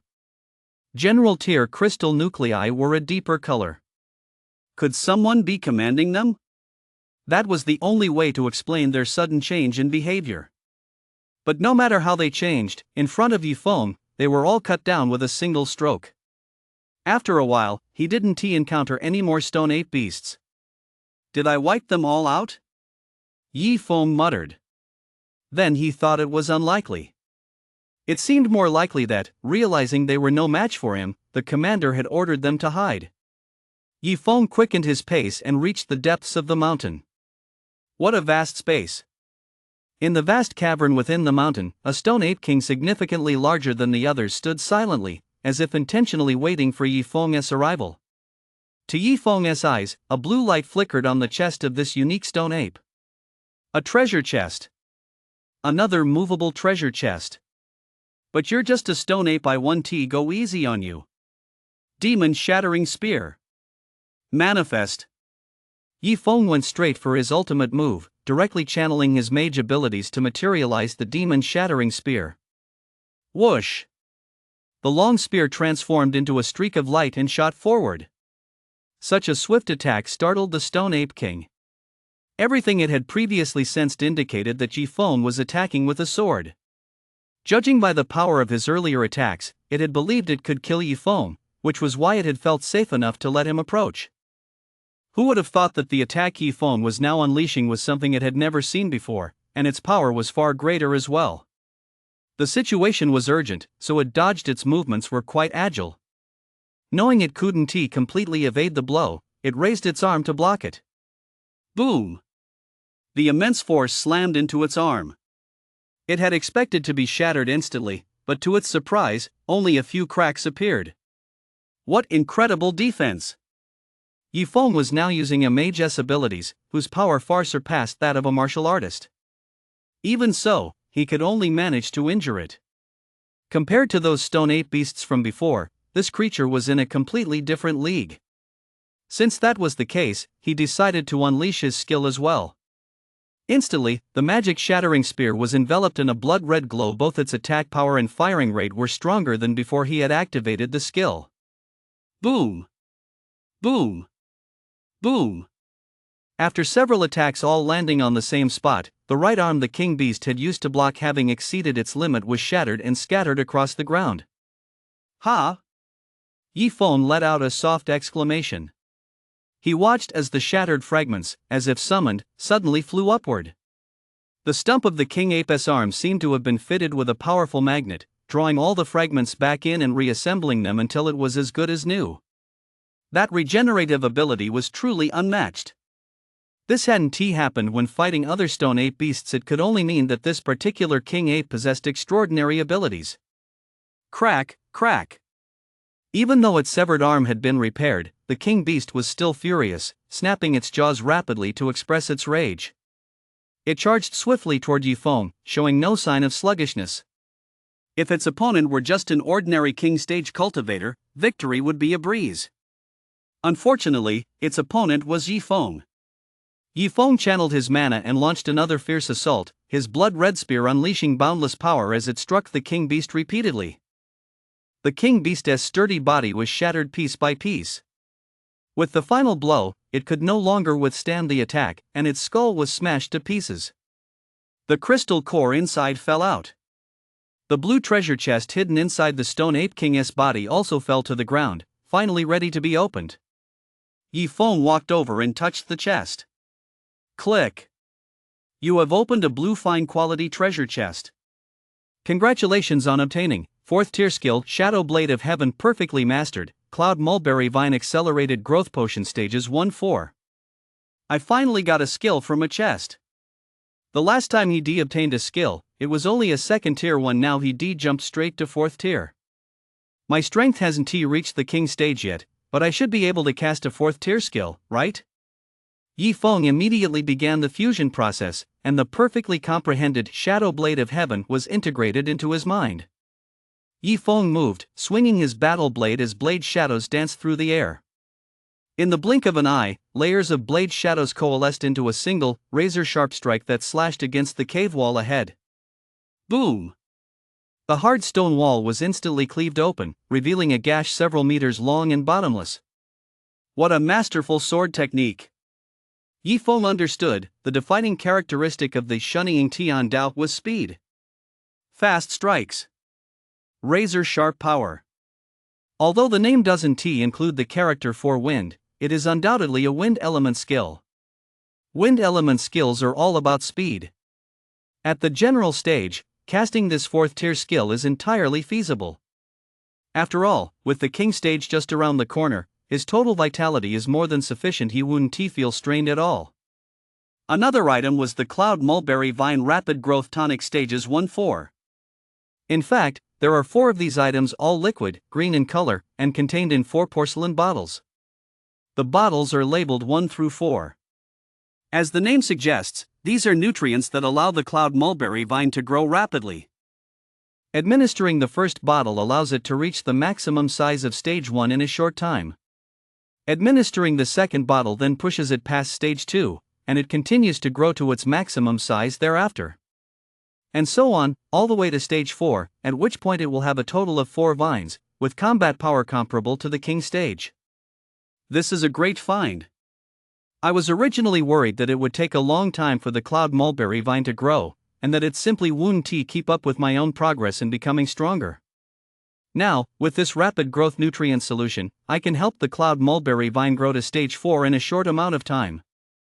Yifeng quickly opened the first porcelain bottle. The liquid inside had a pleasant, refreshing scent. The cloud mulberry vine entwined on his right arm caught the scent and, instantly excited, slithered up his arm toward the bottle. Go ahead, absorb as much as you want. Once you reach the limit of stage 1, I'll give you more nutrient solution. The cloud mulberry vine shrank to its smallest size, entered the porcelain bottle, and began absorbing the nutrients rapidly. Yifeng stowed all the bottles and jars into his tactical backpack. Just as Yifeng was about to pick up the nearby king beast's crystal core. Rustle, rustle, rustle. The shattered fragments of the king beast's body on the ground were still trembling, showing signs of gathering back toward the crystal core. Yifeng acted with lightning-fast reflexes and immediately retrieved the crystal core. This king beast crystal core was even larger and darker in color, gleaming golden. What tenacious vitality! Yifeng sensed a stream of life energy within the crystal core, indicating that the king beast was not yet dead.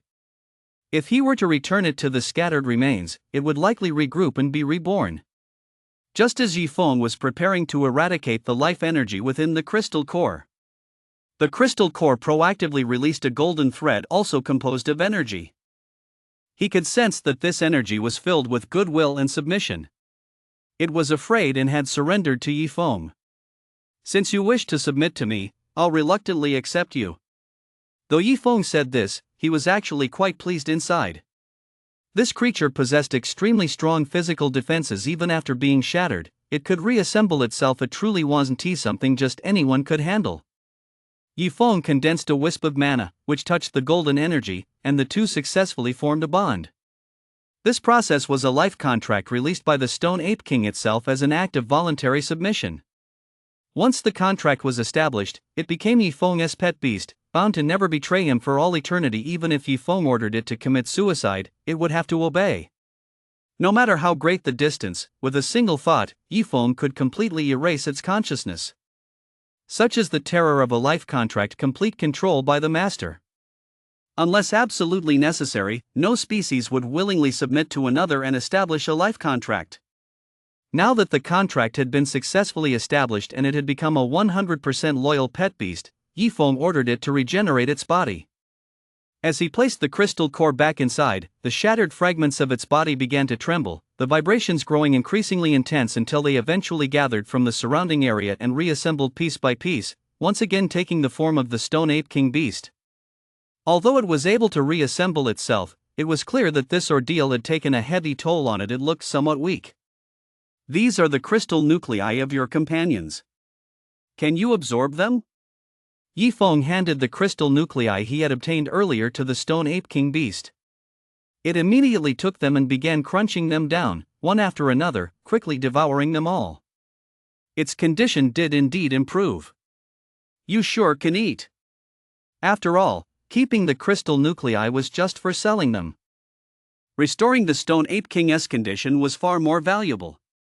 Yifeng eyed the stone lump, pondering what to do with it. If he took it outside, would it have to follow him around forever? On the other hand, if he let it roam freely, it would undoubtedly be hunted down as a menace. But keeping it here would actually be more suitable. This place is full of minerals, all the nutrients it needs to grow. It can keep eating and keep getting stronger. That's it. Minerals. Yifeng suddenly had a flash of inspiration and flashed a mischievous grin. Yifeng looked at the Stone Ape King. You like all kinds of minerals, don't you? Crunch, crunch. Good. I'll give you some locations. You command the Stone Ape beasts to raid those mineral veins. As for the minerals you harvest, just give half to your troops as a reward and hand the other half over to me. Crunch, crunch. The Stone Ape King nodded vigorously. Yi Feng made a phone call. A rough male voice answered, "Another job this soon?" The person he contacted was still the same order taker from before, the one with the black gloves. "Your intel seems solid. Should you be able to track down all the Jiang Clan S or Vane operations inside the treasure mine dungeon?" Yi Feng asked directly. "We can do that, but why do you ask?" The other party had already vaguely guessed Yi Feng's intentions. It still seemed a bit unbelievable plundering a single Jiang Clan mine was crazy enough. Judging by that tone, wasn't he planning to plunder them all? That would mean seriously offending the Jiang Clan. The Jiang Clan had many powerful members, including several Grandmaster stage and even venerable stage experts. "Name your price. I'll buy this intel." "Are we doing this deal?" Yi Feng said.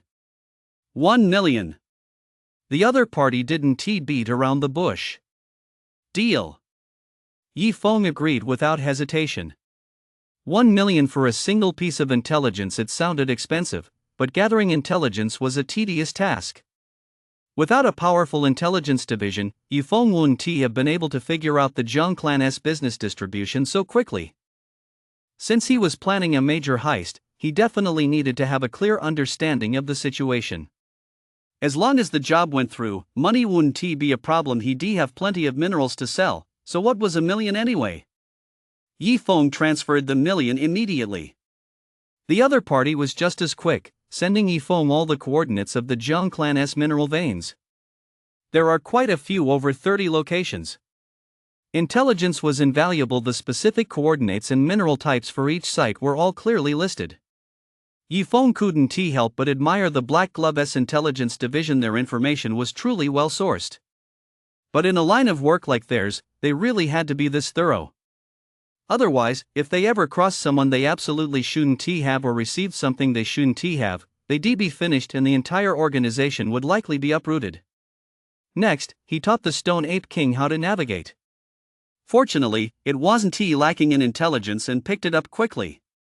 After a few test runs, when given a set of coordinates, it was able to arrive at the exact location. "How many Stone Ape beasts are still in here?" Yi Feng asked the Stone Ape King. It immediately let out 2 click-click sounds. A moment later, footsteps echoed from all the mountain trails. 10, 100, 1,000. After a rough count, there were well over 5,000. Yi Feng hadn't expected so many to be hidden inside the mountain. However, a significant proportion of them were weak and of little use for the time being. Only those at the night tier and above were truly useful. There were over 1,000 of them. As for the general tier, there were over 300. Have them split into multiple groups now and head to these 30-odd locations. Plunder every ore vein there and bring all the minerals back. Yi Feng said to the Stone Ape King. Clack, clack. Next, the Stone Ape King began issuing orders to its subordinates. How exactly to guide them to the correct locations was up to the Stone Ape King. Yi Feng simply washed his hands of the matter. A short while later, they were finally instructed, and the massive procession set off. They split into more than 30 teams. Each team consisted of roughly 10 general tier creatures and several dozen night tier creatures. With this configuration, they were more than capable of dealing with the Vane S-guards. They chose to strike simultaneously, partly for efficiency, but mainly to deny the Jiang Clan any time or opportunity to react. Today was the first day the dungeon had opened, so the Jiang Clan would certainly send people to transport those minerals away. If they dragged things out too long, the minerals would be hauled back by the Jiang Clan, and after attacking the vein, there would be nothing left to loot. On the other hand, if they attacked each site separately, word would spread, and the other mining sites would beef up their defenses, making it much harder to succeed. Yi Feng watched them leave. While waiting, he called the Black Gloves organization. "Prepare a convoy to transport a large quantity of minerals," Yi Feng said bluntly. "You're really going up against the Jiang Clan?" the other party asked in astonishment. There were over 30 ore veins. Plundering every single one would indeed be a substantial haul. But the question was, would the Jiang Clan just let people plunder them like that? He hadn't even considered that Yi Feng would strike at all of them simultaneously. After all, raiding so many mining sites at once required a massive workforce enough to rival an entire criminal organization. Aren't you supposed to just handle the transactions and stay out of everything else? Yifeng asked, his tone displeased. Yes. My mistake, I spoke out of turn. After apologizing, he hesitated and added, it's just we're a bit hesitant to go to the mining sites to pick up the goods this time. What he was worried about was the Jiang clan's retaliation if they were caught red-handed. It would be dangerous. Forget about doing business, they could even lose their lives there. Don't worry about that. I'll have the goods stored in a safe location. Just make sure to have your people and vehicles ready, and wait for my message, Yifeng said. That's good. We'll start preparing right away and wait for your signal. The call ended. Yifeng waited quietly. Before the stone ape set out, Yifeng had already designated the storage location. It was quite a distance from here, in a relatively remote area with a stone forest. There were few resources there, so hardly anyone ever went there. It offered excellent concealment. All the minerals intended for sale could simply be stockpiled there. Time ticked by, second by second. Meanwhile, at a mining site owned by the Jiang clan, 2 guards were stationed at the entrance. The security arrangements at these mining sites didn't vary much from one another. At most, sites with more valuable minerals or larger reserves would have a few more skilled fighters stationed there. Perhaps because no one had ever dared to cause trouble here before, the 2 guards appeared rather relaxed. It wasn't until a group of stone apes approached and they sensed the commotion that they finally realized what was happening. Look over there, what's that? Stone beasts? Actually, these should be called stone apes. Where did they come from? That's strange. Do stone apes usually roam around like this? I don't think so. They usually stay in one spot, they don't run around aimlessly. That's strange, then. Could there be a stone ape den nearby? The 2 looked in that direction, discussing the matter in surprise, completely unaware that this group of stone apes was actually heading straight for them. They assumed the creatures were simply lingering nearby and had wandered over by accident. But soon, they sensed something was wrong. Oh no! They're coming straight for us. Quick, warn the people inside. The 2 turned and started heading back into the mine shaft. But just as they began to move, they felt an overwhelming pressure from behind. Several general tier stone apes leaped forward and pounced. Ah! The 2 stood no chance against them and were instantly crushed. Dozens of stone apes charged into the mine shaft. Nothing could stand in their way. 3 general stage guards, hearing the commotion, rushed out. How could there be stone apes? The 3 exclaimed in shock. When the ore vein was first discovered here, long before mining began, Jiang clan experts had already swept a vast area nearby. Moreover, this was a routine operation carried out periodically to prevent stone beasts from setting up camp nearby, gathering in ever greater numbers, and endangering the safety of the vein. But now, dozens of stone ape beasts had suddenly appeared. Where on earth had they come from? Guard commanders, these stone ape beasts are incredibly powerful. They've killed so many of our men, said the man being chased by the stone ape beasts, his voice filled with both fear and rage. Humph! Wretched beasts! Die! Fueled by rage, the 3 charged at the stone ape beasts, but unfortunately, they had severely underestimated the creature's strength. Even just the 10 at the front were all general tier. Under the onslaught, the 3 general stage guardians were forced into a desperate retreat, howling in pain. In the end, they were beaten to death by the stone ape beasts. After eliminating the people in the mine, the stone ape beasts found the ore. Inside the mine, there was also a type of ore cart with several large wheels and a cargo bed designed to hold ore. These ore carts were used to transport the mine ore to the central storage chambers for consolidation. The ore carts were quite large and could hold a substantial amount of cargo. They found many such mine carts, loaded all the ore from the mine into their cargo bins, and then had the stone ape beasts pull them away. Part of the ore was transported to Stone Ape Beast Mountain as Yifeng had promised them to be consumed and absorbed. The rest was taken to a designated location, a stone forest, where it was stockpiled. Similar scenes were unfolding simultaneously at numerous other ore veins. The Jiang clan's mining operations were suffering an unprecedented plundering. However, one sight stood out due to an unexpected incident. When the Stone Ape Beast team in charge of this mine arrived, they encountered a powerful figure. King Stage Zhongfu was ordering his men to haul all the ore from the mine shaft onto the vehicles so he could transport it away. The two groups happened to run into each other head-on. How did stone apes end up here? Zhongfu furrowed his brow, deeply puzzled. Today had been nothing but bad luck. He set out from the Zhang clan early that morning, leading his convoy all the way here specifically to transport the minerals from this site as ordered.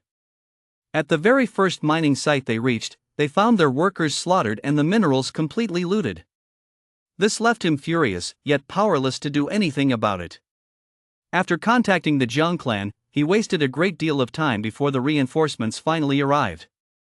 Unfortunately, the outcome was still unsatisfactory. The enemies had eliminated their scent, rendering the tracking insects useless. What else could he do? He left the stricken mining site to the team that arrived later and proceeded to load the minerals. This was now the second mining site. While he was still loading the cargo, he saw dozens of stone ape beasts approaching. Humph! What kind of vile beasts are these? Die!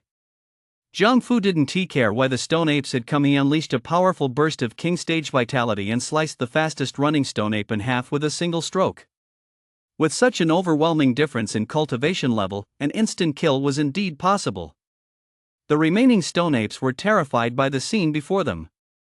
When they set out, their king had instructed them. Of course, in reality, the king beast was merely a messenger. The orders primarily came from Yifeng. Yifeng had told them that if they encountered an opponent far too powerful one they couldn't defeat, they should not linger in battle but retreat immediately, fleeing as far as they possibly could. Recalling these instructions, the stone ape beast that had fallen a step behind immediately turned and fled. Humph! Think you can get away? It's not that easy. After spending most of the day bottling up his frustration, Zhongfu was more than ready to take it out on these stone ape beasts. He gave chase, cutting down several more of them. However, there were simply too many of them, and they scattered as they fled, so he couldn't kill them all. In the end, he only managed to take out half of them. The other half got away. Besides, he didn't want to chase them too far. He had more important business to attend to here. That felt great. Zhongfu returned and exhaled a deep breath. The frustration that had built up over half a day had finally been vented during that battle. However, once he calmed down, he couldn't shake the feeling that something was off. There were no stone ape lairs nearby, and stone apes weren't a species that roamed around aimlessly. So why, out of the blue, had a whole group of them suddenly wandered over to this vein? Ugh, look at me, getting all paranoid. They're just a bunch of low IQ stone beasts. What else could it be? They were probably just looking for food and wandered over here by accident. Zhongfu tapped his forehead and muttered to himself. All the minerals here had already been loaded onto the trucks. Let us go. They set off for the next mineral vein. As they drew closer, the sense of foreboding in Zhongfu's heart grew stronger and stronger. The smell of blood, that smell of blood again. Soon, they came upon the corpses. Who did this again? Zhongfu and his men's eyes were practically shooting fire. For some reason, the image of the stone ape approaching them just moments ago flashed through his mind. Trouble. The other veins. Zhongfu immediately set off again, heading for the next vein. Sure enough, it was exactly as he suspected. Not only that, but he continued on to the next one. The same, all of them were exactly the same, completely ransacked. It was as if a powerful force was targeting the Zhang clan. He could already imagine just how furious the Zhang clan would be once this was reported. Oh, right, the Bugmaster is still in the dungeon. Have him track it down.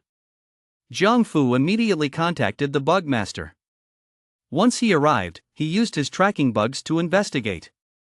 Still no trace. The Bugmaster shook his head. What he didn't know was that stone ape beasts had virtually no aura to begin with, and besides, their bodies were indistinguishable from stone. And inside the dungeon, there was no shortage of stone. It was littered with gravel everywhere. From the perspective of scent detection, a stone ape moving through such a place was practically invisible. Faced with this result, Jiang Fu felt completely dejected. As the person in charge of this transport operation, failing to secure even a single ore vein would surely lead to disciplinary action. Most crucially, without any trace of the culprit, he wouldn't even have a chance to make amends. Meanwhile, in a remote stone forest somewhere, piles of minerals were heaped up like small mountains, of many different kinds, all dragged here and dumped by the stone ape beasts. Yifeng had already called the stone ape beasts back to rest inside Beast Mountain. Deep within, in the caverns, piles of minerals were also stored. These were more than enough for them to eat and grow. They couldn't possibly eat any more than that, which was why Yifeng had decided to sell half of it. Crunch, crunch. With all kinds of minerals to eat, the stone apes were overjoyed, gnawing on their favorite ones. They sure have strong teeth. The task Yifeng had given them was to quickly improve their strength and expand their population so they could carry out their plans later. Yifeng wasn't in Beast Mountain at the moment, he was over at the stone forest. But he didn't show himself, he was hidden in the shadows, keeping an eye on the minerals stockpiled there. When the members of the Black Gloves organization, summoned by Yifeng, arrived at the stone forest, the scene before them left them all speechless. So many minerals. They knew someone had been planning to plunder the mineral vein owned by the Jiang clan. They had thought that being able to loot one or two would be quite an achievement, but they never expected there to be so many. It looked like they might end up looting the entire lot. Hurry! Load them onto the trucks right away. Surprised as they were, they didn't waste any time and sprang into action immediately. Meanwhile, Yifeng was haggling with the Black Gloves, and in the end, he sold this batch of minerals for a total of 200 million. Yifeng's total assets reached over 220 million. Over the next few days, Yifeng stayed inside the treasure mine dungeon. He spent most of his time mingling with the stone apes, observing their habits and devising a plan for the future. Start breeding freely. For every additional offspring, you'll receive an extra resource subsidy, Yifeng announced. Their method of reproduction was quite interesting. When a male and female stone ape stayed together, a certain vibration released from their crystal nuclei would, if the frequencies matched, cause a new small crystal nucleus to form inside the female's body. This would gradually grow into a baby stone ape, which would then be born. Yifeng let them develop for a while, telling them not to cause any trouble for the time being. After all, following the Jiang clan incident, word had spread, causing a huge stir and spreading panic among the people. Every household had dispatched more experts to guard their mineral veins, fearing that, just like the Jiang clan, they might be the next to be plundered. It's time to head out, Yifeng said softly. Yifeng instructed the Stone Ape King to lie low and develop its strength for a while within the Stone Ape Mountain.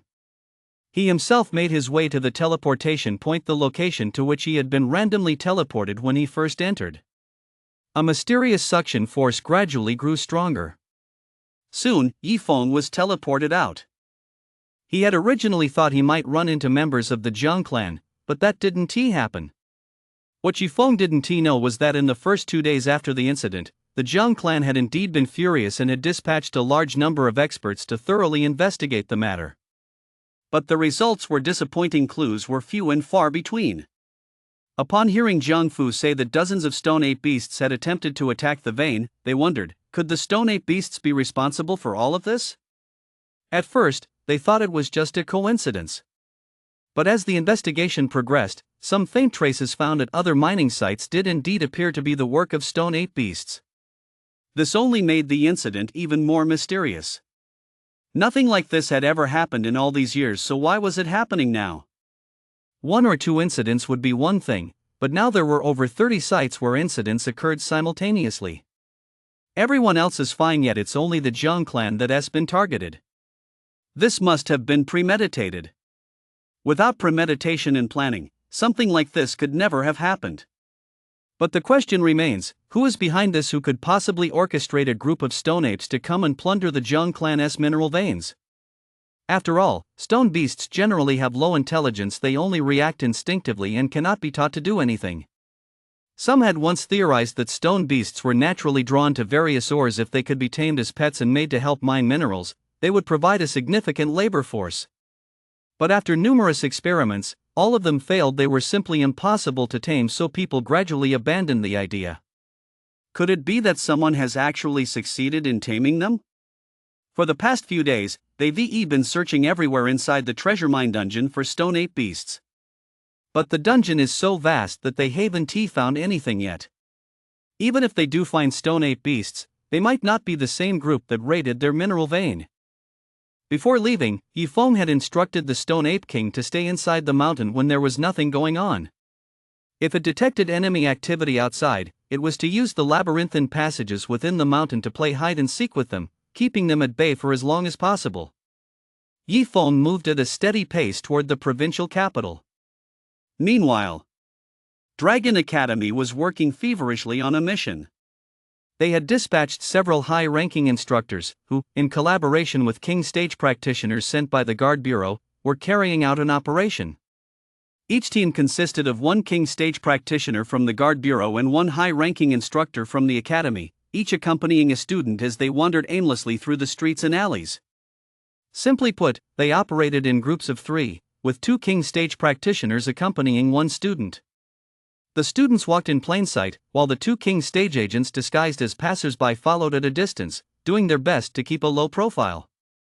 Hopefully, we can lure that madman way out of hiding. Suchani was also part of the operation at that moment, working alongside a King Stage agent dispatched by the Guard Bureau. She was following a student from a distance. The origins of this matter trace back to the brutal murder of Zhao Ming a few days earlier. An investigation was launched immediately, and the case was reported to the Guard Bureau. As the national agency responsible for maintaining public order, the Guard Bureau employs many highly skilled martial artists. The report came from Dragon Academy. The victim was a student, and the crime took place within the provincial capital. Given that the killer showed no regard for the law and acted with such brazen arrogance, the Guard Bureau took the matter extremely seriously, establishing a special task force to investigate the case urgently. After extensive investigation, a conclusion was finally reached. The killer is highly likely to be a member of the Blood Guild. Information on this individual is even posted on the bounty board. Mad Wei, Power Level King Stage Early Phase. Nicknamed the Student Killer, he takes great pleasure in killing students, especially those from top-tier schools. Students who gain admission to such schools are generally highly gifted, which gives him a sense of satisfaction in eliminating geniuses. Bounty, 50 million. Back then, even the evil pharmacist with his King Stage late phase strength had a bounty of only 10 million. Mad Wei, despite being only at the King Stage early phase, has a bounty as high as 50 million, a full 5 times that of the evil pharmacist. This shows that the amount of a bounty depends not only on strength but also on the severity of the crimes committed and the extent of the harm caused. While the evil pharmacist was certainly a villain, compared to Mad Wei, who specifically targeted school students, frequently committing serial killings, and kept people living in constant fear, his crimes were far more heinous. For example, during the investigation, several more students were killed because they ignored warnings, sneaked out of the school grounds, and ultimately fell victim to his cruelty. Their deaths were equally gruesome. They, too, were dumped on the outdoor playground, much like Zhao Ming. At first, people were puzzled. How did the killer know exactly which students attended the school? After all, if the killer didn't know, how could he have managed to target only students from the school every time? After an investigation, the answer was finally uncovered. In the student profile access logs, one student had viewed nearly every other student's profile. The basic profile information was public. Students on campus could look up each other's records.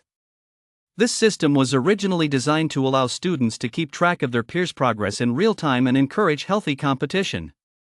Who could have imagined that this information would be sold to a murderous maniac? The person who sold the student profiles was none other than Zhao Ming. Sometimes life is just that dramatic. The very person who sold the student profiles became the first victim of fitting comeuppance, perhaps. As for Zhao Ming's motive, it was simply that he was promised a reward by Madman Wei. Without knowing what the other party intended to do with the files, he sold the information. Once Madman Wei got what he wanted, he naturally had no reason to keep Zhao Ming around. The operation now underway was a sting operation, using the lone student as bait to lure Madman Wei out, so that the 2 accompanying King Stage agents could immediately move in to take him down. However, as the minutes ticked by, nearly half a day had already passed. They had combed through vast swaths of the surrounding area and even encountered other teams on several occasions. Yet, they had come up empty-handed. Could it be that he caught on to something? Su Chan's lips moved slightly as she spoke in a very low voice. A female king stage from the guard bureau standing beside her nodded slightly and replied in a hushed tone, "The reason Madway has such a high bounty isn't just because of his numerous crimes, it's also because he is hard to catch. He is far too vigilant." Meanwhile, on a certain street in this area, Yi Feng had returned from the treasure mine dungeon and was heading toward Dragon Academy. At that moment, he was walking along this street at a steady, unhurried pace. The street was relatively secluded, with little foot traffic, and at that moment, there happened to be almost no one around. Yi Feng suddenly stopped in his tracks, sensing something, and slowly turned around. Behind him, a figure had appeared out of nowhere, standing there with a cruel, savage grin on his face. The man had narrow, slanted eyes and thin lips. A deep blue dagger was being juggled back and forth between his fingers, moving as nimbly as a fish in water. Yi Feng, a freshman at Dragon Academy who rose to the rank of high-level student in just 10 days. Ha ha ha. Not bad, not bad. This is the first time I've come across a genius of your caliber. Killing you later is going to be a real treat. Just thinking about it gets me excited. As he spoke, the dagger in his hand spun faster and faster. Yi Feng's eyebrows shot up. This man had actually stated his identity accurately. He shouldn't recognize him, yet he felt a sense of familiarity? After a moment's thought, it dawned on Yi Feng. The bounty board. After killing the evil pharmacist last time, he browsed the bounty board listings online, paying special attention to the members of the Blood Guild. Among them was this man, Wei the Madman. This psychopath took pleasure in torturing and killing students. Yi Feng immediately made the connection. Zhao Ming's gruesome death a few days ago was likely the work of this man. The fact that he come after him now probably meant he had the same intention. You're pretty calm for a guy in your shoes. Too bad you don't have any skilled allies with you. No one can save you now. Just as Su Chanyi had suspected, their sting operation had been detected by Madway, which was why he'd been biding his time, leaving them to waste their efforts. However, Madway had made an unexpected discovery: Yi Feng, operating alone. After checking his records, a smile spread across his face. Wow, this guy was actually the most gifted student among this year's freshmen. Even when compared to all previous cohorts, he was undoubtedly the top genius. And that led to the current situation. Now, enjoy the agony of being brutally slaughtered. I'll start by cutting out your tongue, then gouge out your eyes, and finally rip open your belly. No matter how much you struggle, it'll be useless. Madman Wei flashed a twisted grin, twirling the deep blue dagger in his hand as he closed in on Yi Feng. So enjoy it. Madman Wei's face contorted into a hideous grimace as he thrust the deep blue dagger toward Yi Feng's mouth. Just as he had said, he intended to cut out Yi Feng's tongue first. Hee, since you've chosen this way to die, I'll grant you your wish. Whoosh. 4th tier skill, Shunning Tian Dao. The long sword in Yi Feng's hand moved with astonishing speed, leaving a trail of afterimages as it slashed at Madway's wrist. The dagger was still clenched in his hand, but his severed wrist had already fallen to the ground. Ah! Madway let out a scream of pain, staring at Yi Feng with sheer terror. How could he be this strong? He was stunned. How could a freshman who had only recently enrolled be this powerful?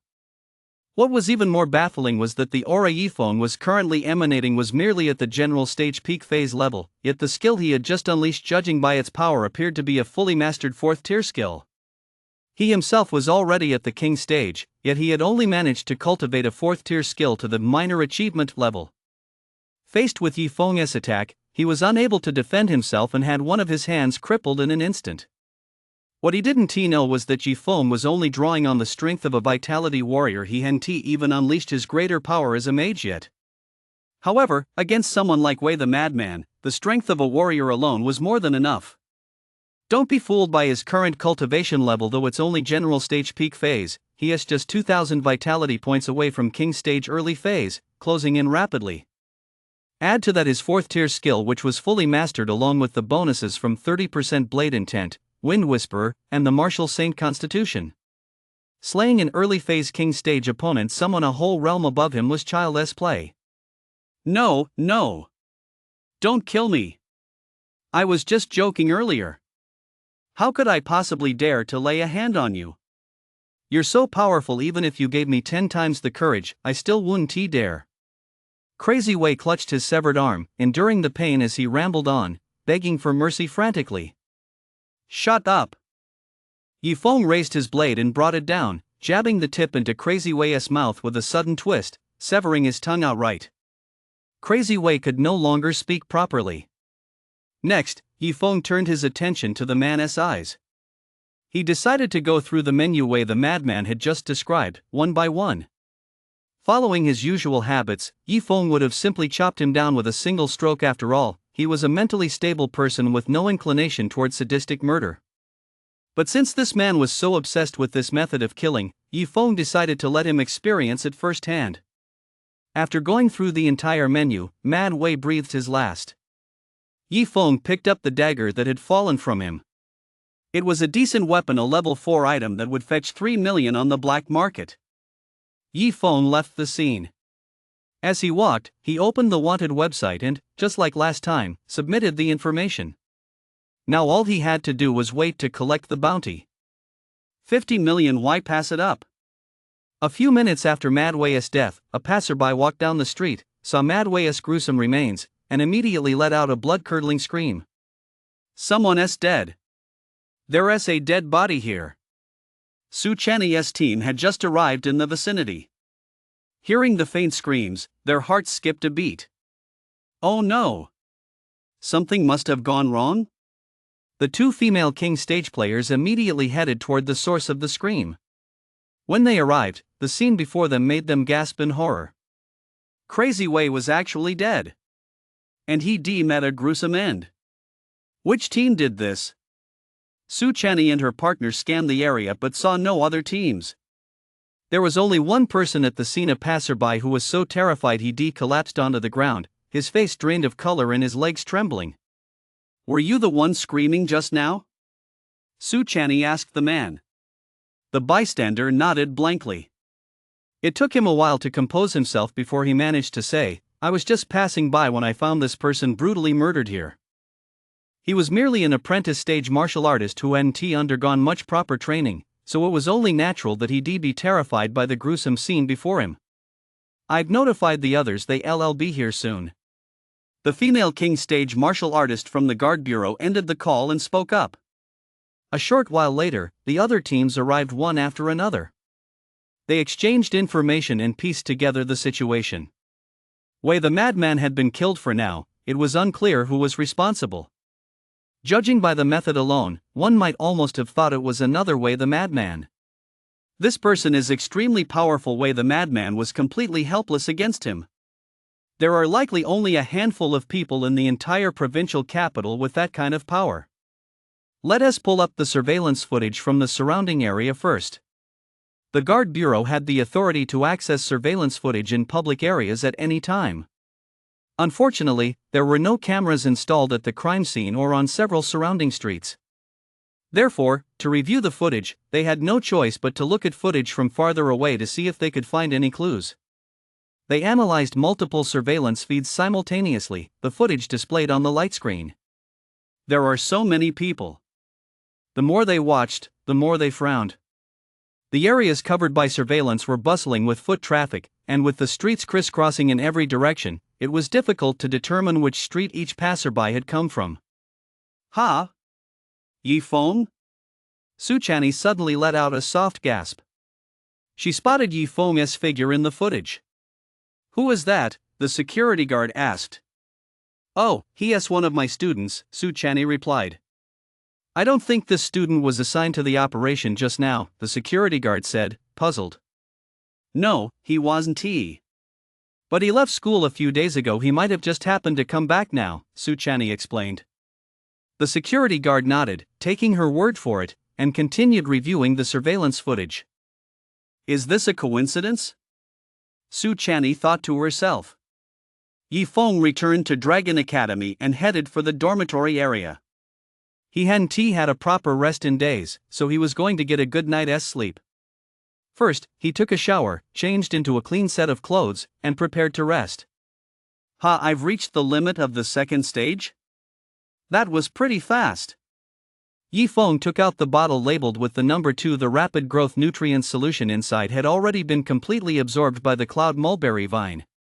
At the time, he had obtained 4 bottles, each corresponding to one of the 4 stages. The stage 1 bottle had been completely absorbed by the cloud mulberry vine on the very first day. Yi Feng immediately gave it the bottle for stage 2. Now it had absorbed that one as well, reaching the growth limit of stage 2. How many meters can you grow to now? Yi Feng released the cloud mulberry vine. The second stage cloud mulberry vine, which had a total of 2 vines, immediately began to grow, reaching a full 6 meters in length and coiling several times around the center of the room. I've heard that the cloud mulberry vine can wrap around the body to form defensive armor. I'm going to give it a try. Yi Feng gave the command. The cloud mulberry vine understood his intent and immediately wrapped itself around Yi Feng. At first, he thought that once wrapped, it would simply look like a thick rope tied tightly around his body. But that wasn't the case. The cloud mulberry vine has the ability to expand and contract, meaning it can alter its shape. Once wrapped, it can adjust to the shape that best fits the body's structure.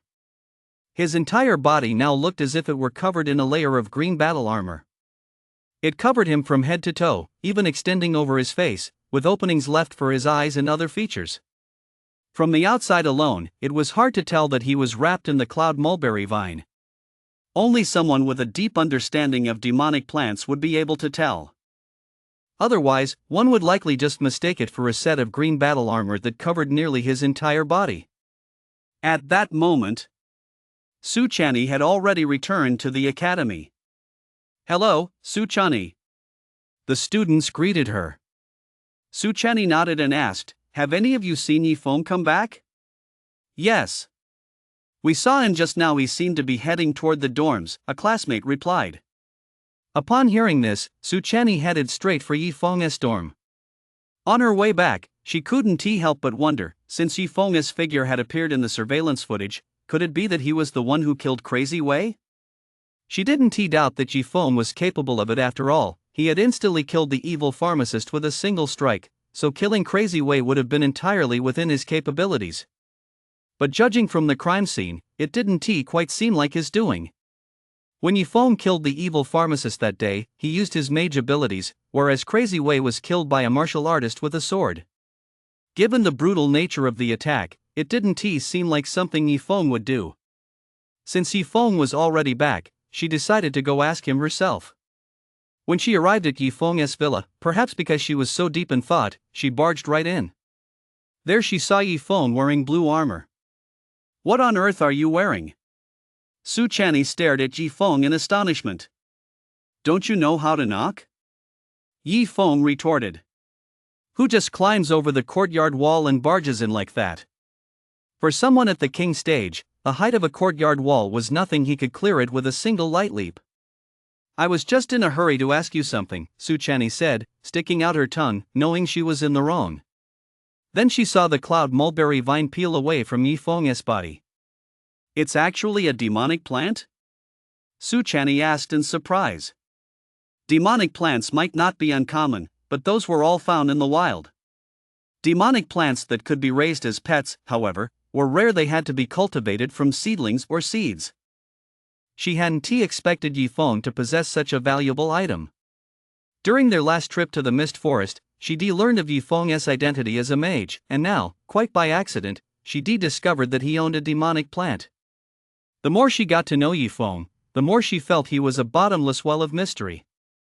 What's it like to wear battle armor formed from a demonic plant? Su Chani's bright, white eyes sparkled with intense curiosity. She had killed demonic plants before, but she never experienced what it felt like to have one cover her body. Her attention was completely captivated by the demonic plant. She even forgotten the main purpose of her visit. "Want to give it a try?" Yi Feng suggested. "Really?" Su Chani beamed. Yeah. Just stay still. I'll have the cloud mulberry vine come over and cover your body. As Yifeng spoke, he began directing the cloud mulberry vine. The cloud mulberry vine obeyed readily, sending out two tendrils like an octopus's tentacles toward Suchani, where they began to coil around her in tight circles. A moment later, Suchani's expression turned puzzled. Didn't you say it would cover my whole body? Why is it only binding my arms and legs, and tightening around specific areas? And Suchani said, blushing slightly, it's pulling really hard, putting me in a rather awkward position. Maybe it's because you're not its master, so it's still a bit resistant to you and can't treat you the same way it does me. Yifeng explained. Really? Suchani looked at Yifeng suspiciously. And why did it start tugging at my clothes? There's nothing I can do. Yifeng kept his eyes fixed on Suchani and swallowed hard. It's not quite obeying me right now. I'll try to get it to stop. Yifeng slowly commanded the cloud mulberry vine to let go of Suchani. But instead of letting go, it wrapped itself around her even tighter. Hurry up! If it doesn't let go, I'm going to have to use force. Given the cloud mulberry vine's current strength, if Suchani really lost her temper, she'd probably be torn to pieces. No way. If you snap the cloud mulberry vine, you'll have to find me a replacement. Yifeng shook his head firmly. It's a demonic plant, you can't buy one even with money. Where am I supposed to find one to make it up to you? Suchani said, looking aggrieved. Combined with her pretty face and figure, she was enough to set anyone's desires ablaze. Then don't move. If you don't break it, you won't have to pay for it. Yifeng said with a smirk. Suchani clenched her pearly white teeth, dying to punch Yifeng. Though she looked angry, she didn't put up much of a fight, half resisting, half yielding, letting him have his way. The atmosphere in the room grew increasingly sensual. It wasn't until dusk was falling that Suchani finally left Yifeng's place. That bastard. He is full of dirty tricks. Compared to when she'd gone in, her hair was slightly disheveled, and she looked a bit tired. Come to think of it, why did I come here in the first place? Oh, to ask about that madman Wei. Suchani slapped her forehead. Spending most of the day asking a single question and still not getting an answer that was just ridiculous. But it didn't matter anymore. Either way was fine after all. Crazy Wei was dead now and wouldn't affect the school's normal operations anymore. Look, Suchani's coming out of Yifeng's place. Students on the street whispered among themselves. She is still so partial to Yifeng, actually going to his place to tutor him in cultivation. Seeing how exhausted she looks, she must have been giving him some serious guidance. Of course. How else could Yifeng have improved so fast? All I can say is, he is just lucky. Suchani took a shine to him early on. She'd already decided to take him on when he was still a beginner. She has taught him with all her might, and even when he messes up, she turns a blind eye. There's no comparison, absolutely none. As the discussion continued, the topic shifted back to today's major event. Speaking of that madman Wei, he was a genuine king stage, and yet he was killed. I wonder which hero did it. It's so satisfying. Now we don't have to live in fear anymore. The hero who took him out must be at least a king stage himself. King stage, huh? That seems so far away, I wonder when I'll ever reach it. Although they were already at the general stage, they still had a long way to go before reaching king stage. 2 peaceful days passed. Yifeng suddenly received a notification of a deposit. A total of 50 million yuan, from the bounty board headquarters. Clearly, this was the bounty for killing Mad Wei. After Mad Wei's death, the Guard Bureau was very curious to know who had done it, but they couldn't find any useful information from the surveillance footage. Later, they received a message stating that the Bounty Board department had received a submission from a bounty hunter. The target they had hunted down was none other than Mad Wei. However, all the information was encrypted. For example, the payment account number submitted had been automatically encrypted by the program.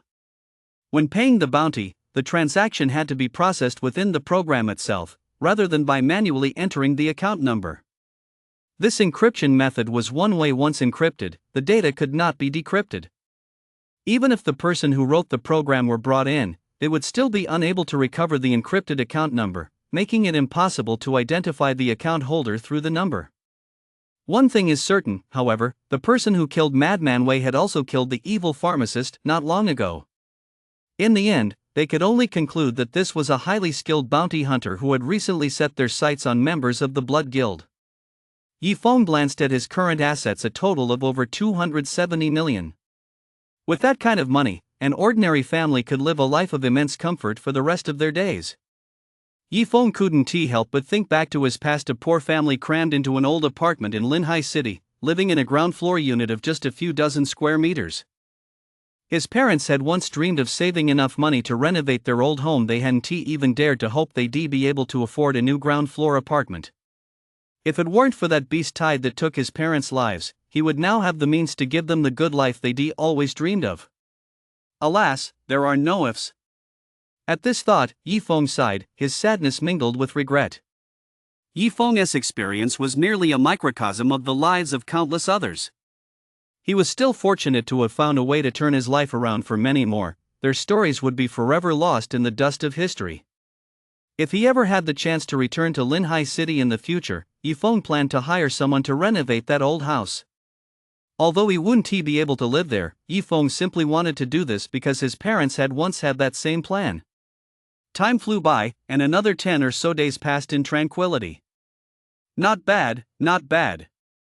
You finally reached the limit of the 4th stage. Yifeng looked at the cloud mulberry vine with great satisfaction. As early as 7 days ago, it had reached the peak of stage 3, with 3 vines, each 10 meters long. Now, at the peak of stage 4, it had 4 vines, each stretching 20 meters.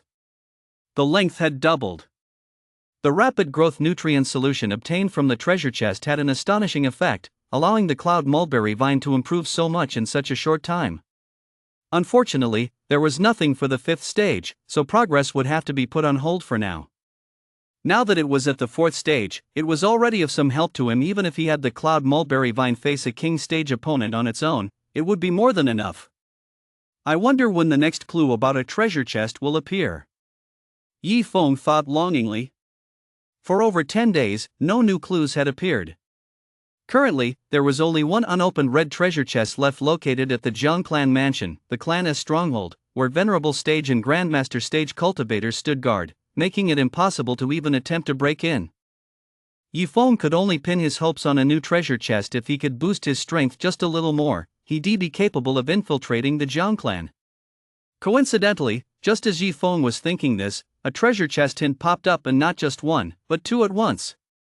Treasure chest clue: a blue premium treasure chest has appeared south of Linhai City. Please go and open it. Treasure chest clue: a purple treasure chest has appeared south of Linhai City. Please go and open it. Yifeng was overjoyed. A blue premium treasure chest was already excellent under the current circumstances. He never expected a purple one to appear as well. That was a level 5 treasure chest, even higher than the blue one, so the treasures it contained were sure to be exceptional. Ha! South of Linhai City? Yifeng noticed that both treasure chests were indicated to be located south of Linhai City. He was familiar with this area. Long before his college entrance exams, the waters south of Linhai City had been in turmoil, with large numbers of monsters washing ashore, causing many casualties. Back then, Yifeng was just an apprentice stage high school student sent by his school to the rear areas for training, a way for him to contribute. It was also during that time that he was injured by a monster, damaging his martial arts foundation, and was later expelled from school. All of that actually wasn't that long ago, but looking back now, it feels like a distant memory. It was because he had improved so rapidly, now possessing the ability to instantly defeat king stage opponents, a world apart from his former self, that he had the illusion that so much time had passed. I was just thinking that if I ever had the chance to visit Linhai City, I'd hire someone to renovate my old house. Now that I'm heading there to open the treasure chest, I might as well have them take care of that while I'm at it. Yifeng thought to himself. Just as he was about to get ready to head out, a loud announcement echoed throughout the entire Dragon Academy. Attention all students and faculty. An emergency has occurred. All instructors and advanced students currently on campus are to assemble immediately at the central sports field. Repeating. An emergency has occurred. What is going on? Yifeng walked toward the school's sports field, puzzled. Along the way, students he encountered were asking each other what was going on. But they all looked just as clueless, saying they didn't know yet. Instructors and advanced students were all heading toward the assembly point. As for the junior students, the announcement hadn't mentioned them, but out of curiosity, many followed along as well. Once he arrived, the crowd kept growing. So many people. I had no idea there were this many advanced students at the academy. As far as the eye could see, over 10,000 people had already gathered, and the number was still growing. And that was just the number on campus. If you counted those who weren't there at the moment, the number would be even higher. At the front of the student crowd stood over 100 instructors. Su Chani scanned the area and happened to spot Yifeng. What is going on? Yifeng mouthed the question. However, all he got in return was a glare from Su Chani, who also shook her fist at him. She didn't answer, so she probably didn't know either. Just then, an overwhelming aura rushed toward them. A flash of light filled everyone's vision, and a figure appeared at the very top of the crowd. He appeared to be in his 50s, with an upright posture and a gaze as sharp as lightning. Though he made no deliberate effort to project his aura, he exuded a powerful presence. His vitality as vast as the sea, commanding respect without even raising his voice. The principal! The principal is here! The crowd gasped in surprise. They rarely had the chance to see the principal on campus, so his sudden appearance could only mean one thing: the situation was indeed urgent. The principal of Dragon Academy. He is truly formidable. Yifeng couldn't gauge this man's exact strength, but he sensed that he was incredibly powerful. In the not-too-distant future, I'll reach this level of strength too. Not just that, I'll be even stronger. Faculty and students, I've gathered you here because I've just received word that, off the coast of Linhai City, the southern seas have once again been shaken, and a massive number of monsters have come ashore. This time, it's even more severe than last time. Preliminary estimates suggest the number of monsters coming ashore is in the millions. Hearing Principal Pang Chia's words, the teachers and students all gasped in shock. A gathering of monsters on a million-strong scale, how spectacular, yet how terrifying.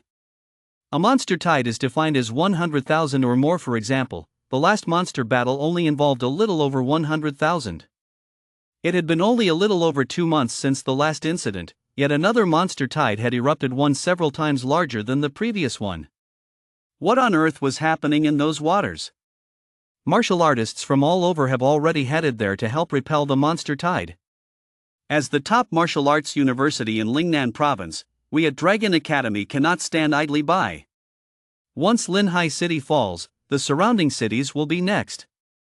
This is a showdown between humanity and the monsters. Get ready now, then set out immediately to reinforce Linhai City and drive those beasts back into the sea. Pang Chi's loud, resonant voice rang out with unwavering resolve, reaching the ears of everyone present. Yes, sir. The students and faculty responded in unison. Damn monsters! This time, we'll make sure they never dare come ashore again. It's been a long time since we've had a good slaughter. This time, we're going to have a real bloodbath. Let us all compete to see who can kill the most. The students sharpened their blades, their fighting spirit soaring. They had half an hour to prepare, and half an hour, they would set out together. Yifeng didn't need much preparation. He'd already planned to head out to Linhai City and had his gear ready long ago. Just as he was about to leave, he was summoned here on an emergency call. What a coincidence! Over in Linhai City, monsters had actually come ashore again. Yifeng's purpose in going there this time was simple: opening treasure chests was his main mission, and he'd kill as many monsters as possible while he was at it. Since his parents had died in a monster tide, every time one occurred, it stirred up Yifeng's hatred. Besides, that was the place where Yifeng had lived for 18 years. It was full of memories, and he didn't want Linhai City to disappear just like that. Half an hour later, everyone was ready. The principal led the way. Since there were so many students, they were divided into squads, each led by their respective mentors. Yi Feng. Just as they were about to set off, a girl's voice called out to Yi Feng. Yi Feng looked over and saw that it was He Xiling. "Once you arrive in Linhai City, could you check on my dad for me?" she asked, her face full of worry. Her father ran a general store in Linhai City. Yi Feng had even worked there part-time back in the day. Now that she heard that hordes of monsters were coming ashore in Linhai City, she was deeply worried about her father's safety. If she were strong enough, she'd love to go herself, but unfortunately, at only the mid-phase of the master stage, the school wouldn't approve even if she wanted to. Compared to her peers, her rate of advancement was already exceptional, but it still wasn't enough. "Sure. I was already planning to go anyway, so don't worry, He Wan will be fine." Yi Feng smiled reassuringly. The large group set off. They walked out of the school gates and headed toward Linhai City. Yi Feng followed along in Su Chanyi's group, looking at the scenery along the way and feeling a bit sentimental. The last time he'd come here was to enroll in school, and his strength hadn't been much to speak of back then. This time, he was already capable of holding his own. Lost in thought, Yi Feng suddenly sensed someone approaching. He turned his head and saw Su Chanyi moving closer. "You're quite the ladies' man, aren't you?" Su Chanyi had seen He Xiling call out to Yi Feng earlier. She vaguely remembered He Xiling and knew that both she and Yi Feng were from Linhai City. "We're just friends," Yi Feng said. "I don't believe you." Su Chanyi shook her head. "Are you jealous?" Yi Feng teased with a smile. "Put. Like I'd ever be jealous of you? Who you hang out with is none of my damn business." Su Chanyi put on a disgusted expression, her tone rough. "That's not very ladylike of you." Yi Feng shook his head. "Humph. You're just getting on my nerves." Su Chanyi gritted her teeth. They chatted sporadically as they walked. The students behind them couldn't make out what the two were saying and began to gossip. "Look at that, she's even telling Yi Feng what to do while they're on the road. Why does Su Chanyi seem a little upset?" "That must mean Yi Feng hasn't learned something, right?" Su Chanyi's even getting angry trying to teach him. "Right. That must be it." After a long journey, the massive procession arrived at Linhai City. At the city gates, martial artists clad in uniform battle armor stood guard with solemn expressions and a fierce, battle-ready aura. The situation was urgent. Many of the city's top martial artists had headed south to fend off monster attacks. There was a fear that monsters might take advantage of the city's weakened defenses and attack from other directions. Therefore, these crucial entry points had to be heavily guarded by martial artists. There were over 1,000 of them, all members of the City Guard. The City Guard was a department found in every city, responsible for the security of the city's borders. Seeing the arrival of a procession of over 10,000 people, the City Guard perked up. "It's the Dragon Academy." Each member of the contingent wore a school emblem distributed before their departure, featuring 2 dragons soaring through clouds and mist, making it immediately clear that the group was from Dragon Academy. With various factions and journalists gathered for this monster defense, it was a prime opportunity for publicity. Even though Dragon Academy was already highly renowned and ranked among the top universities, some necessary publicity efforts were still in order. "You must be the president of Dragon Academy. Thank you all so much for traveling such a long distance to provide support." A city guard who appeared to be a squad leader immediately stepped forward to speak, his tone extremely respectful.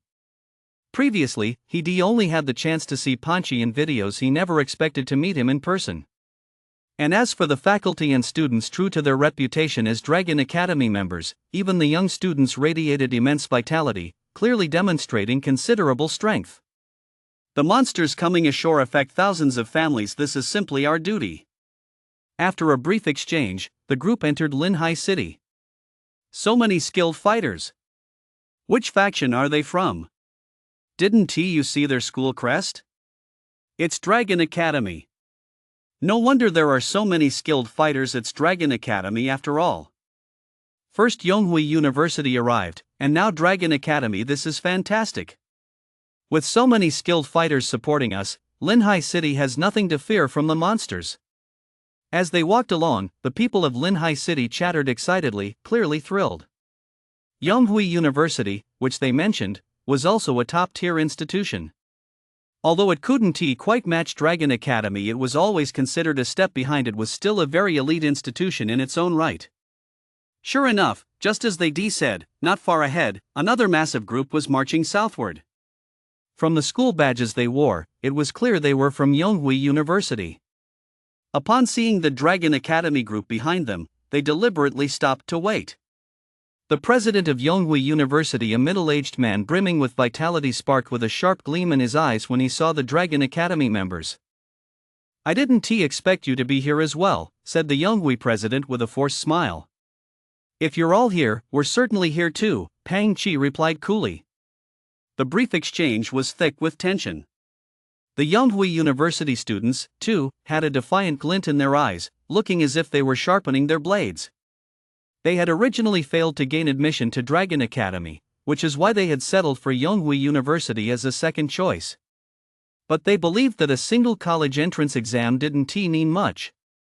Take the martial arts exam phase, for example. It was a test of real-world combat experience, and there were simply too many variables.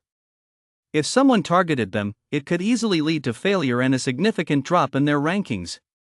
Secondly, on the path of martial arts, aside from talent, there was something even more important: opportunity. Some people, who were originally unremarkable, have been incredibly fortunate to seize an opportunity and have since skyrocketed to success. Deep down, they believe they are in no way inferior to the students of Dragon Academy. This battle against the monsters is a perfect opportunity to make a name for themselves. In front of the numerous media outlets and martial artists from all walks of life, if the faculty and students of Yonghui University can perform exceptionally well and outshine Dragon Academy, then it won't be long before Yonghui University replaces Dragon Academy as the leading institution.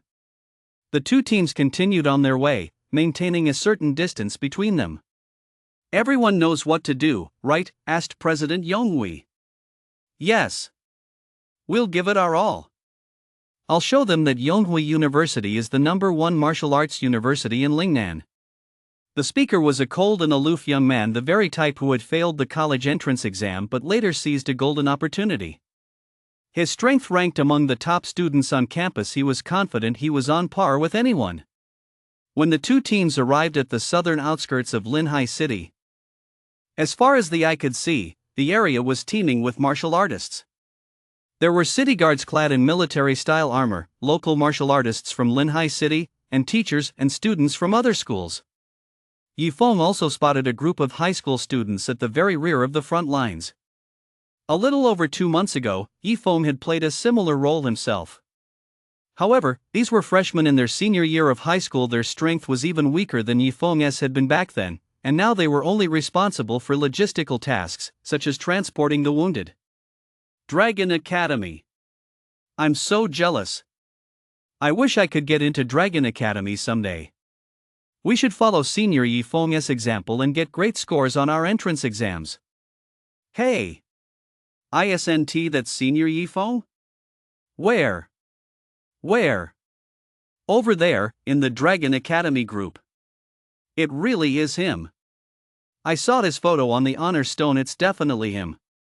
The high school students gasped in surprise, then began chanting Senior Yifeng over and over. Yifeng pressed his hand to his forehead. Why did this feel like he was some kind of pop star? Yifeng? People from nearby Yonghui University, upon hearing that name, turned to look in surprise. They frequently followed Dragon Academy's news, so they knew that among Longting's freshmen this year, there was a student named Yifeng with exceptional martial arts talent, one who had advanced to the high-rank student level in just 10 days. However, what they didn't expect was that someone would dare to call such a student over. No matter how talented he is, he still needs time to grow. Right now, he is probably at most in the early phase of the general stage, ISNT. And in a high-stakes situation like fighting monsters, the slightest misstep could cost lives. If he were to die here, it would be a massive loss. As the group approached the front lines, the scene grew increasingly chaotic. On the battlefield, human martial artists and monsters were locked in an exceptionally fierce battle. You vile beast! Die! A general stage warrior, wielding a heavy battle axe, delivered a fierce swing, cleaving a monster with 4 massive claws in half. Similar battles were taking place all around them, and some monsters were slain by warriors and others warriors were accidentally killed by monsters. You can't go any further. Just fight here, Pang Chi said to the students. The closer they got to the front lines, the greater the danger became. The number and strength of the monsters they faced would only increase. The students' abilities were still limited, so the midline was a more suitable position for them. Continuing any further would be very dangerous. Junior instructors, stay here and command the students. All senior instructors, follow me to the front lines. Pang Chi issued his orders and led the numerous senior instructors as they continued toward the front lines. The senior instructors possessed king stage strength, so advancing to the front lines with them offered greater assurance. As for the junior instructors, who were only at the general stage peak phase, staying here to command the students was the perfect arrangement. Over at Yonhui University, the same arrangements were in place. There, the students, led by their junior instructors, began hunting monsters. Here at Dragon Academy, they weren't about to be outdone one after another. They drew their weapons and prepared for battle.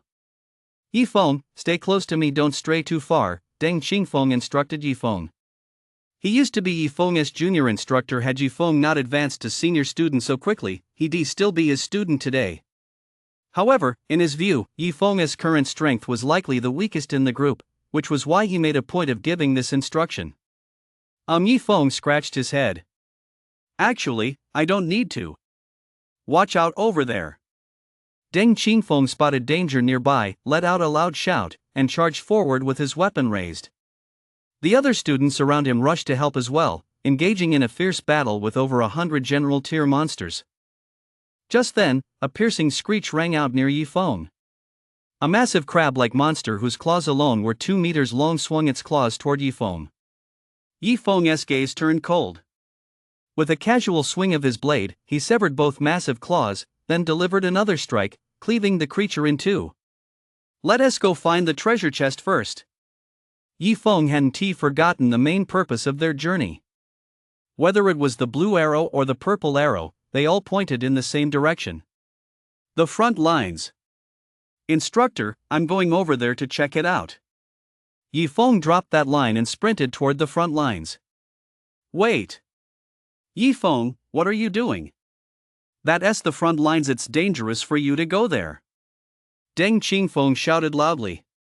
But he was currently being swarmed by monsters and could only shout for Yifeng to hurry back. Yifeng acted as if he hadn't heard a thing and continued sprinting forward. Deng Qingfeng was frantic, and his classmates were stunned. They never expected Yifeng to suddenly pull a stunt like this. Is he crazy? Who does he think he is? A king stage player? Charging straight into the front lines. He is just a high-level student who leveled up quickly. He is so full of himself he has no idea what he is capable of. The students from Yonhui University, upon seeing this scene, were stunned at first, then began to discuss it heatedly, shaking their heads repeatedly. They felt that Yifeng's behavior was tantamount to courting death. Look! He has done 4. Yifeng! Watch out! Everyone watched as a massive monster resembling a sea lion and as big as a small mountain opened its gaping maw and lunged toward Yifeng to bite him.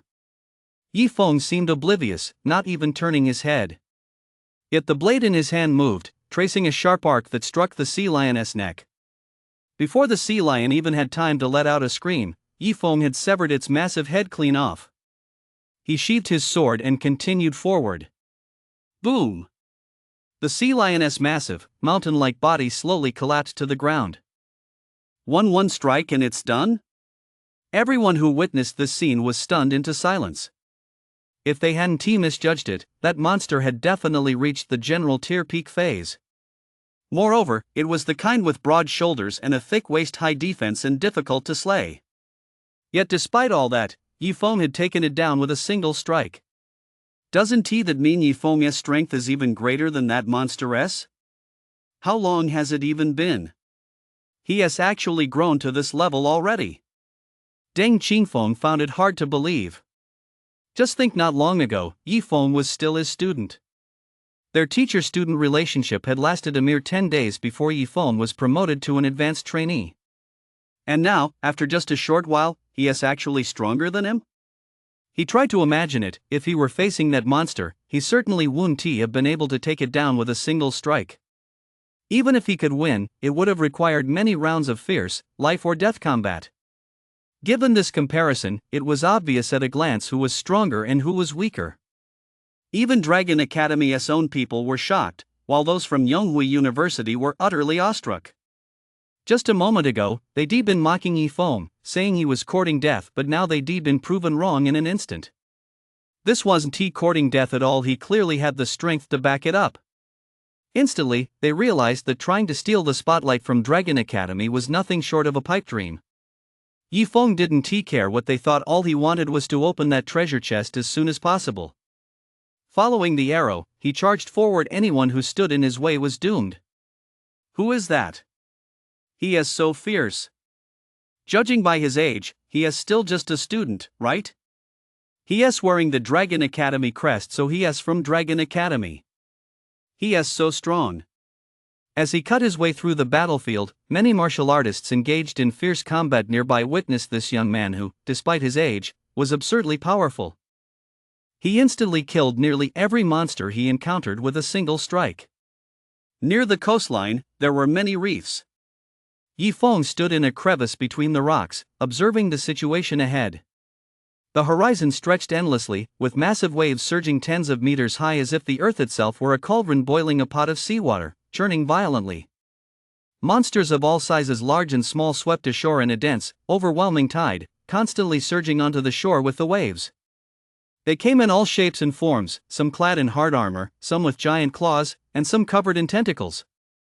Countless powerful martial artists stood on the front lines, locked in fierce combat with the hordes of formidable monsters. My treasure chests. Yifeng followed the arrow with his gaze. He was soon stunned. The treasure chests were actually in the ocean, both of them. In the ocean? How am I supposed to open them? Yifeng was at a loss for words. Even among the monsters already on shore, there were plenty of king-tier monsters. If he went into the ocean alone, he'd surely be swamped. Ha! Wait, something is up. Yifeng noticed that the arrow pointing to the blue treasure chest was actually moving. This had already happened twice before. Whenever a treasure chest was inside a creature, it would move along with the creature. Boom! At that moment, the waves grew even more turbulent, forming a small hill as seawater cascaded down. A gigantic octopus, over 100 meters tall, coiled its tentacles and crawled onto the shore. The nether giant octopus. It's massive, at least at the king-tier peak phase. Many nearby king stage players exclaimed in shock. If a grandmaster stage powerhouse were here right now, it would be easy to slay it. But the problem was that there were very few powerhouses above the grandmaster stage to begin with, and those who were present were currently occupied with more important missions not on the coast. Charge! Let us take it down. Several king stage practitioners from Yonghui University joined forces and charged at the netherworld giant octopus. Boom! Boom! Boom! Boom! The netherworld giant octopus lashed out with its long tentacles, but the king stage practitioners dodged them with a swift sidestep. Let us go too. Several king stage fighters from Dragon Academy, not to be outdone, also charged at the nether giant octopus. King stage fighters cannot fly, but their powerful explosive strength allowing them to leap dozens of meters high made up for the difference in size. However, things did not go smoothly. As the battle raged on, they were unable to take down the nether giant octopus. They were frequently forced back by its tentacles and had to be extra careful of its ink sprays. If hit by the ink, they would suffer severe corrosion. Even king stage fighters, with their formidable physiques, couldn't withstand it. More crucially, it was too tall. They had to strike its brain to kill it quickly. But it was massive, over 100 meters tall, while king stage fighters could only jump a few dozen meters at most. Attempting this was also dangerous with no ground to push off from in midair, it would be nearly impossible to dodge an attack if struck. The situation had reached a stalemate.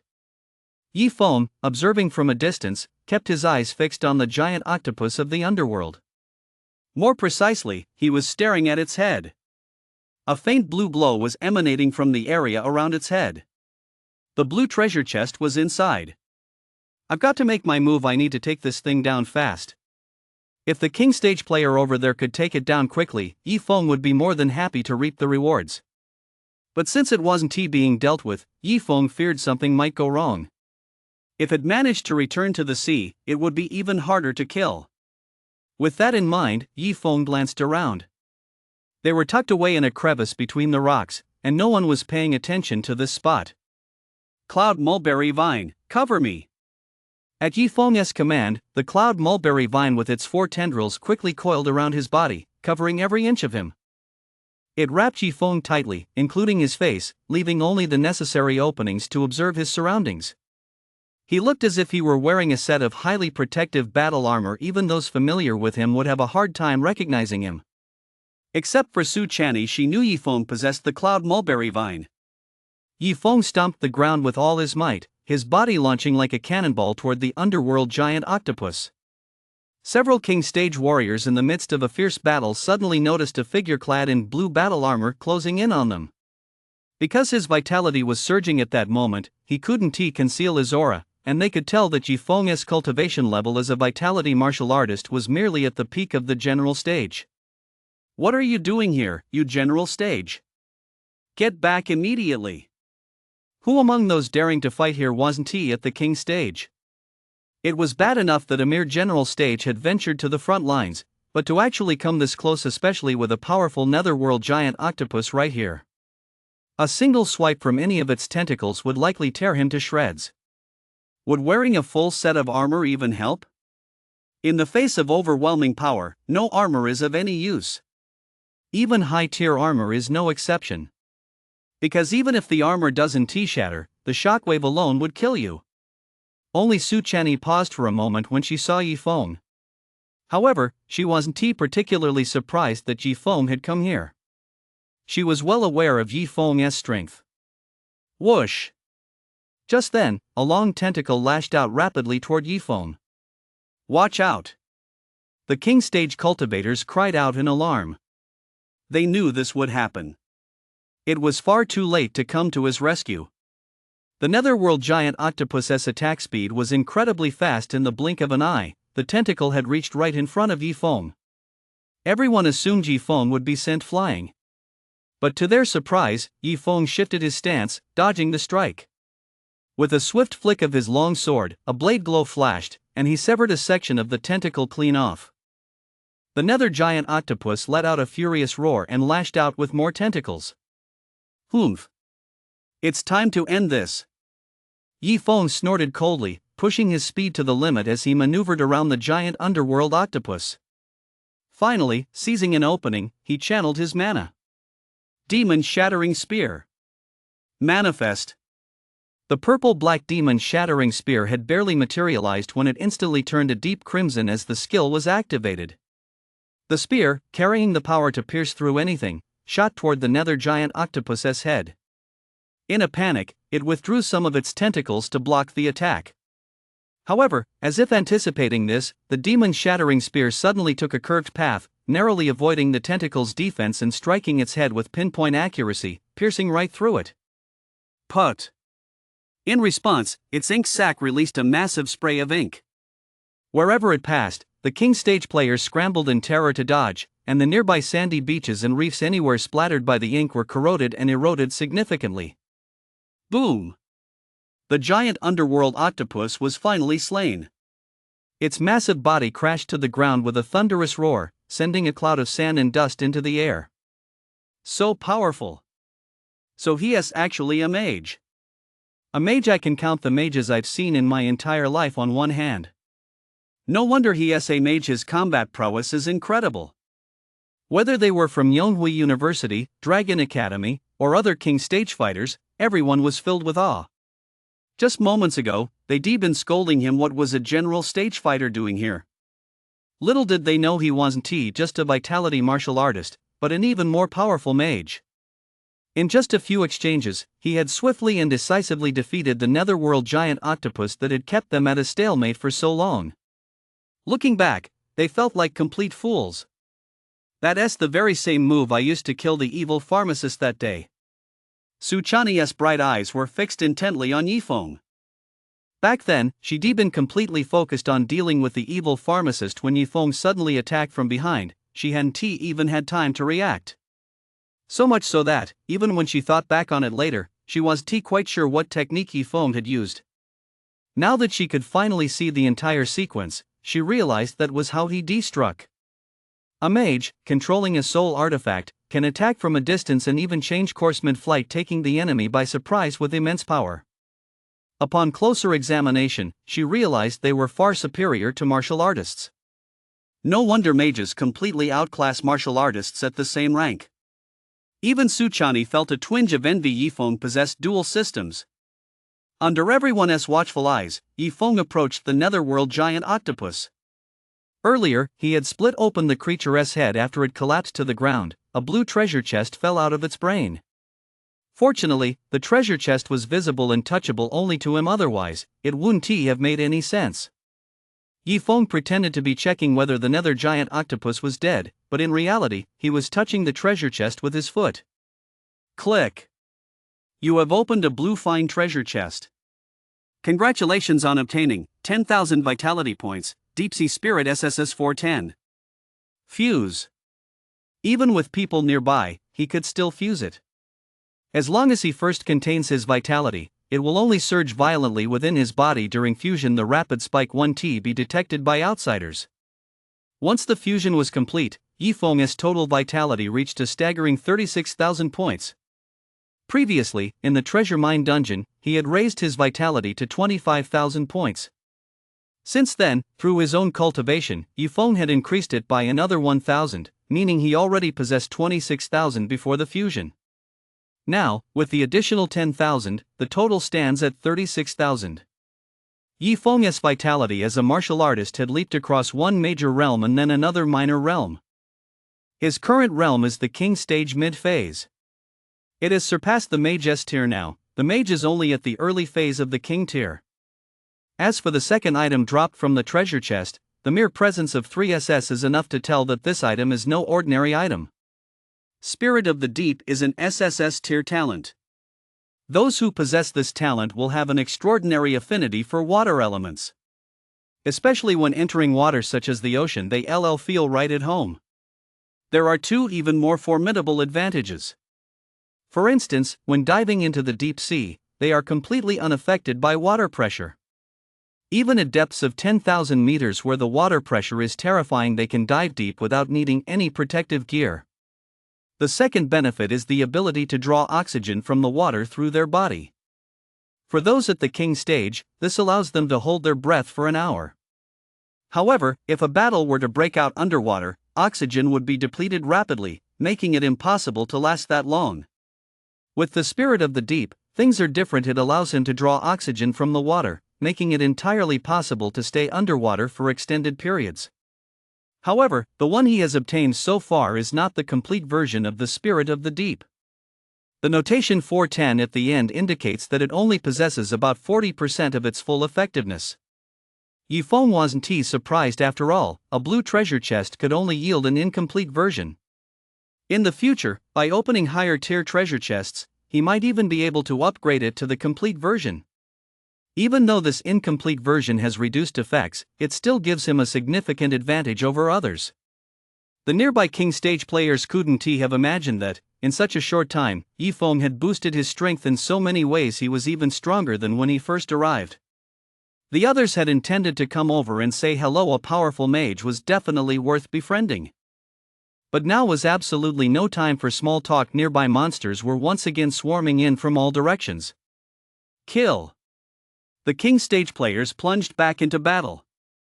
Su Chani took advantage of the chaos to intentionally or perhaps unintentionally move closer to Yifeng. Why are you here? Her voice was as soft as a mosquito's buzz, only Yifeng could hear it. I came to see if you'd get snatched away by a monster, Yifeng teased. You're the one who got snatched away by a monster. Su Channy retorted, pouting. Watch out. Yifeng's gaze sharpened as his magic-piercing spear whizzed past Su Channy's ear and embedded itself in a monster's skull. You said that wouldn't happen, but I almost got bitten. That's only because you distracted me. Su Channy had always been quite skilled at shifting the blame. Where are the principal and the others? Yifeng scanned the coastline but saw neither Principal Pangqi nor any other powerhouses of comparable caliber. They've gone into the sea. Su Channy explained, 2 consecutive disturbances in the sea within such a short time, followed by a massive monster invasion. There's definitely a reason for it. They've dived underwater to find out why. Otherwise, even if we manage to handle this situation, we can't rest easy, there might be another one. Yifeng nodded, finding her reasoning sound. Looking out toward the sea, a purple arrow stretched out, plunging straight into the ocean. The purple treasure chest had always been on the seabed. To open it, one would have to dive down. Since you're so eager, why don't you dive down and take a look? Seeing Yifeng staring out at the ocean, looking eager to dive in, Su Channy teased him on purpose. Alright, I'll go check it out right now. As soon as Yifeng finished speaking, he headed toward the ocean. Hey! I was just joking. Su Channy was stunned. She'd just been talking nonsense. She didn't really want Yifeng to go down there. The ocean floor was so dangerous, how could he possibly go down there? Wait, this guy, he must be trying to scare me on purpose. Su Channy thought to herself. Knowing Yifeng as she did, he sometimes had a twisted sense of humor. It was very possible he was deliberately trying to scare her. Humph. I'm not falling for that. I'm not going to help you. Just wait and see how you end up slinking back here. Su Channy placed one hand on her hip and watched Yifeng walk away. Then she saw Yifeng casually slay a few approaching monsters before leaping into the air and plunging headfirst into the ocean. Su Channy? As soon as Yifeng entered the water, he immediately felt the benefits of his deep-sea spirit talent. His skin came into contact with the seawater, allowing him to draw oxygen from it, so he didn't feel the slightest bit of breathlessness. Swimming in the water actually felt comfortable. Just like a fish, he could stay underwater for a long time. With a casual twist of his body, Yifeng dove rapidly downward like a barracuda. At that moment, several monsters in the surrounding waters sensed Yifeng's presence. A human daring to dive into their territory, he must be tired of living. Instantly, the monsters closed in on Yifeng, opening their gaping maws, ready to bite him. Looking for death. Yifeng thought to himself as he unleashed a strike with his long sword underwater. Normally, fighting underwater would weaken the power of his attacks and reduce his agility to some extent due to water resistance.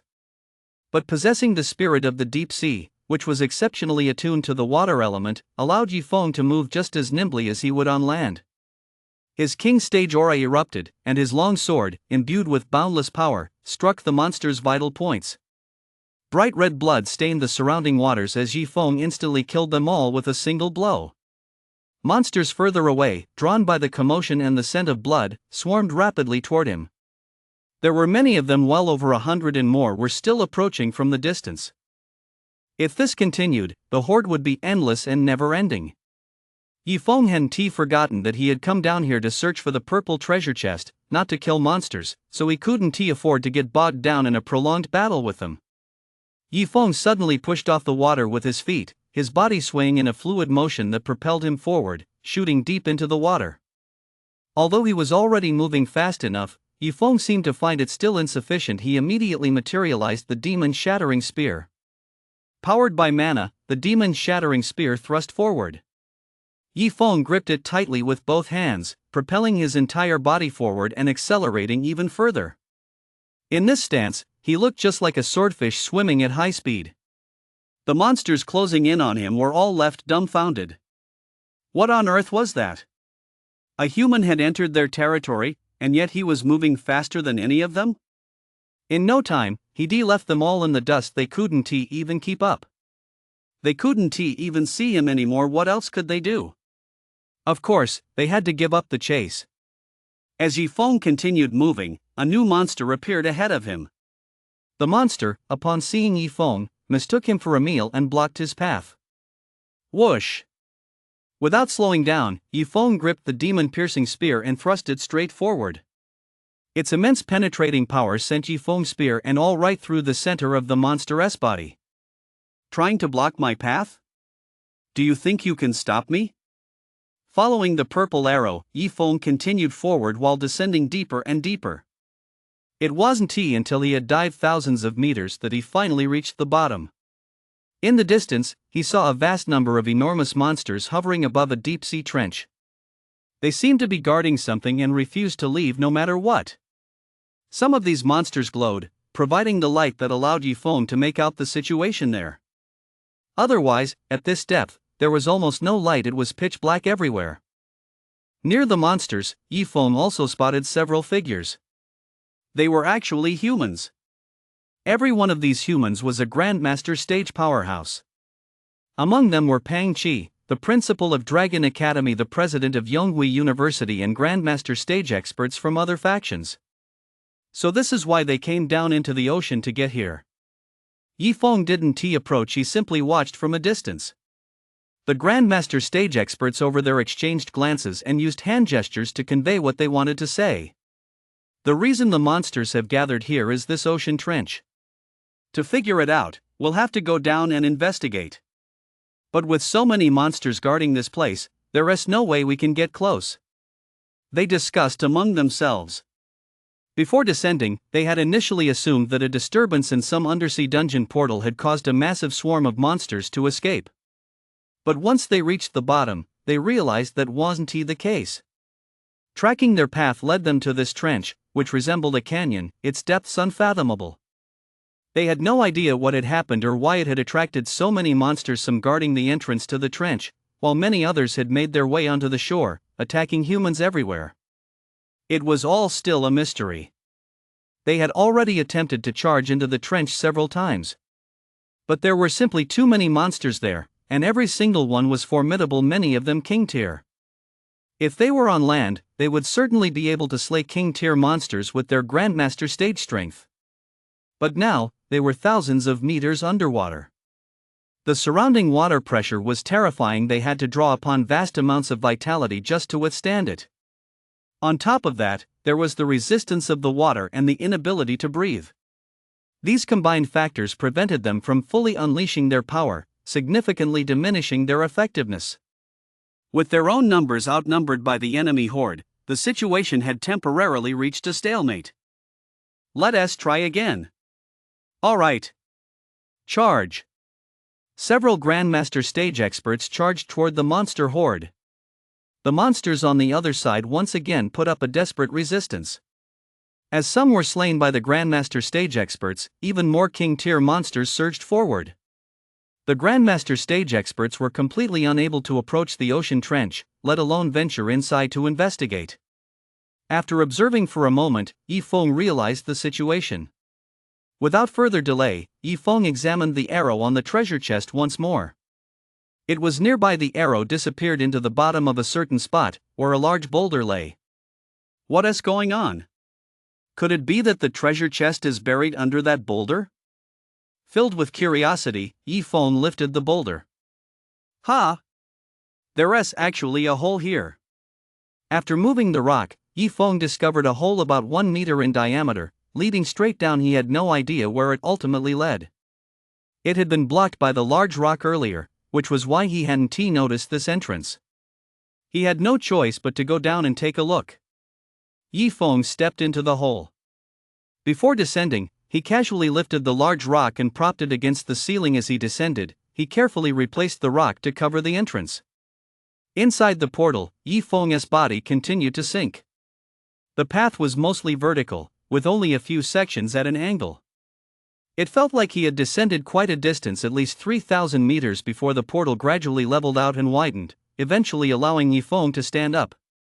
A purple light appeared ahead, flickering on and off. At times it would suddenly grow very bright, and at other times it would suddenly dim. Strange, why does my body feel a little numb? Yifeng frowned and cautiously approached the light. He gripped his long sword tightly, with the demon-slaying spear at the ready should any danger arise. He would launch an attack immediately. It wasn't until he neared the exit that Yifeng could finally see clearly. This portal actually led straight to the bottom of an ocean trench. Below lay a flat expanse, much like the bottom of a canyon. ZZZZT. The sound of crackling electricity came from that direction, accompanied by constant flashes of purple lightning.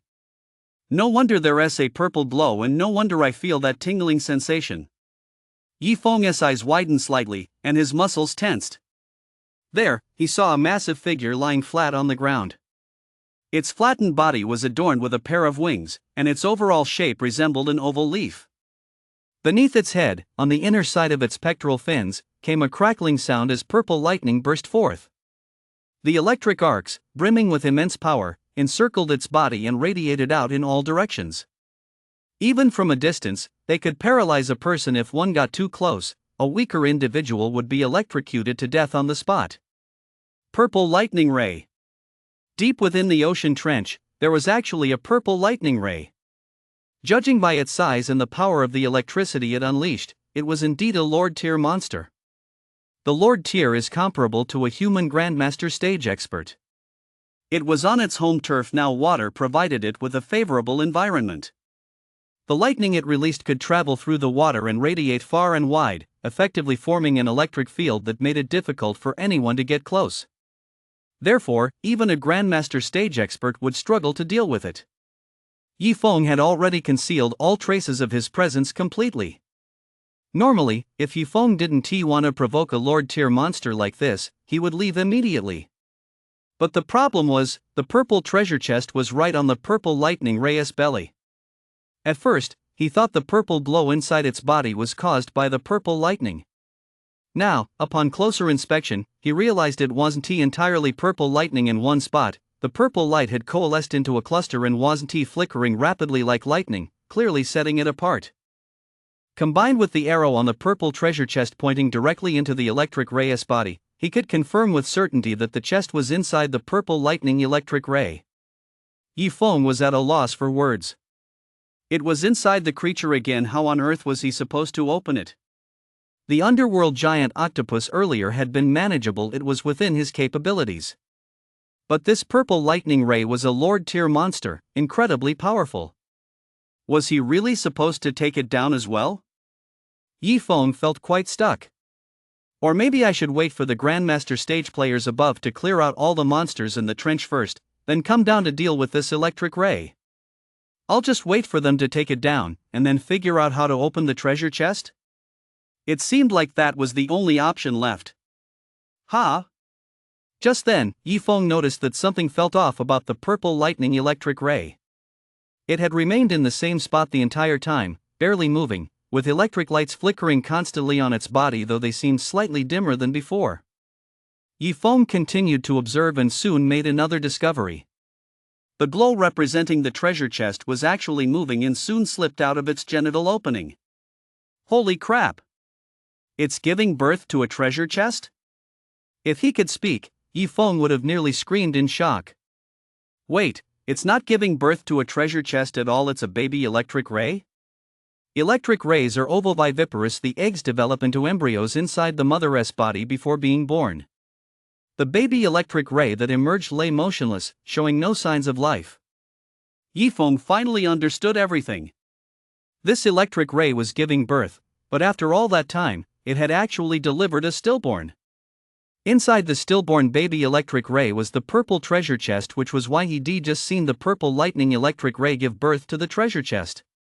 Are you playing Russian nesting dolls here? After giving birth, the purple lightning stingray discovered it was a stillborn and became emotionally unstable. The purple lightning crackled even more fiercely. However, because of the difficult labor, it had expended too much energy and was now extremely weak, with its electrical power running low. As long as it didn't leave, Yifeng couldn't get close enough to open the treasure chest. In that case, he'd strike while the iron was hot. Having just given birth, it was weak and its power had dropped significantly. The perfect moment to strike. If he waited any longer, until it had recovered some of its strength, things would become much more difficult. With that in mind, Yifeng immediately sprang into action. Boom! A powerful aura erupted as the demon-shattering spear shot forward with blinding speed. To his surprise, the purple thunder electric ray was highly alert, sensing danger. It immediately glided sideways to dodge the attack. The demon's shattering spear plunged straight into the ground, and as luck would have it, it landed right on the lifeless body of the little electric ray. Yi Feng immediately withdrew the demon-slaying spear, bringing the little electric ray's corpse back with it.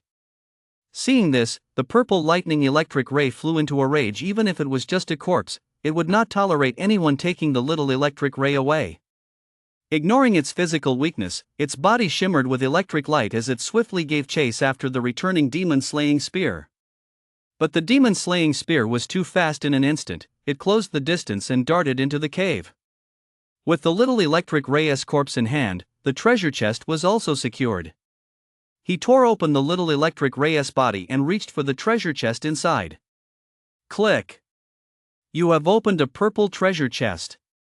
Congratulations on obtaining Level 5 Soul Weapon 100 Spirits Flying Shuttle. It had been quite a while since he last obtained the demon-slaying spear, which was only level 3 and had become somewhat inadequate for his needs. Finally, he had acquired another soul weapon, a level 5 one at that, which would serve him well for a long time to come. This soul weapon was entirely purple, resembling the lightning of an electric ray. Tapered at the front and wider at the back, it resembled both a shuttle and a throwing knife. If you look closely, you'll notice several components of full 100 shuttle cutters assembled to form the 100 Spirits Flying Shuttle. ZZZZZZ. Crackle. Outside the cave entrance, purple lightning flashed. Boom! Boom! Boom! The purple lightning ray was simply too massive, and the cave entrance was far too small to accommodate it. As a result, the entrance suffered the brunt of the attack. The purple lightning blasted away large sections of it, and numerous arcs of electricity shot through the opening. Yi Feng retreated rapidly to avoid being struck by the purple lightning. Let me test the power of the 100 Spirits Flying Shuttle. Mana surged forth, enveloping the Bai Ling flying shuttle as it charged toward the purple lightning ray. Boom! A bolt of purple lightning struck toward the shuttle. However, before it could hit, the shuttle suddenly disintegrated, splitting into 100 shuttle blades. 100 streaks of cold light, like shooting stars, scattered in all directions, striking the purple lightning ray in an instant. They pierced deep into every part of its body. The Thunder Ray Stingray, writhing in pain, flapped its wings frantically like a mad beast. Arcs of lightning struck everywhere, shattering the stone walls of the ocean trench and churning up countless tons of mud and sand, shrouding the area in a haze. Yi Feng did not stop. Controlling the 100 Spirits shuttle, he darted wildly throughout the purple Thunder Ray's body, raking its vital organs until it was riddled with holes. The commotion gradually subsided. The purple Thunder Ray lay motionless, its electric glow faint and flickering as its life force slowly faded.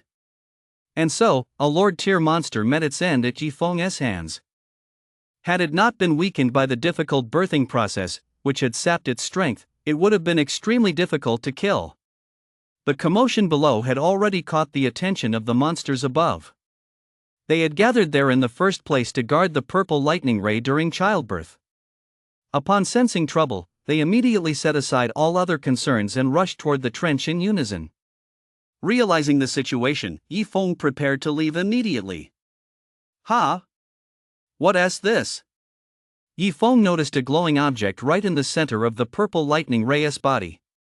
With no time to think, he maneuvered his flying shuttle to slice through the corpse, and a crystal core flickering with lightning fell out.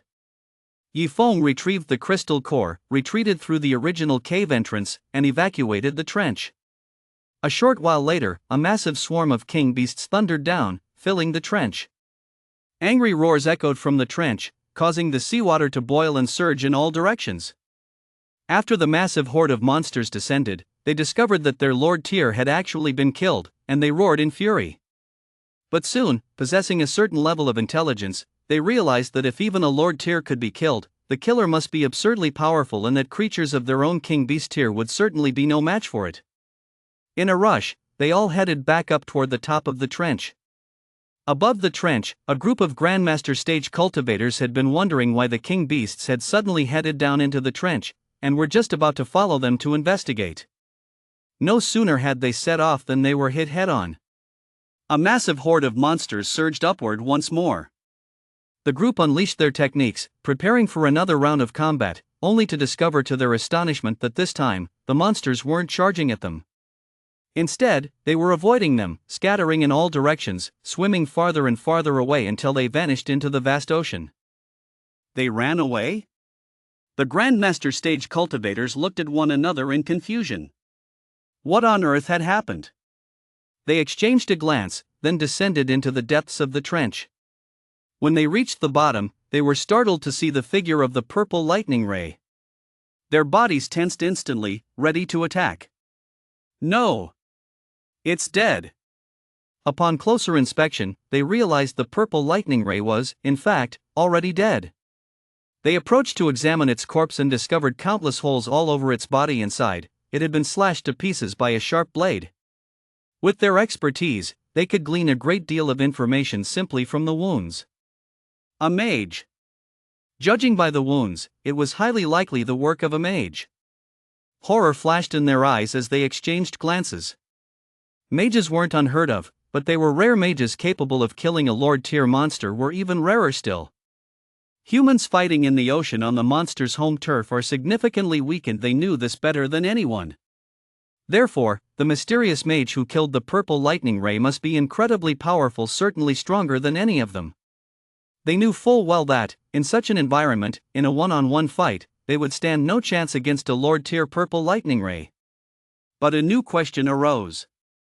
They were the first to arrive above the ocean trench, which was guarded by numerous monsters, yet they hadn't seen anyone approach the trench or venture down into it. Where exactly did that mage come from, and where did he retreat to? Could there be a second entrance? With this in mind, they surveyed their surroundings and quickly discovered a portal opening. One of them ventured inside and discovered the carcass of a small electric ray, torn in half. Instantly, many things became clear to them. As a Lord-tier creature, the purple lightning ray was the strongest in the surrounding area, capable of summoning monsters from within a certain radius of the sea and commanding them to carry out its orders. As the purple lightning ray neared the time of giving birth, it began summoning monsters to guard these waters, allowing it to give birth in peace. Over time, the monsters gathered in ever greater numbers, but resources remained limited. There wasn't even enough food to go around, and some had even begun attacking one another. Eventually, they surged ashore and began attacking and devouring humans, leading to the monster landings. More than 2 months ago, there had been a previous incident of monsters coming ashore. At the time, a seabed dungeon portal was detected expanding, and it was assumed that was the sole cause. Now it appears this was likely related to the purple lightning ray's labor as well. The reason it took so long was a delayed delivery. She could have given birth 2 months ago, but she suffered from prolonged labor. She finally gave birth today only to deliver a stillborn, leaving the purple lightning ray in a weakened state. However, the Grandmaster stage players were unaware of this. Believing it to be a normal birthing process, a powerful mage descended through this secret portal and killed both the purple lightning ray and the child it had given birth to. The Grandmaster stage players didn't linger down there either. They joined forces to drag the purple lightning ray's corpse out to sea. Wherever they passed, the monsters on the seabed all scattered far away. With their Lord-tier dead, how could they dare to act out of line? When the carcass was dragged up, broke the surface, and was placed on the beach, the monsters that had already come ashore were equally terrified. With the Lord-tier dead, what the hell were they supposed to do? They all retreated into the sea, fleeing as far as they possibly could. As the massive horde of monsters gradually dispersed, the monster tide crisis was averted. The martial artists on the shore all cheered excitedly, celebrating this victory. The crowd looked at the several Grandmaster stage experts with admiration in their eyes. It was they who, disregarding their own safety, had dived alone into the deep sea to slay the Lord-tier monster below. Only then, with the monster horde leaderless, did they disperse. If it weren't for these Grandmaster stage experts, it would have been uncertain whether they could have won at all. Faced with such adoring gazes, each of the Grandmaster stage experts felt a bit embarrassed. It wasn't as if they had slain that purple lightning ray. If only they had been capable of such a feat. Unfortunately, they had been blocked outside the ocean trench for so long that they hadn't even caught a glimpse of the battle below. Ahem. Pang Chi cleared his throat lightly. Ladies and gentlemen, as you've all seen, it was the slaying of the Lord Tyr that put an end to this beast tide. But in reality, it wasn't TS who slew this purple lightning ray. At their level, maintaining their reputation was of the utmost importance. They couldn't possibly take credit for something they hadn't done. Besides, if that mysterious mage were nearby right now and exposed them on the spot, they'd have no face left to show anyone. What? You didn't kill it.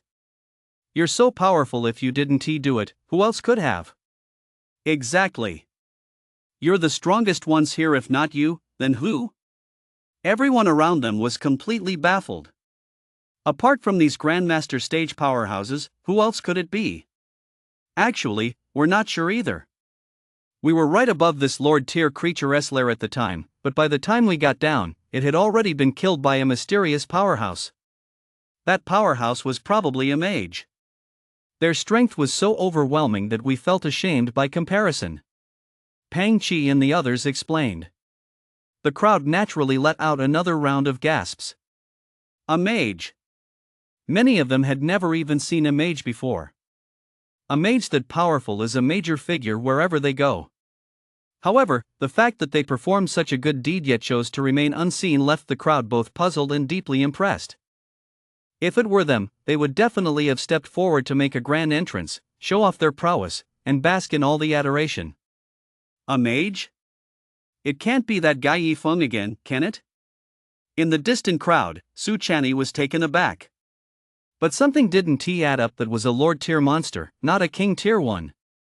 A single Lord Tyr monster had triggered such a massive beast horde. Just thinking about it made it clear this was no ordinary feat. Even the principal admitted he was no match for it. How could it possibly be Yifeng? Yet for some reason, the image of Yifeng plunging headfirst into the sea kept flashing through her mind. Apart from the principal and the other Grandmaster stage experts, the only one who had dived into the sea was Yifeng. Since it wasn't the principal's group, and given that he was a mage, all fingers pointed squarely at Yifeng. Hey! Where are you? Su Channy found a quiet corner and dialed a video call to Yifeng. The call connected, and the screen lit up.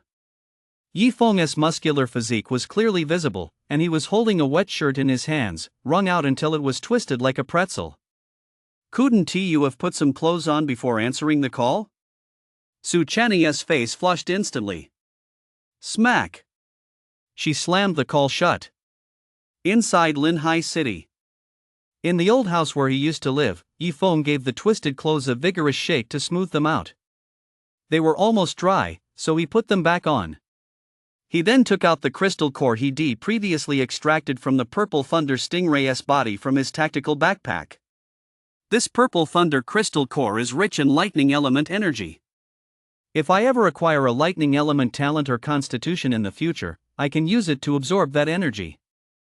Yifeng thought to himself.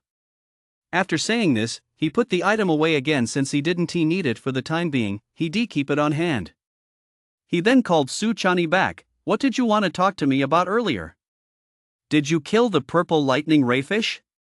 Su Channy asked directly, keeping her voice low. Yes. Yifeng replied just as bluntly. Since Su Channy already knew he was a mage, there was no need to hide it. Su Channy was stunned for a moment, her expression saying, I knew it. That was a Lord Tyr creature, and underwater at that.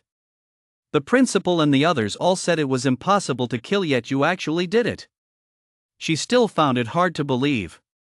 Especially seeing that everyone around them, whether Grandmaster stage powerhouses, King stage practitioners, or those of lower ranks, all wore the same look of awe, wondering who the attacker could possibly be. She found the whole situation rather absurd. If they found out that the one who struck was Yifeng, a freshman at Dragon Academy, she wondered what they would think. After ending the call, Yifeng stepped outside. He headed toward Qingshe Road, to Huimin grocery store. Before coming over, Yifeng had promised He Xiling he'd check in on her father, He Wang. Walking down this street once again, Yifeng felt a flood of emotions. It had only been a little over 2 months since his last visit here, yet his state of mind was completely different. Back then, everything had just begun, and he had no idea what the future held. Now, he had already slain a Lord Tyr monster. Though the circumstances were somewhat unusual, the fact remained that he had succeeded. Is this going to be torn down and rebuilt? As he walked along Qingsha Road, Yifeng noticed workers demolishing some of the buildings and shops along the roadside. Outside the city, monsters swarmed everywhere, and the battle raged fiercely, but for the ordinary people inside the city, life went on as usual. They couldn't do much to help. Yifeng continued walking and eventually arrived at Huimin General Store. May I help you with anything? A young man inside greeted Yifeng. He Wang, who was organizing merchandise, also looked up. Yifeng, what brings you here? A surprised smile spread across his face. Seeing that Yifeng was someone He Wang knew, the young man who had mistaken him for a customer moments ago tactfully stepped aside, eyeing Yifeng with curiosity. He was an assistant hired by He Wang to fill the vacancy left by Yifeng's previous part-time job there.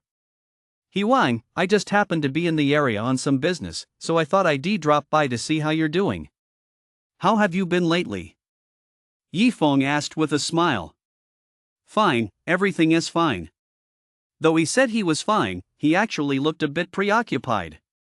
Did Xiling come with you? He Wang asked, a hint of anticipation in his eyes. Yifeng shook his head.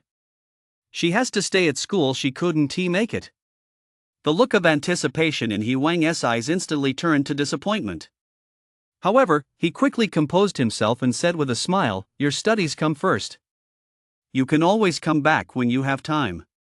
By the way, He Wang, I noticed some shops outside are being demolished. Are they planning to tear them down and rebuild? Yifeng asked curiously. At this, the smile that had been on He Wang's face gradually faded.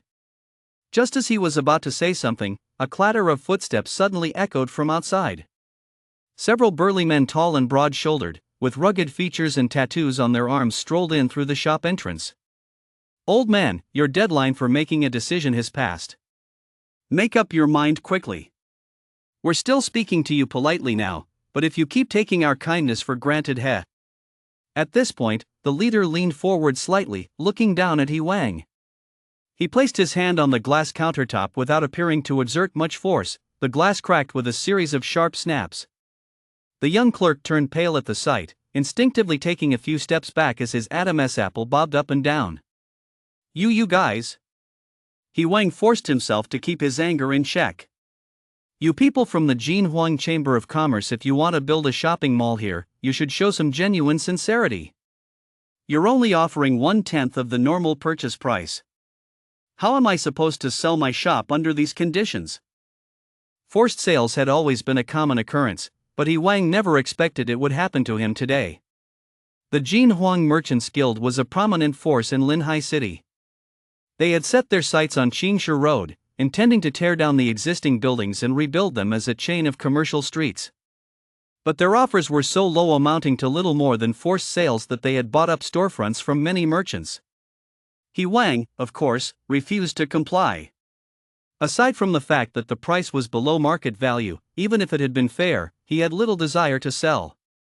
This unassuming little shop held too many memories. Whenever he was busy here, it felt as if his late wife were still by his side. Old man. Don't think that just because you have a daughter who got into Dragon Academy, we won't dare to do anything to you. Let me tell you. Our Jinhuang Chamber of Commerce not only has master stage experts, but also general stage powerhouses. The son of our chamber's boss was admitted to Yonghui University long ago. He is already a general stage powerhouse, and he is right here in Linhai City right now. Your daughter is, at best, a master stage early phase. Don't get your hopes up too high. We're offering you 1/10 of the price. You should be grateful. Keep making a scene, and you won't get a single penny. The tattooed burly man's gaze was fierce, brimming with menace. Yifeng, standing nearby, finally understood what was going on. No wonder he sensed earlier that He Wang seemed a bit preoccupied. Hurry up and sign this resale contract. The burly man flung a contract at him, his tone brimming with impatience. Whoosh! Yifeng suddenly reached out, snatched the contract, and without even glancing at it, tore it to shreds and slapped the pieces onto the burly man's face. I'll give you 3 seconds to get the hell out of my sight. When you get back, tell your boss not to set his sights on this shop again, and to bring a generous gift and come here in person to apologize.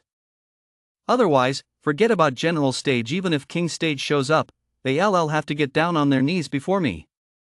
Yifeng's voice was calm, yet it carried an air of absolute authority.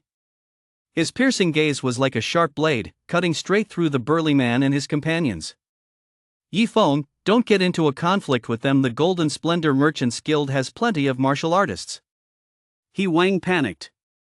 The Golden Splendor Merchants Guild was a massive organization that employed many martial artists. Even the burly men standing before them possessed apprentice stage strength and were far from ordinary. The shop assistant standing nearby looked even more stunned. Even a nobody like him knew of the Jin Huang Merchants Guild, a colossal organization, and the other party had mentioned they even had general stage experts. Yet despite all that, this young man who was younger than him actually dared to speak to them like this. Was he out of his mind? Who are you, you greenhorn? Daring to talk to me like that and tearing up the contract? I guess you're tired of living. The tattooed thug spoke with a vicious tone as he swung a slap toward Yifeng. But just as his vision blurred, his hand froze mid-air, for at some point, Yifeng had raised his own hand and seized the thug's wrist. No matter how hard he struggled, he couldn't budge an inch, as if he were trapped in place. Yifeng applied a little pressure, and with the sound of bones snapping, the tattooed thug let out a series of agonized screams, his face contorted in pain. With a single kick, the man was sent flying backward, crashing onto the street outside. His right hand hung limply at his side, clearly crippled, and the pain caused him to curl up like a shrimp, wailing incessantly. Boom! Boom! Boom! Yifeng delivered several more kicks, sending the remaining men inside the shop flying out as well. It all happened in the blink of an eye. The changes were so sudden. One moment, the burly men were still shouting defiance. The next, they were all lying outside, wailing in agony. And he even held back. Otherwise, a single kick could have killed them. Whether it was he Wang or the young clerk, they were all so stunned they couldn't speak, taking a long time to come to their senses.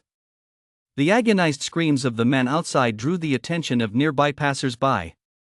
Aren't those the thugs from the Jin Huang Merchants Guild? That's right, it's them. How did they end up lying here? They got beaten up, of course. They were kicked all the way out of He Wang's shop. Well done. They forcibly bought the shop my family acquired 20 years ago, and the price they offered wasn't even higher than what I paid back then. Although it's satisfying, He Wang is in trouble. You can't afford to offend the Jin Huang Merchants Guild. These are just low-level thugs. They have even stronger enforcers, all martial artists. The onlookers nearby were buzzing with discussion. Some cheered, while others worried for He Wang. What's going on? A voice suddenly rang out from nearby. The crowd turned to look and saw a group striding toward them with the confidence of dragons and tigers. At the head of the group was a middle-aged man with a beer belly. Judging by his attire, he seemed to be someone of importance. Beside him walked a young man who bore a slight resemblance to him, his brow radiating arrogance and confidence. Accompanying them were about 10 burly, energetic, and formidable henchmen. It's the boss of the Jin Huang Trading Company. The crowd gasped in surprise and instinctively parted to make a path. He wouldn't normally have arrived so quickly. It was just a coincidence that he happened to be passing by. Due to the monster landing incident, his son had come from Yonghui University, so he brought him along for a walk to check out the ongoing construction project in the area. Unbeknownst to him, upon arriving here, he happened to witness his men being beaten. Boss! Several enforcers cried out in pain as they called out to him. Who hit you? Boss Jin's face darkened. A young man inside this store. The beaten men replied. Humph. I'll see just who is bold enough to strike a member of the Jin Huang Merchants Guild. Mr. Jin snorted coldly and, leading his men, stormed into the Huimin grocery store. It's over. He Wang is finished. Ah! I told you not to go up against the Jin Huang Merchants Guild. It's better to take a loss and sell the shop than to get beaten up and then be forced to sell it. The crowd sighed, worried for He Wang. As soon as Boss Jin entered, his gaze immediately locked onto Yifeng. Although there were 2 young men in the store, judging by the panicked expressions on the clerks' faces, it was obvious they weren't the ones who dethroned the punches. Was it you who hit them? Boss Jin asked coldly. Yi Feng nodded calmly, then continued, "You came over to apologize so quickly, it seems your attitude is fairly sincere. So, what are you planning to offer as compensation? Apologize? I'll apologize my ass." Mr. Jean burst out laughing at Yi Feng's retort. They were the ones who'd been beaten up, yet he was the one who had to come here in person to apologize? What kind of bullshit logic was that? Sell me this storefront right now for 1 yuan, and I might consider letting this slide. Otherwise, this one tea ends so easily. Mr. Jean adopted a condescending attitude. He was used to getting things for free. Fine, fine. I'll sell it to you as long as you don't hurt Yi Feng. Yi Wang gritted his teeth and agreed to the terms. No matter how impressive Yi Feng had been just now, in his eyes, no one could possibly be more formidable than the Jin Huang Chamber of Commerce. Now that the other side had made this offer, he had no choice but to grit his teeth and agree to ensure Yi Feng wasn't harmed. After all, Yi Feng had ended up facing them precisely because Yi Wang had stepped in to help. Since it all started because of him, Yi Wang didn't want Yi Feng to get hurt as a result. Didn't I make myself clear enough? Hurry up and apologize, my patience is running out. Yi Feng's tone had turned icy as well. It's over. Yi Wang's heart sank. Faced with such a challenge for the first time, Boss Jean, in a fit of rage, burst into laughter. Teach him a lesson. Boss Jean waved his hand, signaling his henchmen to advance. With his general stage son right by his side, he felt more confident than ever. This guy could only beat up a few apprentice stage fighters. How strong could he really be? No matter how strong he was, he wouldn't stand a chance against a general stage fighter. Wait. Just then, his son, Jin Guangshuan, suddenly stopped the henchman.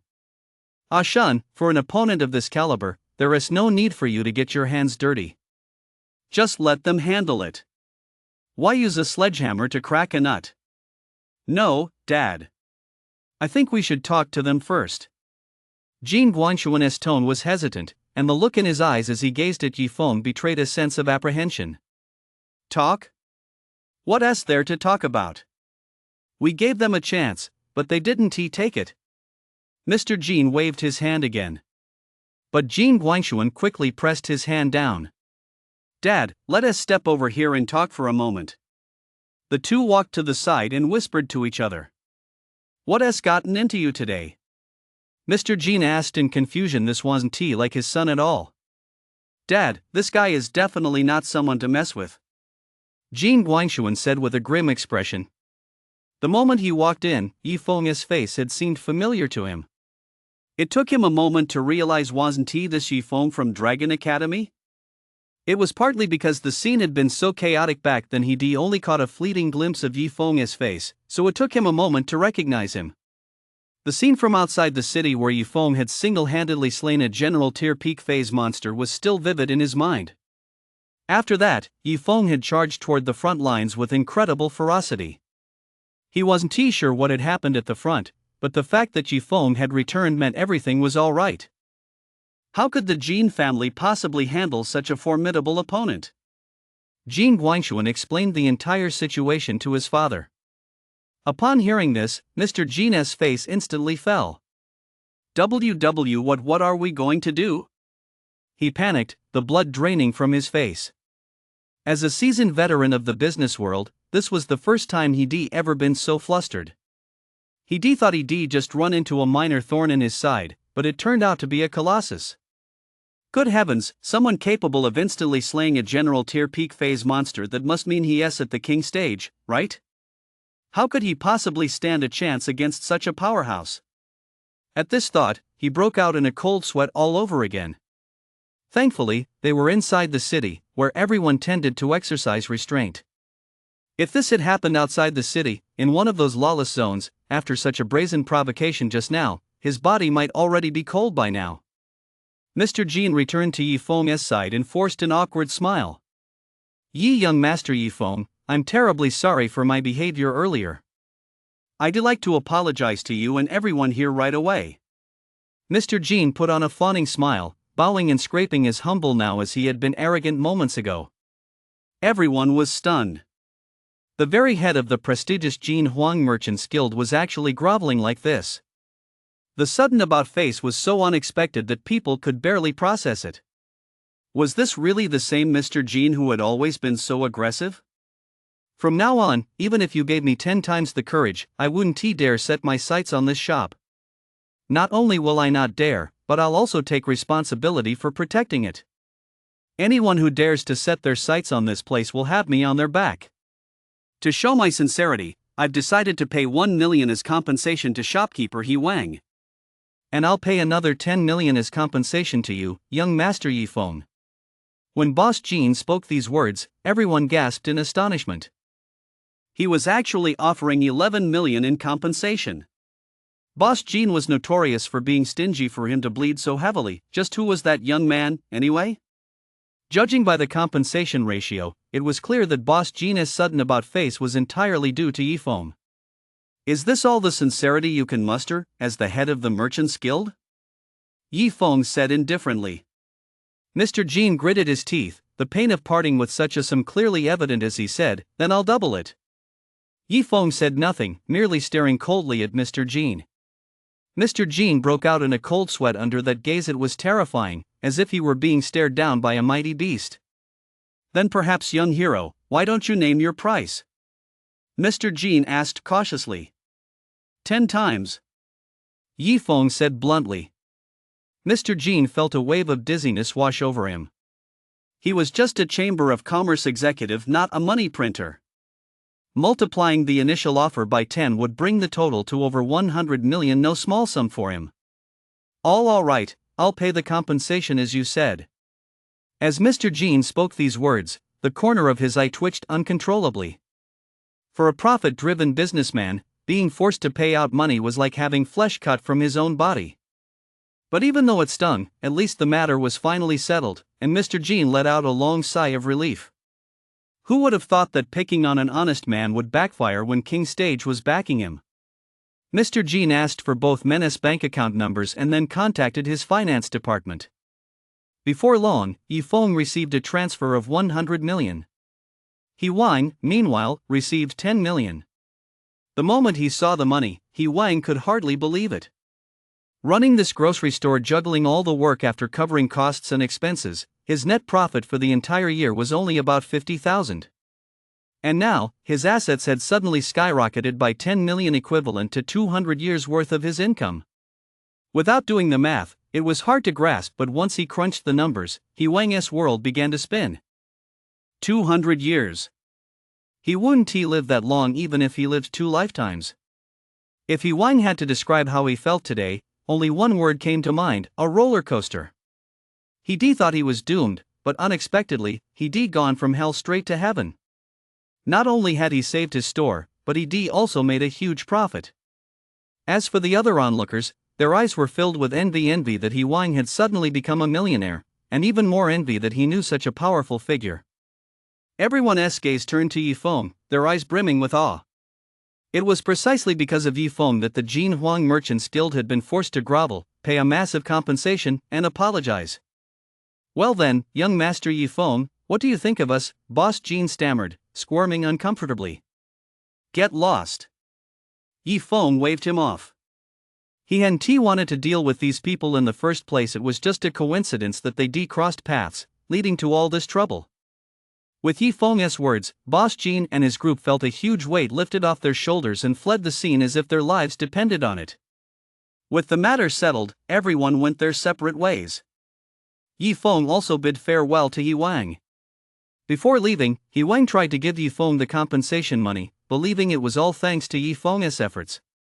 But Yi Feng refused. Instead, he gave Yi Wang a key and asked him to help find a renovation crew to refurbish his old house. The whole process would take time, and Yi Feng didn't have the time to stay around here. Yi Wang was, of course, more than happy to agree. At last, he could do something for Yi Feng to show his gratitude. Yi Feng strolled casually down the street and saw quite a few workers decorating the roadside with lanterns and streamers. Upon learning that the monster crisis had been averted, the people of Linhai City were overjoyed and spontaneously held celebratory events to express their gratitude to the martial artists who had fought on the front lines. If it weren't for these martial artists who fought so valiantly, Linhai City would have struggled to weather this crisis. It was because they stood on the front lines that the city could now enjoy this moment of peace. Yi Feng, over here, over here. A large crowd had gathered in the square ahead, and a clear, bright female voice rang out from that direction. Yi Feng looked in the direction of the voice. By a happy coincidence, he ran into Su Channy, who was out enjoying the festivities. She was waving at him from over there. "What are you looking at?" Yi Feng said as he walked over, glancing into the crowd at the same time. In the center of the crowd, a space had been cleared. An acrobat, holding a long pole dipped in oil, set the tip ablaze. As he swung his arms, the flames danced, tracing dazzling patterns through the air. With oil-based liquid in his mouth, he suddenly blew toward the torch, and a ball of fire shot out of his mouth, soaring straight into the sky. "Wow!" Thunderous applause erupted as the audience cheered. Training all the time is so monotonous. Getting a chance to watch these folk performances really makes me feel relaxed.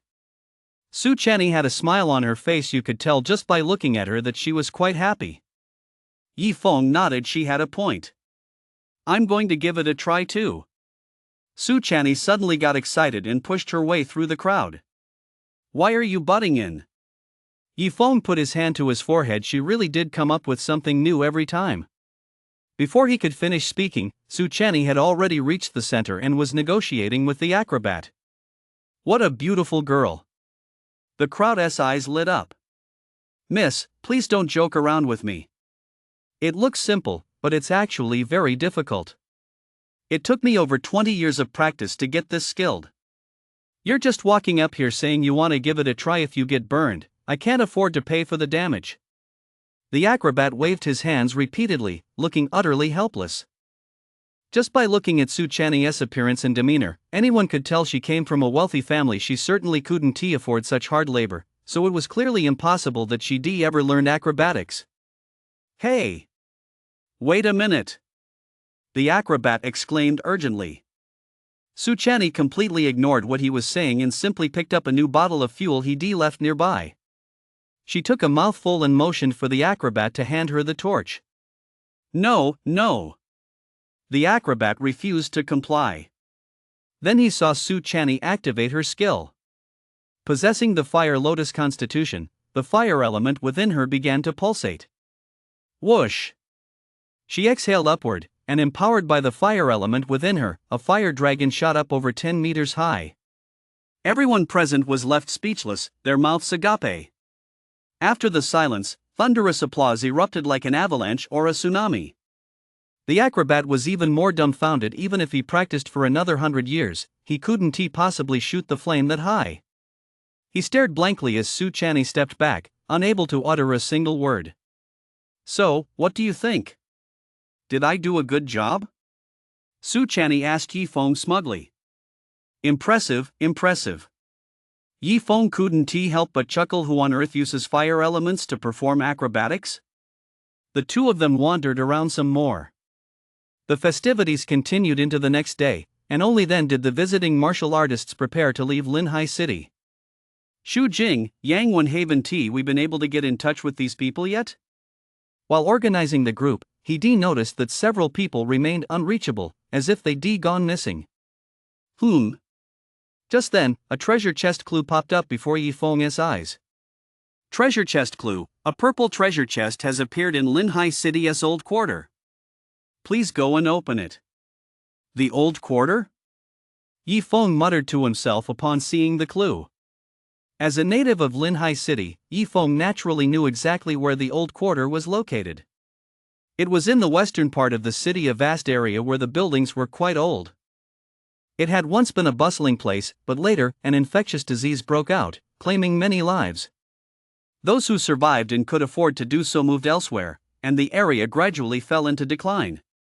As the population density plummeted, the area became sparsely populated, and the infectious disease eventually disappeared.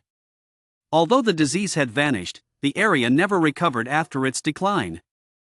Many years have passed, yet the area remains underdeveloped, and its residents are a mixed bunch. Because the buildings are relatively old, people refer to it as the Old City. Take a head count. How many are missing? Principal Pang Chi's voice rang out nearby as he addressed the instructors. Before setting out, the groups had been organized, with each student led by an instructor. However, with yesterday's city-wide celebration and the recent bloody battle against the monster just concluded, it was a rare chance to relax. Those who came here this time were all high-level students or above. They generally possessed general stage-level strength. With such strength, it was impossible for anything to go wrong while moving about in Linhai City, so they were simply allowed to move about freely. But when it was time to return, several people could not be contacted. After a thorough investigation, it was discovered that a full 20 students were missing. At that moment, representatives from Yonghui University arrived. Normally, relations between the two institutions weren't particularly good. There was always a sense of rivalry between them. However, given the exceptional circumstances, this was no time to dwell on such matters. Do you have any missing students? What do you mean? Are some of yours missing too? That's right. 23 of our students are missing. We have 20 missing. As the two sides exchanged information, they immediately realized something was seriously wrong. If only a handful of people had gone missing, it could have been attributed to some incident, but now, between just these two universities alone, more than 40 people were unaccounted for. As students of top-tier universities, their discipline wasn't usually poor. It was impossible for so many to go missing at the same time. Has something happened? A burly man with a square face and a powerful presence approached and asked. He was the director of the Linhai City Guard Bureau, a grandmaster stage powerhouse, and a member of the group that had gone out to sea yesterday. He was among them as well. Experts from all over had traveled thousands of miles to help, and now that they were preparing to leave, he naturally needed to see them off. But now that he saw they seemed to be delayed by something, he took the initiative to ask. A total of over 40 students from our two universities have gone missing, Pang Chi said to the director of the Guard Bureau. Upon hearing this, the director was taken aback at first, then furrowed his brow slightly. Don't worry, for now I'll have my people investigate immediately. Within his jurisdiction, an incident involving students, especially these students, who had come to help fight the monster, would have a massive impact. The director didn't dare delay. He immediately notified his officers to launch an urgent investigation. They interviewed witnesses and checked surveillance footage wherever necessary. As more reports of missing persons from other groups came in one after another, the Guard Bureau chief felt the pressure mounting. The number of missing people had actually exceeded 200. Because of this, everyone was forced to remain in Linhai City for the time being. With nothing else to do, people formed teams and began searching for the missing students on their own, hoping to find them. Yi Feng also took this opportunity to slip away for a while. First, he head to the old town to open that treasure chest. As he moved further west, the bustle of the city gradually faded. Elsewhere, skyscrapers stood side by side, commerce thrived, and the population was dense. In the western part of the city, however, the buildings were older, and the population density grew increasingly sparse. This became especially pronounced upon reaching the old town. Some of the old buildings stood empty. Their windows were either broken or missing entirely, and the exterior walls were peeling in many places, covered with moss or black stains. Purple morning glories climbed up nearby utility poles all the way to the top, winding around the freight wires and stretching for a considerable distance. Yi Feng glanced at the purple arrow on the ground and followed it into the old town. Clop, clop. In broad daylight, the surroundings were deathly quiet, not a soul in sight. It felt as if he were walking through a ghost town, with only the sound of Yi Feng's footsteps to be heard. On the roof of a nearby abandoned building, two men stood, staring intently at Yi Feng below. Can you tell what his strength level is? One was fat, the other thin. The one who spoke was the fat man. The thin man shook his head. Can't tell yet. Since the other hadn't used vitality, and given the distance, it was impossible to gauge his strength. I'll give it a try. On the rooftop lay some scattered stone bricks. The fat man picked one up and weighed it in his hand. His eyes narrowed slightly, turning his already small eyes into mere slits. Whoosh! He hurled it with all his might. The stone brick turned into a streak of light, covering a great distance, and reached the back of Yifeng's head almost instantly. Just as it was about to strike, Yifeng's head seemed to have eyes in the back of it. He quickly jerked his head to the side, and the stone brick grazed the back of his head by a hair's breadth. Yifeng turned and looked up at the rooftop. At that moment, the fat and skinny men felt as though they were facing not a human being, but a terrifying primordial beast. That icy gaze, brimming with murderous intent, pierced straight through them like a sharp sword. Terrifying. Absolutely terrifying.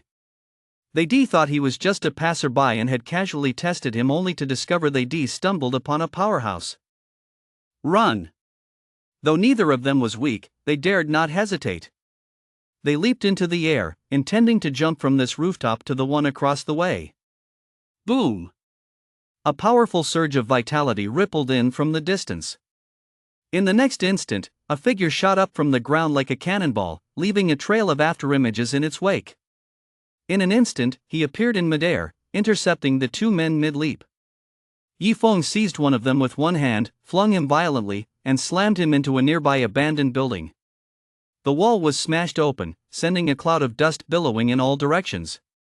Before he landed, he materialized a soul weapon, stepped onto it to enter the building, and only then retracted the soul weapon. The fat and thin men lay on the floor, spitting blood from their mouths. They had sustained severe injuries. Yifeng had deliberately held back his strength, otherwise, given that both were in the late phase of the general stage, he could have easily killed them with that single throw. The old city district was sparsely populated and run down.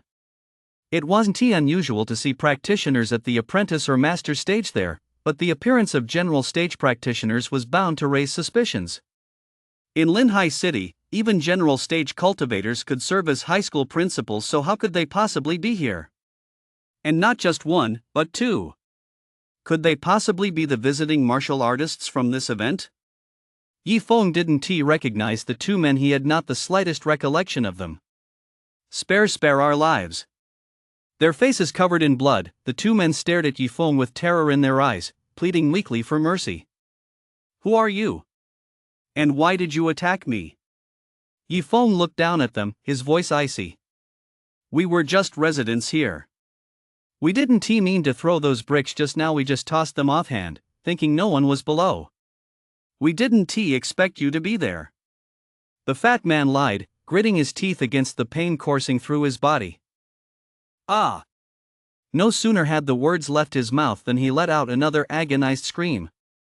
Yifeng's foot was pressed down on the plump man's palm, already crushing it until the skin split open. If you don't tell the truth, I'll make you wish you were dead. Yifeng's tone was laced with murderous intent. Claiming to be locals, it was obvious from the start that they were lying. I'll tell you.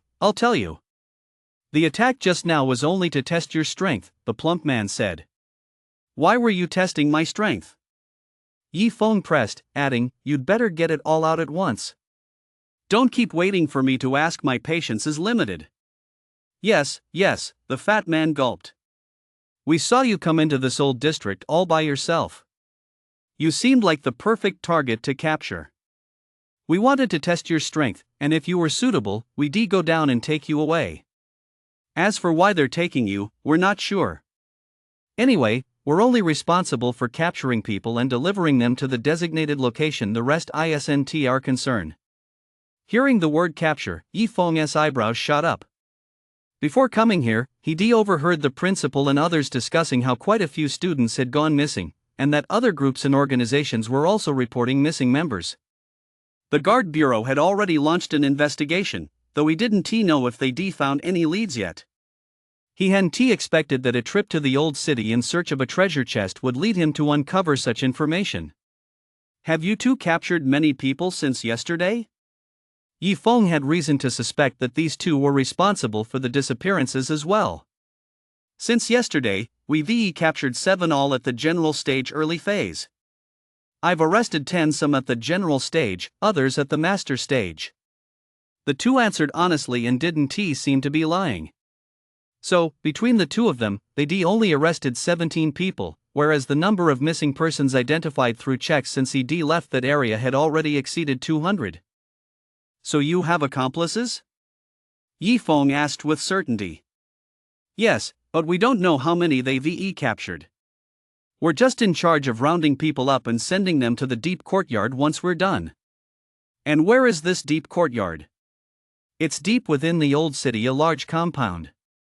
Once we deliver the people there, it's no longer our concern. We VE already confessed everything. Please be magnanimous and spare us this once. We promise to turn over a new leaf and never do anything wrong again. The two pleaded pitifully, genuinely afraid they would die here. If they were killed in this remote part of the old city, no one would ever know. Even if their bodies were discovered, it would likely be a long time from now. He Yifeng chuckled softly. I couldn't care less whether you're bad people or not. There are plenty of bad people in this world, how could I possibly keep track of them all? Hearing Yifeng's words, both men were overjoyed. Could a big shot really be this easy to deal with? However, Yifeng's next sentence instantly dashed their rising hopes, sending a chill running from the tops of their heads all the way to the soles of their feet. What I care about is that you just showed hostility toward me, and I'm the kind of person who always repays a grudge. Boom! Massive, resounding vitality erupted from Yifeng's body. The powerful force surged into his arm, and the long sword in his hand unleashed a cold, sharp blade that sliced across both men's necks. The two clutched their necks as blood gushed uncontrollably. They were dead in an instant. The inner courtyard? Yifeng glanced toward the depths of the old city. Then he looked at the purple arrow on the ground. Yifeng set off, continuing to follow the purple arrow. Elsewhere. After some investigation, there had been a slight breakthrough. Look, here are the surveillance footage from the technology department. This student, Yang Wen, was last seen on Beishun Street. Judging by the direction he was heading straight for the North City Gate. And this student as well, he was also heading toward the North City Gate. Guard Bureau Chief Fang Pingho said to Pang Qi and the others. He displayed several surveillance feeds at once, all conveying essentially the same message. They suspected that these missing individuals had all left the city. It wasn't necessarily all through the North City Gate, some had gone through other gates, but the implication was the same. As for the many others for whom no surveillance footage had been found, the reason was that the technology department had not yet located any relevant footage. So, does this mean they left the city and may have met with some misfortune, which is why they VE gone missing? Pang Qi furrowed his brow slightly. Based on the current information, that seems to be the case, Fang Pingho replied, careful not to speak with absolute certainty. But ID already issued an order in advance forbidding anyone from leaving the boundaries of Linhai City. They shouldn't have disobeyed. Also, some of them were last seen quite a distance from the nearest city gate, and there were some bustling areas along the way. Is it really possible there is no footage from those locations? Pang Qi asked in confusion, sensing that something was amiss. I've already consulted the technical department about this. They said many of the surveillance cameras in various locations are malfunctioning. Weren't they repaired when they broke? They used to be repaired, but since they've been breaking down so frequently lately, they've gradually stopped paying much attention to them. Just then, Fang Pingho received another message. We received a report from the city guard stating that some of the people on the missing persons list were indeed seen leaving the city. Pang Qi nodded. Since they could confirm it, it stood to reason that they had gone outside the city. Perhaps it was their first time in Linhai City, and they were curious, so they went out to explore? The others listened and accepted this explanation as well. Just then, Suchani arrived in front of Pang Qi, escorting a person covered in blood. Principal, I've made a new discovery. This guy was acting suspiciously, tailing a student who was on their own. I happened to catch him in the act. He was about to ambush the student, but I stopped him. I think this is connected to the recent disappearances. Faced with this scene, the group's first reaction wasn't to look at the blood-soaked man, but to cast suspicious glances at Fang Pingho. Fang Pingho's expression froze. The old city. Yifeng followed the purple arrow the whole way. Having just been attacked, Yifeng realized that a mysterious force was lurking in the old city. Perhaps there were people watching him from certain locations. So Yifeng chose to take the more secluded streets, while keeping an eye out for nearby security cameras. No matter which way he went, the purple arrow always used the spot at Yifeng's feet as its starting point to guide him. As long as he kept heading in the direction indicated by the arrow, he would eventually find the treasure chest. It's right inside this abandoned building. Based on Yifeng's experience, there was always an obstacle wherever a treasure chest appeared. But this abandoned building didn't look like it posed any danger. After a brief look around and finding nothing out of the ordinary, Yifeng cautiously entered the building. He made his way to the third floor. A purple treasure chest sat quietly there. Ha! Is it that easy this time? Yifeng was a bit surprised. However, until he opened it, he didn't dare let his guard down. Keeping a watchful eye on his surroundings, he approached and tapped the treasure chest with his foot. Click! You have opened a purple treasure chest. Congratulations on obtaining perfect mastery of the 5th tier stealth technique, SSS elusive trail. It really was that smooth. At the same moment. Treasure chest clue: a purple high-quality treasure chest has appeared in the deep courtyard of Linhai City's old district. Please go there and open it. Opening the treasure chest had gone incredibly smoothly, which came as quite a surprise to Yifeng. Even more surprising was that the new treasure chest clue followed seamlessly. It was still Linhai City's old district, but the location had changed to the deep courtyard. The new purple treasure chest is also a premium one, meaning he could get 2 items from it. The deep courtyard, huh? That was the very place mentioned by the fat and skinny men he encountered earlier. Yifeng chose not to dwell on that for now, focusing instead on the present. The items obtained from this purple treasure chest would be extremely useful. SSS Mysterious Traces is a stealth technique. When cast, it minimizes the caster's aura to the greatest extent possible, forming a layer of light and shadow around them. This light and shadow constantly mimics the surrounding scenery, allowing the caster to blend into the environment and remain undetected. Simply put, it's similar to a chameleon, possessing the ability to camouflage and hide. But it's more than just visual deception. The light and shadow it creates can influence others' perceptions and judgments. A 5th tier stealth technique. It can even fool Grandmaster stage practitioners. Only venerable stage experts would stand a chance of spotting the flaw. For Yifeng at his current level, it's more than enough. Yifeng tried casting it. As he channeled shadow camouflage, a layer of light and shadow immediately appeared on his body, completely enveloping him. In other words, no matter what he was wearing or even if he was holding a weapon, it didn't affect the spell at all. Everything was completely enveloped within it.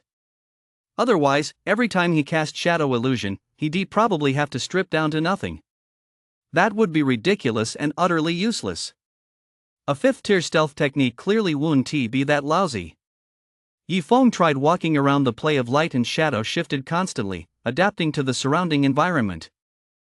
From an outsider's perspective, one would notice that no matter the angle or direction from which Yifeng was viewed, he blended seamlessly into his surroundings, achieving an extremely high level of concealment. Time to hit the road again and hunt for treasure chests. Every time he went treasure hunting, Yifeng was filled with anticipation about what great loot he might unearth.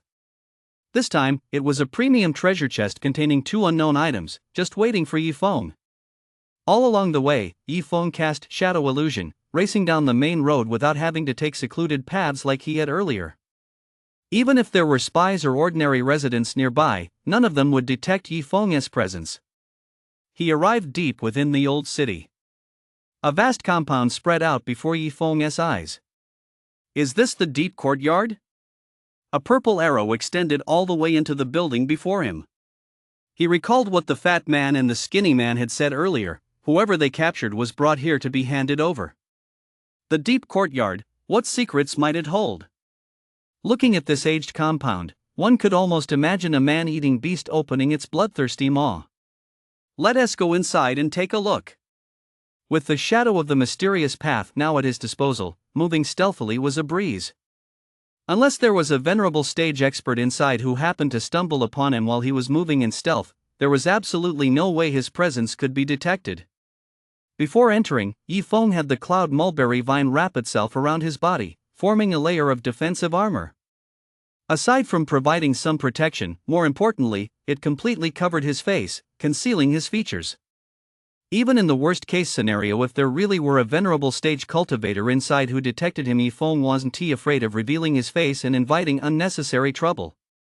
As for his safety, he could use his soul weapon to quickly retreat. As long as he was careful, he'd likely be fine. Yifeng walked most of the way around the perimeter of the courtyard before finally reaching the backyard. What's that strange smell? Yifeng furrowed his brow slightly. His gaze swept over the courtyard wall, where he could see smoke rising. He didn't know what was burning inside.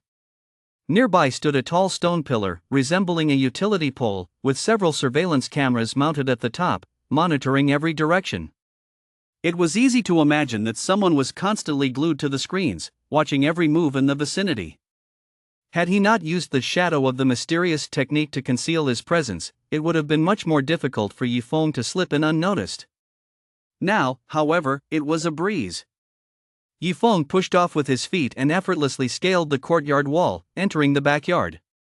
At that moment, in a secluded corner of the deep courtyard, several light screens displayed numerous feeds from surveillance cameras in various locations.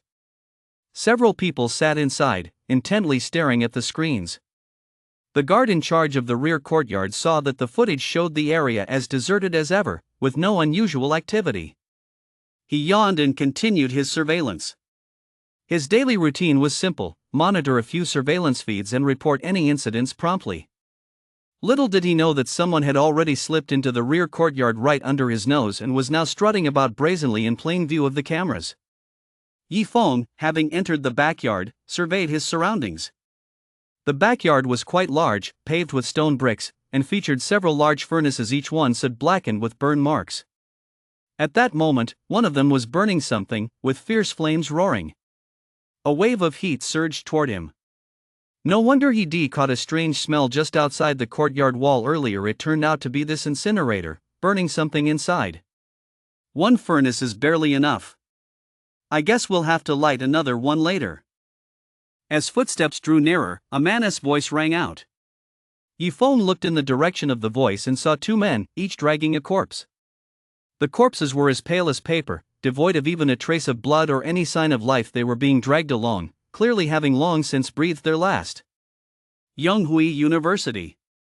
Yifeng noticed that one of the corpses was still wearing a Yonghui University ID badge.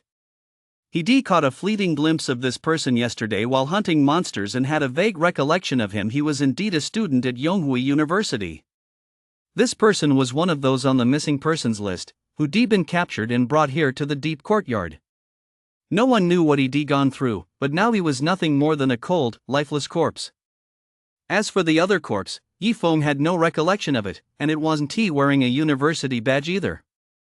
Perhaps it belonged to someone missing from another faction or organization. The two dragged the bodies to the crematorium and tossed them inside. Sparks immediately flew, accompanied by a crackling sound. Their movements were incredibly practiced. Clearly, they did this kind of thing all the time. Once the job was done, they left without a second glance, completely oblivious to the fact that Yifeng had been watching them from nearby the entire time. What on earth is this deep courtyard for? Yifeng's expression turned cold. Without lingering, he pressed on. Every now and then, security guards in pairs patrolled along predetermined routes. Surveillance, patrol security here was taken to the extreme. Even without the advance warning from the fat and skinny men, these signs alone combined with the cremation of bodies made it clear that something was seriously amiss here. Yifeng paid no attention to the patrols. He didn't want to tip them off just yet. Following the purple arrow, he pressed on. Yifeng had a hunch that the location of the purple treasure chest must be connected to the missing people. Once he got there, everything would become clear. Gradually, he reached the central area of the deep courtyard. The closer he got, the tighter the security became. Patrols increased, moving back and forth frequently, while overhead surveillance cameras covered every angle without blind spots, capturing every corner. This is the place. Ahead stood a massive building that resembled a prison. At that moment, the main gate was tightly shut, and the windows were sealed shut as well. The purple arrow extended into the building. How do I get in? Whether he barged through the door or broke a window, he would be spotted by nearby patrol guards. Until the situation became completely clear, Yifeng had no intention of exposing himself prematurely. With the enemy in the open and himself in the shadows, he did hold the upper hand. Whether to attack or retreat, the initiative lay entirely in his hands. Just then, the tightly shut gate was suddenly pushed open, and a figure stepped out. This person was dragging a corpse behind them, just like the two they encountered earlier in the backyard. As the figure stepped out and turned to push the gate shut again, Yifeng seized the opportunity and slipped right inside. Ha! The man scratched his head, a look of confusion on his face, and scanned his surroundings but saw nothing out of the ordinary.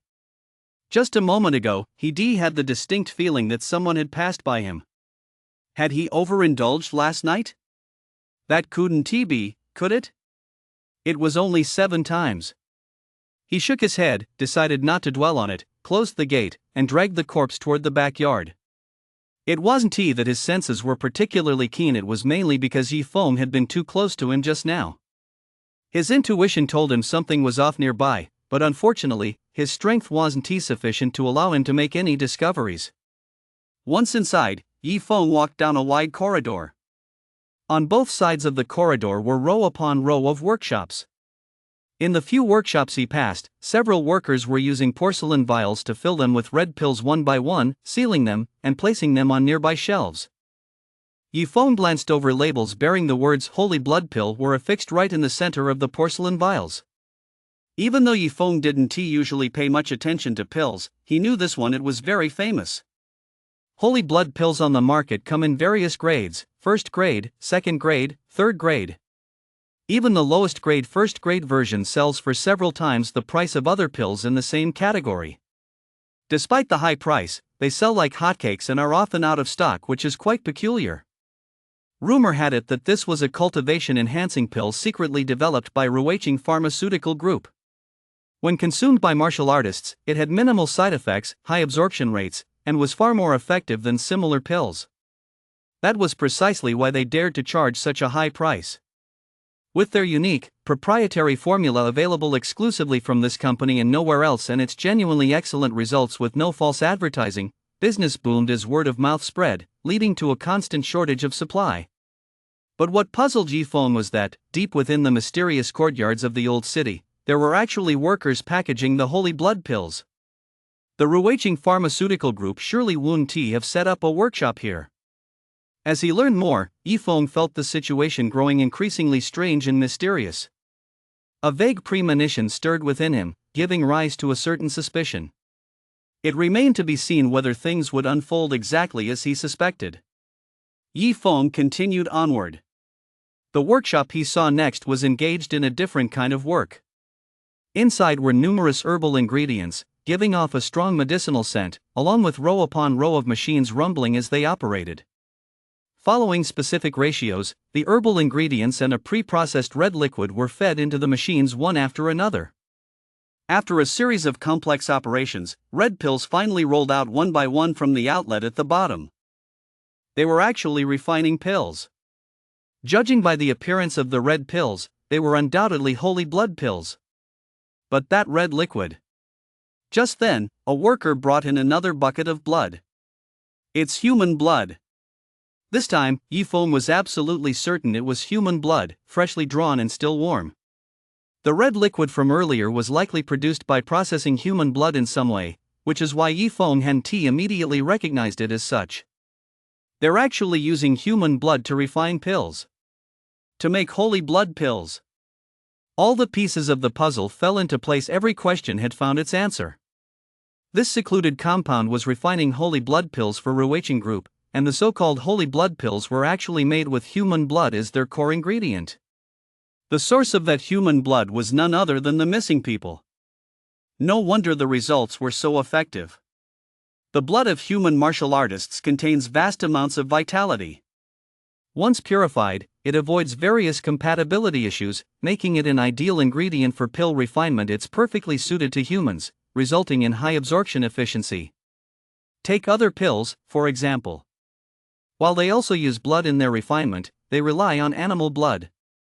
No matter how much it's purified, there is always a slight incompatibility with humans, leading to a lower absorption rate. Yi Feng could already picture a dedicated area for blood extraction. Sure enough, as they continued forward, they came upon a blood drawing room. Someone lay on a bed in a comatose state, presumably drugged.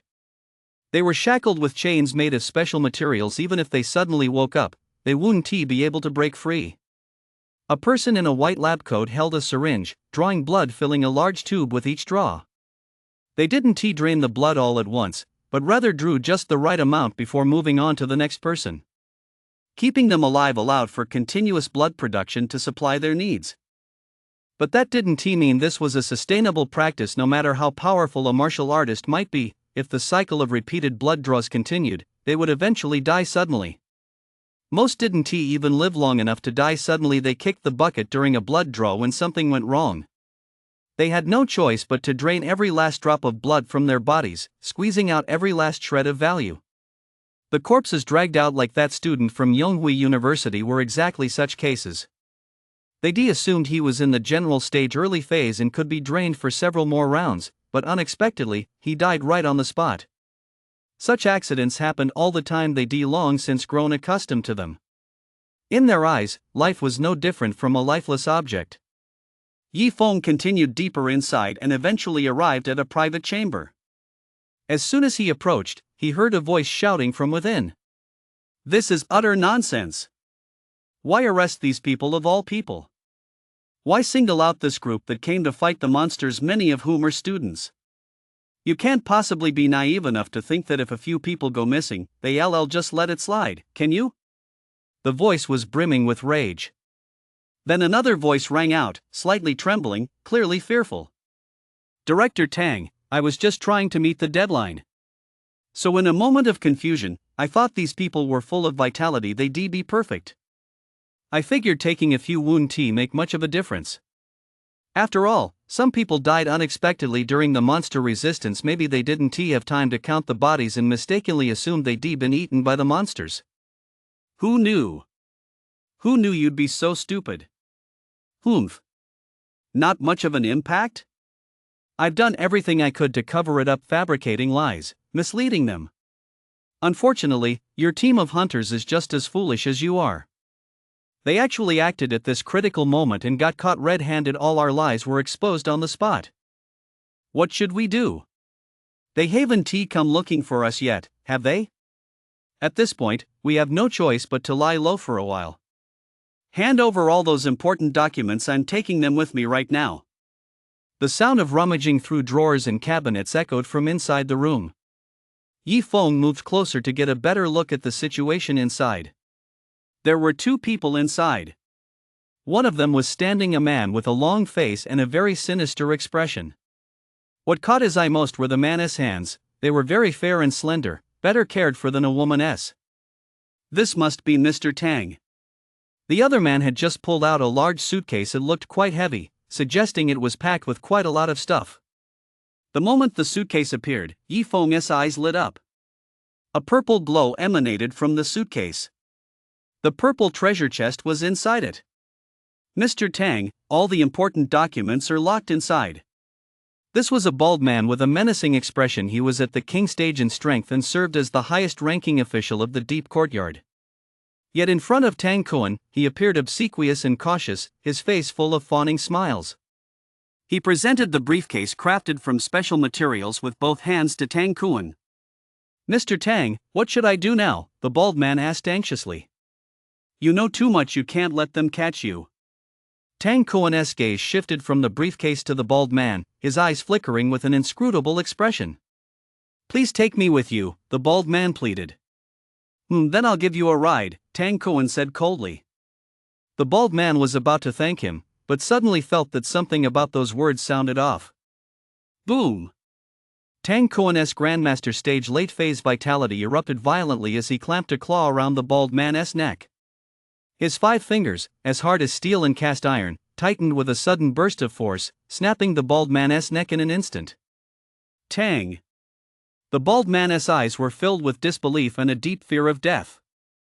He never expected Tang Kuan to turn on him like a jack of all trades who has been used and discarded, suddenly striking to kill him. After killing the bald man, Tang Kuan flung the body aside with a flick of his wrist, as if tossing away trash. Only the dead keep their mouths shut. And you idiot, after causing such a huge mess, you actually think you'll survive? That's nothing but a pipe dream. Tang Kuan snorted coldly. Just then, an incredibly chaotic commotion erupted from outside. Hurry! This building looks suspicious. Let us rush in and check it out. Faintly, voices like these could still be heard. They sure are moving fast.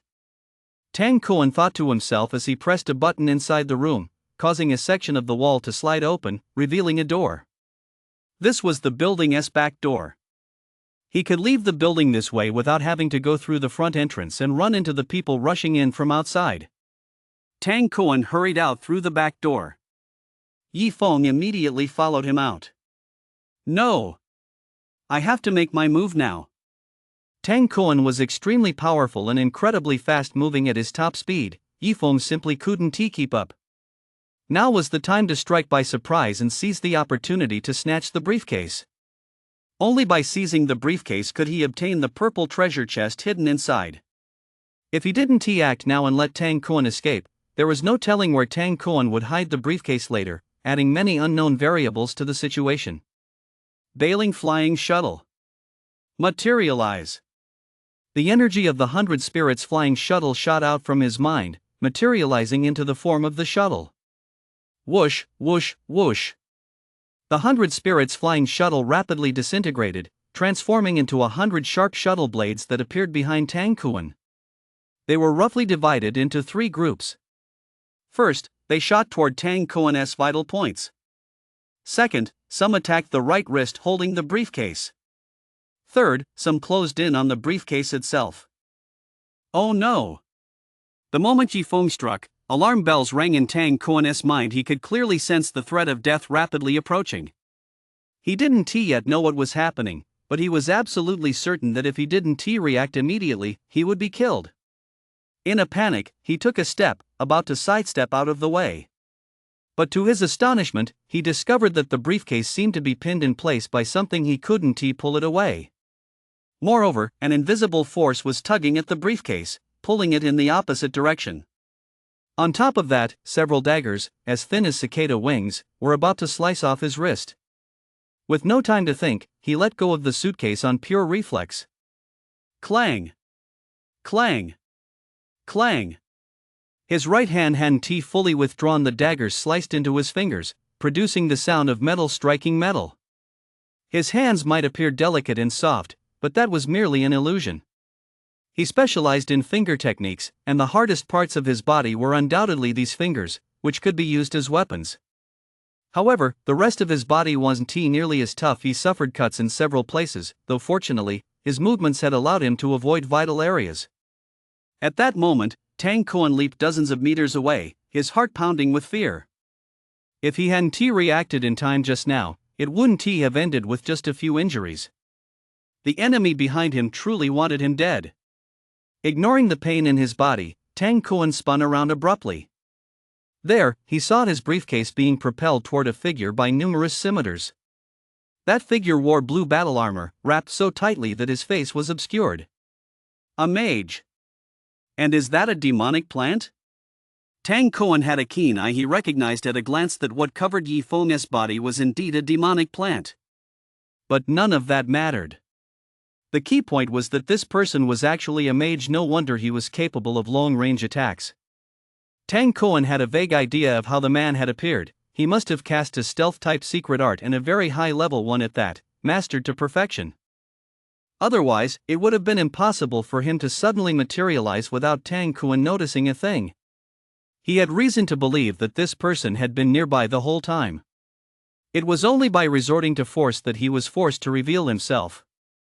Tang Kuan's assessment was pretty much spot on. It wasn't that Yi Feng had intentionally revealed himself. Rather, stealth magic requires completely suppressing one's aura, and once force is used, it conflicts with the spell. One must choose between the two, either maintain stealth or use force, but doing so would break the spell. It was impossible to use martial force while remaining hidden. Having secured the briefcase, Yi Feng intended to open it immediately. Unfortunately, it was locked.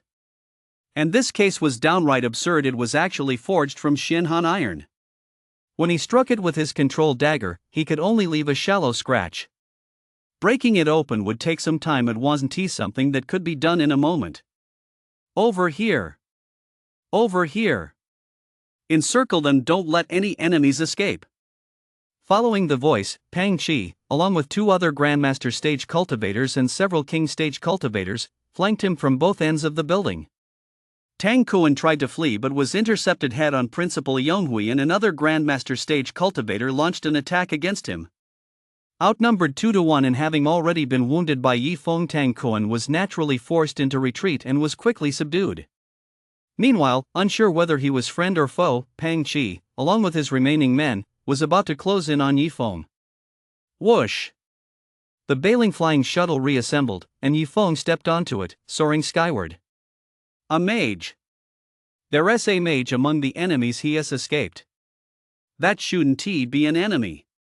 We saw this mage earlier when we were fighting the monster. We even fought side by side, right, Suchani?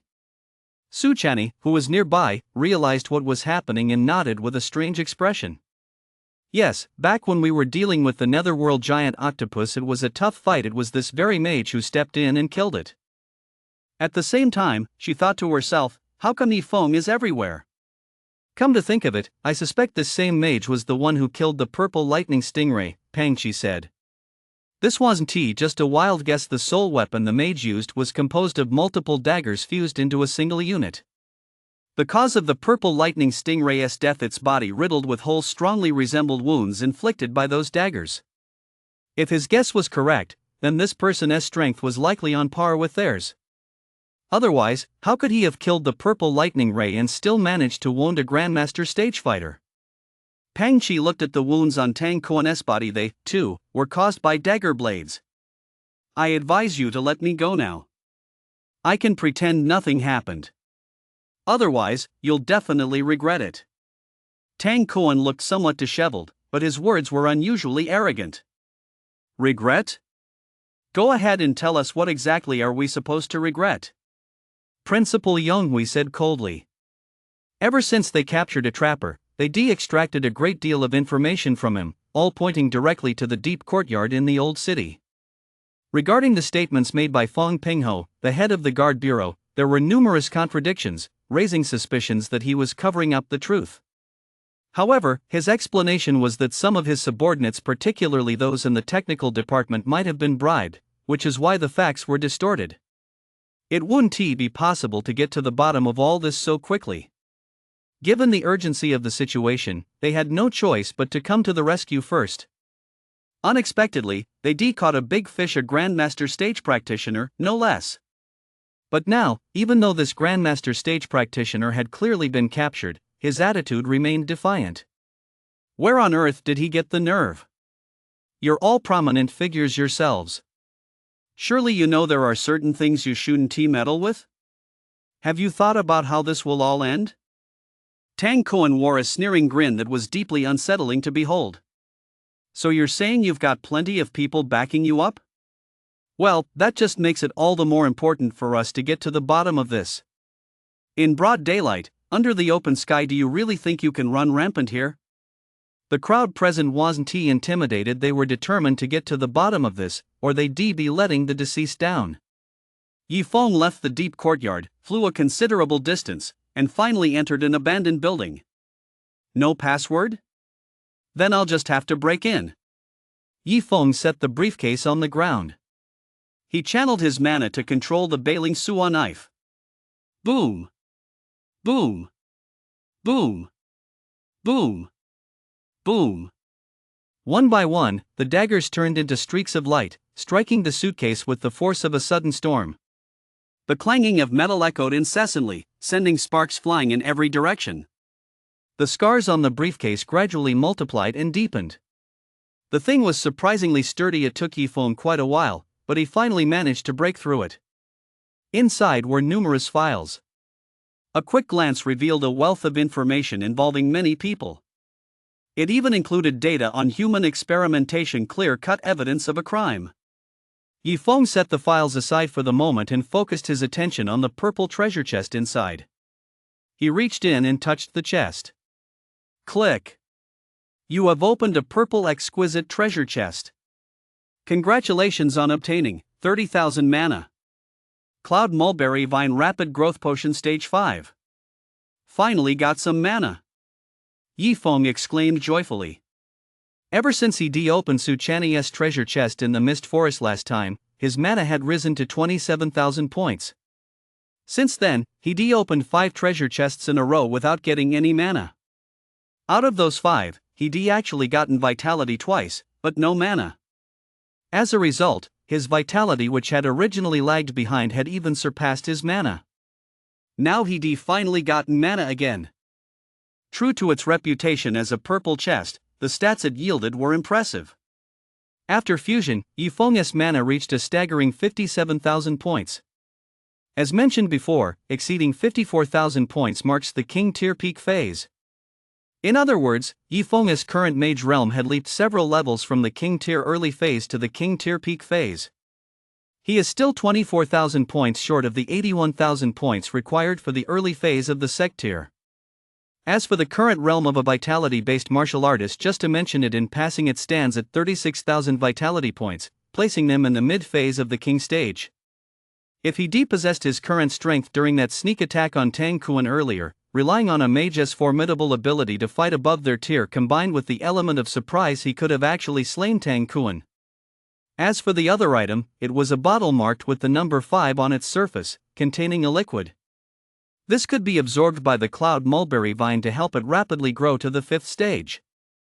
However, since the Cloud Mulberry Vine was currently attached to his body, he would let it absorb the liquid later when he had some free time.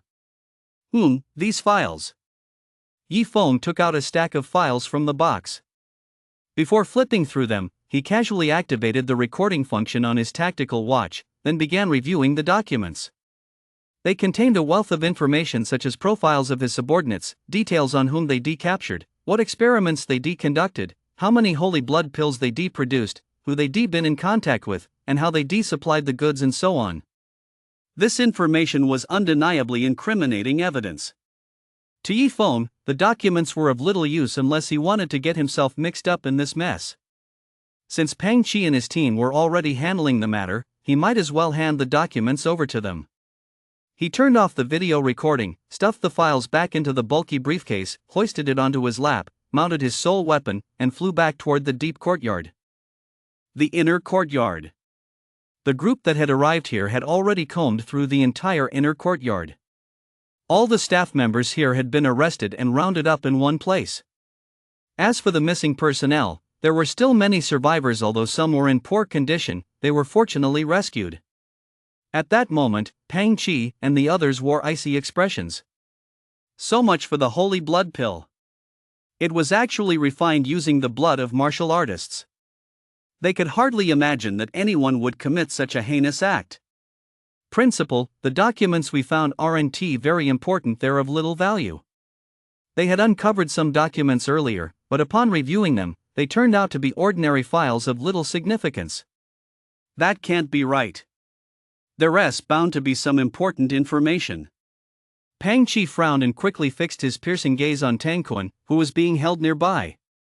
Did you hide the important documents? Pang Qi asked with absolute certainty. An organization that has been operating for so long couldn't possibly have left behind no important records at all, not even a single shipping slip or a personnel roster. But there was nothing, absolutely nothing. Although they'd been caught red-handed, they could still be convicted even without this evidence. But if the evidence were present, they might be able to extract more information from it and expose the masterminds behind the operation as well. For example, just as he thought this, Guard Bureau Chief Fong Pingho arrived with a large contingent of officers. During the investigation into the missing persons, Fong Pingho had concluded that the missing individuals had left the city. But in reality, they had been captured and taken to the deep courtyard.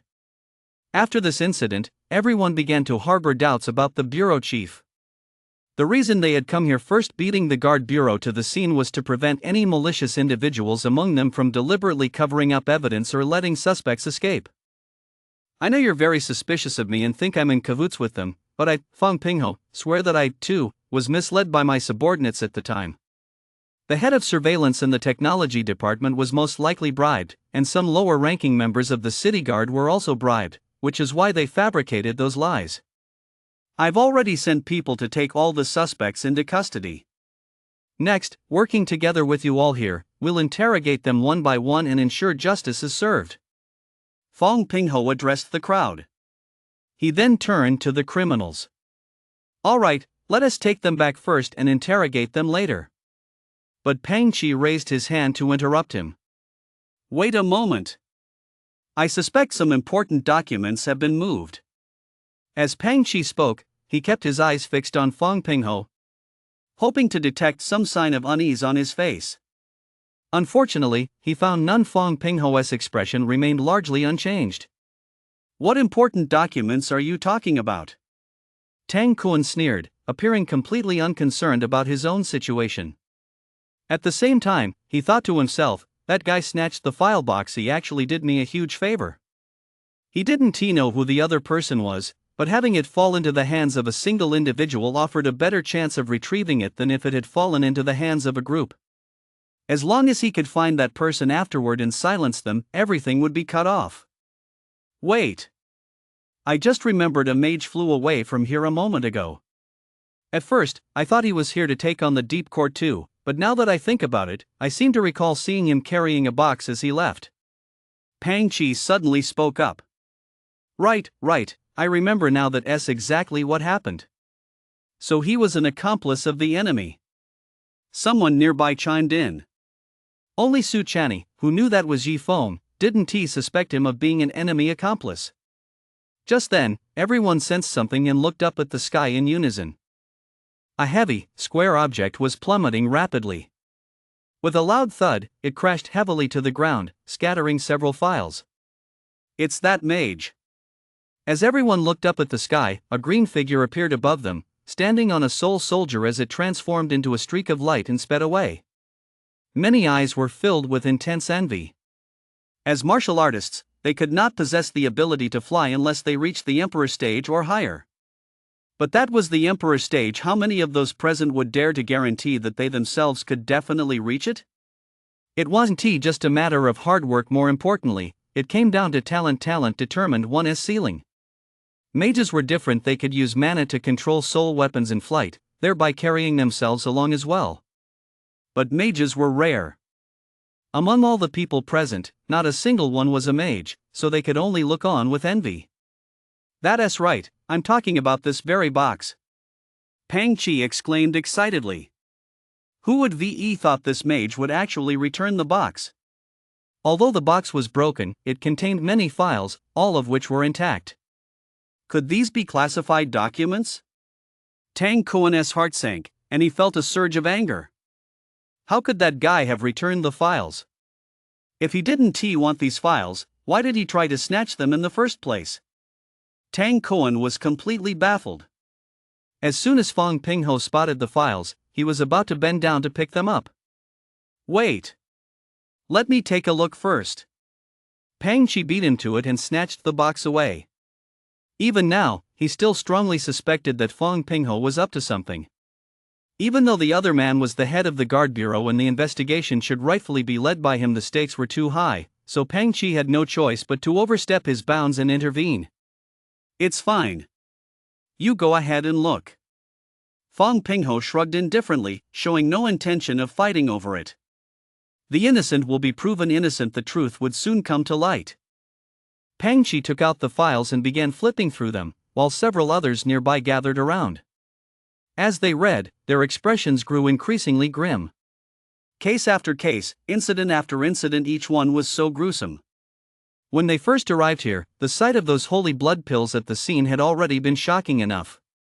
But after reviewing these files, they realized that was merely the tip of the iceberg. Over the years, their group had committed countless such acts. They were organized, premeditated, and well-connected. First, there were the rank-and-file hunters, who roamed everywhere capturing isolated martial artists.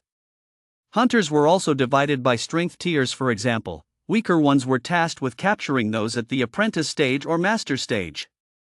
stronger ones could capture those at the general stage. As for the king stage, no relevant records had been found in the files so far.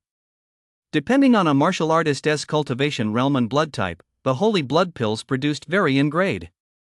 This is why there are first grade, second grade, and third grade pills sold to martial artists of different levels. The Deep Academy handles production, while the Ruwaching group handles distribution. As for the constant disappearances of people, certain individuals within the Guard Bureau and the City Guard are responsible for providing false intelligence to throw people off the trail. For example, regarding the recent student disappearances, the surveillance footage provided by the technical department consisted only of clips favorable to them. Combined with false testimony from the City Guard, this created the illusion that the missing individuals had left the city and were killed outside its borders. In this day and age, the area outside the city is not safe. It has become a common occurrence for large numbers of martial artists to venture out and die every day. Among the countless people who go missing every year, many families don't even file a report, assuming that something must have happened outside the city and that filing a report wouldn't yield any results anyway. Only a few people file reports, and even when they eventually receive this kind of information, they don't suspect anything. Using such tactics, they've been able to act with impunity, arbitrarily arresting people within the city. It wasn't until this student incident that the truth finally came to light. After flipping through to the end, he saw that a great many people were implicated, but Fang Pingho's name was indeed not among them. Setting aside that extremely low probability, Fang Pingho should be innocent. Only then did Pang Chi hand the file to Fang Pingho, asking him to review it as well. With the information processing capabilities of a Grandmaster stage expert, even a page densely packed with text could be fully reviewed with just a few quick glances. It didn't take long for Fang Pingho to finish reading the file. These parasites. Some of them were even people I personally nurtured. I never imagined they'd be pulling off such schemes behind my back. Fang Pingho gritted his teeth, his face etched with rage. Especially the head of surveillance. He personally promoted him from the rank and file. Ingrates. They really are fucking ingrates. Fortunately, he already sent men to take control of most of the people on the list in advance. It wasn't that he could predict the future, but rather that he'd taken a sweeping approach. Anyone even slightly suspicious was detained first, to be investigated one by one afterward. He wouldn't let a single criminal slip through the cracks, nor would he wrongly accuse a single innocent person. Tang Kuan? CEO of Ruwaching Pharmaceutical Group? Fang Pingho looked at Tang Kuan. This information came from the file. Ruwaching Group was a local enterprise in Linhai City with a fairly good reputation. However, the CEO who had previously appeared in the media wasn't Tang Kuan. It now seemed that Tang Kuan was the one actually in charge, while the person in the public eye was merely a puppet put forward to fool the outside world. Take them all back. Secure the evidence here. You lot stay behind to cordon off the scene. Fang Pingho directed his team, and the operation proceeded in an orderly fashion. In the end, except for those left behind to secure the scene, the rest withdrew. At the same time, another large contingent of police officers headed to Ruwaching Group to arrest its senior executives. Unfortunately, the actual power holder had long since vanished, and those remaining were either the figureheads usually put forward as public faces or staff members who were completely unaware of the situation. Had they not arrived at the inner courtyard in time, someone like Tang Kuan would have slipped away as well. At the Guard Bureau, the prisoners were separated for interrogation. Tang Kuan was personally interrogated by Fang Pingho to see if he could uncover more unknown high-ranking figures. However, he was extremely stubborn and difficult to break. It would likely require some coercive measures. It would take some time to sort out the case. Faced with this situation, the organizations involved had not left Linhai City but had settled in. For the time being, they might still need to cooperate in some way. They chose accommodations near the Guard Bureau, staying in large hotels where they rented out entire buildings. Yifeng had already returned and appeared before everyone as a student. The incident involving the use of human blood to create elixirs had far-reaching implications. If it became known that he was the mage, it would certainly cause a great deal of trouble. To maintain some peace and quiet, Yifeng was very careful not to reveal his identity as a mage. Time passed, and night fell. The moon hung high in the sky, occasionally obscured by clouds at times, silvery light spilled down, and at others, the sky was pitch black. Yifeng stood on the rooftop, enjoying the moonlight and the evening breeze as he gazed down at the night view below. It was late at night, lights had gone out in many places, and there were few pedestrians on the streets. Just then, footsteps sounded behind him. Yifeng didn't turn around, he already knew who it was. It's so late. What are you doing up here? Su Chanyi's voice rang out from behind him. Standing in the breeze, admiring the moon. Yifeng smiled nonchalantly, tilting his head slightly as he asked, and you? Why did you come up here too? I couldn't sleep, so I came up for some fresh air. Su Chanyi walked over to stand beside Yifeng. A faint, delicate fragrance drifted on the breeze, lingering at the tip of Yifeng's nose. She tactfully avoided mentioning what she'd seen involving Yifeng earlier that day. It was enough that she knew it in her heart. If anyone were to overhear her bringing it up, it would only cause Yifeng unnecessary trouble. A woman's thoughts are, after all, quite subtle. Neither of them spoke, simply savoring the tranquil night. Whoosh! The evening breeze blew, and the clouds shifted, completely obscuring the full moon, plunging the entire rooftop into darkness. Suddenly, a flash of sword light, carrying intense killing intent, streaked rapidly toward them from behind. Watch out! Yifeng shouted sharply. He channeled his mana, and the 100 spirits flying shuttles materialized behind Su Chanyi. The 100 shuttles, as agile as fish, formed a shield. Clang! A piercing clang of metal rang out as the sword tip, carrying sheer killing intent and determined to pierce through anything, was firmly intercepted by the shield formed by the 100 spirits flying shuttles. The black-robed figure wielding the sword wore a look of astonishment beneath his mask. As a Grandmaster Stage early phase cultivator, his mission to assassinate a King Stage cultivator should have been a surefire success. But now, his attack had been intercepted, and his sword couldn't advance even an inch. There's actually a mage. He was surprised to find a mage by Su Chanyi's side, one whose strength surpassed his own. Wait. Could you be? He immediately realized, could this person be the mysterious mage involved in this incident? Yifeng is so strong. Although Su Chanyi had long known that Yifeng was now far more powerful than before, witnessing it firsthand still left her deeply shaken. With that sword strike just now, she hadn't even had time to react. The enemy's strength far surpassed her own. If Yifeng hadn't intervened, she would have been either dead or seriously injured by now. Who was this person? Why had they come to assassinate her? All signs pointed to the human blood pill incident. Was the decision to assassinate her random? Or was the target specific? Countless thoughts raced through Su Chanyi's mind. A new round of combat was already beginning. The masked figure in the black robe, having failed with his first strike, quickly retreated a few steps before charging forward once more. This time, the tip of his sword was aimed directly at Yifeng. First take out Yifeng, then eliminate Su Chanyi. However, he had still underestimated Yifeng's strength.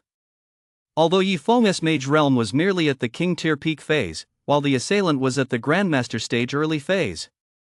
A mage's ability to transcend tiers was truly unparalleled. Coupled with the level 5 soul weapon, the Bailing flying shuttles, he was like a tiger with wings, invincible in battle. Under Yifeng's control, 100 shuttles could be arranged into any formation. They could attack. They could defend. They could split up and strike from different directions. Facing the thrusting sword, Yifeng commanded a portion of the shuttles to form a shield and block the attack.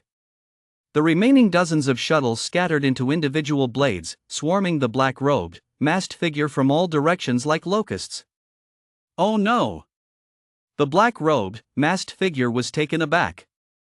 The shuttles were simply too fast and too numerous for him to fend off. Just as he was about to retreat. However, several daggers lurking on the side of his arm immediately accelerated to their maximum speed. Ah! With a blood-curdling scream, one of the daggers sliced through the black-robed man's right arm in an instant, severing it clean off. The long sword he held in his hand fell to the ground along with his severed arm. The black-robed man clutched the stump of his arm as blood continued to gush out like a fountain.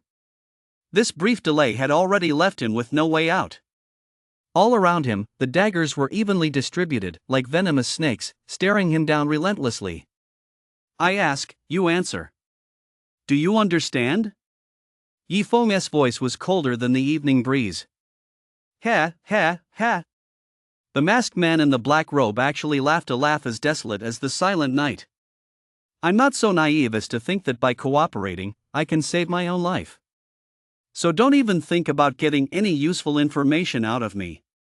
Besides, since I came here on this assassination mission, I've long since resolved to die. His voice grew weaker and weaker. After uttering those words, he collapsed straight to the ground. Black, foul-smelling blood seeped continuously from beneath his mask. He committed suicide by poison, Yifeng concluded. Professional assassins like this are no different from suicide squads. They treat every mission as their last, keeping a specially formulated poison capsule in their mouths beforehand. If things go wrong and escape is impossible, they bite into the capsule, swallow the poison, and die quickly from the toxicity. The commotion is coming from up here. A clamor echoed through the stairwell. Presumably, quite a few people were coming up, having picked up on the sounds of the earlier fight. What do we do? Su Channy asked anxiously.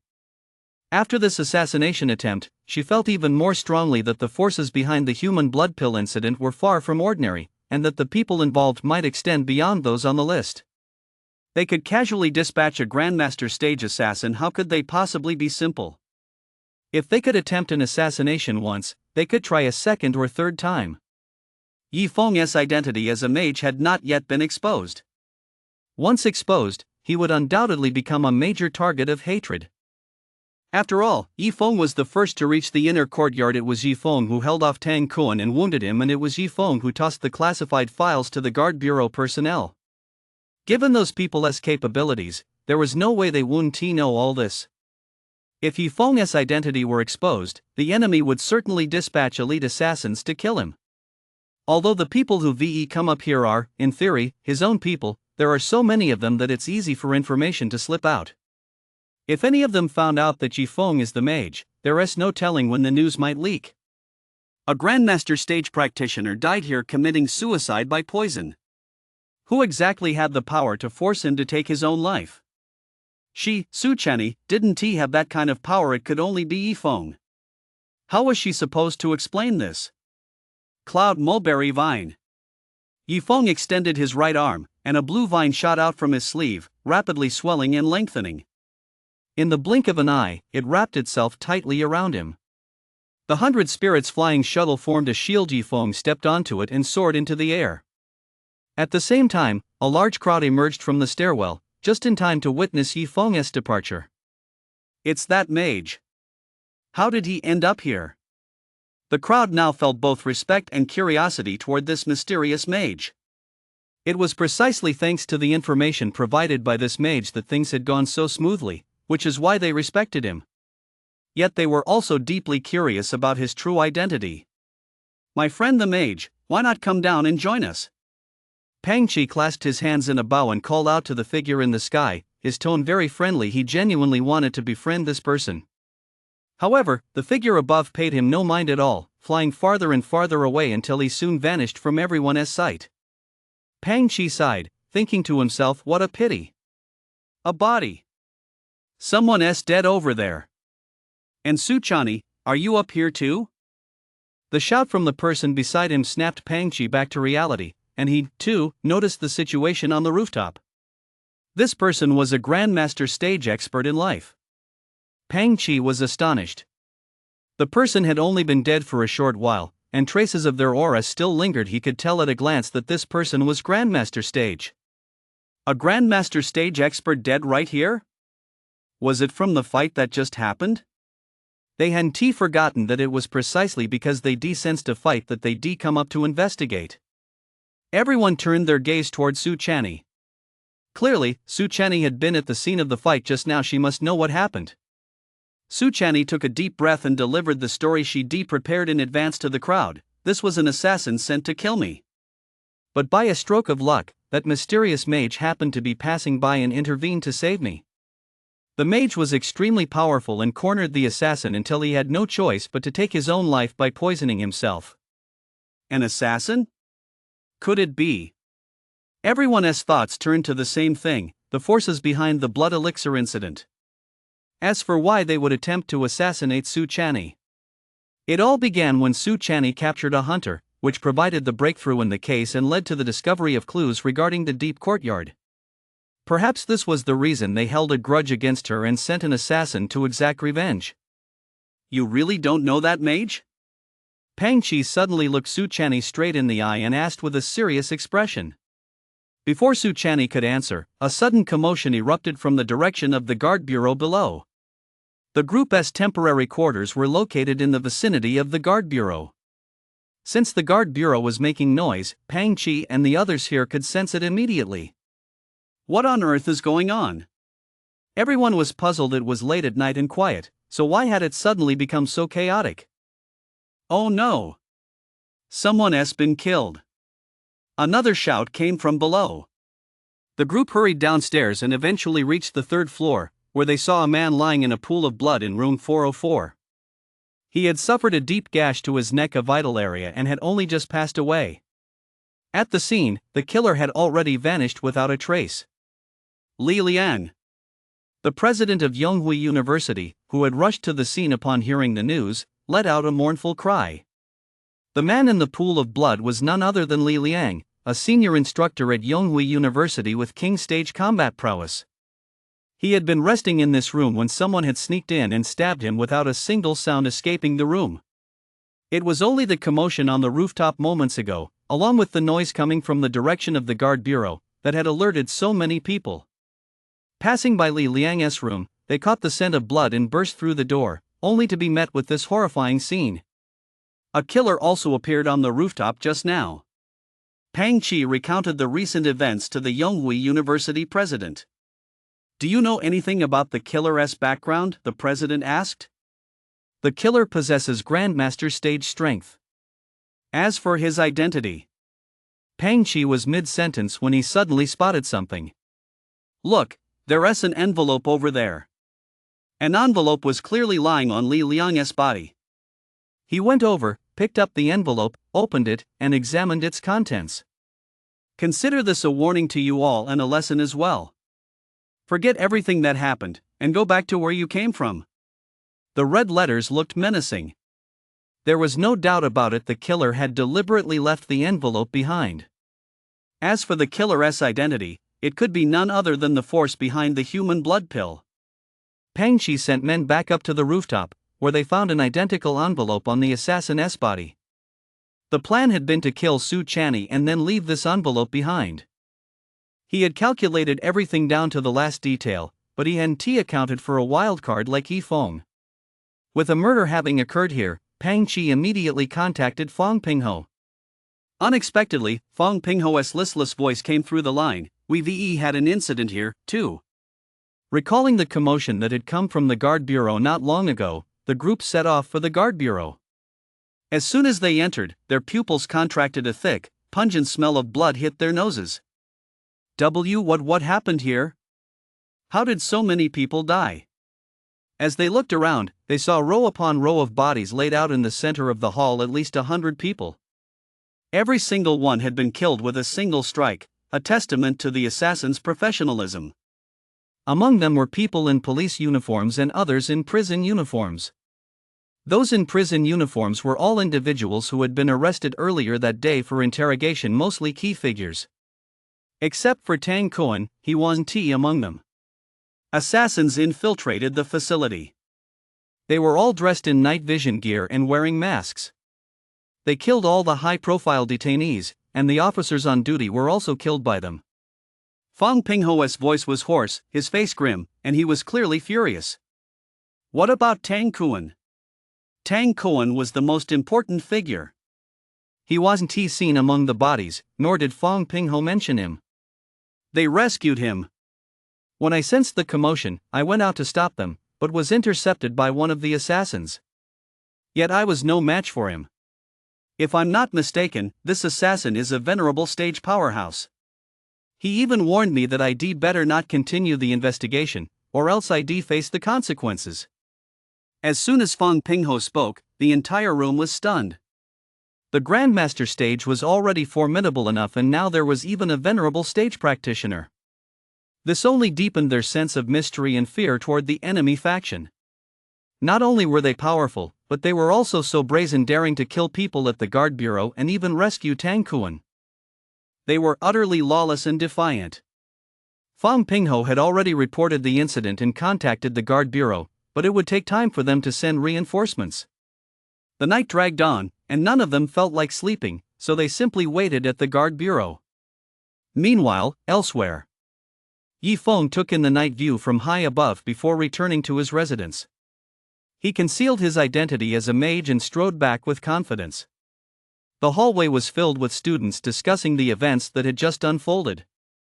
Rumors swirled about the rooftop assassin being killed by a mysterious mage, Li Liang from Yonghui University being stabbed to death, and the president and several professors heading to the guard bureau. Yi Feng entered his room and fell asleep immediately. Though Yi Feng appeared to be asleep, as a mage with abundant mana, his perception of his surroundings remained keen. Should even the slightest hint of danger approach, Yi Feng would jolt awake. Nothing else happened that night. Before they knew it, the next day had arrived. Gentle morning light streamed down. Many people hadn't slept all night, and their faces showed signs of exhaustion. For martial artists, staying up all night isn't usually a big deal, but because of last night's assassination attempt, their nerves were on edge. That was why they were so exhausted. Yi Feng stood on the balcony, facing directly toward the guard bureau. Yi Feng suddenly noticed a black dot in the distant sky rapidly growing larger. As it drew closer, he could make out that it was a human figure. Standing on a soul weapon, the figure was flying swiftly toward the guard bureau. It's a mage. Look, there's a mage flying in the sky. His classmates' exclamations rang out around him. Yi Feng could see clearly enough it was indeed a mage. Even from a distance, the figure exuded a powerful aura of intimidation. This person was certainly no ordinary individual.